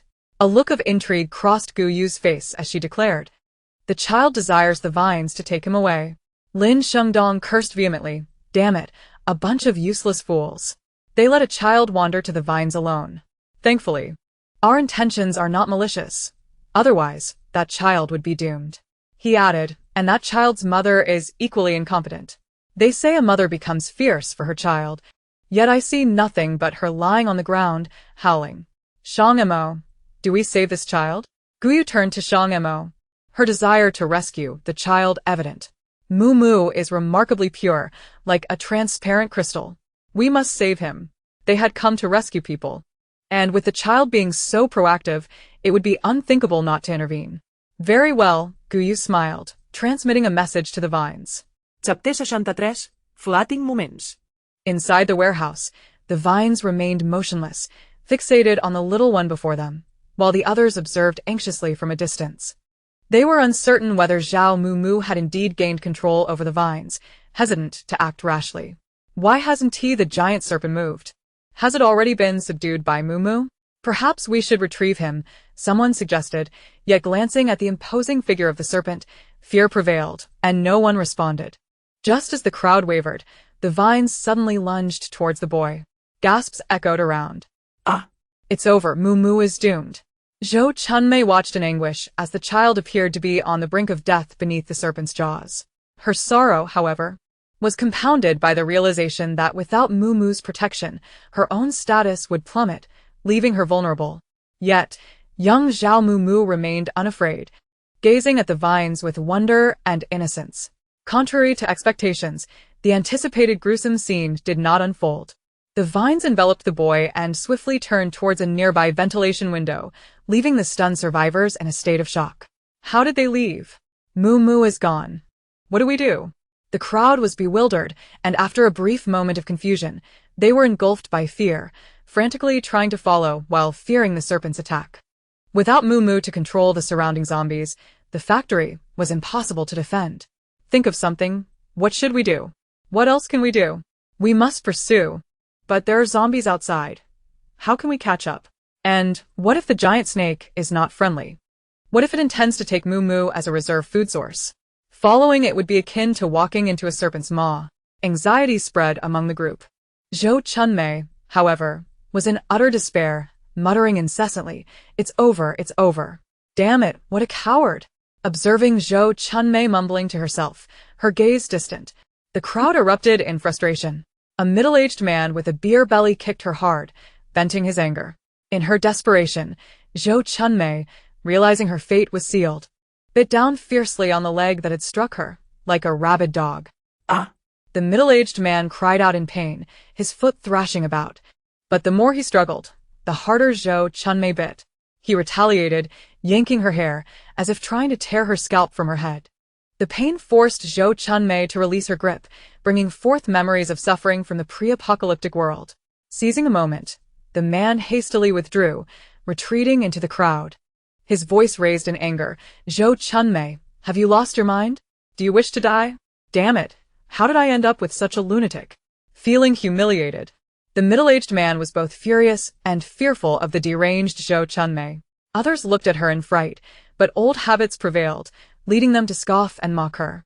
Utterly useless. Why didn't you act this crazy before and retrieve Zhao Mu? Now that he has gone, what good is your madness? Coward.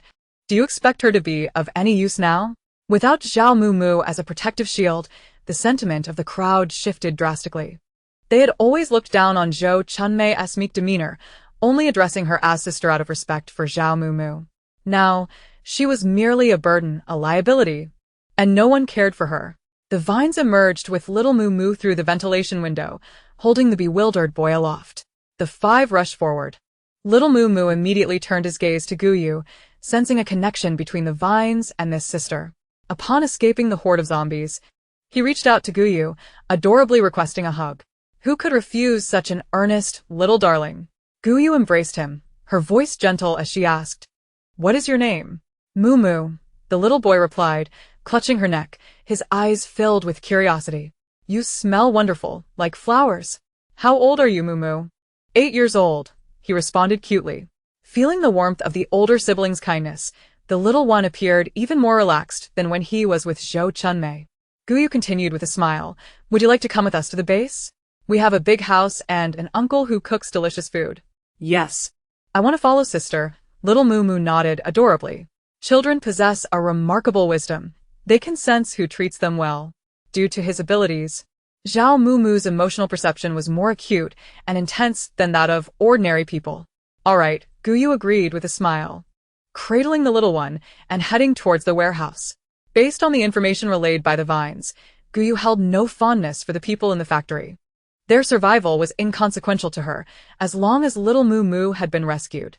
Glancing at the still-dazed zombies around, Shang Mo turned to leave, with Lin Xingdong and the others hastily following.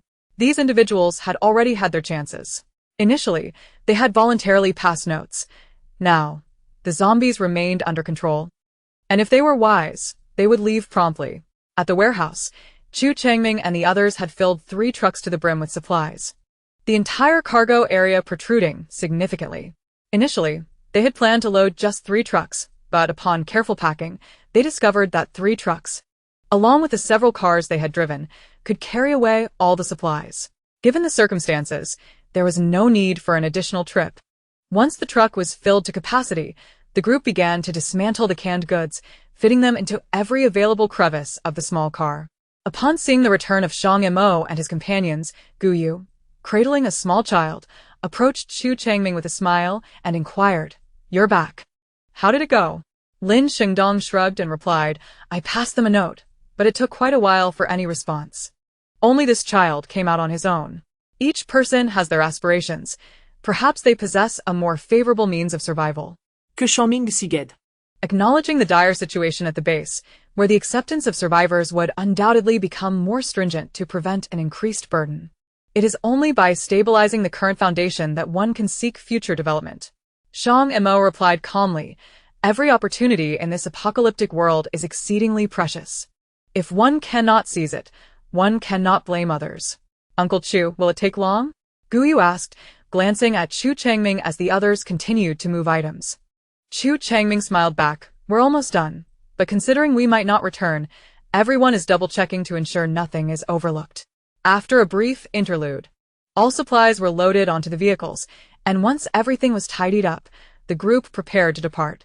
With the addition of the little Mumu, the back of the small pickup was thoroughly packed with can boxes, while Guyu held him in the passenger seat. Shang Mo tagt drove. With Pang Xing and Tu Xing seated in the back, and Lin Xingdong took a spot in the vacant seat of Yu Yan's vehicle. On the vacant asphalt road, the tires rolled slowly over the surface, gradually gaining speed. Godby, Mama Zo. Mumu leaned against the car window, watching the factory recede into the distance, a small smile gracing his lips as he slowly relinquished control over the zombies. Everyone assumed he was just a child, oblivious to the world. But that was merely the adult's wishful thinking. Under the unreasonable demands of those around him, he had repeatedly summoned the nearby zombies to protect them, coming perilously close to death on several occasions, yet he persevered. Mama Zhou still needed his protection. Regrettably, despite his unwavering defense of her, Mama Zhou had never shielded him. It was now time for him to safeguard himself. "Mumu, don't you miss your mother?"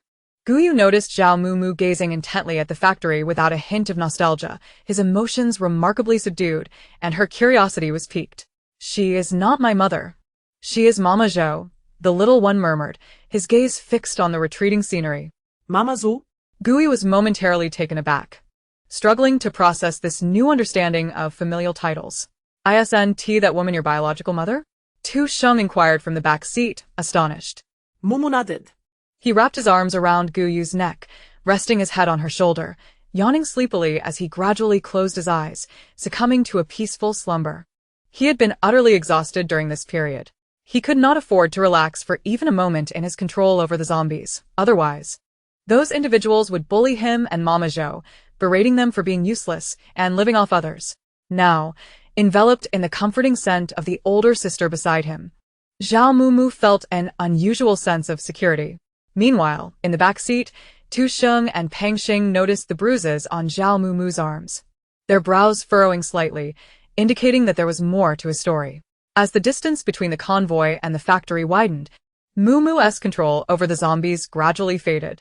On the other side, following Mumu's disappearance, the remaining survivors astonishingly chose to stay, continuing their routine of patrolling the area, consuming canned goods, and indulging in long slumbers.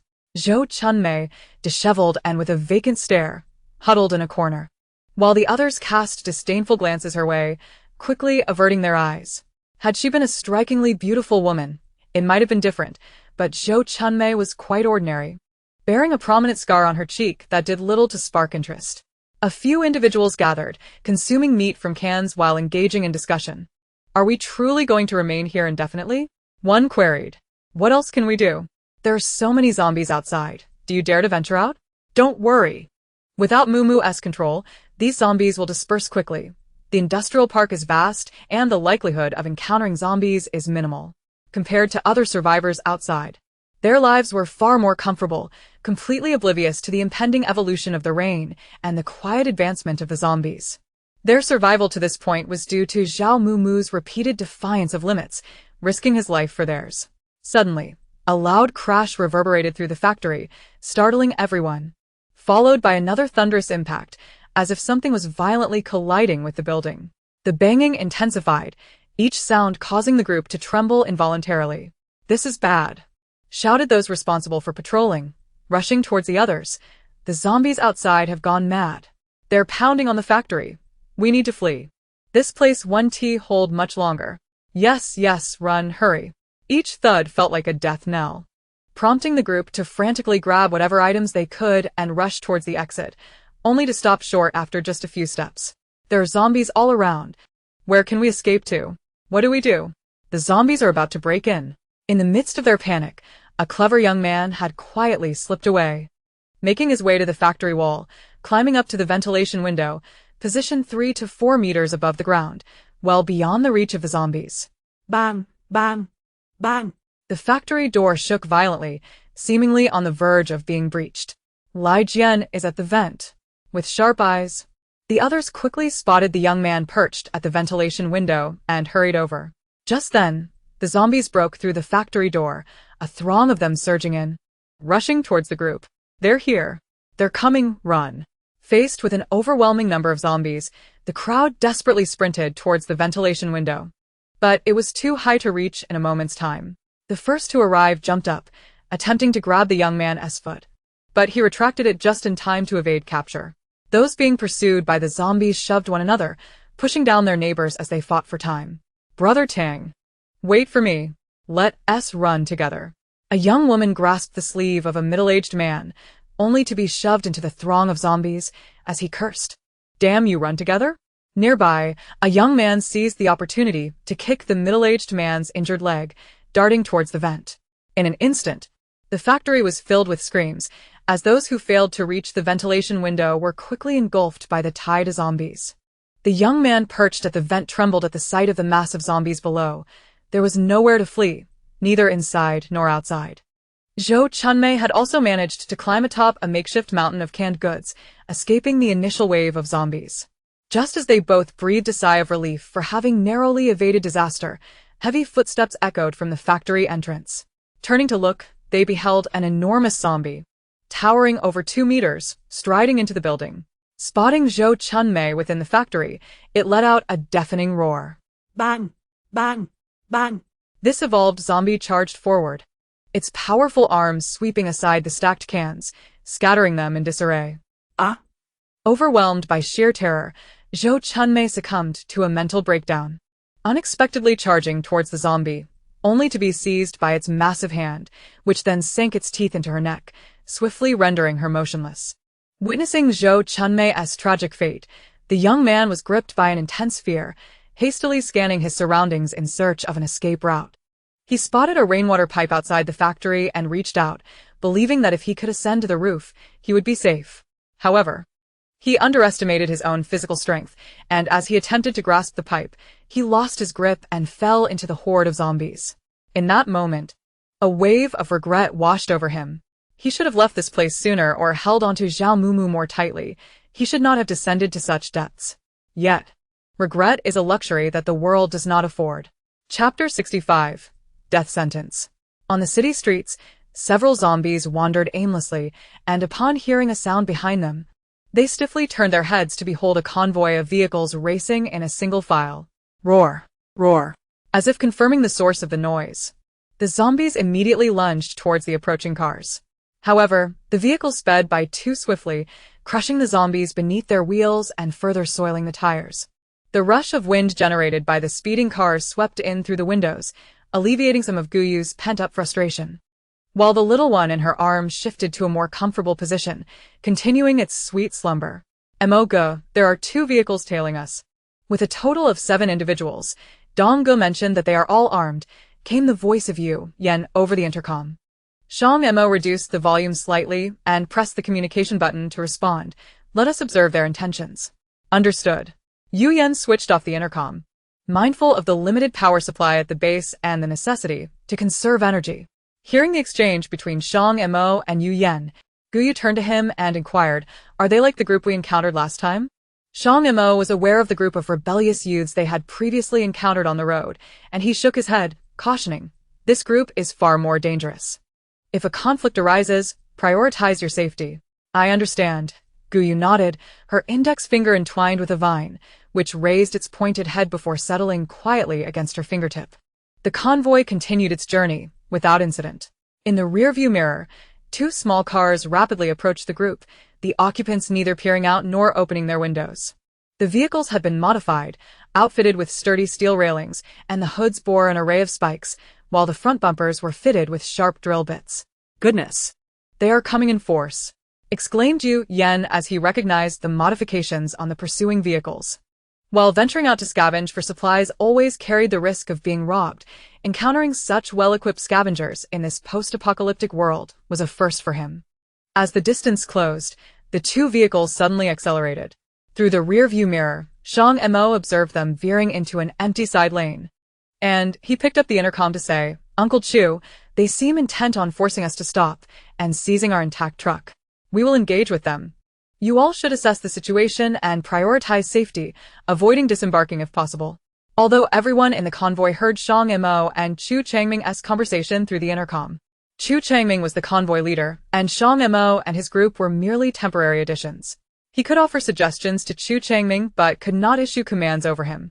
This was a sign of respect for Chu Changming and a demonstration of a thoughtful and thorough approach to action. Understood. Do exercise caution, Chu Changming promptly replied, then issued orders to the other members of the convoy. All vehicles follow the lead car. Those without firearms should remain inside, while those armed must act judiciously and cooperate with the lead vehicle. Small car 1, received. Small car 2, received. Cargo 1, received. Cargo 2, received. Cargo 3, received. After receiving confirmation from all vehicles, Chu Changming anxiously focused on the 2 approaching cars in the side mirror. Although they had brought a considerable amount of firearms and ammunition from the military district, the resources had diminished more than they had been replenished since the apocalypse. And their ammunition stock was now less than half of what it once was. Most of the remaining ammunition was reserved for the base, leaving them with limited supplies for the journey. Aside from Shang Mo's group of 4 with firearms, only 3 individuals in the convoy were originally armed, Chu Changming, Yu Yen, and a veteran who had served for 5 or 6 years. The other members were ordinary individuals who had joined later, lacking experience with firearms. And the base had not provided additional ammunition for training, rendering them unarmed for the time being. With a loud roar of engines, the 2 vehicles sped past the convoy at a breathtaking pace. After covering some distance, both vehicles gradually slowed down, executing a sharp turn to block the road ahead. Shang Mo also decelerated, halting approximately 20 meters away, with a trailing vehicle coming to a stop behind him. From the opposing vehicles, several armed youths emerged, swaggering confidently toward the lead vehicle, where Gu Yu and the others were situated. Dong Zi, what is the situation on the opposite side? Shang Mo queried through the intercom. From the second vehicle, Lin Xingdong quickly stuck his head out to observe, noting that the first 2 individuals not only wielded rifles but also sported handguns at their waists, while the 3 following them were similarly armed with handguns. Suddenly, Lin Xingdong exclaimed, Captain, there's a person tied up in their trunk, unconscious or worse. The 2 individuals in the car are also armed. Received, Shang Mo acknowledged, turning to Guyu beside him. Have the vines circumvent the side to subdue those 2. While I handle these 5. No problem, Guyu nodded in response, extending her hand outside the window. The vine released her fingers and slithered down to the ground, transforming into a slender snake that glided into the roadside grass. Meanwhile, Shang Mo drove forward, while Tu Chung and Pang Xing remained in the vehicle, observing intently. Not following? Guyu inquired of the two. Aren't we always in this together? Tu Chung chuckled, explaining the individuals on the opposite side are armed. But they are still ordinary people. If there are too many, they may instinctively become anxious. If it's just the captain, they want to be overly vigilant, making movement easier. Pang Xing chimed in, "Don't worry, girl. A few ordinary folks, even with guns, pose no threat to the captain at all." "Is he really that formidable?"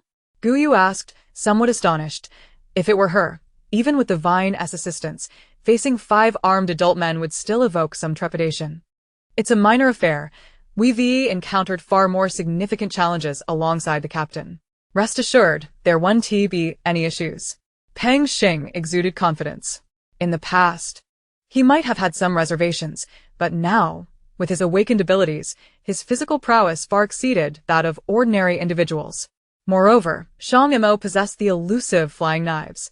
If he could not handle a few ordinary people, it would indeed be a disservice to the very concept of an ability wielder. Guyu turned her gaze back, watching as Shang Mo strode calmly towards the 5 adversaries. He was tall and upright, moving with steady strides, and despite being unarmed, his presence exuded an undeniable authority that overshadowed the 5 before him. At that moment, the vine had already maneuvered behind the 2 vehicles, revealing its pointed head. The occupants inside were too focused on the situation unfolding ahead to notice the vine's emergence from behind the cars. As he approached, Shang Mo scrutinized the 5 individuals closely. Their clothing bore vivid stains of blood, fresh and bright rather than darkened, indicating they had recently been in contact with it. Blood splatters adorned the vehicle, and the tires bore traces of crimson, with faint bloodstains visible along the side of the path they had traveled. The stark contrast between human blood and that of zombies was unmistakable. Such vibrant hues could only originate from the living. Damn it! They dared to drive over the living. And with such a significant amount of blood, it was evident that this was no mere incident involving one individual. Shang Mo seethed with anger, silently condemning the perpetrators to death. Chapter 66, Disrobing. Shang Mo scrutinized the adversaries, who were equally assessing him. Noticing that he was unarmed and alone, their arrogance swelled. Believing that the convoy was intimidated by the firearms in their possession, the 2 leading figures turned to Shang Mo and proclaimed loudly, "If you wish to live, surrender your vehicle and supplies. I can spare your lives." With a glance at his opponent, Shang Mo gestured to Guyu, signaling her to spring into action. Guyu promptly commanded her vines to slither towards the rear door of the vehicle, swiftly yanking it open. In a blink, she bound the occupants in the back seat, while the tendrils lashed out at the men in the front. Within mere seconds, the 2 were ensnared and rendered powerless. Simultaneously, Shang Mo unleashed his flying daggers, striking with remarkable speed at the 3 men behind, severing their wrists and preventing them from firing. He then sprinted toward the 2 in front, delivering a decisive kick that sent one of them flying, before swiftly disarming the other and breaking his wrist, followed by a brutal kick that shattered his leg. Ah! The injured man collapsed, howling in pain. The one who had been kicked away crashed to the ground, coughing up blood and clutching his chest, struggling to regain his composure. By the time he stood again, Shang Mo had already dispatched his 4 companions. Seeing the situation resolved, Tu Sheng and Pang Xing exited the vehicle, followed by Yu Yan, Lin Shengdong, and Chu Chongming from the back, with other team members gathering around. The crew on the truck remained still, peering out with curiosity, admiring Shang Mo, who had single-handedly subdued 5 adversaries. With 3 flying daggers orbiting him, Shang Mo approached the remaining man and inquired, "Would you care to divulge a few words?" Given their audacity and insatiable greed for resources, it was likely they had a base of operations. Such unprincipled scum posed a danger to the world, and he would not mind acquiring an additional bounty of supplies. Mu Jianshan's words held merit in certain contexts. These individuals were not worthy of existence, let alone the possession of resources. Their ruthless conduct and insatiable greed suggested they could quickly gather a formidable cadre of superhumans, potentially threatening the base. This long-term risk was best addressed sooner rather than later to prevent future calamities. Divulge. What? The man trembled, realizing he had encountered a superhuman and cursing his misfortune for being alone on his first outing to gather supplies. "What should I reveal?" Lin Shengdong smacked the man on the head and delivered a kick, demanding that he disclose the location of their base, the number of individuals present, and how many of them possessed abilities. At that moment, Yu Yen and his team brought down the two bound individuals from the vehicle. Pang Xing approached the rear compartment to free the bound person, but upon opening it, he immediately shut it again, his hands trembling with rage. He called to Guyu. "Sister, I need your assistance." Meanwhile, Zhao Mu had awakened. Upon hearing Pang Xing's call, Guyu cheerfully said, Mu, stay here for a moment, all right? Sister will go help the brothers. Okay, Mumu obediently nodded. Guyu affectionately ruffled his hair and made her way to Pang Xing. "What's the matter?" Guyu inquired as she approached. Pang Xing whispered, "There's a girl in there. I'm not really equipped to handle this. Please help." "All right, you go ahead." Guyu replied, though she didn't quite understand why he needed her help with a girl. However, trusting Pang Xing's judgment, she complied without hesitation. He nodded, summoning the nearby men to form a line with their backs to the vehicle, creating a barrier to shield the scene from view. Seeing this, Guyu felt even more perplexed as she opened the rear compartment. Inside was a completely naked girl, covered in bruises, tears streaming down her face. "Don't be afraid. It's all right," Guyu gently reassured her, echoing Shang Mo's comforting manner as she untied the girl's hands and feet. Although she didn't fully grasp the circumstances, Guyu could sense the girl's sorrow and knew she had been wronged. "Just wait a moment. I'll be right back," Guyu said, turning to return but leaving her vines to protect the girl. At this moment, the 7 robbers knelt in a row before the convoy. Pang Xing and Lin Shengdong delivered punches and slaps without reservation, while the surrounding onlookers remained silent, watching intently. When Guyu approached, they finally ceased their assault. "Sister, what's wrong?" Lin Shengdong asked her. Guyu didn't respond immediately. Instead, she dashed back to the pickup truck and retrieved her jacket. This was what Shang Mo had instructed her to bring in case they returned late at night, and it was now quite useful. As she passed by the group of men, Guyu stepped back, scrutinizing each one.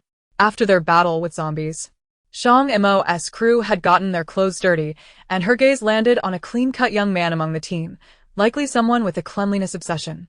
She approached him and said, "Take off your pants." Ah? The young man looked utterly bewildered. What? "You want me to take off my pants in front of everyone? What's going on?" The crowd was equally perplexed. This seemingly sweet and pretty girl turned out to have an eccentric side. Pang Xing, understanding Guyu's intent, gently patted the young man's head, urging, "Just do it. Don't hesitate. I'll get you a couple of packs of cigarettes later." "But it's embarrassing." The young man's face flushed red. How mortifying it would be to remove his pants in front of so many people. "3 packs of cigarettes," Shang Mo interjected. "Okay." At the mention of 3 packs, the young man's face lit up with joy. He quickly unbuckled his belt and removed his pants, revealing cartoon-patterned boxers. The sight of his adorable cartoon underwear elicited laughter from the crowd, with playful jests and banter ensuing. TSK, Su Jimin, who knew you had this hobby? A cartoon boxer. Looks like you have a soft spot. Su Jimin's face turned crimson as he bent slightly, covering himself with his hands, and retorted, "What's wrong with cartoons? As long as they're comfortable." "Here you go, Sister Yu," he said, handing his pants to Guyu with a smile. "This is my only nice pair. Can I have it back later?" "Let Shang Mo give you an extra pack of cigarettes," Guyu replied, dashing away with the pants. There was no way she would return them, as that would only reveal to others that the girl had been in an embarrassing situation. Chapter 67. Perhaps I misremembered. Ah. Thank you, Sister Yu. Su Jimin beamed with delight, thrilled at the prospect of 4 packs of cigarettes. Enough to treat himself to a couple of nice meals in the cafeteria. What a bargain for a pair of pants. The others looked on enviously at the young man clad only in his boxers, pondering what extraordinary luck he had to exchange a single pair of pants for 4 packs of cigarettes. "I wish someone would take my pants too." Returning to the back of the vehicle, Guyu handed the clothes and pants to the girl, softly reassuring her, "Don't be afraid, it's all right." The girl huddled in the train compartment, tightly clutching her clothes, devoid of any eye contact or movement. I'm sorry. Guyu paused, realizing that the girl wished to remain unseen, and hurriedly turned her back. Moments later, soft rustling noises emerged from behind her, and Guyu spoke in a hushed tone, audible only to the girl. "Miss, do not fret. those people surely will not survive. You can accompany us to the base, where no one has seen you, and you can start anew. She recalled Grandpa Al's words, that no matter how dire the situation, one must never surrender. If certain individuals or places bring unhappiness, then it is best to depart and seek solace in a cherished location. Guyu understood that this girl behind her was deeply sorrowful, yet life must go on. In her past existence as grass, she had endured the harshness of a high cliff, exposed to hail and blizzards. Yet she persevered and diligently cultivated herself into a beautiful little fairy. Reflecting on this, Guyu felt a swell of pride. For the great demons had remarked that to transform successfully under such adverse conditions was a remarkable feat in human terms. This constituted her most illustrious resume as grass. As Guyu recounted her experiences, the girl's movements suddenly ceased. She glanced at the gentle Guyu trying to comfort her, and then at the others, who were vigorously punishing the ruffians. A flicker of hope ignited within her. Perhaps she could indeed continue to live. For one who bears scars in their heart, tenderly concealing those scars to allow them to heal may be the greatest act of kindness. Time will eventually dilute all pain. In 10 or 20 years, when she reflects back, she may still feel sorrow, but at least it won't be as paralyzing as it is now, devoid of the courage to live. On their way back, they encountered an evolved dog, remarkably large. Despite receiving no response from the girl, Guyu continued to narrate their journey, her words flowing as if in gentle soliloquy, yet resonating deeply within the girl's heart. While recounting their adventures, Guyu seized the opportunity to offer encouragement. In a world ravaged by chaos, merely surviving is already a monumental achievement. Everything else pales in comparison, for life itself is paramount. After donning her clothes, the girl remained silent, simply absorbing Guyu's words. Although Guyu's tactics were not particularly sophisticated, she felt the essence of pure kindness and gentle care emanating from her. At that moment, perhaps what she needed most was this cautious tenderness, a warmth that provided a slight respite and a semblance of love. "Miss, do you enjoy durian? They say it's delicious, but to me, it smells like something unpleasant. How can they eat something that smells so bad and find it so delightful?" This was the original owner's memory and confusion, and after speaking for a while, Guyu found herself at a loss for words, so she blurted it out. Suddenly, a soft laugh emerged from behind. Hearing that tearful laughter, Guyu quickly pressed on. "Miss, may I turn around?" "Yes." The girl smiled again, tears streaming down her face uncontrollably. How could there be such a wonderful girl in this world, allowing her to meet her at this moment? Had that man not closed the trunk immediately or called for this girl, or if this girl hadn't he spoken so softly? Avoiding sensitive topics, while trying to cheer her up, she might have found herself sinking deeper into despair. Turning around, upon seeing the girl's tear-streaked face, Guyu reached out to wipe her tears, softly urging, "Cry. When you're unhappy, you must let it out. Shed those sorrows through your tears." The girl merely wept silently, not bursting into loud sobs, while Guyu quietly kept her company. Meanwhile, the interrogation of the robbers by Shang Mo and the others was nearing its conclusion. Pang Xing delivered a swift kick to one of them, coldly stating, "You're lying to me. I've been to Yunshan village before. Are there really caves for hiding people there?" Coughing, the man clutched his chest, spitting blood onto the ground. Seeing Pang Xing's unwavering demeanor, doubt flickered in his eyes, prompting him to question himself. Had he made a mistake? He looked at Pang Xing. Confusion evident. "Brother, it's been ages since outsiders visited Yunshan village. Whose child are you? I don't recall seeing you before." Pang Xing, unaware of the village's circumstances, merely sought to bluff and gauge the truth in their words. Thus, he casually fabricated, "I'm from the Zhang family." The surname Zhang is the most prevalent in the province, widely dispersed, and previously, Sui Weisheng had mentioned that there were 4 or 5 dozen people with that surname at the base. The Zhang family? The man's face revealed skepticism. "We're a family village. There are no Zhangs here, only Wangs." The others exchanged glances. "Oh, I must have remembered wrong," Pang Xing replied nonchalantly, internally rolling his eyes in frustration at the failure of a method that had worked countless times before. Realizing Pang Xing might be a fellow villager, the man felt a glimmer of hope and eagerly urged, "Brother, think carefully about whose child you are. Perhaps we are even relatives." "Are you an idiot?" he asked, trying to extract information from you. Observing this foolishness, the leader among them, with triangular eyes, cursed loudly while threatening Shang Mo and the others. Don't think you're so impressive just because you have abilities. We have abilities too, one of which belongs to my uncle. At this point, the triangular-eyed man grew smug. My uncle is a level 2 ability user. You better let me go, or he'll turn you into meat paste. Heavens!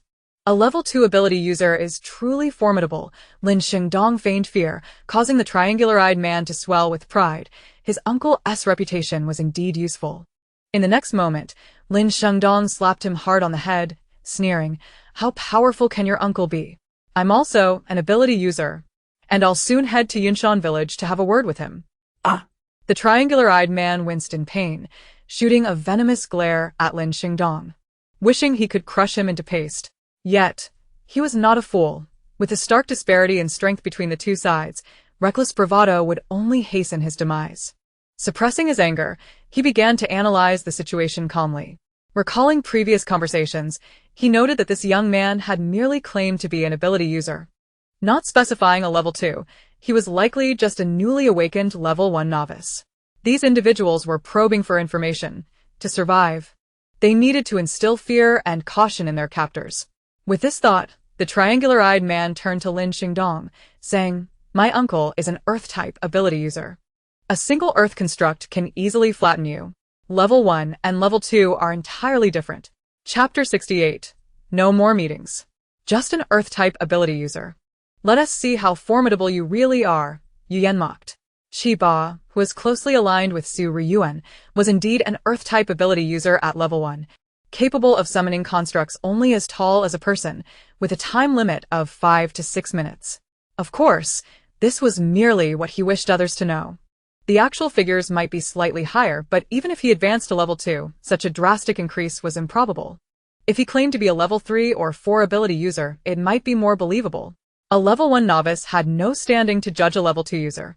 The triangular-eyed man held everyone in disdain, reiterating that his uncle had said ascending to Level 2 was not easy and required opportunity. Seeing that no information could be extracted, Tu Ching looked to Shang Mo and inquired, "Captain, how should we proceed?" After a moment's contemplation, Shang Mo replied coolly, "He's useless to us. Eliminate him."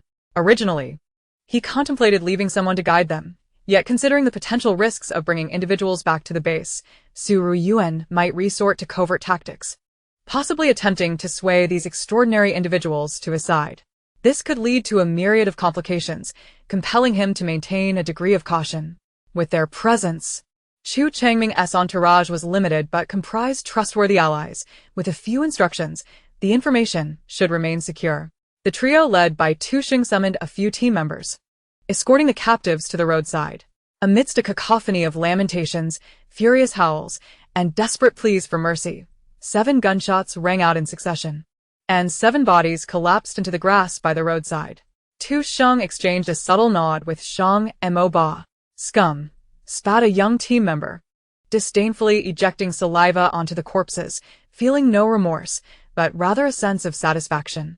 The demise of these wretches was indeed a relief. During the interrogation, the captives had concealed certain details, but they were not foolish. Their evasive responses revealed their despicable actions, luring the living to distract the zombies before scavenging for supplies.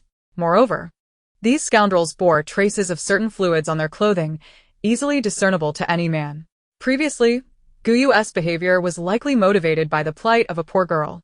In a world devoid of strength, beauty becomes a grievous sin.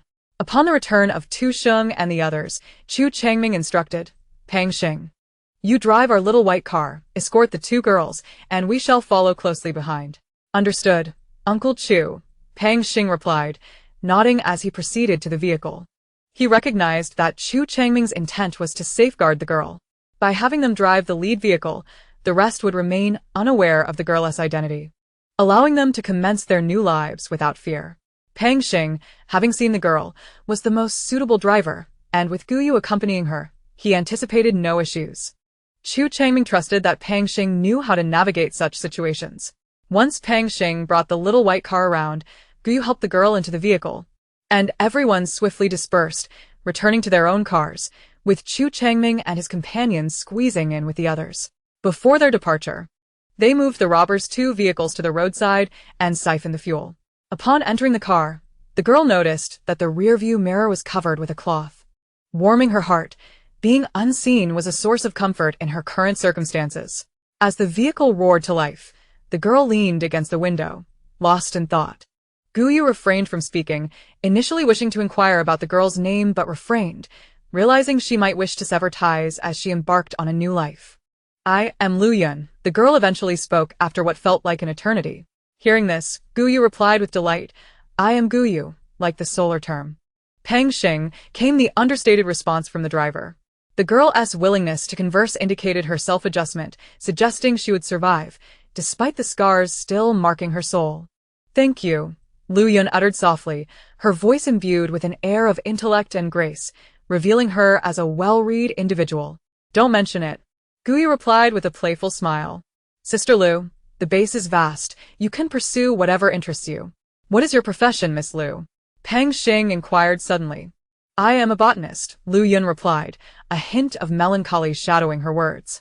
In a world overrun by zombies, survival was already a challenge. What use could someone like her possibly serve? A botanist? Peng Xing was taken aback. The base was in dire need of a botanist. Nature had evolved, and research on flora and fauna must keep pace. Otherwise, they would struggle to adapt to the rapidly changing world. "Do you exclusively study plants?" Guyu asked curiously, her mind tangling with thoughts. If she specialized in botany, could she discern that Guyu was a transformed spirit? Perhaps it was best not to meet after returning to the base. It was too perilous. Though now in a human body, Guyu still felt a connection to her own soul, yet it was not entirely her own. Under the influence of her spirit, her body would gradually adapt and become more demonic. As her powers deepened, the transformation would accelerate, becoming increasingly apparent. Guyu worried that her internal structure might already be changing. Human instruments were sophisticated. Even minor anomalies could be detected, raising her concerns about exposure. Lu Yun nodded. "I primarily engage in the morphological study of plant bodies and their functions." "I don't understand," Guyu replied, her expression one of confusion. What were these unfamiliar terms? Seeing Guyu's adorably bewildered expression, Lu Yun smiled knowingly and explained, "It involves studying the structure and shape of plants at various levels, from cells to organs, and occasionally addressing issues of evolution and mutation." Guyu remained only partially comprehending. As a spirit who had never undergone formal education, she found the concepts utterly baffling. Peng Xing chuckled. "Miss Lu, a peculiar rain fell yesterday morning, prompting all flora and fauna to begin evolving. You are a much-needed talent. The base has established a laboratory, and if you're willing, you can work there." "Thank you. I will consider it seriously." The prospect of finding a means to establish herself in the new base offered Lu Yun a modicum of reassurance. With her extensive knowledge and experience, she approached life rationally. If she could endure the tumult of emotional upheaval, she would quickly regain her footing and reintegrate into society.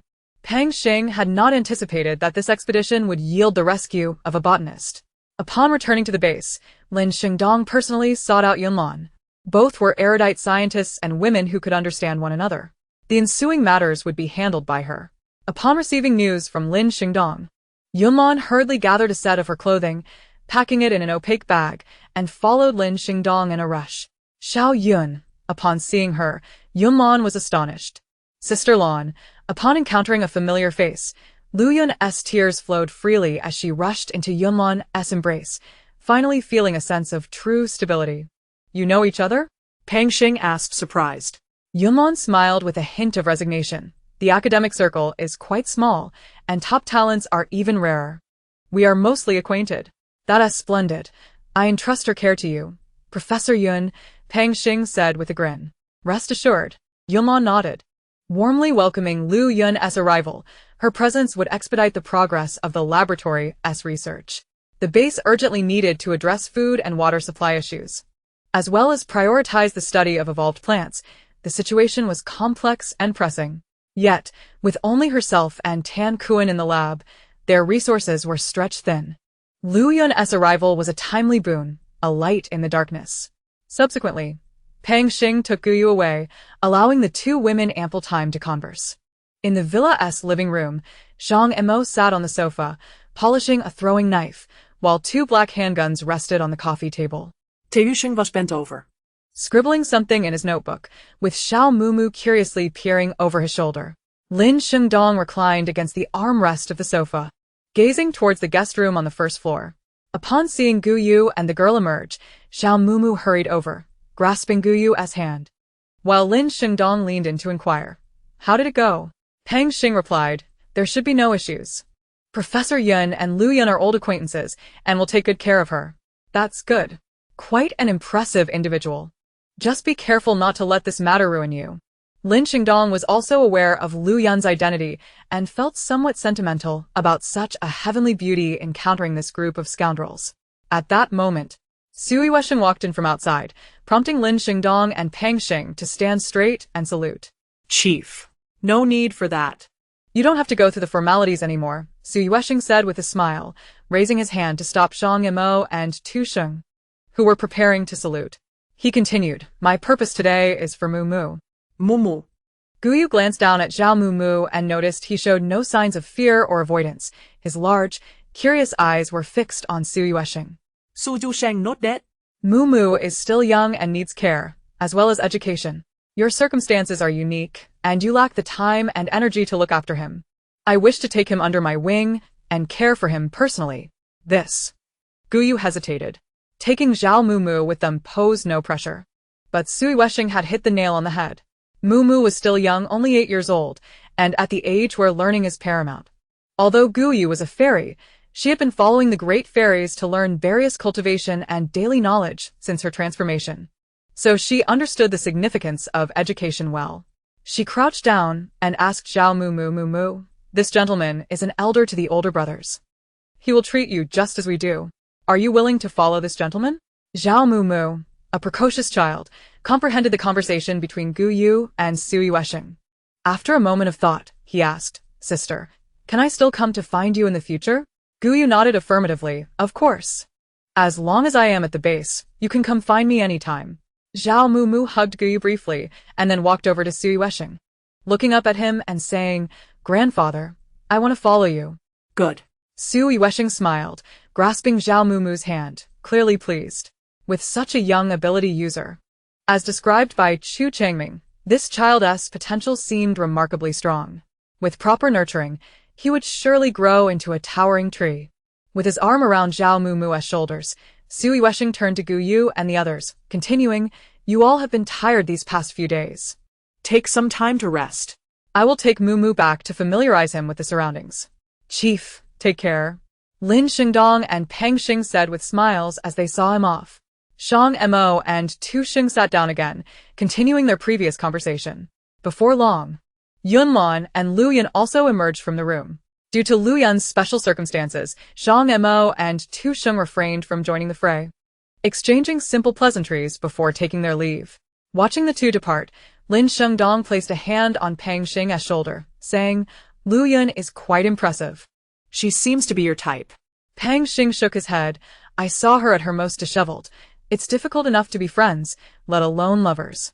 While the two were conversing, Gu Yu approached Shang Mo and sat down beside him, her eyes drawn to the two gleaming handguns on the table.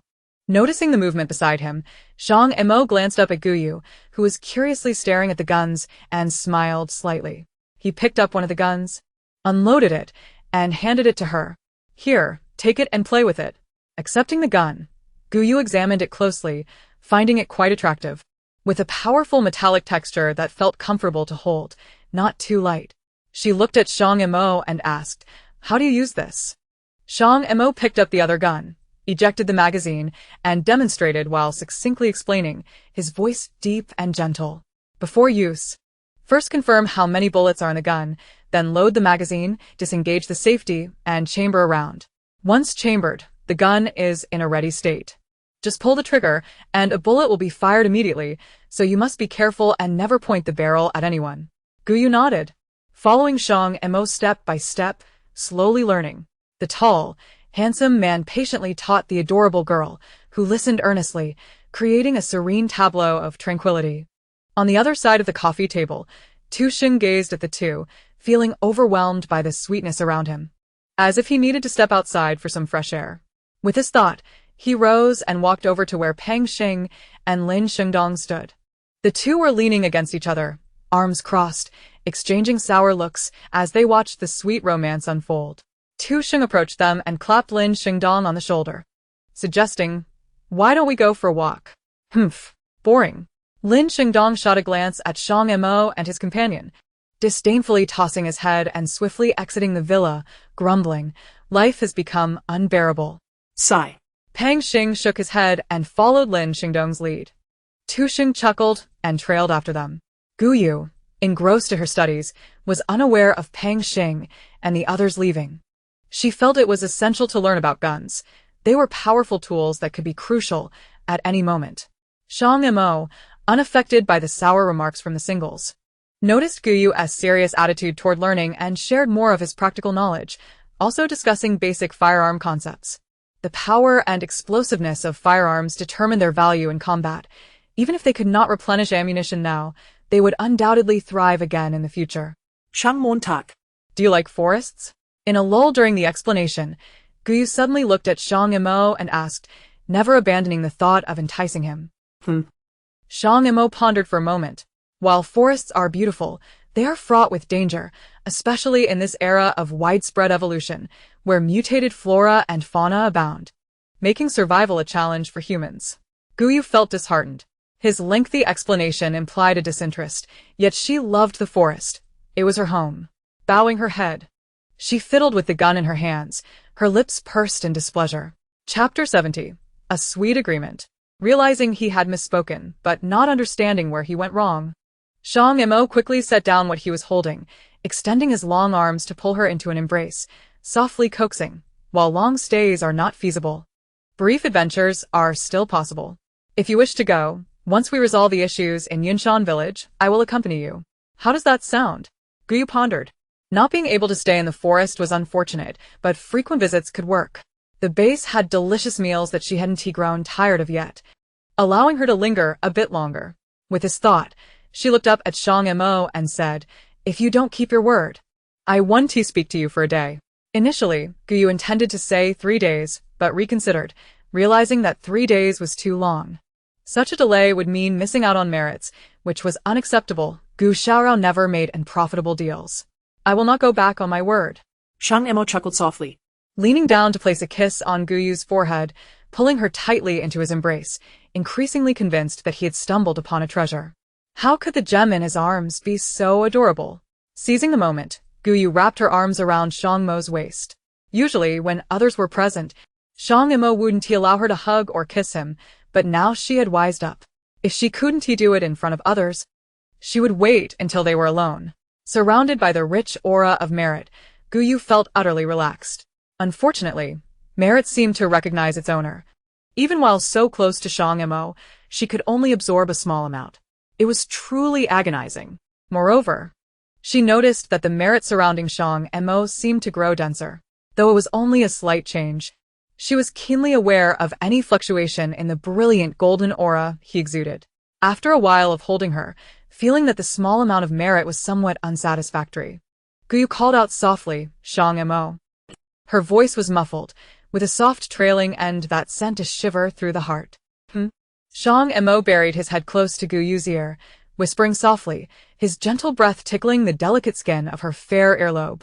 Gu Yu lifted her gaze towards him and inquired, "Is there no one around? May I steal a kiss?"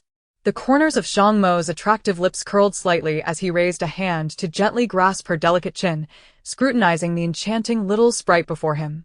Her eyes, innocent and pure, belied the enticing words that tumbled from her lips, luring him into temptation. Yet, failing to elicit the desired reaction from him, Gu Yu pouted playfully, her warm, supple lips descending upon his, transforming the moment into a cascade of tender affection and lingering intimacy. Having experienced such encounters before, she boldly reciprocated with enthusiasm. Moreover, she discovered that during such moments, accumulating Merit was remarkably effortless. Shang Mo seemed to lose control, allowing her to garner an abundance of it with little effort. Before long, Shang Mo heitet. "You certainly know how to stoke the flames," he murmured, pulling her closer and lightly biting her soft earlobe, his raspy voice sending shivers down her spine. "You're the one nibbling on my ear. Guyu retorted, feeling a tinge of displeasure, for it was he who often initiated such playful bites. Yet he seemed to place the blame upon her. Shang Mo swallowed hard, pondering who had begun this flirtation in the first place. As a man brimming with vitality, how could he possibly resist kissing his darling when she so sweetly requested it? However, his precious little sprite was too delightful to reprimand. So he merely sighed and instructed gently in the future, kisses must be reserved for appropriate moments, even in solitude. It is not permissible. No, Heuju firmly rejected. Nestling deeper into Shang Mo's embrace, clinging to his waist like a mischievous sprite. If we don't kiss, the merit will diminish significantly. I refuse to be unhappy about this. Upon hearing her words, Shang Mo felt a mixture of joy and helplessness, his heart softening yet anxious about her reckless behavior. Fearing potential mishaps at critical moments, cradling her, he pressed a gentle kiss upon her fair cheek, soothingly saying, "It's not that I deny you kisses, rather. They must be timed appropriately. One cannot indulge in whims." Hearing that kisses were still an option, Guyu relented, murmuring, "Then when can we? Not during the day. Nor in public places," Shang Mo firmly decided, aiming to completely eliminate Guyu's daytime kissing antics. She was adept at igniting passion but lacked the ability to douse the flames, which could lead to embarrassing situations. Furthermore, the opinions of others were to be feared.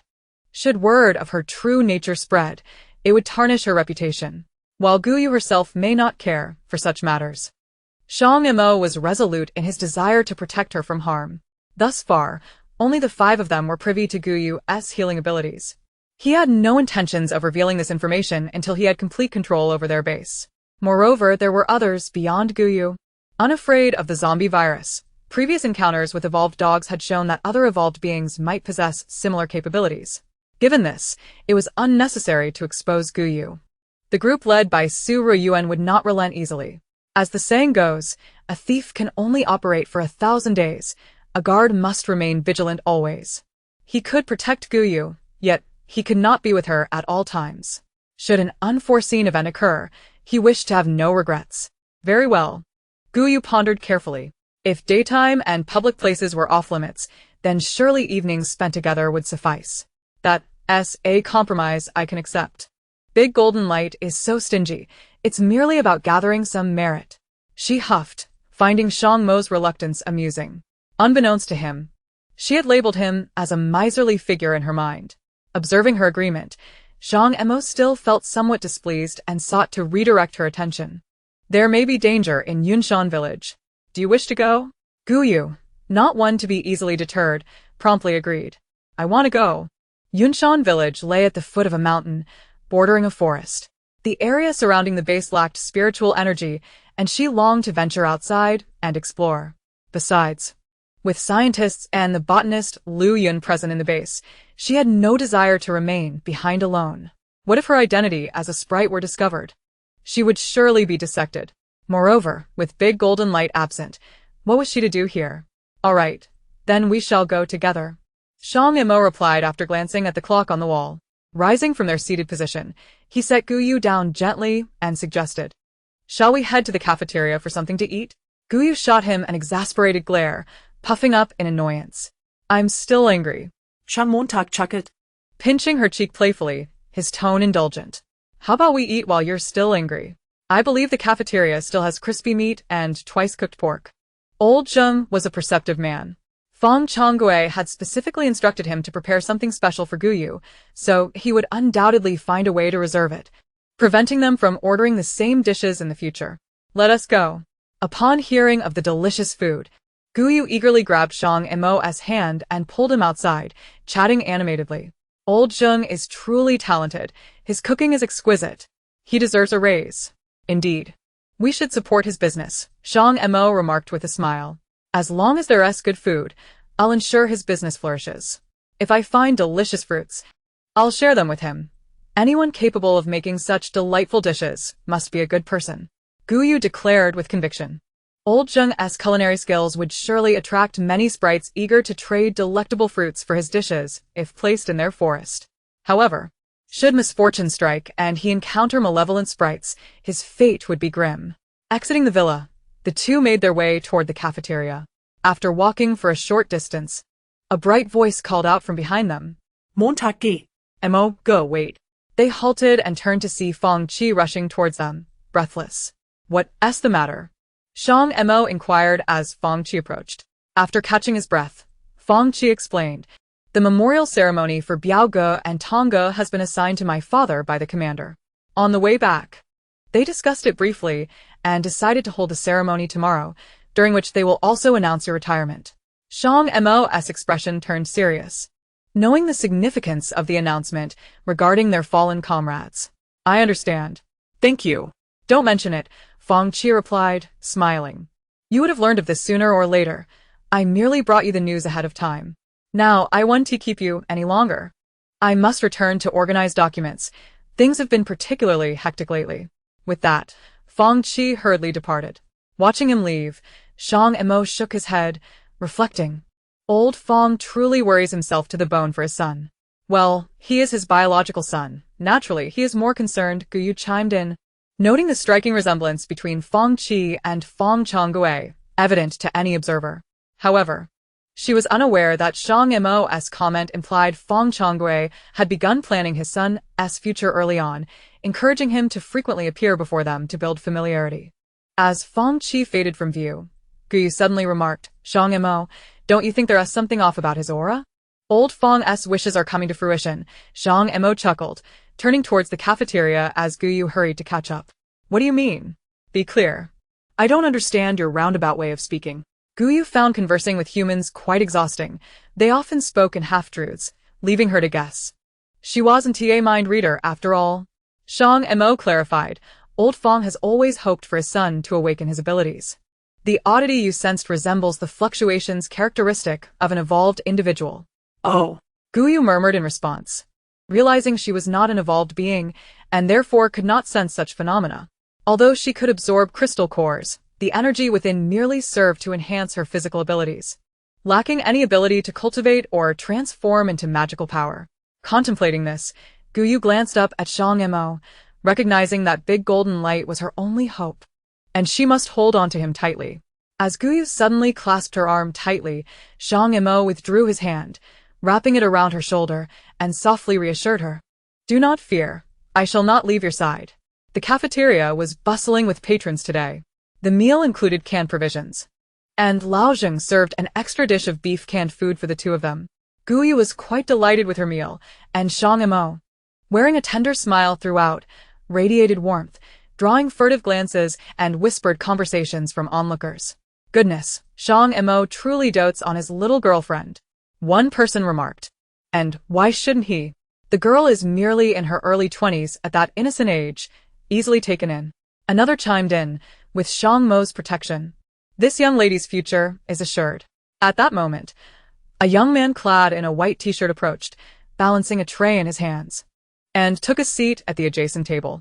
He turned towards them and remarked, she does not require protection. Her abilities are formidable. Upon hearing this, everyone turned their attention to him. Curiosity piqued. What's the story here? I heard she is a level 2 ability user, but she hasn't shown any prowess during the defenses. She can't be that impressive, can she? They observed her delicate appearance, which seemed contrary to any notion of strength. The young man shrugged. Do not judge a book by its cover. My friend mentioned she possesses a vine-like appendage akin to a serpent, with remarkable offensive capabilities. Today, during the zombie hunt, Shang Mo placed her in a pivotal role. That speaks volumes. The crowd was left in astonishment. Wow, she's that powerful? I thought so. So that's why Shang Mo has taken a liking to her abilities. If I had such a remarkable girlfriend, I would spoil her too. Who wouldn't he? Their discussion did not stir much of a ripple, yet Gu Yu's performance today had indeed shocked many. Although they knew she was an ability user, she had always remained in Shang Mo's shadow, leading them to unconsciously categorize her as merely ornamental. No one expected such a seemingly fragile girl to be a formidable force, displaying such composure in the face of zombies. At the entrance of the cafeteria, 3 young men strolled in, heading directly to the side cafeteria, seemingly intent on indulging themselves today.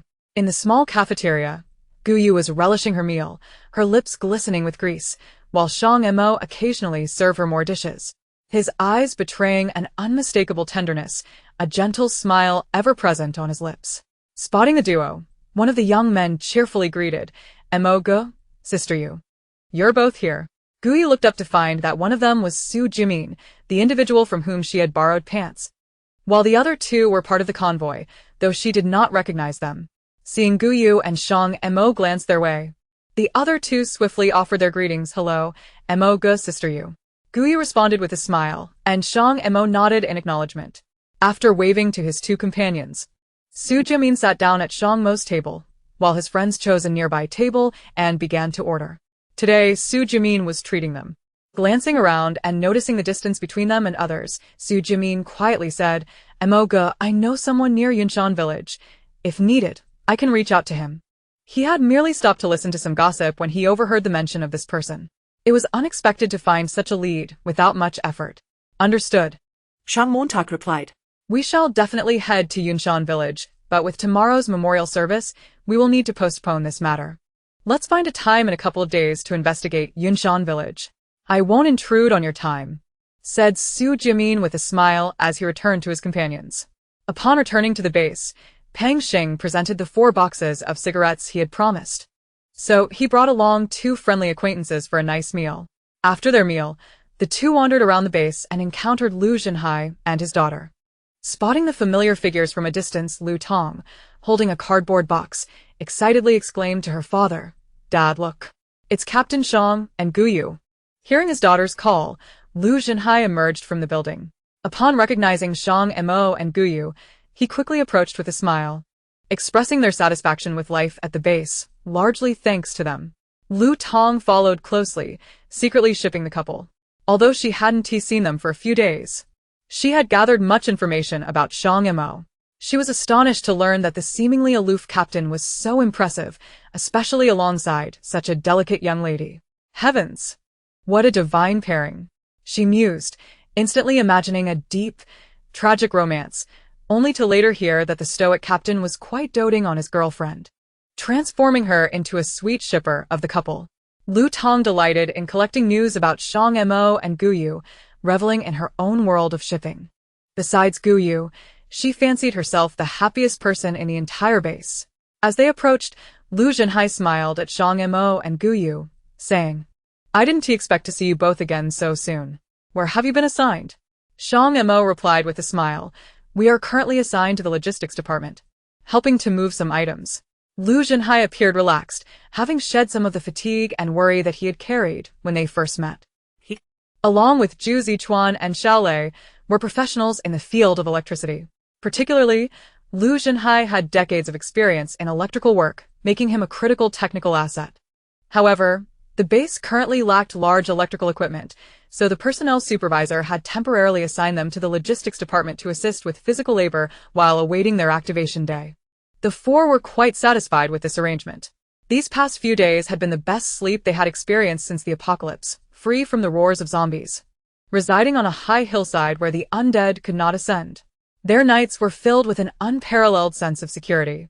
While the two conversed, Lu Tong secretly observed Shang Mo and Guyu, her eyes sparkling with admiration. From her estimation, Shang Mo stood at least 185 centimeters tall, with a perpetually straight back, a chiseled face, and an air of authority accentuated by his rugged good looks. Though not conventionally handsome, he possessed a unique charm. Such a figure accompanying a delicate young lady around 165 centimeters tall created an adorable height difference, absolutely enchanting. Lu Tong silently screamed in her mind. Did these two step out of a comic book? How could they be so perfectly matched? Noticing the cleanly dressed, somewhat youthful girl staring at her, Guyu cast a puzzled glance in her direction. She hadn't recognized Lu Tong at first, but once Lu Zhenhai approached to greet them, she realized it was the same girl who had been so dirty during their time in the village, now transformed into a charming young lady. Upon meeting Guyu's gaze, Lu Tong suddenly blushed, retreating behind Lu Zhenhai, too shy to look at them again. "You both possess impressive abilities. You might consider joining the search and rescue team to alleviate some of the pressures of daily life," Shang Mo suggested. Given the current situation at the base, self-sufficiency was utterly unattainable. Clinging to the base would only make life increasingly difficult, Seeking out supplies was the most prudent approach. He also worried that the impending corrosive rain could exacerbate their predicament. Thank you. Lu Jinhai nodded in appreciation. Shang Mo was aware of the upper echelons of the base, and his ability to offer such advice indicated that the situation was not favorable. No need for formality, Shang Mo replied, slightly bowing his head as he prepared to depart with Gu Yu. Upon returning to the villa, Lin Xingdong and the others had also returned.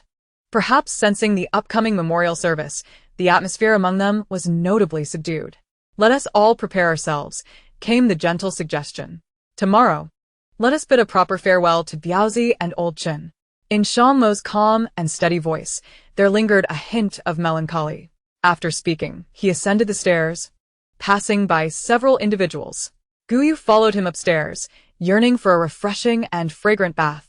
As she passed the trio, Lin Shengdong suddenly remarked, Sister, the base has sent over clean water. They said the mountaintop villa is equipped with an advanced purification system, and the technicians have modified it to filter rainwater. I've placed it at your door. Thank you, Dongzi-ge, Gu Yu replied with a smile and returned to her room. Upon reaching the third floor, she noticed a large bottle of mineral water at her doorstep, the kind typically used for water dispensers. She approached, removed the cap, and inhaled deeply. There was no unpleasant odor, confirming that the base had indeed discovered a means of purifying water. However, the water was not being distributed freely and remained in bottled form, suggesting that the purification process was not highly efficient. After moving the bottle into her room and placing it next to the television stand, Gu Yu slipped into the bathroom, busily preparing for a delightful bath. Downstairs, Shang Mo changed into clean attire and stood quietly by the window, gazing blankly at the distant mountains. Thoughts of tomorrow's memorial service suddenly overwhelmed him with sorrow. He had deliberately pushed these feelings aside amid the busyness, but now, reflecting on it all, he was engulfed by sadness. Memories of past experiences felt as vivid as yesterday. A gentle breeze blew through, causing the light brown curtains to flutter, while the trees in the far mountains rustled softly, creating a sense of solitude and poignant sadness in the night. Uncertain of how long he stood there, the dim sky gradually darkened, and scattered stars began to twinkle in the night. Suddenly, a loud knock echoed behind him. Before he could respond, a charming little sprite clad in adorable pajamas entered. Shang Mo, it's time for bed. Gu Yu approached him, wrapping her arms around his waist. Her voice languorous as she yawned. The bath had made her drowsy. Shang Mo smiled gently and instinctively embraced her. Must I accompany you to sleep? Observing his clingy little girlfriend, his sadness dissipated. Yes, you must, Gu Yu murmured, yawning again as her head rested against Shang Mo's chest, her eyes fluttering shut. Shang Mo felt this situation was amiss. Yet, the delicate beauty in his arms, so enticingly soft, made it difficult for him to let go. He lifted her effortlessly and, with a few careful steps, placed her gently by the bedside, whispering, just this once. There will be no next time. However, his words went unanswered. With a sigh, he lay down beside her, drawing her close into his embrace. Feeling the warmth of his hold, Gu Yu snuggled in comfortably, quickly succumbing to deep slumber. Chapter 73. Relying on heaven and earth is not as reliable as relying on oneself. In the early morning, the sky was shrouded in mist. The air was thick with humidity, as if it had recently rained, carrying the freshness and coolness of post-rain mist. Inside the villa, Pang Xing and Lin Xingdong each held a wooden box, custom-made by the base's carpenter for the purpose of containing ashes. Shang Mo and Tu Qing stood behind them, while Gu Yu quietly followed the four. The boxes contained the everyday clothing of Xing Biao and Chen Tong, as their bodies could not be retrieved. Thus, their garments served as a symbolic burial. From this day forth, they would officially retire, becoming ordinary citizens. Hence the four did not wear their green uniforms but rather donned formal attire. Before long, a knock resounded at the door, followed by a creak as it opened. Fang Qi stood at the threshold, addressing the group within. Brothers, the time has come. Pang Xing and Lin Xingdong nodded, slowly moving outside with the boxes, while Shang Mo and the others followed closely behind. Fang Qi positioned himself by the door, closing it behind the five as they stepped out into the world. Outside the villa, a group of upright soldiers stood in neat formation about 10 meters away. Upon seeing Shang Mo and the others emerge, the commanding officer, Fang Changgui, called out, "Salute." The soldiers, with grave expressions, executed a perfectly synchronized military salute to the boxes in Pang Xing and Lin Xingdong's hands. At that moment, gentle rain began to fall, droplets landing on the shoulders of those present, as if mourning the departure of the two brave souls. With solemn expressions, Shang Mo and his companions made their way toward the mountaintop cemetery. The burial site was situated at a higher elevation than most villas, just below the laboratory. Beside the two new graves lay several others, dedicated to those who had sacrificed for the base. This location was personally selected by Su Yuesheng, who wished to remind everyone of the countless lives lost in the pursuit of safeguarding the base and ensuring their peace, so that all would remain ever mindful of the preciousness of safety. Along the way, many individuals spontaneously gathered, whether out of curiosity, genuine farewell, or personal agendas. Mu Jianshan arrived with Muanin and several high-ranking officials, while Su Ruiyuan was absent, still on a mission. Upon reaching the gravesite, Pang Xing and Lin Xingdong gently placed the boxes into the dug graves, while the soil was filled in, all under the watchful eyes of the crowd. The rain intensified. Guyu observed the scene with curiosity. She had never witnessed such an event and found it both novel and somewhat incomprehensible. Su Yuesheng recited a heartfelt eulogy. Military personnel saluted, and others bowed slightly, bidding farewell to the spirits. After the memorial ceremony concluded, Su Yuesheng addressed the assembly, saying, "The Silver Wolf Squad was formed 8 years ago, completing 358 missions, with 6 sacrifices before the apocalypse and 2 afterward. They have steadfastly upheld their duties, safeguarding the nation and its people. However, times have changed. We require new forces and new methods to protect the base and the future of humanity. Therefore, I, Su Yuesheng, by the authority vested in me by the state, hereby grant the Silver Wolf Squad a collective retirement, allowing them to serve as a specially appointed task force at the base." Su Yuesheng's declaration caused a stir among the attendees. The high-ranking military and political officials present were already aware of Shang Mo's squad's impending retirement and maintained their composure, revealing no signs of emotional upheaval. The old foxes were adept at concealing their feelings. However, the surrounding staff were caught off guard, feeling a sense of panic, as if abandoned and bereft of their protective shield. Yet, upon learning that the squad would continue to serve in a specially appointed capacity, some astute observers began to discern the underlying implications. Ignoring the astonished and probing gazes of the crowd, Su Yuesheng continued, "I appreciate everyone's participation in this memorial service. Given the current circumstances, I will refrain from further remarks. Let us all strive together for the base, for humanity, for the future." The memorial service is now concluded. The ceremony was straightforward, without overly complex procedures. The base could not afford extravagance. Achieving the intended purpose was sufficient. Su Yuesheng approached Shang Mo, giving his shoulder a meaningful pat before turning to depart. Mu Jianshan did not hurry away. He approached with a smile, saying, "Captain Shang, congratulations on regaining your freedom.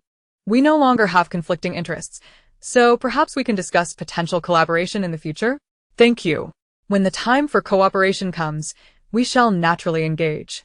Shang Mo replied with skillful diplomacy, his words effectively stymieing Mu Jianshan while leaving an opening for future possibilities. Geu watched Mu Jianshan curiously. Pang Xing and the others informed her that Mu Jianshan was an exceptionally shrewd and ruthless individual, cold-hearted and merciless in his dealings.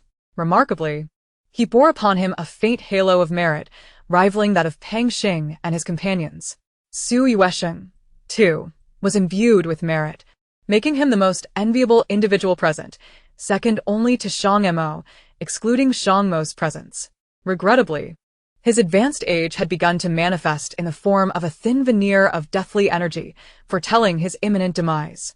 The others from both the military and political factions exhibited far lesser merits, with some military personnel devoid of any merit at all, while a few from the opposing regime displayed a subtle aura of merit.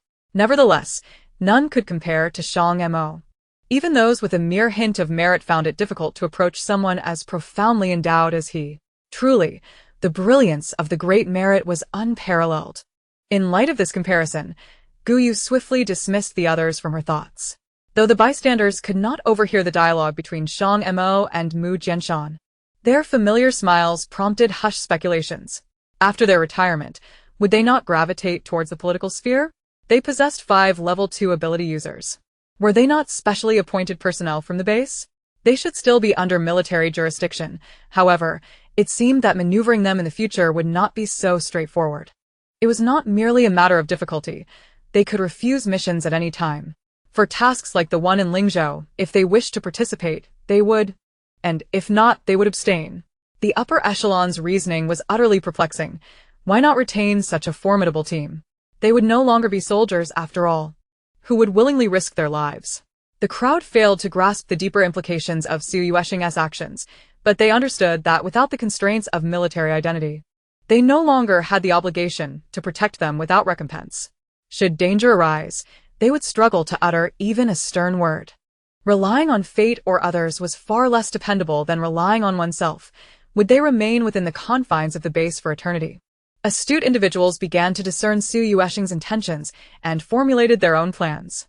A careful analysis of Su Yuexing's words revealed that while nothing had fundamentally changed, everything had transformed. The crux of the matter lay in the issue of identity. The initiative had shifted from Su Yuexing to Shang Mo. As a free individual, Shang Mo was entitled to make choices unfettered by the opinions of others. From this subtle shift, one could sense that changes were looming over the base. These changes might not manifest immediately or dramatically, yet the tide had begun to turn. The future promised to be challenging. It would be wise to contemplate alternative paths forthwith. A young man sighed, raising his hands behind his head as he turned to depart. Another astute, slender youth hurriedly followed suit, proposing, "Shall we form a team to venture out and gather supplies?" Joining an ability user group is also an option. The others swiftly dispersed in their own directions. Chapter 74. Strength is paramount. Shang Mo and Mu Jianshan engaged in a back and forth, each skillfully maneuvering through their conversation. Both bore smiles, yet maintained an unyielding grip on the exchange, revealing not a hint of their true intentions. Under such circumstances, they could only anticipate future collaborative opportunities. Mu Jianshan regarded Shang Mo with a friendly smile. To the casual observer, it was imperceptible that he was surreptitiously undermining Su Yuexing. Shang Mo nodded in response. Harboring hope for such an opportunity, Mu Jianshan departed with his entourage, while Muanin cast an irked glance at Shang Mo before following in her father's footsteps. Dad. Shang Mo, and we are not on the same wavelength. Why are you so intent on courting him? It's like a warm face pressed against a cold backside. Mu Jianshan shot her a stern look, his voice laced with an icy edge, completely devoid of the earlier warmth. What do you know? Shang Mo is exceedingly adept at concealing his true capabilities. Just because he claims to be a level 2 ability user, you believe him unquestioningly? Su Ruiyuan is also a level 2 ability user. Do you think he fears 5 armed men? You ought to engage your intellect more. Moreover, the opposition openly boasts 5 level 2 ability users. What do we have? Su Ruiyuan is a mere liability. He has yet to win over a single chi ba. And aside from his looks, what does he possess? Remember, nothing in this world is absolute. An adversary may not always remain an adversary. They can become allies. If we allow our relationship to sour so drastically, how will we ever mend it? At all times, we must maintain a semblance of propriety. I understand, Dad. Listening to Mu Jianshan's admonition, Muanin lowered her head, though her eyes betrayed her skepticism. Others might be oblivious, but she was not. With so many guns in the warehouse, could even the mightiest ability user remain unafraid of firearms? Observing Muanin's demeanor, Mu Jianshan recognized that she had not absorbed his words and sighed inwardly before issuing a warning. You ensure that Su Ruiyuan remains in check. Do not provoke Shang Mo. And especially do not antagonize that woman beside him. The girl accompanying Shang Mo is no ordinary individual. She may appear innocent, yet she possesses an audacity that is unyielding. Those with such a gaze either possess immense strength or hail from extraordinary backgrounds, with depths that surpass the ordinary. Mu Jianshan harbored serious doubts that Shang Mo and his companion's awakened abilities were related to that girl. A mere excursion should yield 1 or 2 awakened abilities, and they would be grateful for that. Yet, all 4 of them had awakened, seizing the opportunity presented by the evolution reign, and all ascended to level 2, or even level 3. Such a convenient coincidence would not hold water in Mu Jianshan's eyes. Yes, Dad. I understand. The gravity of Mu Jianshan's tone deterred Mu Inan from retorting, and she complied, though her true thoughts remained unspoken. Is it merely due to associating with a man that my father is so cautious? What is there to boast about? Watching Mu Jianshan and his group depart, Pang Xing voiced his confusion. Why is the old fox suddenly so cordial? Is he plotting something behind our backs? Lin Shengdong clicked his tongue. That cunning old fox is difficult to decipher. He speaks with a smile every time, and I can never discern when he is being genuine and when he harbors ulterior motives. Can he ever be genuine? Pang Xing scoffed. The only one who can rival him at the base is probably the chief. Tu Sheng suddenly interjected. The chief has appointed Su Riyuan to ascend, momentarily suppressing Mu Jianshan and seizing control of the base's development, but this poses significant risks. While Mu Jianshan perceives his power slipping away, the others within the regime do not recognize Su Riyuan's authority. The true power still resides with him.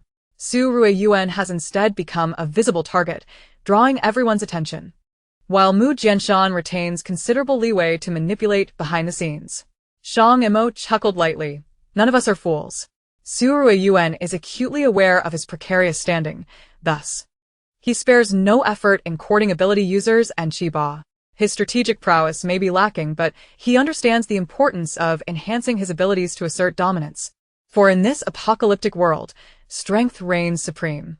It is precisely due to their inadequacy that they dared to venture to the Lingzhou Research Center, and why the chief and Mu Jianshan permitted someone with no prior exposure to power to enter the core of the base.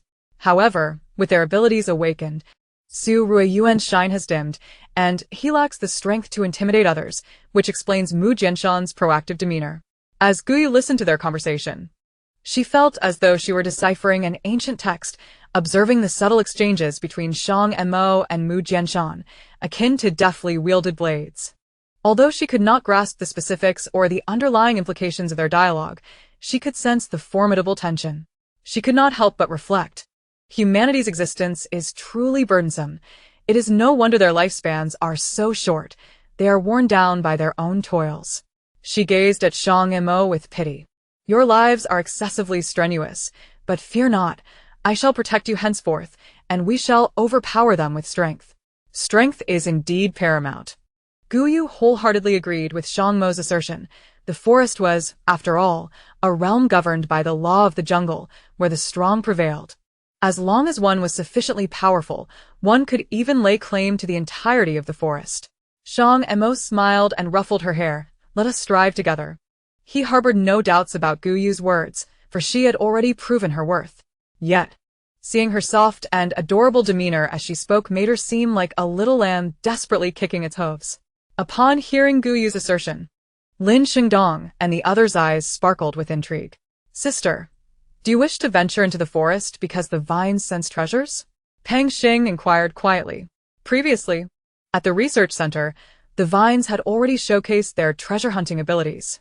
In recent days, Guyu had mentioned her desire to enter the forest several times, and they were aware of it, yet their busy schedules had prevented them from seizing the moment. Guyu pondered before responding. Didn't they say that plants have evolved? I am uncertain about the current state of the forest. We must go to discover the truth. That makes sense. Lin Shengdong concurred, nodding in agreement. He urged, let us go. Let us head back and pack our things. We need to resolve the matters of Yunshan village swiftly and set forth into the forest. With renewed ambition, Lin Shengdong's aspirations had escalated. He was no longer aiming for levels 5 or 6, but rather aspiring for the loftier heights of 7 or even 8. Shang Mo shook his head, guiding Guyu towards the villa perched halfway up the mountain, while Tu Sheng and Pang Xing chuckled and followed suit. That evening, Su Riyuan's team returned. Not just returned, but with an impressive display. Each member appeared disheveled, their faces smeared with dirt, sporting swollen heads and thick necks, reminiscent of survivors making their first appearance at the base. Their clothing was tattered, akin to that of beggars, and they bore evident scars, suggesting they had endured a fierce battle. Chapter 75, Embrace. Su Riyuan was a prominent figure within the base. Any stirrings would quickly become the talk of the town, especially with such a grand return. Shang Mo and the others promptly received news relayed by Feng Changgui's emissaries. How did it come to this? Pang Xing exclaimed, astonished. Given that Su Ruiyuan's team consisted of 4 ability users, a high configuration, it was shocking that they had returned in such a disarrayed state. Tu Sheng raised an eyebrow and remarked, "It seems the forest is treacherous. The urban environment offers poor conditions for vegetation, yet within the forest, devoid of steel and concrete constraints, it is a true survival of the fittest." At this juncture, Lin Shengdong interjected, "Su Ruiyuan's ambition is considerable." Knowing that both flora and fauna have evolved, and having previously stirred such a commotion that the base had to fortify its defenses, they still dared to venture deep into the forest. It appears there are indeed valuable resources within. The rabbit bites when cornered, he added. Su Ruiyuan now found himself in an awkward predicament. His seasoned command was ineffective, and his subordinates lacked the cunning for political maneuvering, while his own strength was not particularly remarkable. Shang Mo perused the map in his hands. This was a city map of Luocheng, detailing every village and town within the city and its surrounding geography. Thus, Su Ruiyuan's elevation to level 2 likely resulted from the advantages gained in the evolutionary flora, which explains his eagerness to enter the forest. As he spoke, Lin Shengdong clapped his hands and turned to Pang Xing, saying, "Xingzi, let us go check on Su Ruiyuan. He has endured such hardships for the base. We should show our support." Pang Xing chuckled as he stood up, realizing Lin Shengdong's intent was to both mock and ascertain the situation. The two set off bringing along some gifts. With the adage in mind that one should not strike a smiling face, it was unlikely that Su Ruiyuan would deny them entry. Shang Mo and Tu Xing chose not to join in the revelry, opting instead to analyze the information they had received previously about the situation surrounding Yunshan village. Guyu retreated to her room, feeling a twinge of anxiety regarding Su Ruiyuan's team.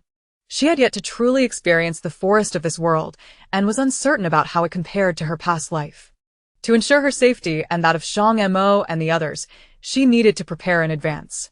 Once inside her room, she securely closed the door and drew the curtains. Sitting on her bed, she remained motionless for a long while. "I must utilize talisman paper," she concluded. Her meager magical energy could not withstand prolonged expenditure. Should danger arise, her life would be forfeit. Moreover, the storage time for talismans drawn in midair was limited. To maintain them long-term, a carrier was essential. Although other materials could suffice, paper was the most convenient for portability. With this thought, Guyu rose again and descended to the lower floor, inquiring of the two individuals engaged in discussion. "Shang Mo, do you have any finer paper? Check the storage room for A4 paper. All the supplies are stored there." Shang Mo glanced up at Guyu, pointing towards the small storage room next to the kitchen, his expression one of confusion, unsure of her intentions. "Oh, very well," Guyu replied as she made her way toward the small storage room. Tu Sheng teased, "Captain, it seems Guyu harbors many secrets. Don't you wish to dig a little deeper? Be careful, or you might lose her." Shang Mo shook his head, choosing silence. If she wishes to leave, none can stop her. If she wishes to stay, none can drive her away. Meanwhile, Guyu reached the storage room door and rummaged through its contents until she finally unearthed a small stack of well-packaged A4 paper. "Found it!" she exclaimed with glee, cradling the A4 paper as she dashed back to her room. The fundamental principle of talismans is not difficult to grasp. It involves inscribing magical seals onto objects to prolong their existence, allowing for immediate use when needed. This serves to reduce the time spent on crafting seals and extends the duration and intensity of one's attacks when magical energy is low. Monsters generally possess magical energy. Thus, utilizing talismans poses no issue for them, leading to little dependency on such items. In fact, they rarely employ them. It is primarily humans who make extensive use of talismans, while advanced human cultivators seldom rely on them. Observing Guyu's fervent activity, Shang Mo smiled and shook his head. Returning to the discussion at hand. Back in her room, Guyu meticulously cut the white A4 paper into uniform squares and stacked them into thicker little blocks. The thin sheets were prone to being lost, so this method ensured easier preservation. Once stacked, she lay on her bed, propping herself up, and began inscribing the corresponding characters on the back of each paper square to prevent confusion. Upon completing her preparations, she moved on to the critical phase of drawing the talismans. Given her limited magical energy, she could only select a few essential seals to inscribe, such as explosive attack talismans and protective amulets. Other talismans that consumed too much energy would have to wait. Taking a small paper square in one hand while suspending the other in midair to draw the magical seal, she gently tapped it, causing the seal to merge with the paper square, emitting a faint glow before settling back into stillness, appearing as an ordinary piece of paper once more. She set the completed talismans aside before proceeding to create the next one. Unbeknownst to her, time slipped away, and night fell once more. Shang Mo had returned to his bedroom, yet he found himself tossing and turning, unable to sleep, his gaze fixed on the door. For the past few days, he had been cradling the fragrant and soft Guyu, and now that he was alone, he found himself feeling rather unaccustomed. Meanwhile, upstairs, Guyu yawned, her eyelids growing heavy. The process of inscribing talismans not only drained her magical energy, but also her vitality. After drawing 5 talismans in succession, she was utterly fatigued. Shaking her head to clear her thoughts, she realized her magical energy was nearly depleted. Guyu opened her eyes wide, determined to continue her work on the small paper squares. After completing her tasks, she reclined backward, collapsing onto her bed and drifting into a deep slumber. Exhausted, she slept soundly, not stirring until the sun was high in the sky. Without the comforting embrace of her beloved, Shang Mo had a restless night and rose early. After waiting for some time without seeing Guyu descend, he decided to check on her. Bang! Bang! Bang! Shang Mo gently tapped on the door, but received no response. Frowning, he pushed the door open and stepped inside. Upon entering, he was greeted by a chaotic sight of scattered papers strewn about the room, including on the bed. Guyu was curled up, sleeping soundly, still clad in the attire from the previous day, clearly having worked late into the night. Taking a few steps into the room, Shang Mo removed his coat and draped it over Guyu, then gently pressed his fingertip against her forehead, murmuring, "No fever. She should be fine." At that moment, Guyu stirred awake, gazing blankly at Shang Mo, who was seated at the edge of her bed. "How could you fall asleep like this? What if you catch a cold?" Shang Mo's brow furrowed, his reproach laced with tenderness and concern. She desired to be embraced. Upon seeing Shang Mo, Guyu suddenly adopted a delicate demeanor, her eyes soft as she looked at him, evoking a profound sense of sympathy. With a soft sigh, Shang Mo pulled her into his arms, carefully wrapping the coat around her. In a low, magnetic voice, he asked, "Do you feel unwell anywhere?" Guyu shook her head. In truth, her magical energy had been completely drained from crafting talismans, and she was indeed feeling unwell. Shang Mo's presence was a timely remedy, the nourishing aura of his virtue providing her with much-needed comfort. Once assured that Guyu was not ill, Shang Mo's worry subsided. Noticing the disarray of folded papers on the bed, he picked up one and inquired, "What is this?" "Talismans," Guyu replied candidly. There was no concealing their nature once utilized, and she had no desire to hide it from Shang Mo. He was too astute. She sensed her identity as a spirit could not remain concealed for long, and it was better to be gradually transparent. This way, perhaps Shang Mo would not come to dislike her.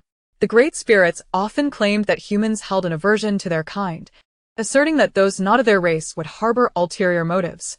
Guyu was anxious that if Shang Mo discovered her true identity, he might cease allowing her to bask in his virtue. Talismans? Shang Mo, momentarily taken aback by her words, scrutinized the paper in his hand, finding it to be ordinary and unremarkable. Assuming Guyu had become enamored with fantastical tales, he gently admonished her. Stories are but fabrications. Talismans do not exist in reality. Unlike supernatural abilities. They do exist, Guyu insisted, lifting 6 talismans she had created the previous night to showcase to Shang Mo. This is an explosive talisman. Throw it at a target, and it detonates. Quite impressive, isn't it? This one is a protective talisman, capable of withstanding a powerful blow, also quite remarkable. She had crafted 5 protective talismans and 1 explosive talisman. Originally intending to make 5 of each, her depleted magical energy limited her to these few. Is that truly the case? Shang Mo questioned incredulously, taken aback by Guyu's earnestness. Guyu nodded vigorously. Suddenly, she sat up, tugging at Shang Mo's clothing with a pleading expression. "Could you please not let anyone else know?" "All right," Shang Mo replied, his heart softened by her delicate demeanor. In truth, even without her request, he would have kept her secret. Guyu possessed dual supernatural abilities, one of which was a rare healing power. And now she wielded such extraordinary means. A common man is innocent, but possessing precious secrets can be perilous. If word of her abilities were to leak out, without adequate strength to protect herself, she could easily become prey to those who would seek to exploit her. You truly are a good person, Guyu beamed, throwing herself into Shang Mo's embrace, her heart finally at ease as she savored the warmth of his virtue. Suddenly receiving such praise from his girlfriend left Shang Mo momentarily bewildered. He ruffled her hair and replied, "You cannot just hand out compliments like that." "Why not?" Guyu inquired, her gaze falling upon the alluring Adam's apple of his long neck, her fingers brushing against her own. "I didn't," Shang Mo patiently explained. A compliment card implies rejection. If a girl says that to a boy, it means she doesn't like him. That's not true. Guyu quickly shook her head, wrapping her arms tightly around his neck, her voice soft as she declared, "I like Shang Mo.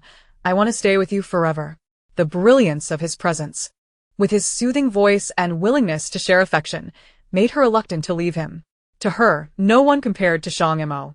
Her unabashed confession stirred something deep within Shang Mo, prompting a gentle smile as he lifted her chin, pressing a tender kiss upon her fragrant lips. He then gazed at her with warmth, his voice low and tender. "Darling, I like you too." The warmth of his breath brushed against her lips, the intoxicating scent of him enveloping Guyu, causing her cheeks to flush. "Shang Mo, kiss me," she implored, her eyes wide and inviting. At that moment, Shang Mo appeared particularly captivating, and as Guyu leaned in, offering her lips, it was a gesture untainted by the pursuit of virtue. But gazing at her innocent yet alluring visage, with eyes that sparkled with desire, Shang Mo swallowed hard, fighting against his own impulses. "Little spirit, are you a divine being sent to torment me?" At that moment, Shang Mo hesitated to kiss Guyu, fearing he might lose control, especially when there were pressing matters to attend to. "Shang Mo," Guyu gasped, startled. Did he discover her true identity? Before she could finish her thought, her startled expression, resembling that of a frightened creature, invoked both sympathy and a desire to tease her. Unable to restrain himself any longer, Shang Mo leaned down and captured her lips, their breaths intertwining in a tender exchange, accompanied by soft sighs and gasps, the atmosphere thick with intimacy. In the dimly lit bedroom, amidst whispered words, an air of seduction enveloped them, the temperature rising subtly. "Darling, today we shall go to Yunshan village." The man lifted his head, releasing her soft, crimson lips, his rough fingertips caressing them. Shang Mo Guyu playfully clung to him, her voice sweet and soft, clearly indicating her desire for more kisses. With a sigh of resignation, Shang Mo leaned down to oblige her. After a prolonged moment, a frustrated groan escaped him, and he rose from the bed, still holding her waist. Guyu looked at him, puzzled by his demeanor. He seemed slightly upset, though it didn't appear to be directed at her. With her innocent gaze, Shang Mo couldn't help but lean down and kiss her again, murmuring, "When I return, I shall make it up to you." He was on the brink of madness. "When are we going to Yunshan village?" Guyu inquired, nonchalantly, as if it were merely an opportunity for affection.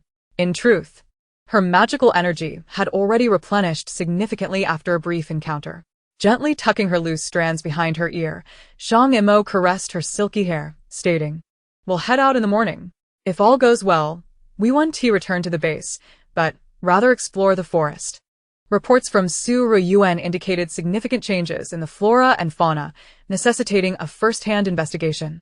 Upon hearing about the forest, Guyu perked up, sitting up in bed, half kneeling to look at Shang Mo, pulling at his clothing excitedly. "Then let us hurry." Shang Mo pinched her cheek playfully, smiling.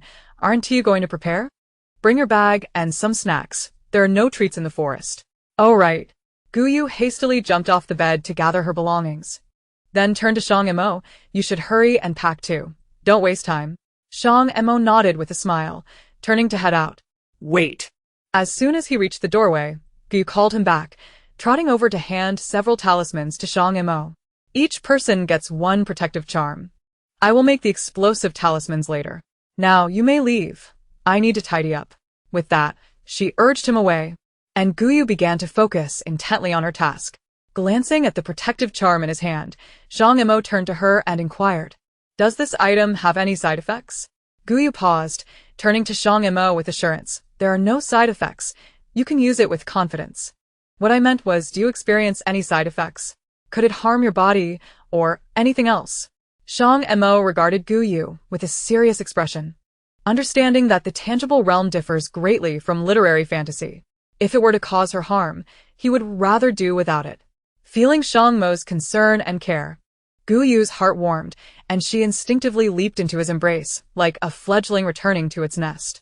Shang Mo reciprocated by wrapping his arms around the soft beauty who had willingly sought his comfort. There is no harm in making the talismans, Gu Yu said, looking up at him with a radiant smile. Shang Mo, are you worried about me? Indeed, Shang Mo replied with a gentle smile, his hand caressing her delicate cheek as he continued, I do not wish for you to be hurt. I want to accompany you in your quest for what you seek. You are so kind, Gu Yu said, burying her head in Shang Mo's embrace, filled with joy. To her surprise, Shang Mo had already guessed that she was searching for spiritual energy, but had not questioned her or treated her with suspicion. Sister Yunha had advised, if you can find a man who treats you sincerely, trusts you completely, and does not doubt or guard against you, then be with him. How fortunate she was to encounter such a wonderful man. She must cherish him dearly and hold on tightly. Go, Gu Xiaoyao, you are the best, the most beautiful, and the most adorable fairy. You will surely captivate Shang Mo completely. Shang Mo smiled indulgently, leaning down to plant a soft kiss atop her head. Then you must hold on to me tightly. Yes, Gu Yu nodded earnestly, vowing to hold on firmly and never let go. This is what you promised. Shang Mo tightened his embrace, leaning down to whisper in her ear. He relished hearing Gu Yu speak sweetly, though the little girl clung to him. She often seemed anxious about their bond.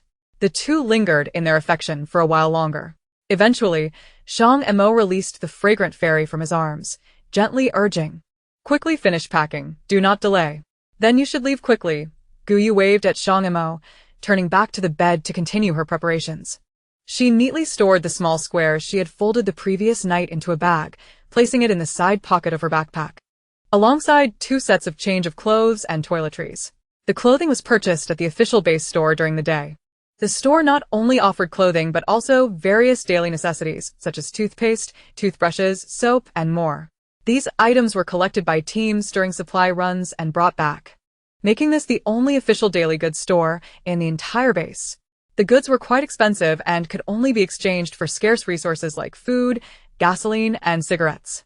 This system allowed for the recycling of resources across the base, ensuring that everyone had the opportunity to earn food through labor. Sui Wesheng had meticulously divided the work among various positions, even employing women specifically for laundry duties. Team members who went out to gather supplies had the highest personal possession levels, but they lacked the time for mundane tasks. Activities such as laundry and cleaning could be temporarily or permanently delegated to the base's logistics department staff. This ensured that their resources would not go to waste and allowed others to stabilize and have a steady source of food. Su Yuesheng's goal was to keep the base functioning as efficiently as possible. With each person assigned a role, idleness was minimized, reducing the chances of unnecessary scheming. One must admit, Su Yuesheng was indeed a remarkably wise leader. While Gu Yu was busy tidying up, Shang Mo returned to his room, gathered his belongings, and made his way to the living room downstairs. Upon seeing Shang Mo descend, Peng Xing and the others turned their attention to him. Captain, is everything all right with the girl? Why hasn't she come down? She is fine, Shang Mo replied, shaking his head as he tossed a folded paper square to Peng Xing, followed by another to Lin Xingdong and Tu Sheng. Peng Xing caught it and opened his palm to inspect it, noting it was a folded paper square. Puzzled, what is this? This side has writing too? Lin Xingdong remarked, examining the folded paper in his hand. Noting the crooked, worm-like script on the back, he discerned the words protective charm and commented, this handwriting is truly terrible. Even an elementary school student could write better. This was, however, not entirely Gu Yu's fault. She had only recently arrived in this world, and although she possessed the original owner's memories to recognize characters, her writing was still somewhat clumsy. Observing the folded paper in his hand, Tu Sheng looked to Shang Mo and asked, was this made by Gu Yu? Talisman, Shang Mo confirmed with a nod. What? Lin Xingdong stared at Shang Mo in disbelief, thinking he must have misheard. Captain, which talisman? Peng Xing also found it hard to believe. Was this not the stuff of fantasy tales? Tu Sheng pressed further. Is it the kind that can summon wind and rain, like in the television shows? Precisely what you think, Shang Mo explained. This is a protective charm that can withstand one attack. He then turned to the others, solemnly instructing, this matter must not be known to a sixth person. Understood, Captain. The three responded with a straightened posture, equally serious. They then scrutinized the folded paper in their hands, which appeared to be just an ordinary piece of paper, without any discernible special features.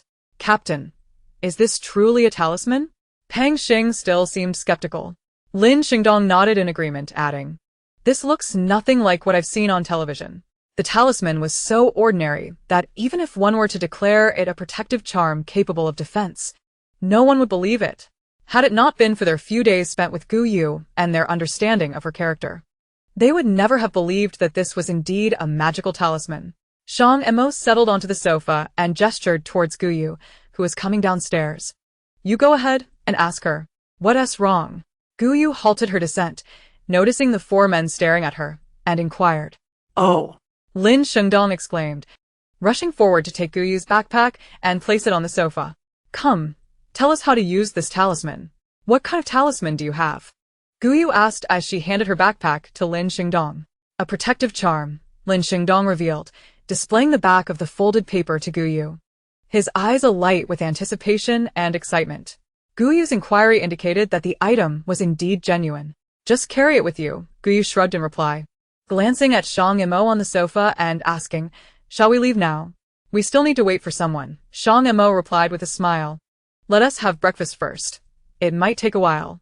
No problem. We can eat breakfast in the car. I'll finish making the other talismans first. Gu Yu sat next to Shang Mo, retrieving a plastic bag from the side pocket of her backpack, from which she produced 4 folded squares of paper. Lin Xingdong and the others gathered around, intrigued, having never seen such a wondrous item as a talisman before. Shang Mo watched quietly. Under the watchful gaze of the four, Gu Yu delicately traced a white line with her fingertips, inscribing incomprehensible patterns.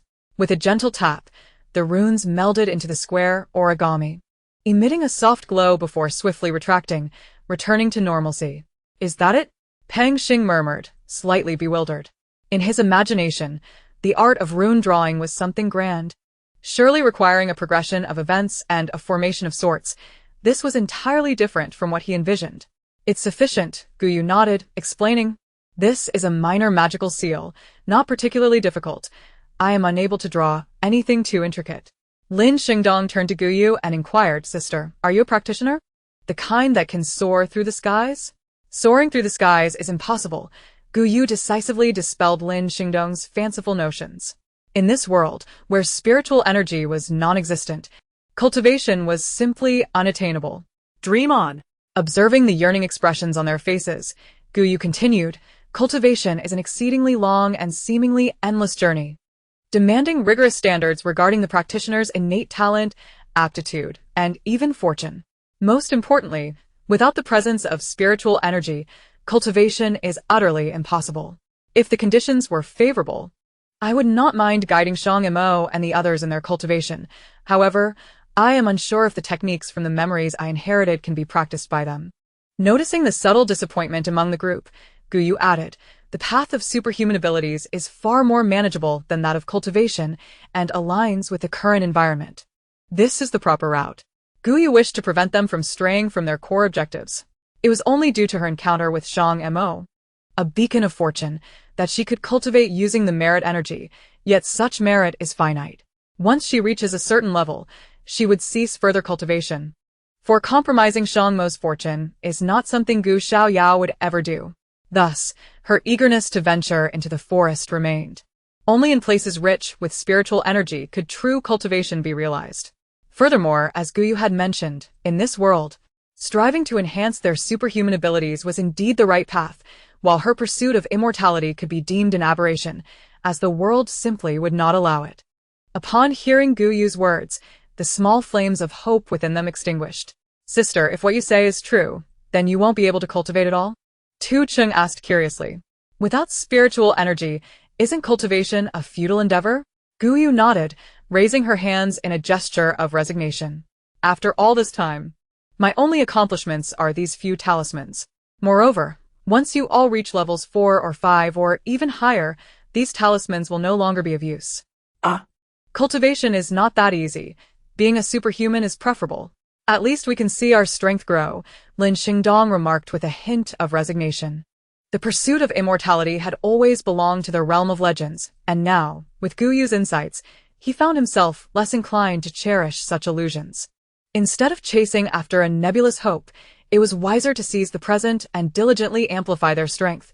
Formidable superhumans were hardly inferior to practitioners. Sister, how many talismans can you produce in a day? Does it harm your body?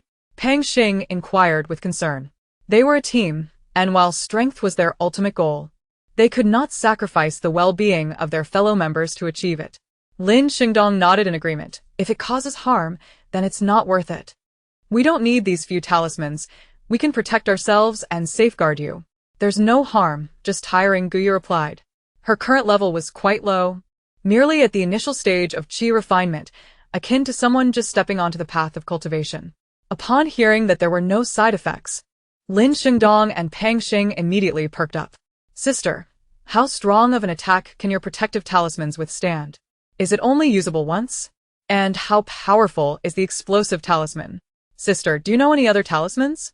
Like the ones on TV that can immobilize zombies with just a touch? The two bombarded her with questions, curiosity radiating from them, while Guyu nodded and shook her head, unsure of which inquiry to address first. Chapter 79. Envy-inducing. Su Jiamin arrived with his companions.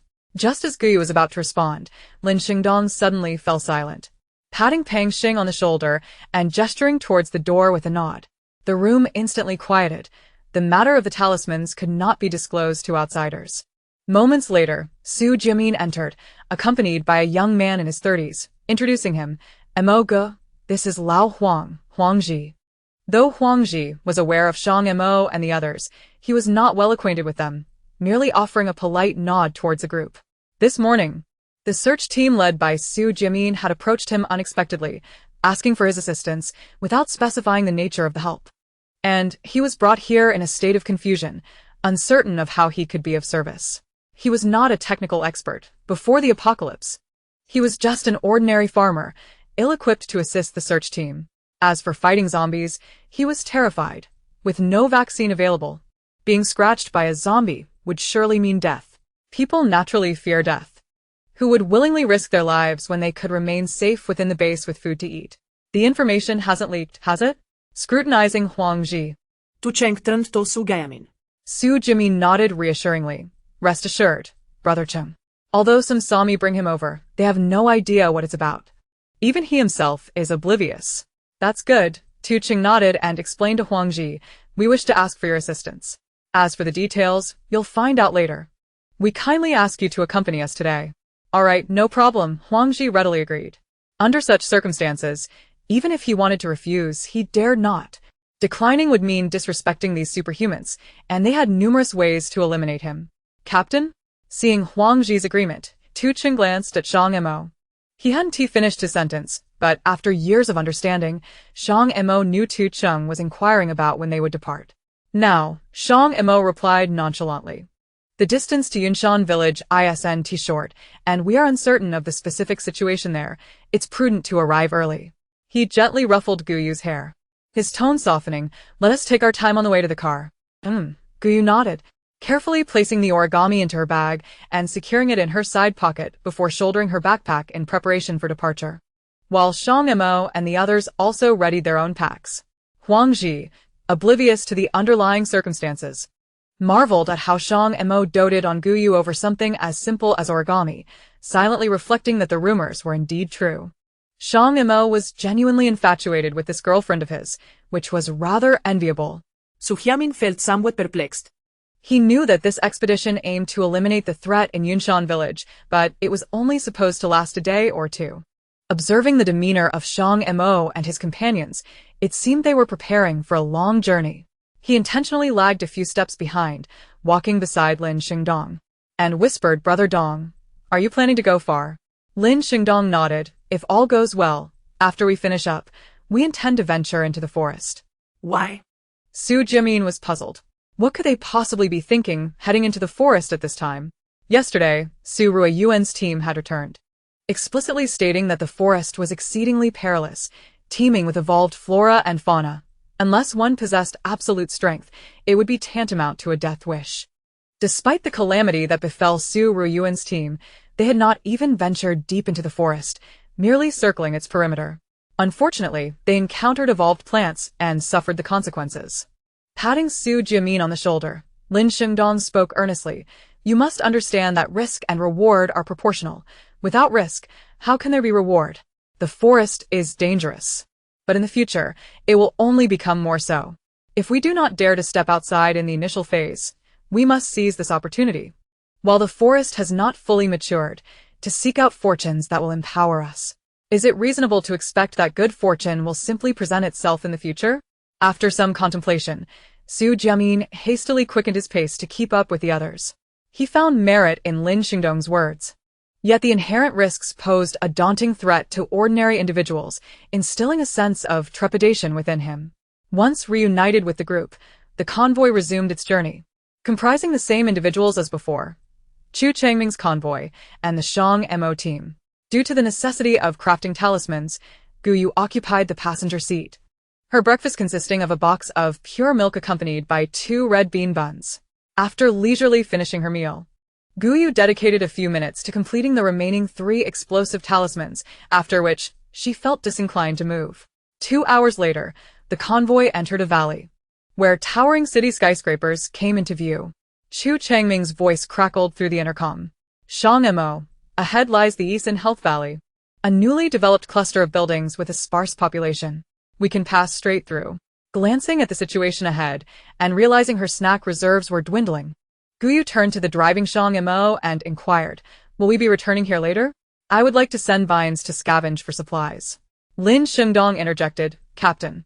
There are approximately 3,000 to 4,000 zombies in the entire Health Valley, mostly scattered across construction sites, residential areas, and within buildings. The supermarket, however, harbors a greater number of zombies, roughly estimated to be around 100. After some consideration, Shang Mo replied, 15 minutes, is that sufficient? That should suffice. I won't disembark. Let Vines handle it, as it is quite efficient in gathering supplies. Vines exhibited remarkable agility, allowing Guyu to remain safely inside the vehicle while awaiting its return. Shang Mo activated the intercom, his calm voice resonating. Uncle Chu, we will pause for 15 minutes at the supermarket ahead. Guyu wishes to gather some supplies. No one should exit the vehicles. Please remain inside. Without hesitation, Chu Changming acquiesced, stating that stopping for 15 minutes by the roadside posed no significant issue.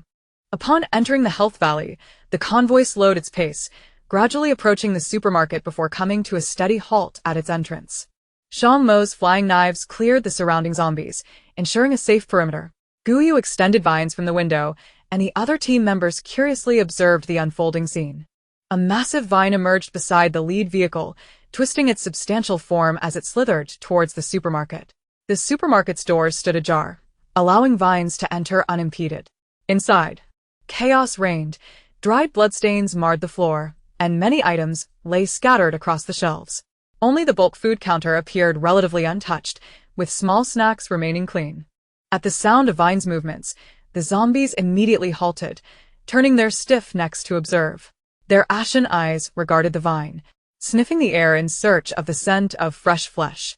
When they detected nothing of the sort, they returned to their stupor. A few zombies sluggishly approached, staring vacantly at this curious entity that moved yet offered no sustenance. A diminutive zombie, scarcely a meter tall, even followed Vines around in a daze. Observing this, the occupants of the vehicle were filled with envy. This Vine is truly remarkable. It is akin to a weapon in this apocalyptic world, they marveled. The utility of Vines was unparalleled. A plant-based ability user was indeed formidable, capable of completely evading zombies. They could accomplish any task through Vines without risking direct confrontation with the undead, such a delightful advantage. With such abilities, even without the base, they would not suffer from hunger.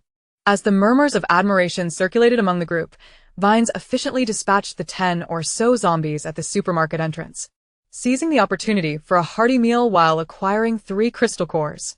Subsequently, adhering to Guyu's directives, it began to gather supplies. The first items collected were, of course, Guyu's beloved milk, followed by an assortment of biscuits, bread, candies, and jerky. The bounty was considerable, prompting Guyu to instruct Vines to place the items in a plastic basket, which it carried back with its tail. Noticing the supermarket still brimmed with goods, Guyu turned to Shang Mo and the others, asking, "Is there anything you wish for?" Vines reports that there are plenty of items, including cigarettes, alcohol, and unopened rice and flour. I can send it for additional trips. The supermarket stock is indeed substantial, Pang Xing remarked. With so many zombies inside, even a third-level ability user like him would hesitate to venture in alone. Only Guyu, with Vines as her formidable ally, could enter at will. Lin Shengdong also noted that the supermarket appeared untouched and could be marked for future scavenging endeavors. Shang Mo, surveying the supermarket, stated, "Let's retrieve as much food as possible to share with the other vehicles. We'll address the rest later. We must complete today's task." It would be somewhat unfair for the convoy to pause for Guyu alone, as no one openly voiced their concerns, yet human jealousy is uncontrollable. By distributing some food to the other vehicles, any potential complaints would be quelled. "Understood," Guyu replied, directing Vines back to the supermarket to fill the plastic baskets with all visible items. This time, it returned with 4 overflowing baskets, each brimming to the top. As Vines made multiple trips back, laden with supplies, the onlookers felt a pang of envy, realizing the perks of being an ability user. As the group lamented their position, they watched in surprise as Vines approached them. In addition to Shang Mo's team, Chu Changming's squad had brought 4 small cars. Vines quickly reached the vehicle occupied by Chu Changming, tapping on the window with its pointed head and raising the basket with its tail, signaling for them to open the door. At that moment, Shang Mo's voice resonated through the intercom. "I apologize for taking up everyone's time. Each vehicle will receive a basket. This is Guyu's gesture. I hope you will not refuse.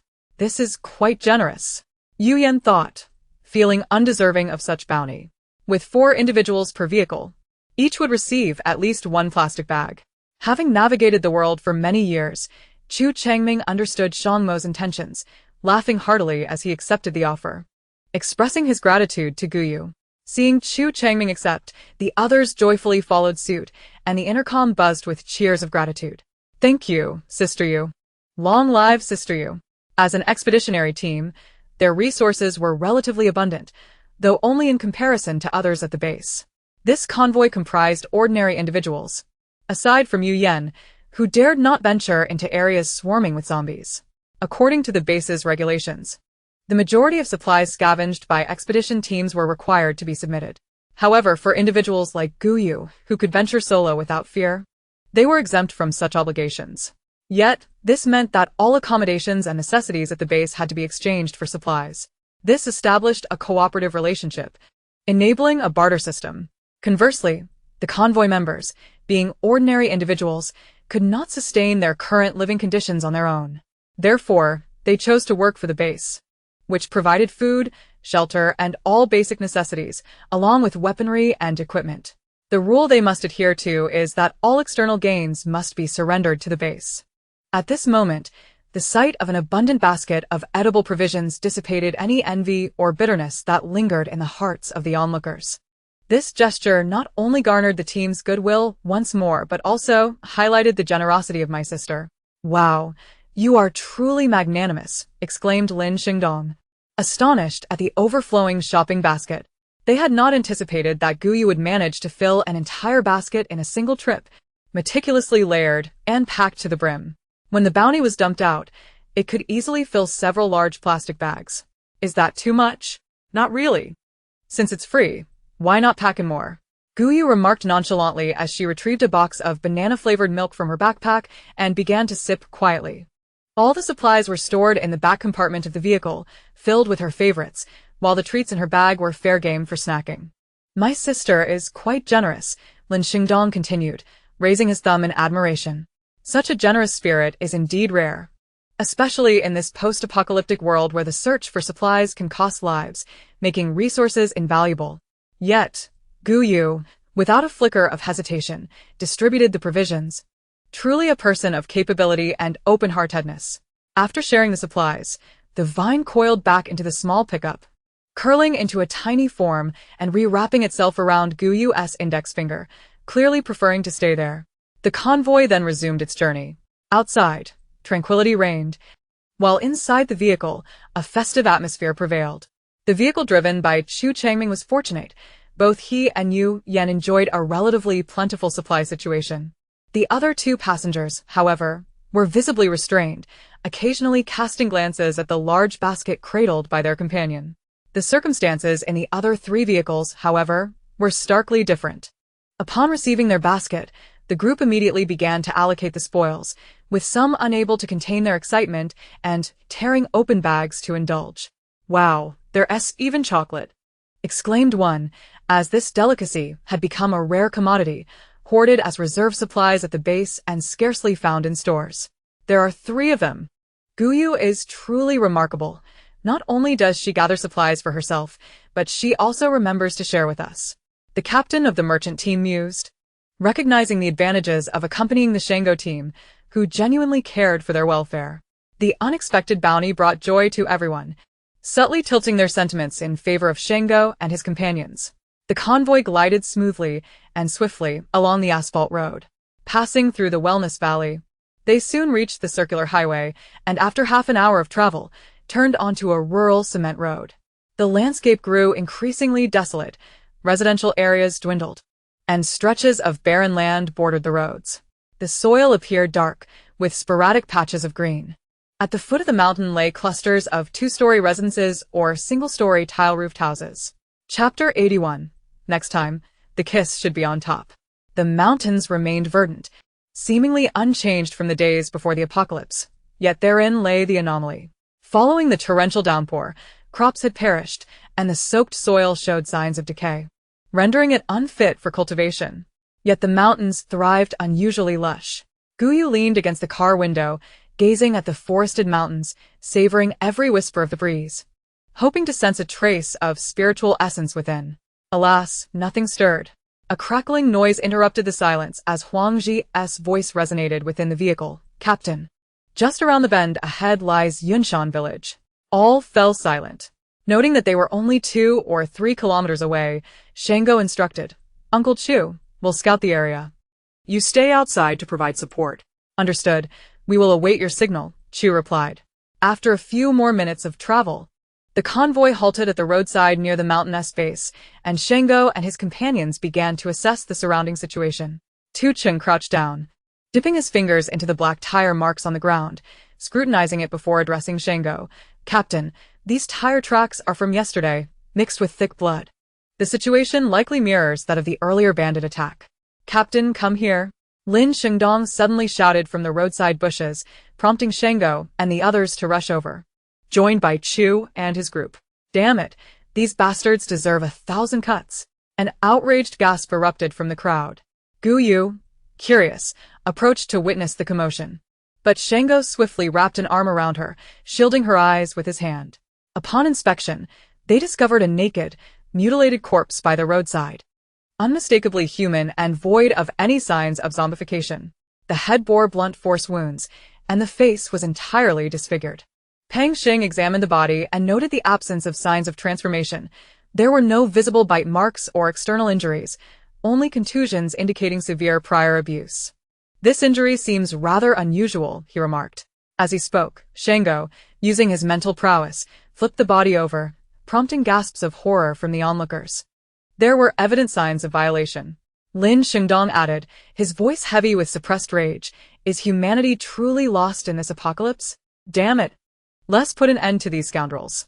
Every survivor faced dangers beyond mere zombies, including evolved flora and fauna, and, more terrifyingly, human malevolence. Aside from Shango and a few others with abilities, everyone present felt a sense of vulnerability. Previously, it was girls who were targeted, but now even boys were not spared. In that moment, the true significance of having a safe haven became painfully clear.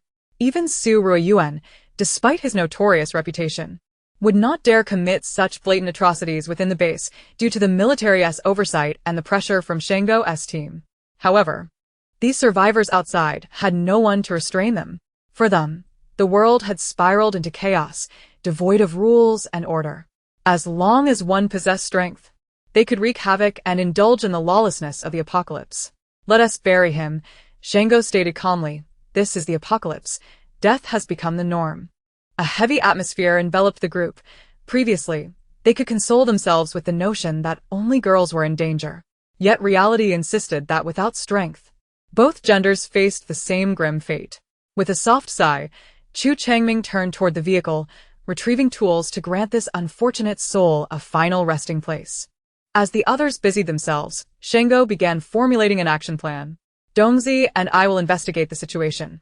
Gu Yu, the butcher, and Xingzi, you stay behind and remain vigilant of your surroundings to protect the others. Yes, Captain, Lin Xingdong, and the others nodded in agreement. Gu Yu, reluctant to part from Shang Mo, tugged at his sleeve and implored, Can I go with you? We will return shortly. You must wait here obediently, all right? Shang Mo replied softly, embracing her gently. It was essential to indulge her at this moment. Otherwise, her stubbornness might compel her to follow them secretly. Gu Yu, somewhat displeased, contemplated before wrapping her arms around Shang Mo's neck and whispering in his ear, Next time, the kiss should be on top. Shang Mo felt the weight of her presence. Although he maintained his stance, the pressure was overwhelming, as Gu Yu desired to experience being on top. Upon hearing her words, Shang Mo's ears flushed crimson. Observing her sparkling eyes, he acquiesced gently, then be good.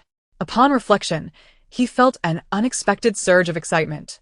Releasing Shang Mo, Gu Yu beamed with a sweet smile, Go now. Come back soon. Shang Mo chuckled, tousling her hair before leading Lin Xingdong toward the mountain's edge. Unbeknownst to them, Pang Xing and Tu Chung were once again forced to witness such public affection, sighing internally as they pondered whether it was time to seek out a girlfriend of their own. After Shang Mo and the others departed, Gu Yu climbed onto the rear of the pickup truck, comfortably settling into her lazy sofa, crossing her legs while indulging in snacks. The vine, now as thick as an arm and measuring 5 to 6 meters in length, poised its pointed head to survey the surroundings. As previously mentioned, the vine served as Gu Yu's hands and eyes, enabling her to communicate with the surrounding flora. Following the evolution reign, this ability had significantly intensified, allowing it to detect any disturbances instantaneously. Observing the obedient and efficient vine, Pang Xing and Tu Xing couldn't help but feel envious. While Gu Yu's vine could combat foes, provide defense, and assist in treasure hunting, they had to toil tirelessly with their own hands. The comparison left them feeling rather inadequate. This was also the reason Shang Mo chose to keep Gu Yu on the team. The vine could maintain vigilance, and while he escorted Lin Xingdong away, Gu Yu would assist in defense, ensuring that any anomalies would be promptly addressed. As for safety, Shang Mo harbored little concern. 3 third-tier ability users and 1 first-tier user were more than sufficient to handle most situations. Moreover, Gu Yu was present. Although she appeared soft and clingy, Shang Mo had never doubted her capabilities. Meanwhile, Shang Mo and Lin Xingdong hastened towards Yunshan village. They navigated around the mountains at the river's foot, revealing a relatively expansive flatland behind them, encircled by towering mountains on 3 sides and a river on the 4th. This location boasted ample shelter and abundant water sources, rendering it a remarkably fertile area. The residences were constructed at the mountain's base, with the relatively even terrain cultivated into neat, contiguous plots. Before the apocalypse, this place must have been a tranquil village. However, the once lush fields now lay barren, with all vegetation withered. A gust of wind carried a faint whiff of decay. Captain, the cave is on the mountain to the left, Lin Xingdong remarked, glancing towards the towering peak. On their journey, Huang Ji had already briefed them on the situation in Yunshan village, which aligned closely with Lin Xingdong's findings. Soon after, Lin Xingdong expressed his surprise. Wait, why is there no one in the cave? Didn't the one with the slanted eyes say they were hiding there? Where is the village? Shang Mo furrowed his brow and inquired, pondering to himself whether the information had leaked prematurely or if someone from the base had already made contact with them. Chapter 82. A peculiar stench. There's no one, nor are there any zombies. Lin Xingdong peered through his enhanced vision, observing the village's eerie tranquility, devoid of any visible life. Although he was a third-tier ability user, his vision could only penetrate the mountain before him. He could not perceive what lay beyond it. It was akin to holding a smartphone in front of him. He could discern every component within, yet if another phone were concealed behind it, he would be unable to see it through the first. Upon witnessing this strange scenario, Lin Xingdong speculated, Captain, could it be that the group with the slanted eyes didn't return in time, and the villagers sensed something amiss, opting to hide? He pondered aloud. If that were the case, this group is no ordinary bunch. Their counter-surveillance skills are remarkably adept. Glancing at the darkened tire tracks on the road, Shang Mo shook his head. It shouldn't be that exaggerated. If they truly possessed such formidable counter-surveillance abilities, they wouldn't have left such conspicuous tracks. We should investigate the village. Shang Mo felt that matters were not so simple. To survive, the slanted-eyed individual's claims, though likely exaggerated, were not entirely fabricated. Something significant might have transpired here. Following the ridges of the fields, the two stealthily approached the village. Behind them, puddles of rainwater had not completely dried, and a small beetle buzzed in, skimming low over the surface. Suddenly, with a swift motion, a transparent tentacle, slightly thicker than a strand of hair, shot forth from the puddle, ensnaring the low-flying beetle and drawing it beneath the water surface, returning to stillness. Shang Mo's ears twitched, as if he had heard something. He halted and turned to look back, but discerned nothing unusual. What's the matter, Captain?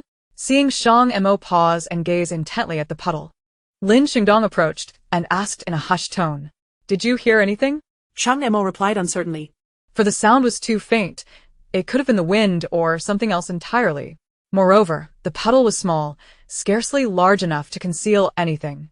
Lin Xingdong scrutinized the puddle closely and remarked, There's nothing here. It should be fine. Shang Mo glanced again, indeed finding no anomalies. He frowned slightly. Perhaps I'm just overly tense. Let us move on. The two continued forward and soon arrived at the village, which was in utter disarray, resembling a scene after a bandit raid. It's far too clean, Lin Xingdong muttered as he kicked a glass bottle at his feet. The interior of the houses had been thoroughly ransacked. Rice, flour, oil, and everyday necessities were nowhere to be found. And even kitchen knives that could serve as weapons had vanished. Only pots and pans remained, scattered throughout the kitchen and living spaces. Shang Mo surveyed the interior. The walls were overrun with green, moss-like plants, interspersed with something akin to ivy. Their dense root systems had firmly embedded themselves into the walls, causing numerous fine cracks to form. These must be evolved plants, he mused. Lin Xingdong stepped closer for a better look. The village's environment was exceedingly dry. Such moss-like plants should not exist on the inner walls, sheltered from wind and rain. It appears so. As he scanned the surroundings, Shang Mo picked up a shard of broken porcelain from the ground and carefully prodded at the moss on the wall. Before long, an indescribable stench permeated the air, inducing nausea and prompting both to hastily flee outdoors. Ugh. My heavens, these plants are incredibly potent. How can they emit such a foul odor?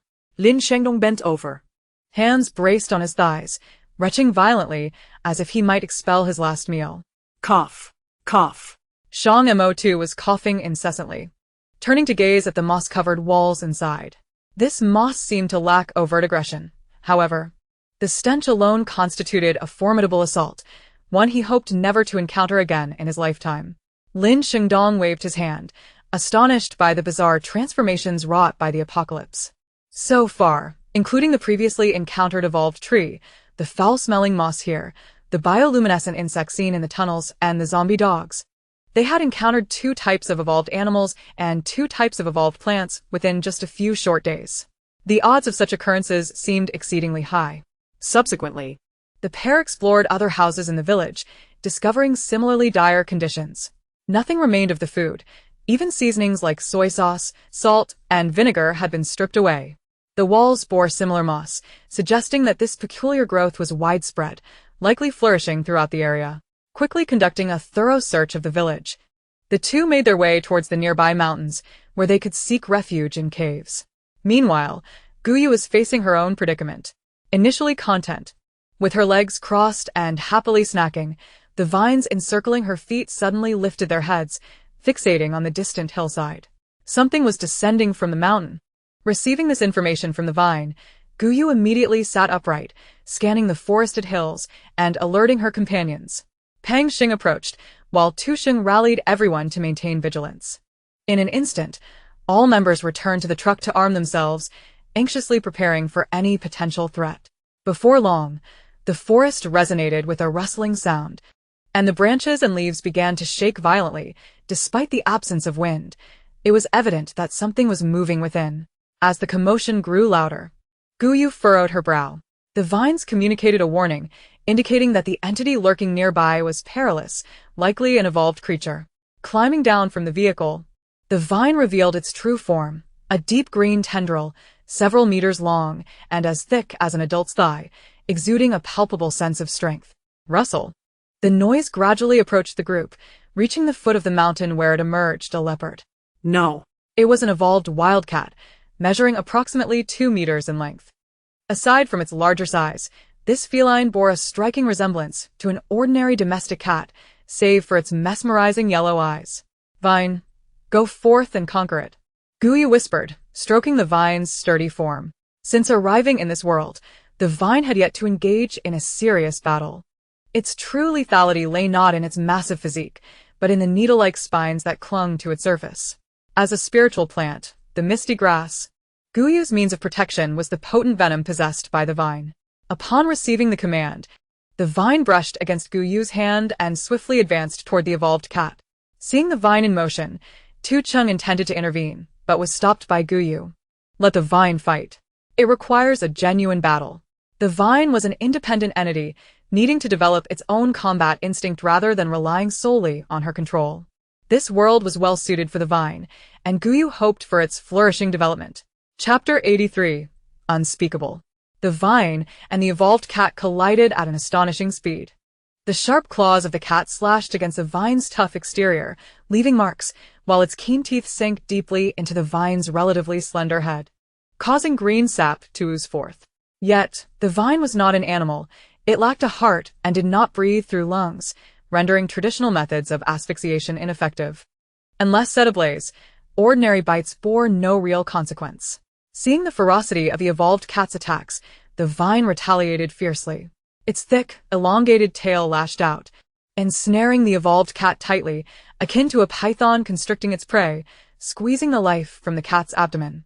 The onlookers, not far away, could even hear the ominous cracking of bones.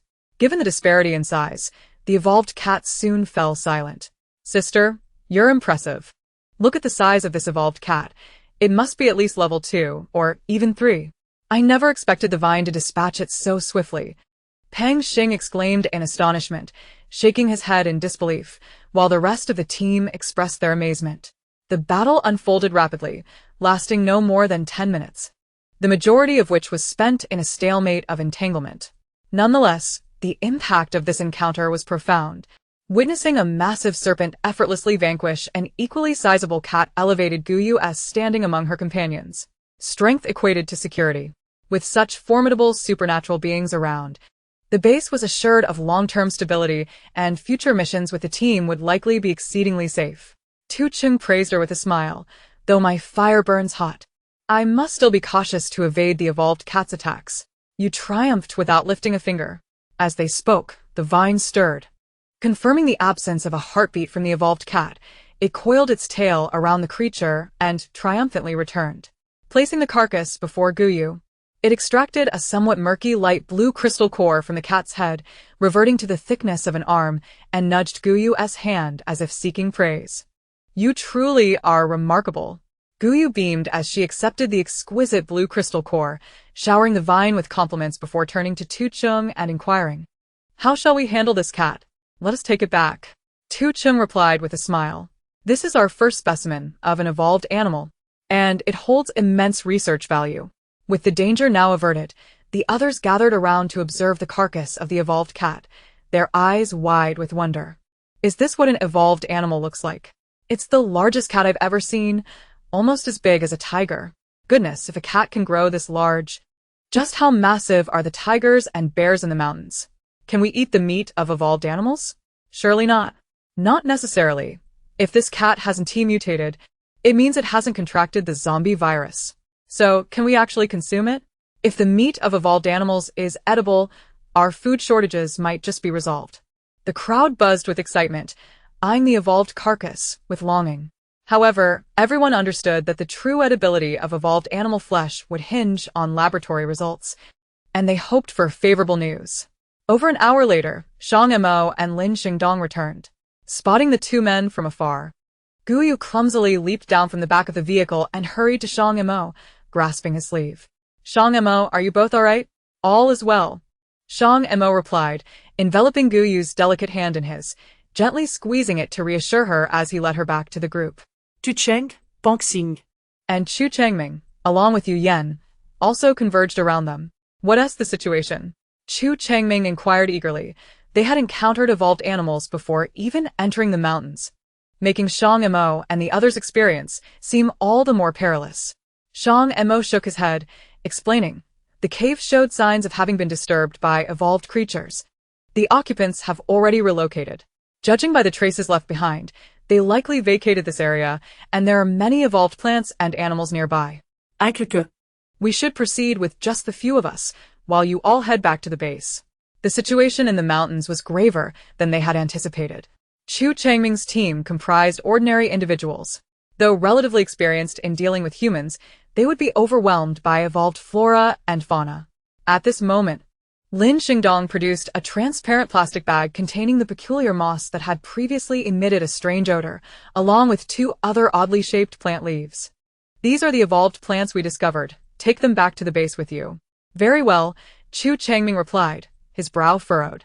We encountered an evolved animal, a domestic cat, measuring a full 2 meters, roughly the size of an ordinary tiger. Thankfully, Guyu managed to eliminate it. You've already encountered one. Lin Xingdong exclaimed, astonished. The attackers on the cave must have been large felines. It seems this evolved cat was responsible. Upon hearing this, Chu Changming sighed. If a domestic cat can grow this large, I shudder to think how massive those wild beasts must be. Uncle Chu, you must return promptly. Shang Mo urged, eager to resolve the situation. Based on the evidence in the cave, it appeared that many survivors had been captured, and the rate at which evolution was occurring in the mountains exceeded their expectations. In just 2 or 3 days, the number of evolved plants and animals had surged. If they delayed for a month or 2 more, ordinary people might find it impossible to leave the base. Chu Changming cautioned, you are the cornerstone of the base.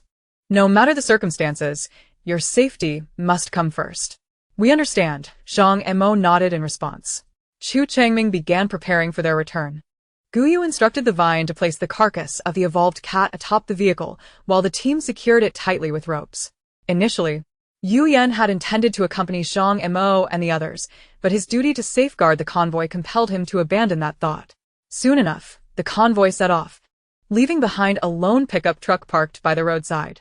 Watching the swiftly departing vehicles, Shang Mo and his companions boarded their own vehicle, continuing along the cement road towards Yunshan village. According to the traces they had tracked, the group they were pursuing had fled toward the backside of the mountains. In the rear cabin, having indulged in snacks, Guyu stifled a yawn, nestling into a beanbag chair for a brief nap. The past few days of crafting talismans had been exhausting, leaving her feeling somewhat disoriented. Meanwhile, the others in the front of the vehicle began to discuss matters. Dongzi, How is the situation in the cave? Pang Xing inquired, glancing at Lin Xingdong, who occupied the passenger seat.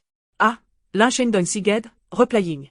It was even more shocking than the underground human gambling den we dismantled previously. Upon hearing this, Pang Xing and Tu Sheng fell silent. The depths of human malice truly knew no bounds. Upon returning, Shang Mo and Lin Xingdong refrained from discussing the matter, not wanting Guyu to be exposed to the darkest aspects of human nature. When humanity descends into evil, the brutality can be beyond imagination. Chapter 84. The Dream of the Fox Fairy Sister. After traversing Yunshan village, they had not walked far before the cement road came to an end. Ahead lay a rugged dirt path paved with gravel, uneven and uncomfortable for pedestrians, let alone vehicles, which would inevitably face a bumpy ride, causing their insides to churn. Moreover, following recent heavy rains, numerous muddy puddles lay on the road, rendering it perilous for any vehicle. Its tires would likely be rendered useless. This location was quite distant from their base, making it unrealistic to return on foot. So many mud puddles, Guyu exclaimed as the vehicle came to a halt. Leaning over the front compartment to gaze ahead, then tilting her head to look at Shang Mo, shall we get out and walk? Shang Mo replied. Opening the door and striding directly to the rear cabin. He extended his long, strong arm towards Guyu, explaining, since the vehicle cannot proceed. The location of those individuals should not be far off. Perched on the edge of the vehicle, Guyu wrapped her arms around Shang Mo's neck, prompting him to lift her down and curiously asked, "Are we going to kill them, just like the last group of robbers?" Shang Mo gently placed her on the ground, looking at her with a kind voice as he responded, "Do you think it would be very cruel?" He was torn, wishing for Guyu to know his true self, while fearing that the blood on his hands might make her dislike him. To deal with evildoers, one must eradicate them completely. Guyu shook her head, not seeing anything wrong with killing. She always remembered the rules of engagement taught to her by the great monsters. The essence of rule number 2 was to deny bad people a chance to rise again. Otherwise, if one does not eradicate the roots, they will spring back to life with a spring breeze. In the end, it would be oneself who suffers. Upon hearing this, Tu Sheng and the others were taken aback. What kind of household would instill such a doctrine in a child? Who taught you these things? Shang Mo chuckled, gently tapping Guyu's nose. Finding no issue with her words. Indeed, both the present and future require a firm hand. His precious one was not ordinary. Big brothers and sisters. Guyu initially intended to refer to the great monsters, but suddenly recalled that there were no monsters in this world, abruptly changing her words to something seemingly normal, yet not. Upon hearing her, Lin Xingdong and the others began to speculate. The ability to craft talismans certainly indicated an extraordinary family background, and the experiences encountered were undoubtedly beyond the comprehension of ordinary people. A decisive and ruthless approach was understandable, just as they had once employed certain means to accomplish their tasks. "Sister, do your brothers and sisters also know how to make talismans?" Lin Xingdong asked curiously, feeling a tinge of regret. He had thought that their status would grant them a comprehensive understanding of the world as truths. However, Guyu's existence revealed that the world was far richer and more splendid than they had understood. "They are more powerful than I am," Guyu nodded, describing her siblings who could soar through the skies, summon the winds and rain, and wield mysterious arts without fear of even the most advanced human practitioners. Ordinary human cultivators dared not venture into the forests due to the dangers that lay within. "Sister, your family is incredible," Peng Xing exclaimed, marveling at such a formidable lineage, which had managed to keep its existence unbeknownst to the outside world prior to the apocalypse. One could only imagine how effective their secrecy was. "It's all right," Guyu replied modestly, feeling a bit proud. Their ancestral legacy was indeed remarkable. The martial arts she had inherited from her memories allowed her to cultivate even when she was in her previous form as grass. Now that she had transformed into a human, she could still practice. It was easy to imagine how powerful their ancestors were. Perhaps they had truly reached the realm of immortality. "Sister, do you have any formidable sisters? Introduce one to me," Lin Xingdong offered, thinking that such a powerful family would be worth joining. Noticing Lin Xingdong's decent golden aura, Guyu said, "There are indeed some, but I don't know where they are now.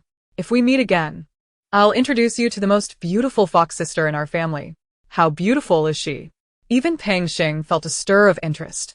Guyu's appearance was remarkable, so her sisters must surely be equally impressive. Who could resist a beautiful and powerful wife? "How beautiful?"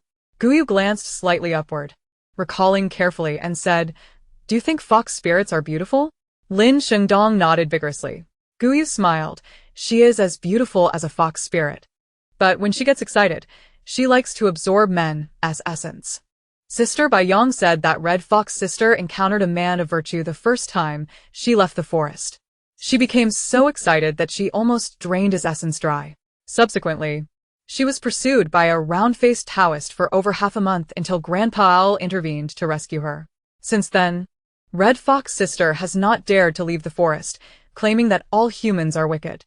She offered that man many beautiful gemstones, yet he still sought a Taoist to capture her. "Sister, you promised. You cannot back out," Lin Xingdong exclaimed, slightly exhilarated. Peng Xing understood the implications of Guyu's words. If they were to meet, it likely meant they might never get the chance. Tu Sheng chuckled to himself. A mysterious family connected to the arcane would remain unaffected even in the face of the apocalypse. Becoming their son-in-law would not be a simple endeavor. With this thought, Tu Sheng silently wished Shang Mo good luck, While pursuing a wife might be easy, winning over the family would be quite challenging. Let us hurry. I hope we can find that beautiful fox fairy sister in our dreams. Pang Xing patted Lin Xingdong on the shoulder, awakening him from his reverie. Shang Mo took Guyu's hand and continued forward, while Tu Sheng parked the vehicle by the roadside, discreetly following behind them. Old Pang, you're such a bore. Life should be sweeter with a few dreams, don't you know? Lin Xingdong pouted, trailing after them. His previous comments were mere jest. He was simply curious about Guyu. He sensed that the little girl had an extraordinary background and wondered if she truly belonged to some sect of immortal cultivators. Did such a thing exist in this world? What they did not realize was that every word spoken by Guyu was both true and false. For her family did not reside in this world, but in a distant other world, and in this lifetime, there truly was no chance of reuniting. Certainly, these are merely trivialities. Few paid them heed, save for Shang Mo, who seemed to sense something amiss. His brow furrowed slightly as he cast a glance at Guyu, tightening his grip on her delicate hand. Continuing their journey, Lin Xingdong forged ahead, surveying the surroundings, while Guyu and her companions dealt with the zombies that appeared in their vicinity. This rural area, sparsely populated with scattered houses, made the extermination of the undead relatively manageable. The environment was chaotic, with numerous signs of human activity. Traces could be discerned along the road and amidst the withered grass. Noticing a clean, discarded packaging lying by the roadside, Tu Sheng remarked, "It should be just ahead." Chapter 85. Pleading for Mercy. A mere 10 minutes later, Lin Xingdong abruptly halted, pointing ahead and signaling the number 3, indicating the presence of 3 individuals ahead and gesturing toward his sidearm, suggesting they were armed. There was no need for words, as the 3 were perilously close. Guyu, however, could not decipher the subsequent gestures. Shang Mo and the others had their own means of communication, and she only grasped a few simple actions that required no learning. Upon understanding the situation, Shang Mo swiftly responded with several gestures, clearly communicating their tactical plan to the group. Tu Sheng and Pang Xing nodded in agreement. Following Lin Xingdong's intel, the two discreetly withdrew a short distance, encircling the trio from behind. Shang Mo's directive was to capture them alive. Lin Xingdong concealed himself behind a wall, vigilantly observing the situation across the way. Guyu appeared puzzled, struggling to comprehend the unfolding events. Noticing her bewildered expression, Shang Mo silently chuckled, his mellifluous voice whispering in her ear, "Upon our return, I shall teach you this set of gestures." Guyu nodded, subtly grasping Shang Mo's hand. While they could not share a kiss, holding hands sufficed, offering a sense of virtue. Feeling the softness of her hand, Shang Mo's brow slightly creased. This was not the time for intimacy, yet he did not release her grip, returning it gently, refraining from any further gestures. He silently vowed to educate her thoroughly upon their return, for she must learn to discern appropriate contexts. There was a long journey ahead. Guyu, as pale as a blank canvas, needed careful delineation. Lin Xingdong remained focused on the situation across the way, oblivious to the subtle exchanges between the two. On the opposite side of the wall, Pang Xing and Tu Sheng had circled behind the 3 men, observing their actions. The trio huddled together, lighting a cigarette and engaging in incessant grumbling. In this godforsaken place, who could possibly come here? And yet, we must patrol daily. It's utterly exasperating. Indeed. And they claim to be ability users, always paranoid, more timid than us. Yongli hasn't returned yet. Could he truly be dead? Just as the conversation was unfolding, Pang Xing, hidden behind the wall, suddenly sprang into action.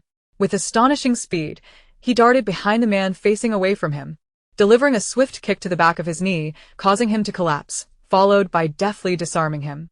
As the 3 men were taken aback and prepared to retaliate, Tu Sheng also sprang into action. He dashed from behind the wall, seizing the hand of the disarmed man, wresting the firearm from him, and then delivering a swift kick to his knee, pressing the dark muzzle of the gun against the man's temple.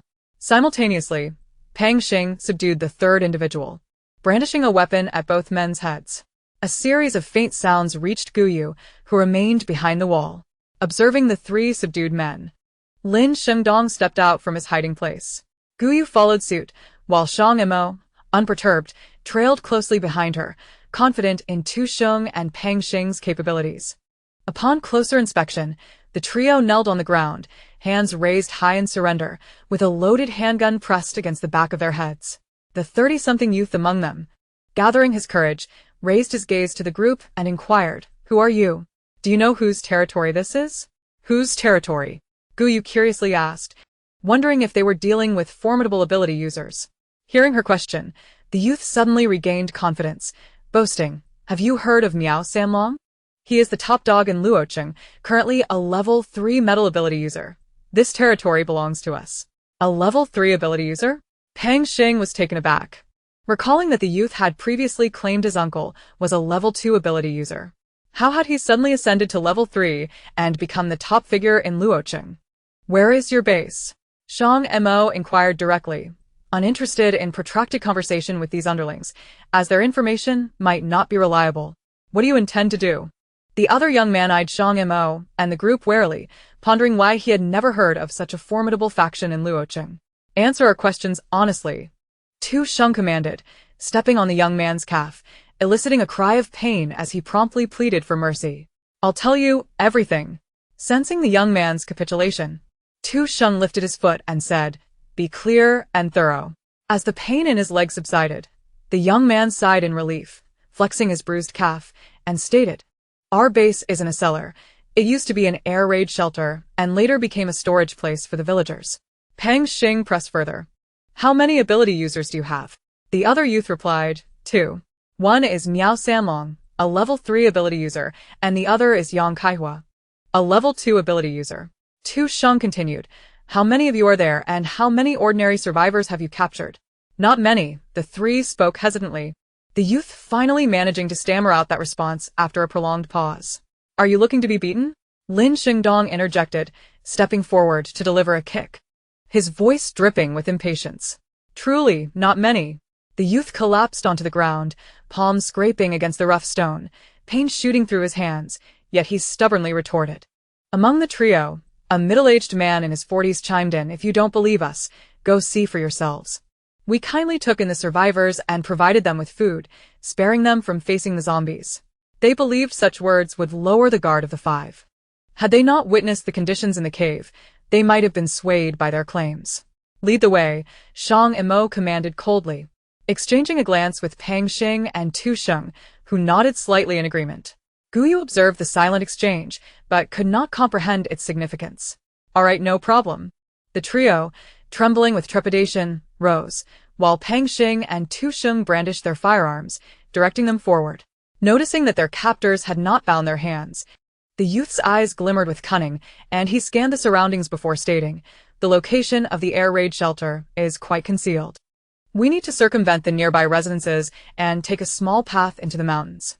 Upon hearing this, the previously silent middle-aged man raised an eyebrow, glancing at the mentioned residences with a hint of amusement in his eyes. The young man appeared perplexed. The air raid shelter isn't in that direction, he thought. But since his companion had asserted it, he chose to remain silent. Were it anyone else, such statements would be impossible to verify, but Lin Xingdong, endowed with the ability of clairvoyance, immediately discerned the young man's ruse. The residence appeared ordinary, yet behind it grew a tangle of vines.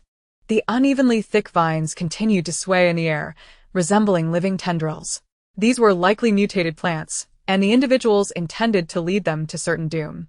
Having discerned the trio's scheme, Lin Xingdong remained silent, merely gesturing to Shang Mo and the others to convey a message. Shang Mo resolved to turn the tables on them. It was sufficient for one person to lead. Having three would pose too great a risk, and since they were willingly courting death, he would certainly escort them on their journey. Each member of the group harbored their own thoughts as they slowly approached the dwelling. The vine entwined around Guyu's index finger suddenly lifted its head, gazing towards the dwelling ahead, then turned to look at Guyu, transmitting a message in its unique manner. Upon receiving the vine's communication, Guyu immediately understood the trio's intentions and discreetly tugged at Shang Mo's sleeve, eager to share the information. Aware of the tug on his sleeve, Shang Mo glanced down at Guyu, guessed her unspoken words, and smiled while shaking his head, signaling her to remain silent. Noticing that Shang Mo was already aware of the situation, Guyu quieted down, trailing behind him, curious to observe how they would handle these nefarious individuals. As they drew closer, the young man and the middle-aged man at the forefront grew increasingly tense, their pace slowing as they huddled together to whisper, "I'll toss a steel ball over to provoke that thing. You be ready to dodge." All right. After a quick consultation, the two fell silent once more, unaware that their furtive actions were being closely watched by Shang Mo and his companions. Lin Shengdong added fuel to the fire, impatiently urging, "Hurry up! Are you dawdling? Aren't we moving?" Came the young man's disgruntled reply, his thoughts lingering on the idea that once they dealt with these individuals, he wouldn't sure they were ground to dust, though he intended to spare the pretty young woman. With that thought in mind, the young man quickened his pace. Upon rounding a corner, they encountered a towering tree, wrapped in vines, standing 4 to 5 meters tall, about 7 or 8 meters away. The young man's hand, positioned in front of him, began its countdown, too engrossed to notice that Shang Mo's group had halted behind them. 3, 2, 1. As they approached the tree, the two swiftly darted aside, simultaneously launching a steel ball, the size of a coin, towards the evolved plant. Whoosh. Stimulated by the external provocation, the vines entwined around the plant sprang forth like springs, thrusting towards the two men. They fell to the ground, smug expressions on their faces as they turned to look at Shang Mo's group, only to find the anticipated scene absent. Instead, 2 stones beside them suddenly levitated, hurtling towards the nearby plant. The vine's attack was akin to a reflex, striking with remarkable speed. Before they could react, the vines pierced through them and dragged them back towards the tree, transforming them into sustenance. In the blink of an eye, witnessing his 2 companions' demise left the young man stunned, turning to the figure behind him who grasped his clothing, Pang Xing, and with a tone full of martial bravado, he expressed his gratitude. "Thank you, big brother, for saving my life. Hurry up if you want to live, take us to the camp. If you try any tricks, you'll meet the same fate," Pang Xing urged, patting the young man's shoulder. "No problem, big brother." The young man's attitude shifted dramatically.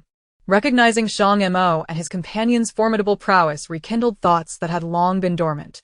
On their way to the camp, he cautiously remarked, "Big brother, Miao Sanlong and Yang Kaihua are both formidable ability wielders, and it seems Yang Kaihua's nephew died outside recently. He's been in a foul mood these past few days, so it's best not to provoke him." Chapter 87. Do not look. What? Are you trying to use verbal tactics to compel us to surrender? Pang Xing pierced through the young man's cautious intentions, but such petty tricks held no sway over them. "Come now, you did save my life, so I'm merely concerned for your safety."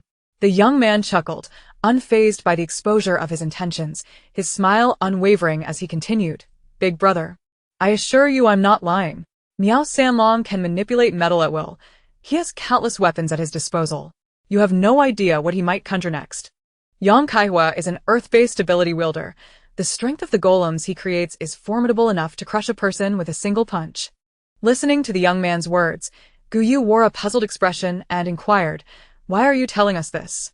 Aren't we enemies? Do you wish to defect?" The question rendered the young man momentarily speechless. Is it that obvious?" You seem a bit dense." Guyu assessed the young man, her disdain evident. The young man, taken aback, thought, "What a pretty girl, yet she lacks finesse in conversation. Is she not merely trying to gauge their capabilities? If their strength truly fell short, going to the camp would be tantamount to death. It would be wiser to heed his advice and leave sooner." The demise of those 2 scoundrels was inconsequential. After all, they were not virtuous beings. "What is your objective?" Shang Mo's voice rang coldly. The young man appeared astute, showing little resistance to leading them to the camp. "I simply do not wish for you to perish in vain. I have not uttered a single falsehood. Of course, if you can defeat Miao Sanlong and Yang Kaihua, forget everything I've said." While speaking, the young man maintained his gaze on Shang Mo, meticulously observing the shifts in his expression. He discerned that the quietest man was the leader among the 5, the one capable of making decisions. "This is not your concern. Simply take us to the camp." Shang Mo replied, his tone still frigid, devoid of emotional inflection, yet his attitude towards the young man softened considerably. This fellow was evidently calculating something. But it appeared he had grievances with Miao Sanlong and Yang Kaihua. Regardless of the nature of this conflict, whether significant or trivial, true or false, it could be leveraged. Their goal was merely to locate the camp, and any unforeseen gains would be even more fortuitous. All right then. Witnessing Shang Mo's calm demeanor, The young man felt a flicker of hope rise within him. Sister, perhaps we can escape this hell. During the subsequent journey, the young man led them quietly, refraining from any further antics, as he had already issued his warnings. Though he harbored hopes that they would defeat Miao Sanlong and Yang Kaihua, he knew he must keep a path of retreat open for himself. In the event of failure, he could not afford to be implicated, nor could he endanger his sister. The group traversed a woodland path for about half an hour, finally arriving at their intended destination. Standing on a hillside, they beheld tents and rudimentary low shelters below. The camp was bustling with activity, likely housing 30 to 40 people. Aside from guards, most were women shackled by leg irons, with a few men similarly restrained, laboring physically. A woman clad in ragged garments, her hair unkempt, returned from the mountain with a basin, her expression vacant. A man patrolling the camp with a firearm seized her and publicly began to exercise his authority. The woman stared blankly at her surroundings, devoid of any hope, fully aware that no one would come to her rescue. As Guyu observed curiously, her view was suddenly obscured as a warm, rough hand swiftly covered her eyes. "Do not look." Shang Mo held her tightly in his embrace, his voice laced with a mixture of anger and helplessness. Guyu obediently nodded, aware that she must not provoke the misfortune of the golden light. "Damn it," Peng Xing muttered under his breath, kicking the young man beside him. "How many women have you captured?" The young man sighed. 18 in total. 11 have perished, leaving 7. There are also 23 men for have joined them. 15 are dead, and 4 are too old for Miao Sanlong's taste, kept merely as laborers. At this point, the young man once again addressed Shang Mo and the others. "You still have time to regret. Once you enter the camp, you will face one of 3 fates. Either emerge victorious, become a slave, leading a life worse than death, or join them." "Thank you for the warning," Shang Mo replied coolly to the young man, then lowered his gaze to Guyu in his arms, his tone softening noticeably. "You stay here and watch over him until we return." "All right," Guyu nodded, allowing the vine on her finger to unfurl into a slender cord that bound the young man securely. "Don't look down the mountain," Shang Mo gently advised, for the scene below would surely be grim. He wished to shield Guyu from such sights. His precious one should remain innocent and blissfully unaware. Guyu nestled against Shang Mo, wrapping her arms around his waist, and nodded obediently, looking up at him. "Be careful and come back quickly." Chapter 88. Beasts. After Shang Mo and the others departed, Guyu moved a stone closer, completely forgetting that she had vines at her disposal. Once she positioned the stone, she sat upon it, scrutinizing the young man before her. Under her intense gaze, the young man fidgeted, clicking his tongue and averting his eyes towards the camp below. At that moment, the men had finished their tasks and the camp returned to its usual state. The woman in the long dress, indifferent to the grime on her body, picked up a pot from the ground and resumed her work. The other guards seemed unfazed, exchanging lewd laughter. The shackled men, filled with rage, dare not act out. Any sign of rebellion would invite a brutal beating and torment. A woman approached a makeshift earthen stove beside a low shed, seemingly a cooking area. Another middle-aged woman, also shackled, was busy attending to the fire. Shortly after, 2 men approached, laughing as they pulled the women into the adjacent shed. Not far away, a young man with a gun at his waist was mercilessly beating an elderly man who was also shackled. Beside him, a girl with a bruised face wept silently. Witnessing the scene below, the young man furrowed his brow, his fists clenching tightly, knuckles whitening. Why associate with such vile individuals? At that moment, Guyu's voice broke the silence. She felt that the person before her was not inherently bad, at least not like those who had tried to rob them. The young man sighed. "There's no choice. One must survive." "Have you ever killed anyone?" Guyu pressed on. "I have." He hesitated before nodding, his voice heavy with suppressed pain and regret. "Does that make you a bad person?" After a moment of contemplation, the young man replied, "Perhaps. Perhaps I am a bad person." Seemingly unwilling to continue down this path of conversation, he turned to Guyu and asked, "Don't you want to see what's happening down below?" Guyu shook her head. "I don't want to." "I promise Shang Mo I wouldn't look. It's just a bunch of shabby tents. There's nothing worth seeing." The young man appeared astonished. He had not anticipated that this girl would be so obedient to that man.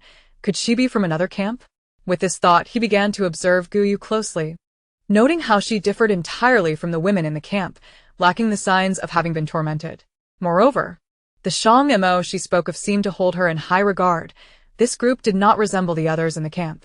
He hoped fervently that they were not another den of wolves. My name is Guyu. What's yours? Feeling a bit bored and finding her solitude uninteresting, she sought to glean information, thinking that if she acquired something useful, Shang Mo might be pleased enough to reward her with a kiss. Wuan, he replied succinctly, after which he fell silent, fixated on the camp below. Meanwhile, Shang Mo and his companions stealthily approached the vicinity of the camp, concealed within the withered grasses.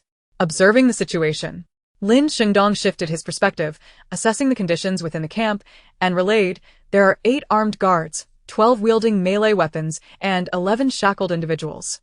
In the central large tent, there are 3 people, 2 men and 1 woman, likely the Miao Sanlong and Yang Kaihua that the young man mentioned. He then cursed under his breath. Those 2 bastards seemed to be quite close.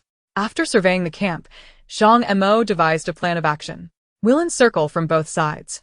Dongzi and I will deal with the 2 ability users, while Xingzi and Butcher take care of the ordinary ones. Understood. The 4 then proceeded to execute their plan. Shang Mo and Lin Shengdong quietly maneuvered to the right side of the camp, behind a shed, searching for an opening based on Lin Shengdong's insight. Behind a low wooden shed, both Shang Mo and Lin Shengdong gripped sharp daggers. A middle-aged man, slightly portly and wielding a large machete, approached slowly. Just before he could spot Shang Mo and Lin Shengdong swiftly covered the man's mouth, pulling him closer and swiftly slitting his throat. They quietly placed the body behind the shed and continued forward, eliminating 2 armed guards along the way, soon arriving at the rear of the central large tent. They sliced open the tent's fabric, revealing a scene that was utterly revolting, garments strewn about, inciting fury within them. Beasts. Lin Shengdong cursed inwardly. Shang Mo's flying dagger hovered in midair. With a single thought, it shot forth at incredible speed, piercing through the hearts of Miao Sanlong and his companion, delivering instant death. The tent fell silent as the 2 bodies collapsed to the ground. The woman within, overwhelmed with joy, dared not move. Chapter 89. You have finally arrived. Outside the tent, having dealt with the 2 ability users, Shang Mo did not linger and continued to eliminate the remaining threats. He cut open another tent, and Lin Shengdong entered with his eyes closed. You put on some clothes. I need to drag their bodies outside. The woman did not respond immediately, casting a glance at Lin Shengdong before quickly regaining her composure. She wiped the tears from her face and turned to retrieve her clothing. Hearing the rustling, Lin Shengdong moved toward the bodies from memory, grasping 2 arms and dragging the corpses outside. At this moment, Tu Chung and Pang Xing had already dispatched anyone who dared to resist. A few clever individuals had hidden away, but the camp was small. Any attempt to flee would undoubtedly result in discovery. The group felt a palpable tension. Those 3 were ability users. Ordinary people stood no chance against them. They could only wait for Miao Sanlong and Yang Kaihua to subdue the 3. However, their hopes were dashed. The 2 bodies that Lin Shengdong dragged out were indeed the very Miao Sanlong and Yang Kaihua they had relied upon. The group was left in shock. These individuals had silently eliminated the 2 ability users, indicating their strength far surpassed that of Yang Kaihua and his companion. Realizing their fate was sealed, they hurriedly begged for mercy, clenching their weapons tightly as they faced the ability users, their only means of survival. Brother, spare us. The guards pleaded desperately. Boss. We had no choice. We never intended to follow them in wrongdoing. We are all survivors. Could we not be granted a chance to live? Yet. The women in the camp remained unresponsive, their despair palpable. They understood that aligning with these men would lead them from one hell to another. Observing this, Pang Xing bellowed. Surrender voluntarily. Lay down your arms and weapons, and I will spare your lives. It was cumbersome to coax each one individually. It would be swifter for them to emerge on their own. Upon hearing this, the 7 hidden figures hesitated, calling out, Is what you say true?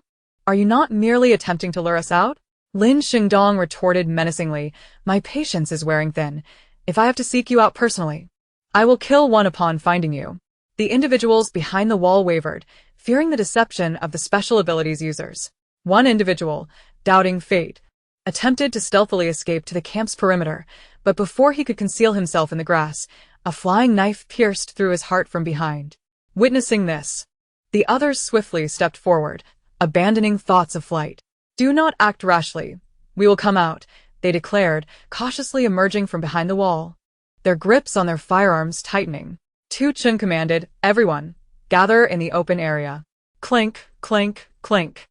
The sound of iron chains scraping against the ground echoed as a group of women and several middle-aged men, shackled, approached. They occupied the lowest tier of society. Powerless to resist, forced to comply. Gazing at the numbed expressions of the survivors, Shang Mo found himself in a dilemma. These individuals appeared mentally shattered. He questioned whether they could ever regain a semblance of normalcy. Bringing them back to the base, he feared, would hinder their reintegration into a standard way of life. At that moment, the women from the tents emerged, having tidied themselves. One woman, her hair pulled into a high ponytail, attempted to muster a forced smile. She was indeed beautiful, surpassing even some celebrities, her features bearing a striking resemblance to the young man leading them, suggesting a sibling connection. "If you do not wish to smile, do not force it," Lin Xingdong remarked, understanding her efforts to placate. He further added, "We are from the Luoqing base, an external military team." Upon hearing the latter half of his statement, the woman's smile froze, and the other women lifted their gazes. "Soldiers? You are here to rescue us?" Tears glimmered in the woman's eyes as she looked at Lin Xingdong, her heart igniting with a flicker of hope, akin to a taut string poised to snap or relax at any moment. Life or death hinged on a single utterance. Aware of the survivor's need for reassurance, Lin Xingdong solemnly affirmed, "We are soldiers, currently affiliated with the Luoqing base, which serves as a sanctuary in this apocalyptic world, with established rules and laws. You may accompany us there to live. Is that truly the case? Are you not deceiving us?" A girl in her 20s queried, her eyes fixed on Lin Xingdong. Having long since lost hope, they dared not entertain the notion, fearing the agony of hope's fleeting presence. "I do not deceive you." Lin Xingdong, feeling compassion for the girl who shared a similar age with Gu Yu, yet had endured such tragic experiences, retrieved his military ID from his pocket. Though he had retired, he carried this small token as a constant reminder of his identity as a soldier, urging him to remember his original intentions and mission. Upon receiving the ID and reading the inscriptions and seeing the photograph, the girl was instantly moved to tears, exclaiming, "You have finally come." Hearing her sobs, the other women could not contain their emotions, joining her in weeping, while the shackled men also cried, lamenting the transgressions they had suffered. Chapter 90. Wordplay. As the outcries and laments echoed, several guards panicked, hastily defending themselves. "Brother, do not heed their one-sided tales. We were coerced. It was Miao Sanlong and his ilk who forced us. Disobedience meant death. Indeed, who is not afraid of death? In the eyes of ordinary people, soldiers are seen as the steadfast guardians of the populace, the arbiters of justice. The deeds they committed would warrant capital punishment in peacetime." Upon hearing the guards' justifications, the crowd erupted in righteous anger, vociferously denouncing them. "Is bullying women also a form of coercion? Aside from Shaoan, none of you are decent." The crowd's fury intensified as they recounted how the guards had tormented Yunyan, declaring that had it not been for Shaoan's timely intervention, she would have perished. Pang Xing glanced at Shang Mo, who nodded in affirmation. In an instant, he teleported behind the guards, disarming them and casting their weapons to the ground. He then shot one in the leg, turning to the crowd and stating, "Revenge those wronged. Their fates lie in your hands. However, from this day forth, let all grievances be forgiven. I hope you can find peace in your lives. We must look forward." He added, "Weapons are prohibited." The psychological scars these individuals bore were profound. They required a direct outlet for their emotions, and employing weapons would be too violent. Hand-to-hand combat would provide a more genuine release of their pent-up frustration. The shackled victims glanced at their tormentors, hesitating. Having never taken a life, they harbored trepidation. Yet, recalling their own tribulations, a woman in a long skirt, who had suffered indignities, stepped forward resolutely, shouting as she lunged at the guards. "Ah!" With all her strength, she struck them with fists and feet, unleashing her pent-up grievances and fury, tears streaming down her face. Others, inspired by her bravery, soon joined, raining blows upon their abusers. Witnessing the enraged throng approach, the guards' faces turned pale, and they attempted to flee, only to be felled by a flying knife that severed an ankle, sending them tumbling to the ground. The guards glared at Pang Xing, questioning, "You promised not to kill us." Pang Xing shrugged, smiling as he replied, "I did not personally kill you." The guards, momentarily stunned, realized that Pang Xing had engaged them in a clever linguistic game. His assertion hinged on the word "I." In truth, Pang Xing had refrained from killing them. He had merely inflicted a non-fatal wound. The ones delivering the true punishment were the enslaved survivors, repaying their debts. And Pang Xing had not broken his promise. "You deceitful bastard." Realizing they had been ensnared, the guards cursed vehemently, filled with regret. But their protests were drowned out by the vengeful crowd. Shang Mo and his companions observed, recognizing that in the absence of law enforcement, the survivors would seek their own justice. The scene descended into chaos, filled with anguished cries from the guards and the wails of the avenging survivors. Shang Mo stole a glance at the woman who had exited the tent, noting her fury, yet observing that she refrained from joining the retaliatory wave. This woman was not ordinary. A person capable of restraining their emotions, even amidst such humiliation, and still responding judiciously, was surely no simple character. "All right, cease." As the crowd's catharsis reached its peak, Shang Mo timely called for a halt. There exists a limit to emotional release. Surpassing that limit could adversely affect one's mindset, leading to a loss of fear and self-control. What the base requires now are survivors who can accept constraints and regulations, rather than fearless but ruthless killers who abandon their principles. Hearing the emotionless yet chillingly authoritative voice of Shang Mo, the crowd gradually emerged from their frenzy. They felt a palpable fear toward Shang Mo and his companions, for these individuals were endowed with extraordinary abilities, capable of effortlessly extinguishing their lives. The previous battle had left an indelible impression upon them. Cautiously, they retreated to the periphery, while several guards, battered and bruised, resembled grotesque caricatures, continually wailing in agony. The exhilaration of personally avenging their enemies was beyond imagination.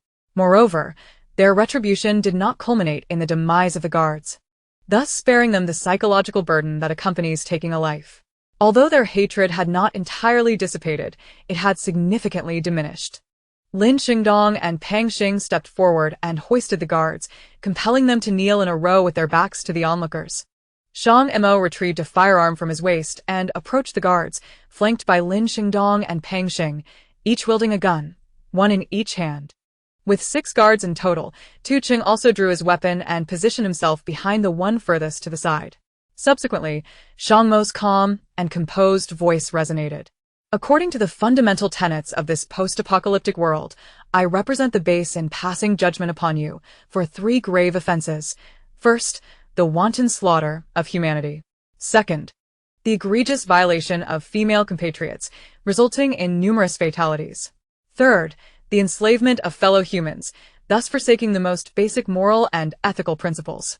The severity of these transgressions warrants the death penalty, to be executed forthwith." With a resounding bang, Shang Mo executed the individual before him. Almost simultaneously, 5 more gunshots rang out, and the remaining guards collapsed amidst the grass at the edge of the camp. Chapter 91. The Generous Little Sprite. On the hillside, Guyu was savoring a snack, generously sharing a lollipop with Wuan, allowing him to indulge without needing to free his hands. As they munched, a sudden commotion of gunfire erupted from below the hill. Wuan quickly turned to gaze down the slope, just in time to witness the execution being carried out by Shang Mo and his companions. Guyu paused, her curiosity piqued, and inquired, "What is happening down there?" "They have won," Wuan exclaimed with delight upon witnessing the scene. "Then you can rest assured," Guyu replied, taking a bite of her cranberry-flavored bread. Continuing to enjoy her snack. Life was quite pleasant, and the food was exceptionally delicious. However, upon noticing the lifeless bodies strewn at the camp's edge, Wuan's anxiety resurfaced, prompting him to turn to Guyu and ask, "Will you truly take good care of us?"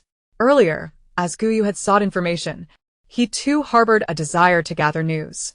After hearing Guyu's description of the base, Wuan felt a deep yearning.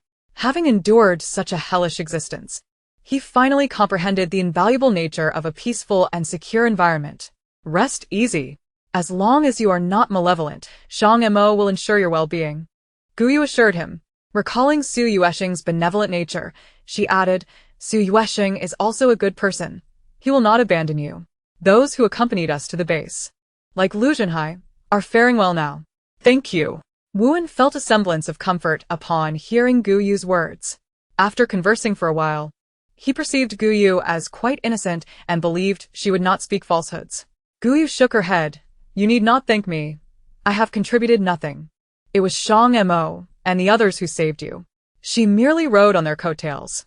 Sister, you've killed the conversation, Wu-en remarked. Should we go down to find them? He wished to descend, aware that everyone must be in a state of panic. We shall wait for Shang Mo to return, Guyu decisively replied, refusing Wu-en's suggestion. She believed that if they said they would wait, they must wait. Otherwise, they would not be good sprites. Very well. Wu-en felt somewhat helpless.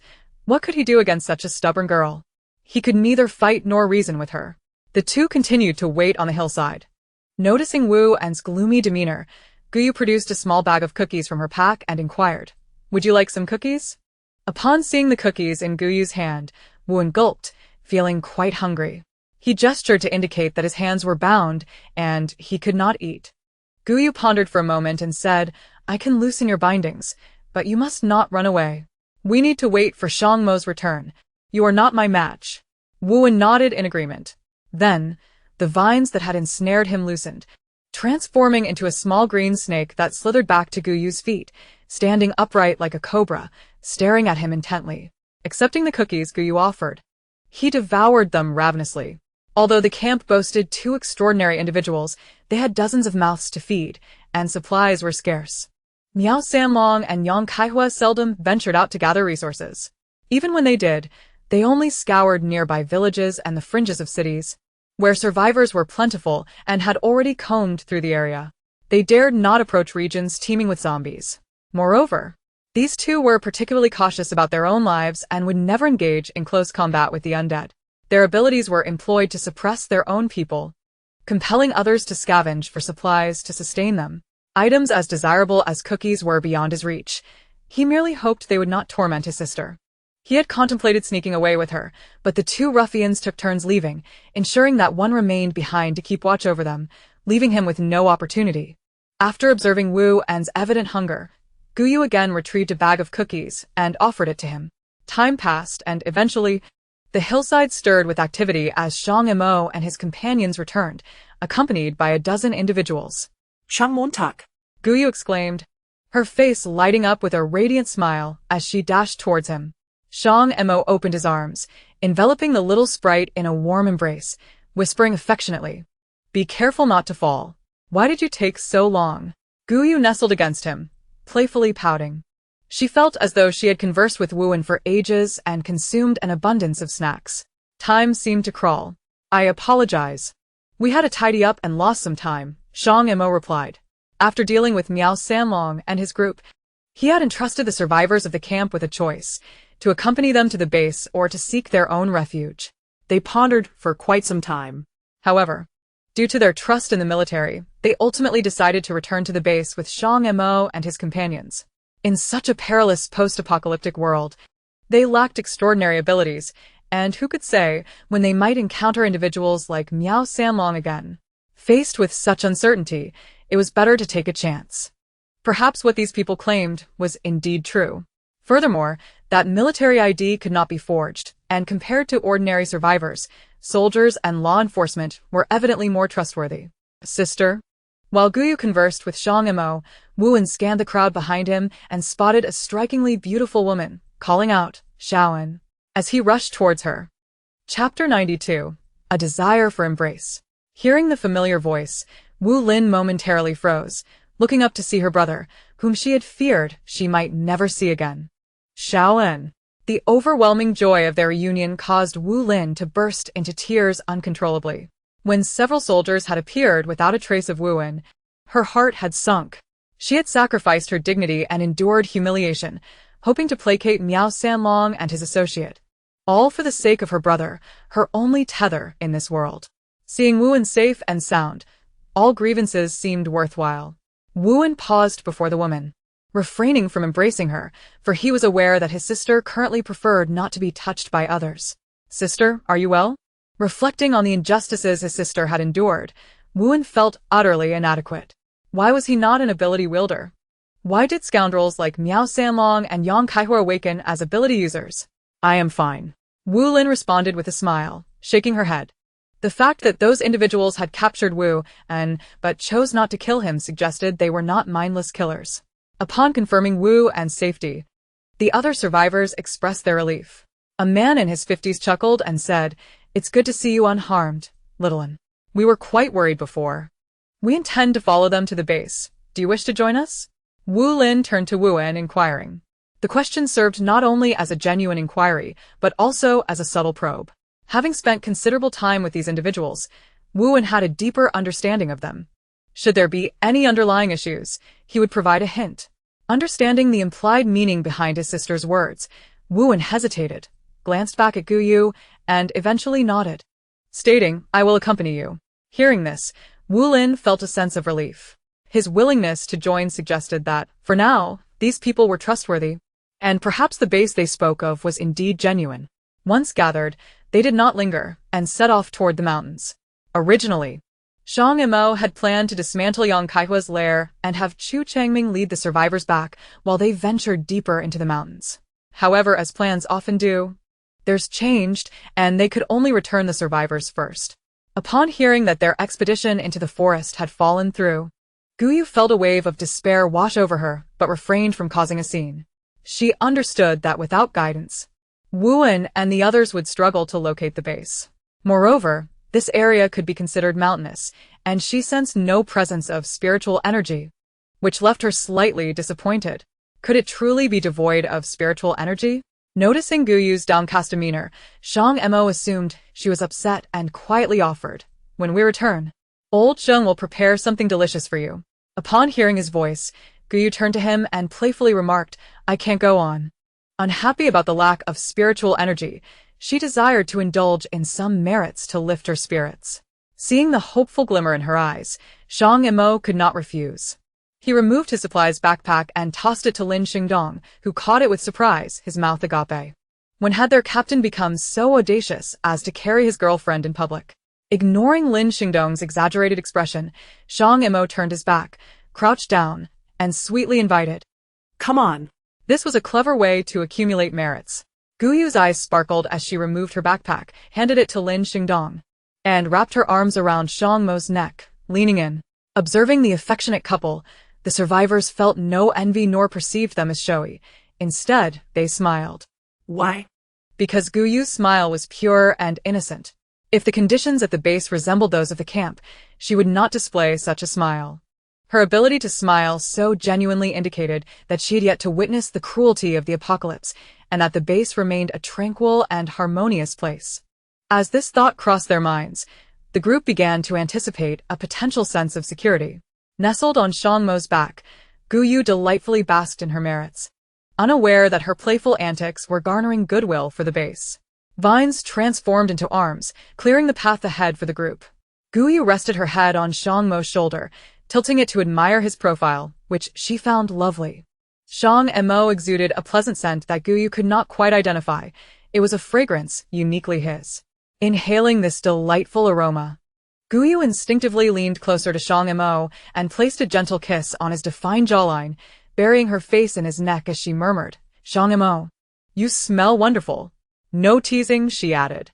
Guyu's sudden gesture caused Shang Mo to momentarily halt. Observers would notice a slight flush at the back of his ears, but his formidable self-control quickly restored his composure. "You truly do smell delightful," Guyu earnestly expressed her feelings before inquiring, "Do I smell good?" Little Demon Gu remembered eavesdropping on a conversation between Sister Red Fox and Sister Spirit Cat, where they mentioned that every man had a distinct scent, and those who smelled good were rare gems. Encountering one was indeed a stroke of luck. Shang Mo replied nonchalantly, feeling quite helpless. He had always been aware of Guyu's forthrightness, yet he had not anticipated her to pose such a question at that moment. "My dear, do you truly understand?" Such inquiries were personal and should not be asked casually. They could lead to embarrassment. But would Gu Yu feel embarrassed? Certainly not. Little demon Gu never cared how others perceived her. Her own happiness was paramount. Human concerns and considerations bore no relevance to her. In her previous life as grass, her sole ambition was to bask in the sun. Later, upon her transformation, her goal evolved to include sunbathing alongside cultivation. Now, Her aspirations consisted of kissing and hugging Shang Mo, enjoying delicious food, and seeking spiritual energy. Aside from sustenance, her ultimate goal remained cultivation. Upon hearing Shang Mo's response, Gu Yu felt elated, confirming that the great demons had not deceived her. They had all declared that little Gu Yu is the most delightful, making one wish to devour her. Gu Yu enjoyed the first half of that statement, but took offense at the latter half. I am but a blade of grass, not meat. Why does everyone desire to consume me? After a moment of hesitation, Gu Yu tightened her grip around Shang Mo's neck and leaned in closer. Whispering in a voice only meant for the two of them, Shang Mo, do you want to eat me? Shang Mo stared in bewilderment. Wondering if such questions were appropriate to ask in this setting. The inquiry was far too embarrassing, and he declined to respond. Though he was thick-skinned, he still valued his dignity. When Gu Yu received no answer after a prolonged silence, she grew anxious. Did Shang Mo, like those others, harbor ill intentions and wish to consume her? This thought led to a swift downturn in her mood, and she slumped against Shang Mo's back. Gazing at the beloved profile and the warm golden aura close at hand, Gu Yu sighed instinctively, reluctant to part with it. It was not easy to encounter such radiant golden light, and she had yet to bask in its glow fully. No, I cannot, she thought. While the golden light is splendid, my life is more valuable. I should seek an opportunity to slip away. Alas, I am simply too fragrant. If only I were less so, I could accumulate more merits. You all go ahead. Upon hearing Gu Yu's repeated sighs, Shang Mo furrowed his brows, sensing something amiss, and promptly came to a halt. Oh, very well. Peng Sheng and the others were momentarily taken aback, unsure of why Shang Mo had suddenly stopped. But they complied with his command and continued forward. Noticing Shang Mo halt alone, Gu Yu tensed up, frozen in place, regretting her earlier actions. I'm done for. Did Shang Mo not wish to wait any longer, yearning to devour her at this very moment? The recollection of their last kiss, where he had affectionately called her little enchantress, suddenly filled Gu Yu with a profound sadness. Had she not been human for less than a month? And now it seemed her fate was already sealed? How could her existence be so woeful, while others, as fairies, might live for thousands of years? And even as mere mortals, one could anticipate a life of 70 or 80 years. She had, in less than a decade of transformation, been struck by a heavenly thunderbolt into this world. After finally experiencing humanity, she had not even managed to survive a month. Oh heavens! Was there truly a more unfortunate grass spirit than her? Unbeknownst to Shang Mo, his actions had terrified his precious fairy to the brink of despair. Once the crowd had receded, he set Gu Yu down, intending to impart a lesson, yet he was met with her tear-streaked visage. What was amiss? Observing her pitiful state, Shang Mo's heart softened instantly. He enveloped Gu Yu in his arms, tenderly wiping away her tears, his voice a gentle balm. You wish to consume me, you wicked creature. She lamented, her sobs intensifying as she accused Shang Mo of his supposed transgressions, as though she had already been devoured. No, He insisted, gently patting her back, concerned she might choke on her tears. He failed to comprehend Gu Yu's thought process, if she did not wish for his touch. Why then did she continually entice him with her affectionate gestures? Shang Mo had no inkling of Gu Yu's true nature, nor did he consider that angle. Coupled with the prior context, when Gu Yu uttered those words, he instinctively misinterpreted their meaning. It was not merely Shang Mo who would misunderstand. Any man hearing such a statement would likely arrive at the same erroneous conclusion. Yet what Gu Yu sought to express was the meaning he deemed utterly improbable. Gazing into his eyes with her glistening orbs, she discerned he spoke truthfully, prompting her to cautiously inquire, "Is that true?" "Indeed," Shang Mo replied, his brow furrowed. Lamenting internally at the torment of it all, uncertain of his own ability to withstand the temptation. Reassured by his affirmation, Gu Yu felt a sense of relief. Ultimately, she was reluctant to part with the golden light, clinging tightly to Shang Mo's waist, burying her face in his embrace. Chapter 94. Her little head nestled against him. Witnessing this, Shang Mo found himself at a loss. He yearned to inquire further, yet was unsure how to broach the subject. Direct questioning might render him seem lascivious, while an indirect approach might not be comprehensible to his beloved. Nevertheless, for the sake of his own happiness, he felt compelled to ask. Once Guyu's emotions had stabilized, he gently inquired, "Do you not wish to have a baby with me?" Guyu, perplexed by the sudden shift to the topic of offspring, pondered for a moment. If he did not intend to consume her, perhaps having a baby was still a possibility. The elder fairies had mentioned that humans typically bore children when together. Thus, she nodded in agreement. Shang Mo tightened his embrace around his clingy little wife, feeling reassured. It appeared her reluctance stemmed not from unwillingness, but rather from unpreparedness. A loving smile graced his face as he planted a kiss atop her soft hair, whispering, "Then we shall take our time, waiting until you are ready." Guyu lifted her gaze to Shang Mo, her large eyes fluttering innocently, radiating purity and sweetness. "Are you happy?" Seeing her delicate demeanor, Shang Mo understood her intentions and lowered his head to plant a gentle kiss on her lips, savoring the moment. Guyu beamed, nodding enthusiastically, her expression one of sheer delight. Shang Mo returned her smile, playfully brushing her adorable nose, then quickened his pace to catch up with the others. The group had paused midway, awaiting the return of Shang Mo and Guyu. Upon their arrival, Tu Xing stepped forward, addressing them. "Captain, Wuan mentioned a shorter, more manageable route that leads directly to our vehicle." Shang Mo turned to Wuan, who nodded apologetically. "I apologize for leading you on a longer path earlier." "Then let us take the shortcut," Shang Mo decided without hesitation. The survivors harbored a degree of wariness towards them. At such a time, failing to extend trust could breed unease and suspicion. Moreover, as the survivors were merely ordinary individuals, their anxieties could be alleviated by establishing a sense of stability. Once they returned to the base, it would facilitate their integration into the community. Additionally, having endured such a harsh experience, they would likely cherish the tranquility of life even more. For the base, this was undoubtedly a beneficial development. The only potentially destabilizing factor was Wu Lin. Upon their return, he would need to remind the leader to keep a close watch on that young woman.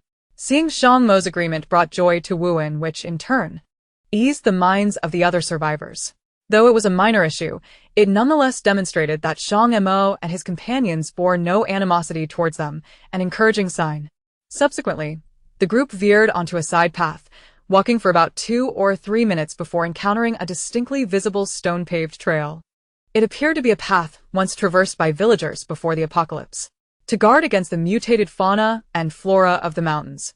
Guyu and Shang Mo took the lead, with a dozen survivors following closely behind, while Peng Xing and his companions brought up the rear. Before long, the vines ahead suddenly halted, standing upright to survey their surroundings, before swiftly returning to Guyu's side. "What is it, man?" Upon witnessing this, Guyu and Shang Mo came to a stop, while the others curiously scanned the area for anything amiss. Indeed, upon receiving the vine's feedback, Guyu's face lit up with delight as she tugged at Shang Mo, eager to venture into the grassy thicket. Man says there are delicious fruits. Let us hurry to pick them." Fruit? Shang Mo was taken aback, recalling the evolved fruits they had consumed at the research center. He inquired, "Is it the same kind as before?" Guyu shook her head. "No, but Man said this fruit is edible. Shall we go pick some?" Though their bellies were not empty, Guyu had not had the pleasure of fresh fruit since the vine had brought back its bounty, and she found herself longing for it. After a moment's contemplation, Shang Mo turned to Peng Xing and the others, instructing, "You stay back to protect them. We shall return shortly." "Understood, no problem, Captain. Hurry along." Lin Xingdong waved them off, curiosity piqued as he wondered what delightful treasure awaited them this time. Even if it did not possess the same extraordinary properties as the previous fruits that enhanced physical abilities or activated powers, the mere fact that it was consumable was already monumental news. If they could not resolve the issue of cultivating the land, the future sustenance would likely depend heavily on the evolved plants that had adapted to the transformed soil. The fruits discovered by the vine could very well provide the base with new insights and direction. Clearly, Peng Xing and Tu Xing shared this line of thought. Peng Xing chuckled. "Sister is truly a treasure. We have become mere dependents." Tu Xing nodded in agreement. They all hoped the laboratory would soon unravel the mysteries of human evolution. Only with a sufficient number of evolved individuals could humanity hope to survive in this brutal contest of survival. Listening to the trio's conversation, the other survivors fell into silence. Aware that future days might be arduous, yet they were certain it could not be more difficult than the trials faced within the camp. Meanwhile, guided by the vine, Guyu and Shang Mo traversed the withered grass, arriving at a lush meadow. This was a gently sloping hillside devoid of large trees or shrubs, adorned only with patches of broad, oval leaves. A gentle breeze lifted the leaves, revealing clusters of plump, red fruits, each roughly the size of an infant's fist. Wow. There are so many. Guyu was unfamiliar with this fruit, but Shang Mo recognized it at a glance. Wasn't this the wild yam they often consumed during their childhood in the mountains, albeit in a significantly larger size? The wild yam, also known as earth fruit, yam bubble, or earth pomegranate, is a perennial climbing plant. Its fruits are primarily classified into two sizes. The larger ones are referred to as female fruits, while the smaller ones are termed male fruits, with the female fruits being the edible ones. A cursory glance revealed that this vast hillside was almost entirely covered in wild yams. If harvested entirely, it would easily amount to over 100 pounds. Checking his watch, which read 3 in the afternoon, Shang Mo remarked, "We need to gather the others for the harvest. We cannot afford to waste much time. Please go call them." Nodding, Guyu approached the thicket of wild yams and crouched down as the vines crept over to her side. "Be careful," she cautioned, and with that, Shang Mo swiftly made his way toward the others. In just a few minutes, the group approached with curiosity, gasping in delight at the sight of the expansive greenery. "It's truly wild yam," someone exclaimed. "How could we have overlooked this before?" Wild yam is both fragrant and sweet, boasting high nutritional value, unlike the male fruit, which is dry and tasteless. Upon seeing the familiar leaves, Wu and hurriedly warned, "Be cautious. This wild yam is an evolved plant. Its vines can move and can be deadly. Additionally, there are spines on the stems that are toxic. We previously attempted to harvest the fruit, but instead lost several lives." Chapter 95. Provoking Shang Montag. Upon hearing Wu En's words, the survivors immediately recalled that a few had indeed perished the previous day and anxiously inquired, "Shaoan, were those deaths caused by this?" Wu En nodded gravely. "Exactly. These evolved plants are formidable. They harbor potent toxins, and a single prick from the spines can be fatal." The survivors, gripped by fear, instinctively distanced themselves. Guyu, who had been crouched at the edge of the wild yam patch, stood and addressed the group. "It's not as exaggerated as it sounds. Most plants are quite benign. They do not attack other life forms unless provoked. You must have stepped on its stems or leaves. Plants can feel pain and will defend themselves if harmed." To prove her point, Guyu lifted a large leaf and pointed to the stem below, stating, "Look, the spines on the stem are not raised." Upon examining the stem beneath the large leaf, the group found, as Guyu had said, that the spines were indeed lying flat. Trusting her words, they felt reassured. Although Guyu was not a scholar, in her past life, she had been a plant herself, possessing a deeper understanding of flora and fauna than even the most esteemed botanists. She continued, "The fruits produced by plants are inherently meant to be consumed by other life forms, as long as we do not harm them. Merely picking the fruit will not provoke an attack. Moreover, each plant has its unique purpose.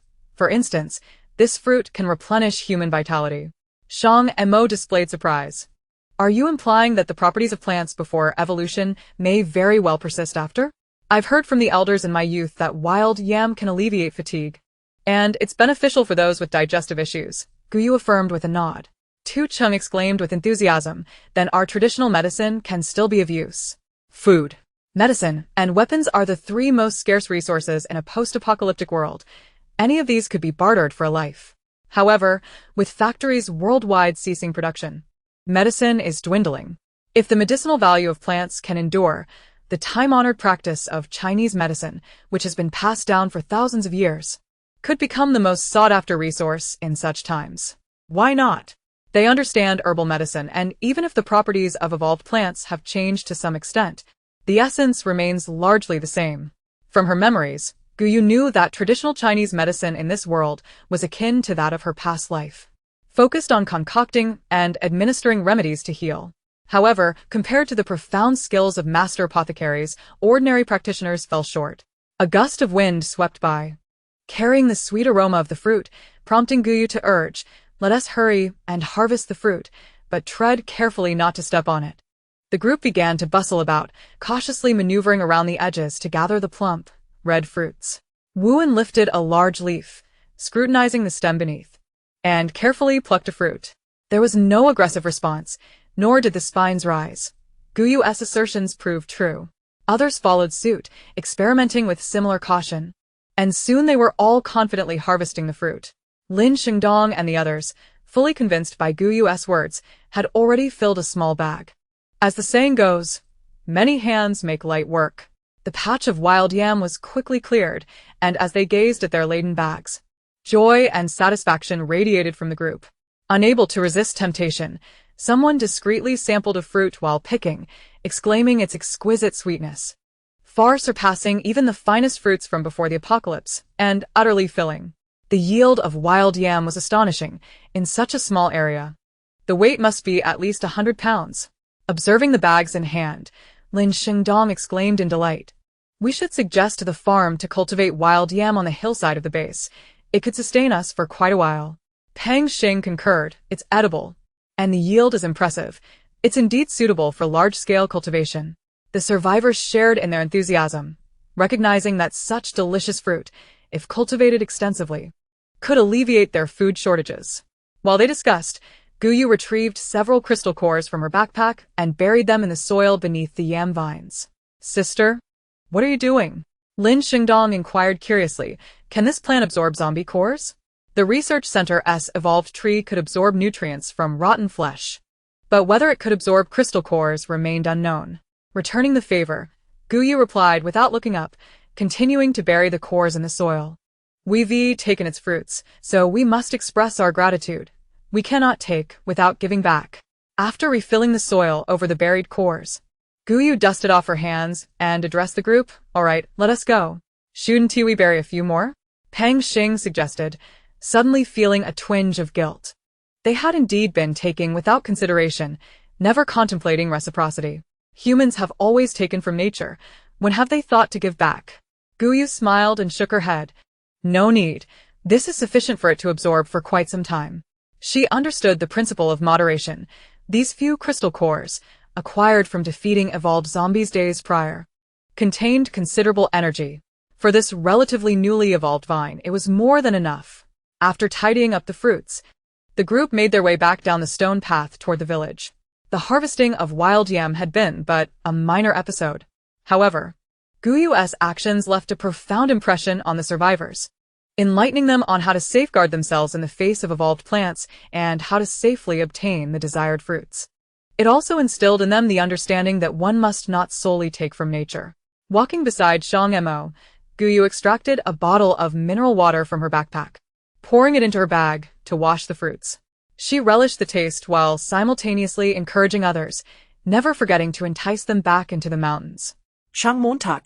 Isn't the forest wonderful? We need not worry about hunger, and there are so many other treasures to discover. We can venture into the mountains frequently. Shang Mo wore a warm smile, proud of his remarkable companion. With this extraordinary ability, Guyu thrived in the forest, navigating it with the ease of a fish in water, rendering danger a mere illusion. Lin Shengdong, standing nearby, nodded in agreement. He picked up a red fruit, wiped it with a napkin, and tossed it into his mouth, chewing heartily before swallowing and declaring, "In my opinion, the forest is a veritable treasure trove. An evolved forest is akin to a mountain of gold and silver. We might very well depend on it for our survival in the future." At the end of the stone path lay the village at the foot of the mountain. Upon sighting the clusters of houses ahead, the survivors were filled with exhilaration, scampering forth while Shang Mo and the others followed closely behind. Noticing that the group had only one vehicle, Wuan approached and said, "Captain Shang, I know where the camp's vehicles are hidden. May we follow you in our car?" "That is fine, it's up to you," Shang Mo readily agreed. However, it meant that these individuals would have to squeeze into the back, leaving Guyu cramped. The journey ahead was not short, and Shang Mo was concerned that Guyu might feel uncomfortable. Chapter 96, Capture. With Shang Mo's permission, Wuan stepped into the courtyard of a nearby house, smashing the outdoor water tank filled with dirt, revealing a bucket brimming with gasoline. He then rummaged through an inconspicuous pile of rubbish and unearthed 3 similar plastic containers, each equally filled with gasoline. "Wow, brother, you certainly know how to hide things," Lin Xingdong exclaimed, astonished by the sight of the 4 barrels of gasoline. This group was genuinely impressive. Recognizing the value of oil over vehicles, they had parked their car by the roadside, siphoning the gasoline for future use. Wuan chuckled helplessly. There's no choice. The vehicle is such a conspicuous target, and since it can't venture into the mountains, we can only siphon the fuel. A heap of scrap metal is of no interest to anyone. How many vehicles are you planning to take? Do you have the keys? Shang Mo inquired. Wuan glanced at his sister, Wu Lin. She retrieved a set of keys from her bag, explaining, "I've brought all the camp keys with me." Wuan stepped forward, detaching 2 keys and asking the elderly man beside him, "Grandpa Tong, can you still drive?"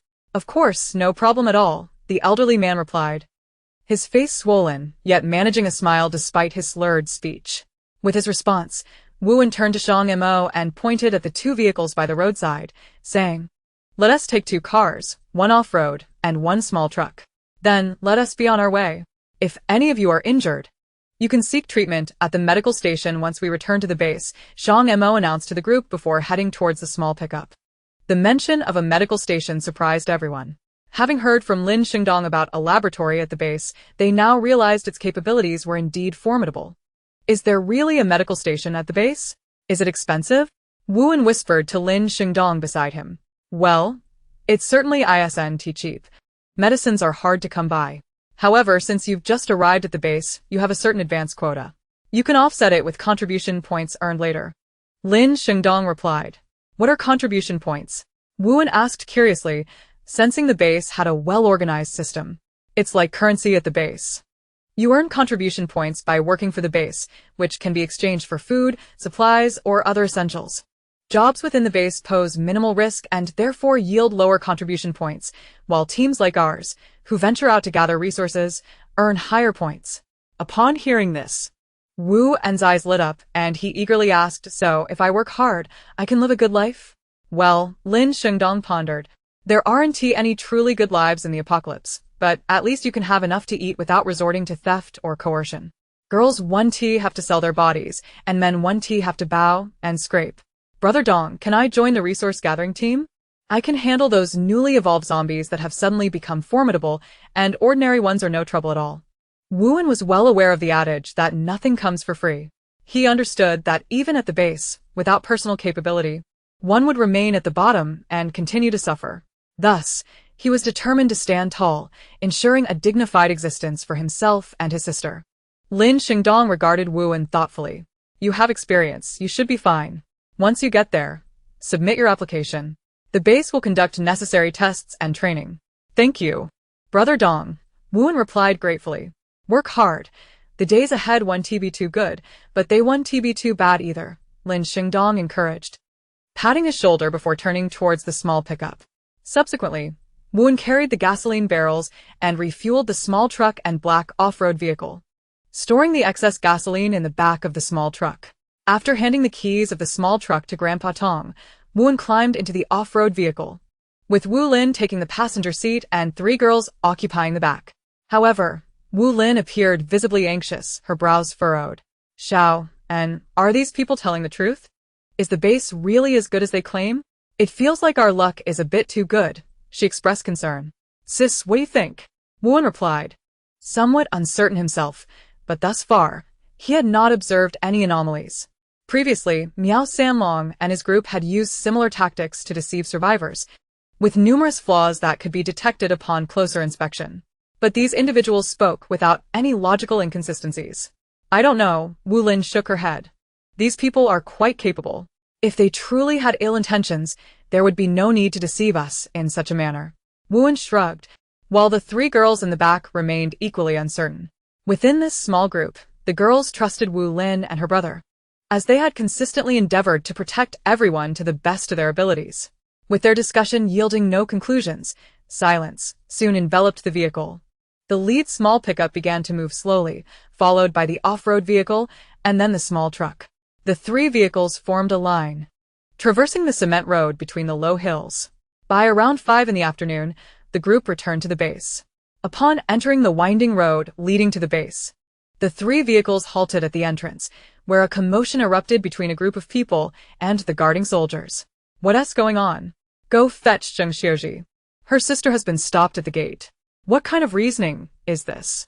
A woman stood with her hands on her hips, one arm raised high, addressing the soldier in charge with an air of authority. After so many days, they had finally reached the base. This was her time to enjoy comfort, especially with her brother being an official. The argument caught Guyu's attention, prompting her to stand and look ahead. Wasn't this the same group they encountered at the research center? A few unfamiliar faces had joined their ranks, while the thin man and young individual were conspicuously absent. In her line of sight, beside a grimy car, stood 4 punk youths, who were also waiting to enter the base. Observing the scene at the entrance, the 4 chuckled lightly. This lady is quite amusing. If it weren't for the soldier's good temper, if she dared to point at me like that, I would surely give her a whack. As he spoke, the young man brandished a spiked club dripping with the putrid slime of zombies. Exactly. It's so disrespectful. 3 days without a beating and she thinks she can act so arrogantly. It's high time someone taught her a lesson. The young men were visibly agitated, and an older one among them cautioned the others in a hushed tone. During the upcoming inspection, refrain from mentioning our involvement in the store robbery or the incident where we seized the opportunity amidst the chaos to steal. Such admissions would tarnish our first impression. Rest assured, boss. Several individuals nodded in agreement, their gazes fixed on the unfolding scene ahead. Upon hearing the woman's words, the squad leader furrowed his brow and, locking eyes with her, confirmed, "You are Zheng Yalan, and Zheng Zhixiu is your brother? Is there any doubt?" The woman, brimming with pride, cast a sidelong glance at her companions, feeling a surge of self-importance, akin to a peacock displaying its feathers. The squad leader scrutinized Zheng Yalan closely, noting her resemblance to Zheng Zhixiu.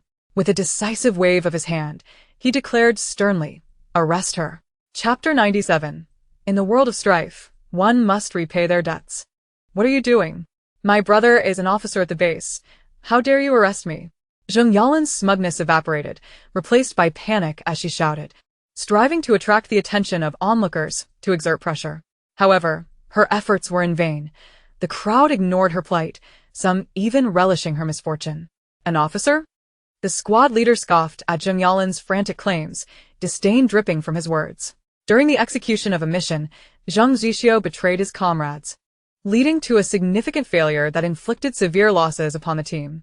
Not only that, but he also implicated his teammates and absconded with a substantial amount of supplies while evading justice. You, as a sister, have conveniently presented yourself to us. We shall ensure you are treated appropriately. Corruption exists in both military and political spheres, and Zheng Zhixiu is a prime example.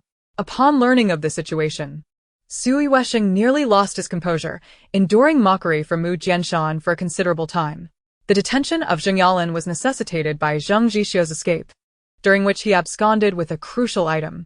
Sui Wesheng was aware that Zheng Zhixiu had a sister en route to the base and had issued orders for her immediate apprehension upon arrival. What? Zheng Yalan was left dumbfounded by the guard's explanation. This was not what she had been led to believe.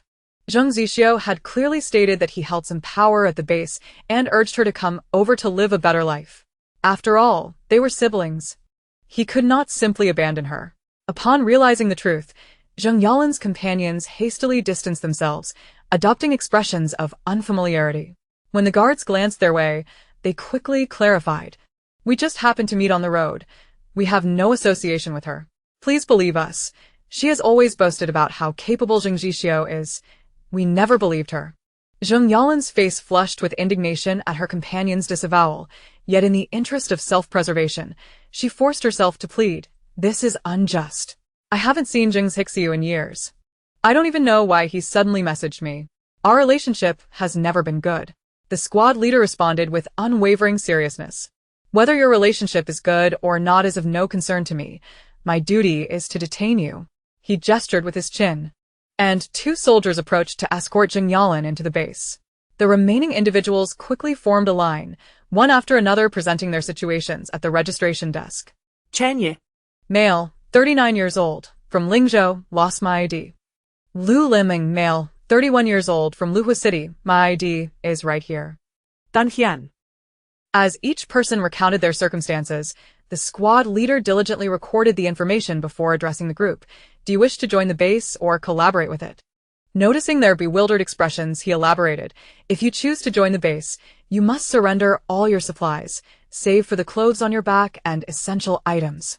In return for the supplies you submit, the base will provide food, shelter, and employment, which will earn you contribution points. With sufficient contribution points, you can exchange them for whatever you desire. Alternatively, you may opt not to join the base. In such a case, the base will not impose compulsory work upon you. However, all your needs, accommodation, food, and a secure environment will require you to barter with your supplies. In other words, you must either possess ample reserves or frequently venture outside the base to gather supplies. Otherwise, you will be expelled. At this juncture, the squad leader added, do not attempt to exploit loopholes by initially choosing the cooperative model. Once your supplies are depleted, the materials you will be required to submit will be double what is expected now. Upon hearing this, the group became visibly displeased. Isn't this a safe haven for humanity? Are there conditions for saving lives? You are the guardians of the people. How can you act so mercenary, like robbers demanding all our resources? A chorus of grievances erupted, undeterred by the previous incident. The belief that soldiers should selflessly serve the populace was deeply ingrained and not easily swayed. The squad leader, accustomed to such retorts, chose not to engage further.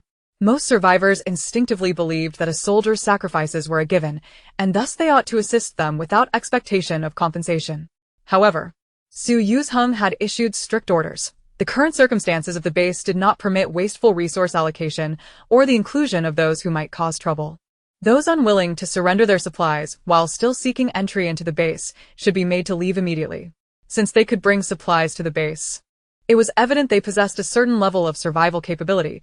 Such individuals could thrive even outside the base. Observing the squad leader's silence, the crowd grew increasingly obstinate. Do you even deserve these uniforms? Given the current situation, we should unite and weather this storm together. Upon hearing this, several young individuals could no longer contain themselves. They approached, casting derisive glances at Chen Yi and his companions, and loudly proclaimed, Elders, are you going to register or not? If not, could you kindly vacate the space? Stop occupying the restroom without doing your business. Exactly. We've been waiting for ages. What are you all droning on about? The base offers a secure environment. And what's wrong with contributing a little? If you feel it's unfair, you can simply turn around and leave. No one is holding a gun to your head. Indeed. You are wasting our time. Every moment counts, and you've squandered enough of our precious time. One youthful individual looked astonished, unable to believe what he was hearing, and remarked, You don't actually expect to receive handouts, do you? This is the apocalypse. Every resource is invaluable, possibly earned at the cost of lives. Do you wish to thrive atop the corpses of others? The fervent young ones left Chen Yi and his companions gasping for breath, their retorts sharp and relentless. You younglings, with barely a hair on your chin, dare to dictate to others? Aren't you afraid that when trouble arises, you'll have nowhere to turn for help? Naive youths, unaware of the world, spewing venomous words without consideration for future encounters. Hearing these words, the four young individuals rolled their eyes in disdain and retorted immediately, Rest assured. Old man, even if we do have demands, they won't be directed at you. Each of us can face zombies without hesitation, and we even have two with special abilities. You won't be of any assistance. Do you have the courage to confront the undead directly? Or will you cower in your vehicles, trembling in fear, while betraying your own kind for a chance to escape? Facing their taunts, the young individuals unabashedly revealed the realities they had witnessed on their journey. Seeing the young ones completely shake off the matters of the past, several individuals were left trembling with indignation.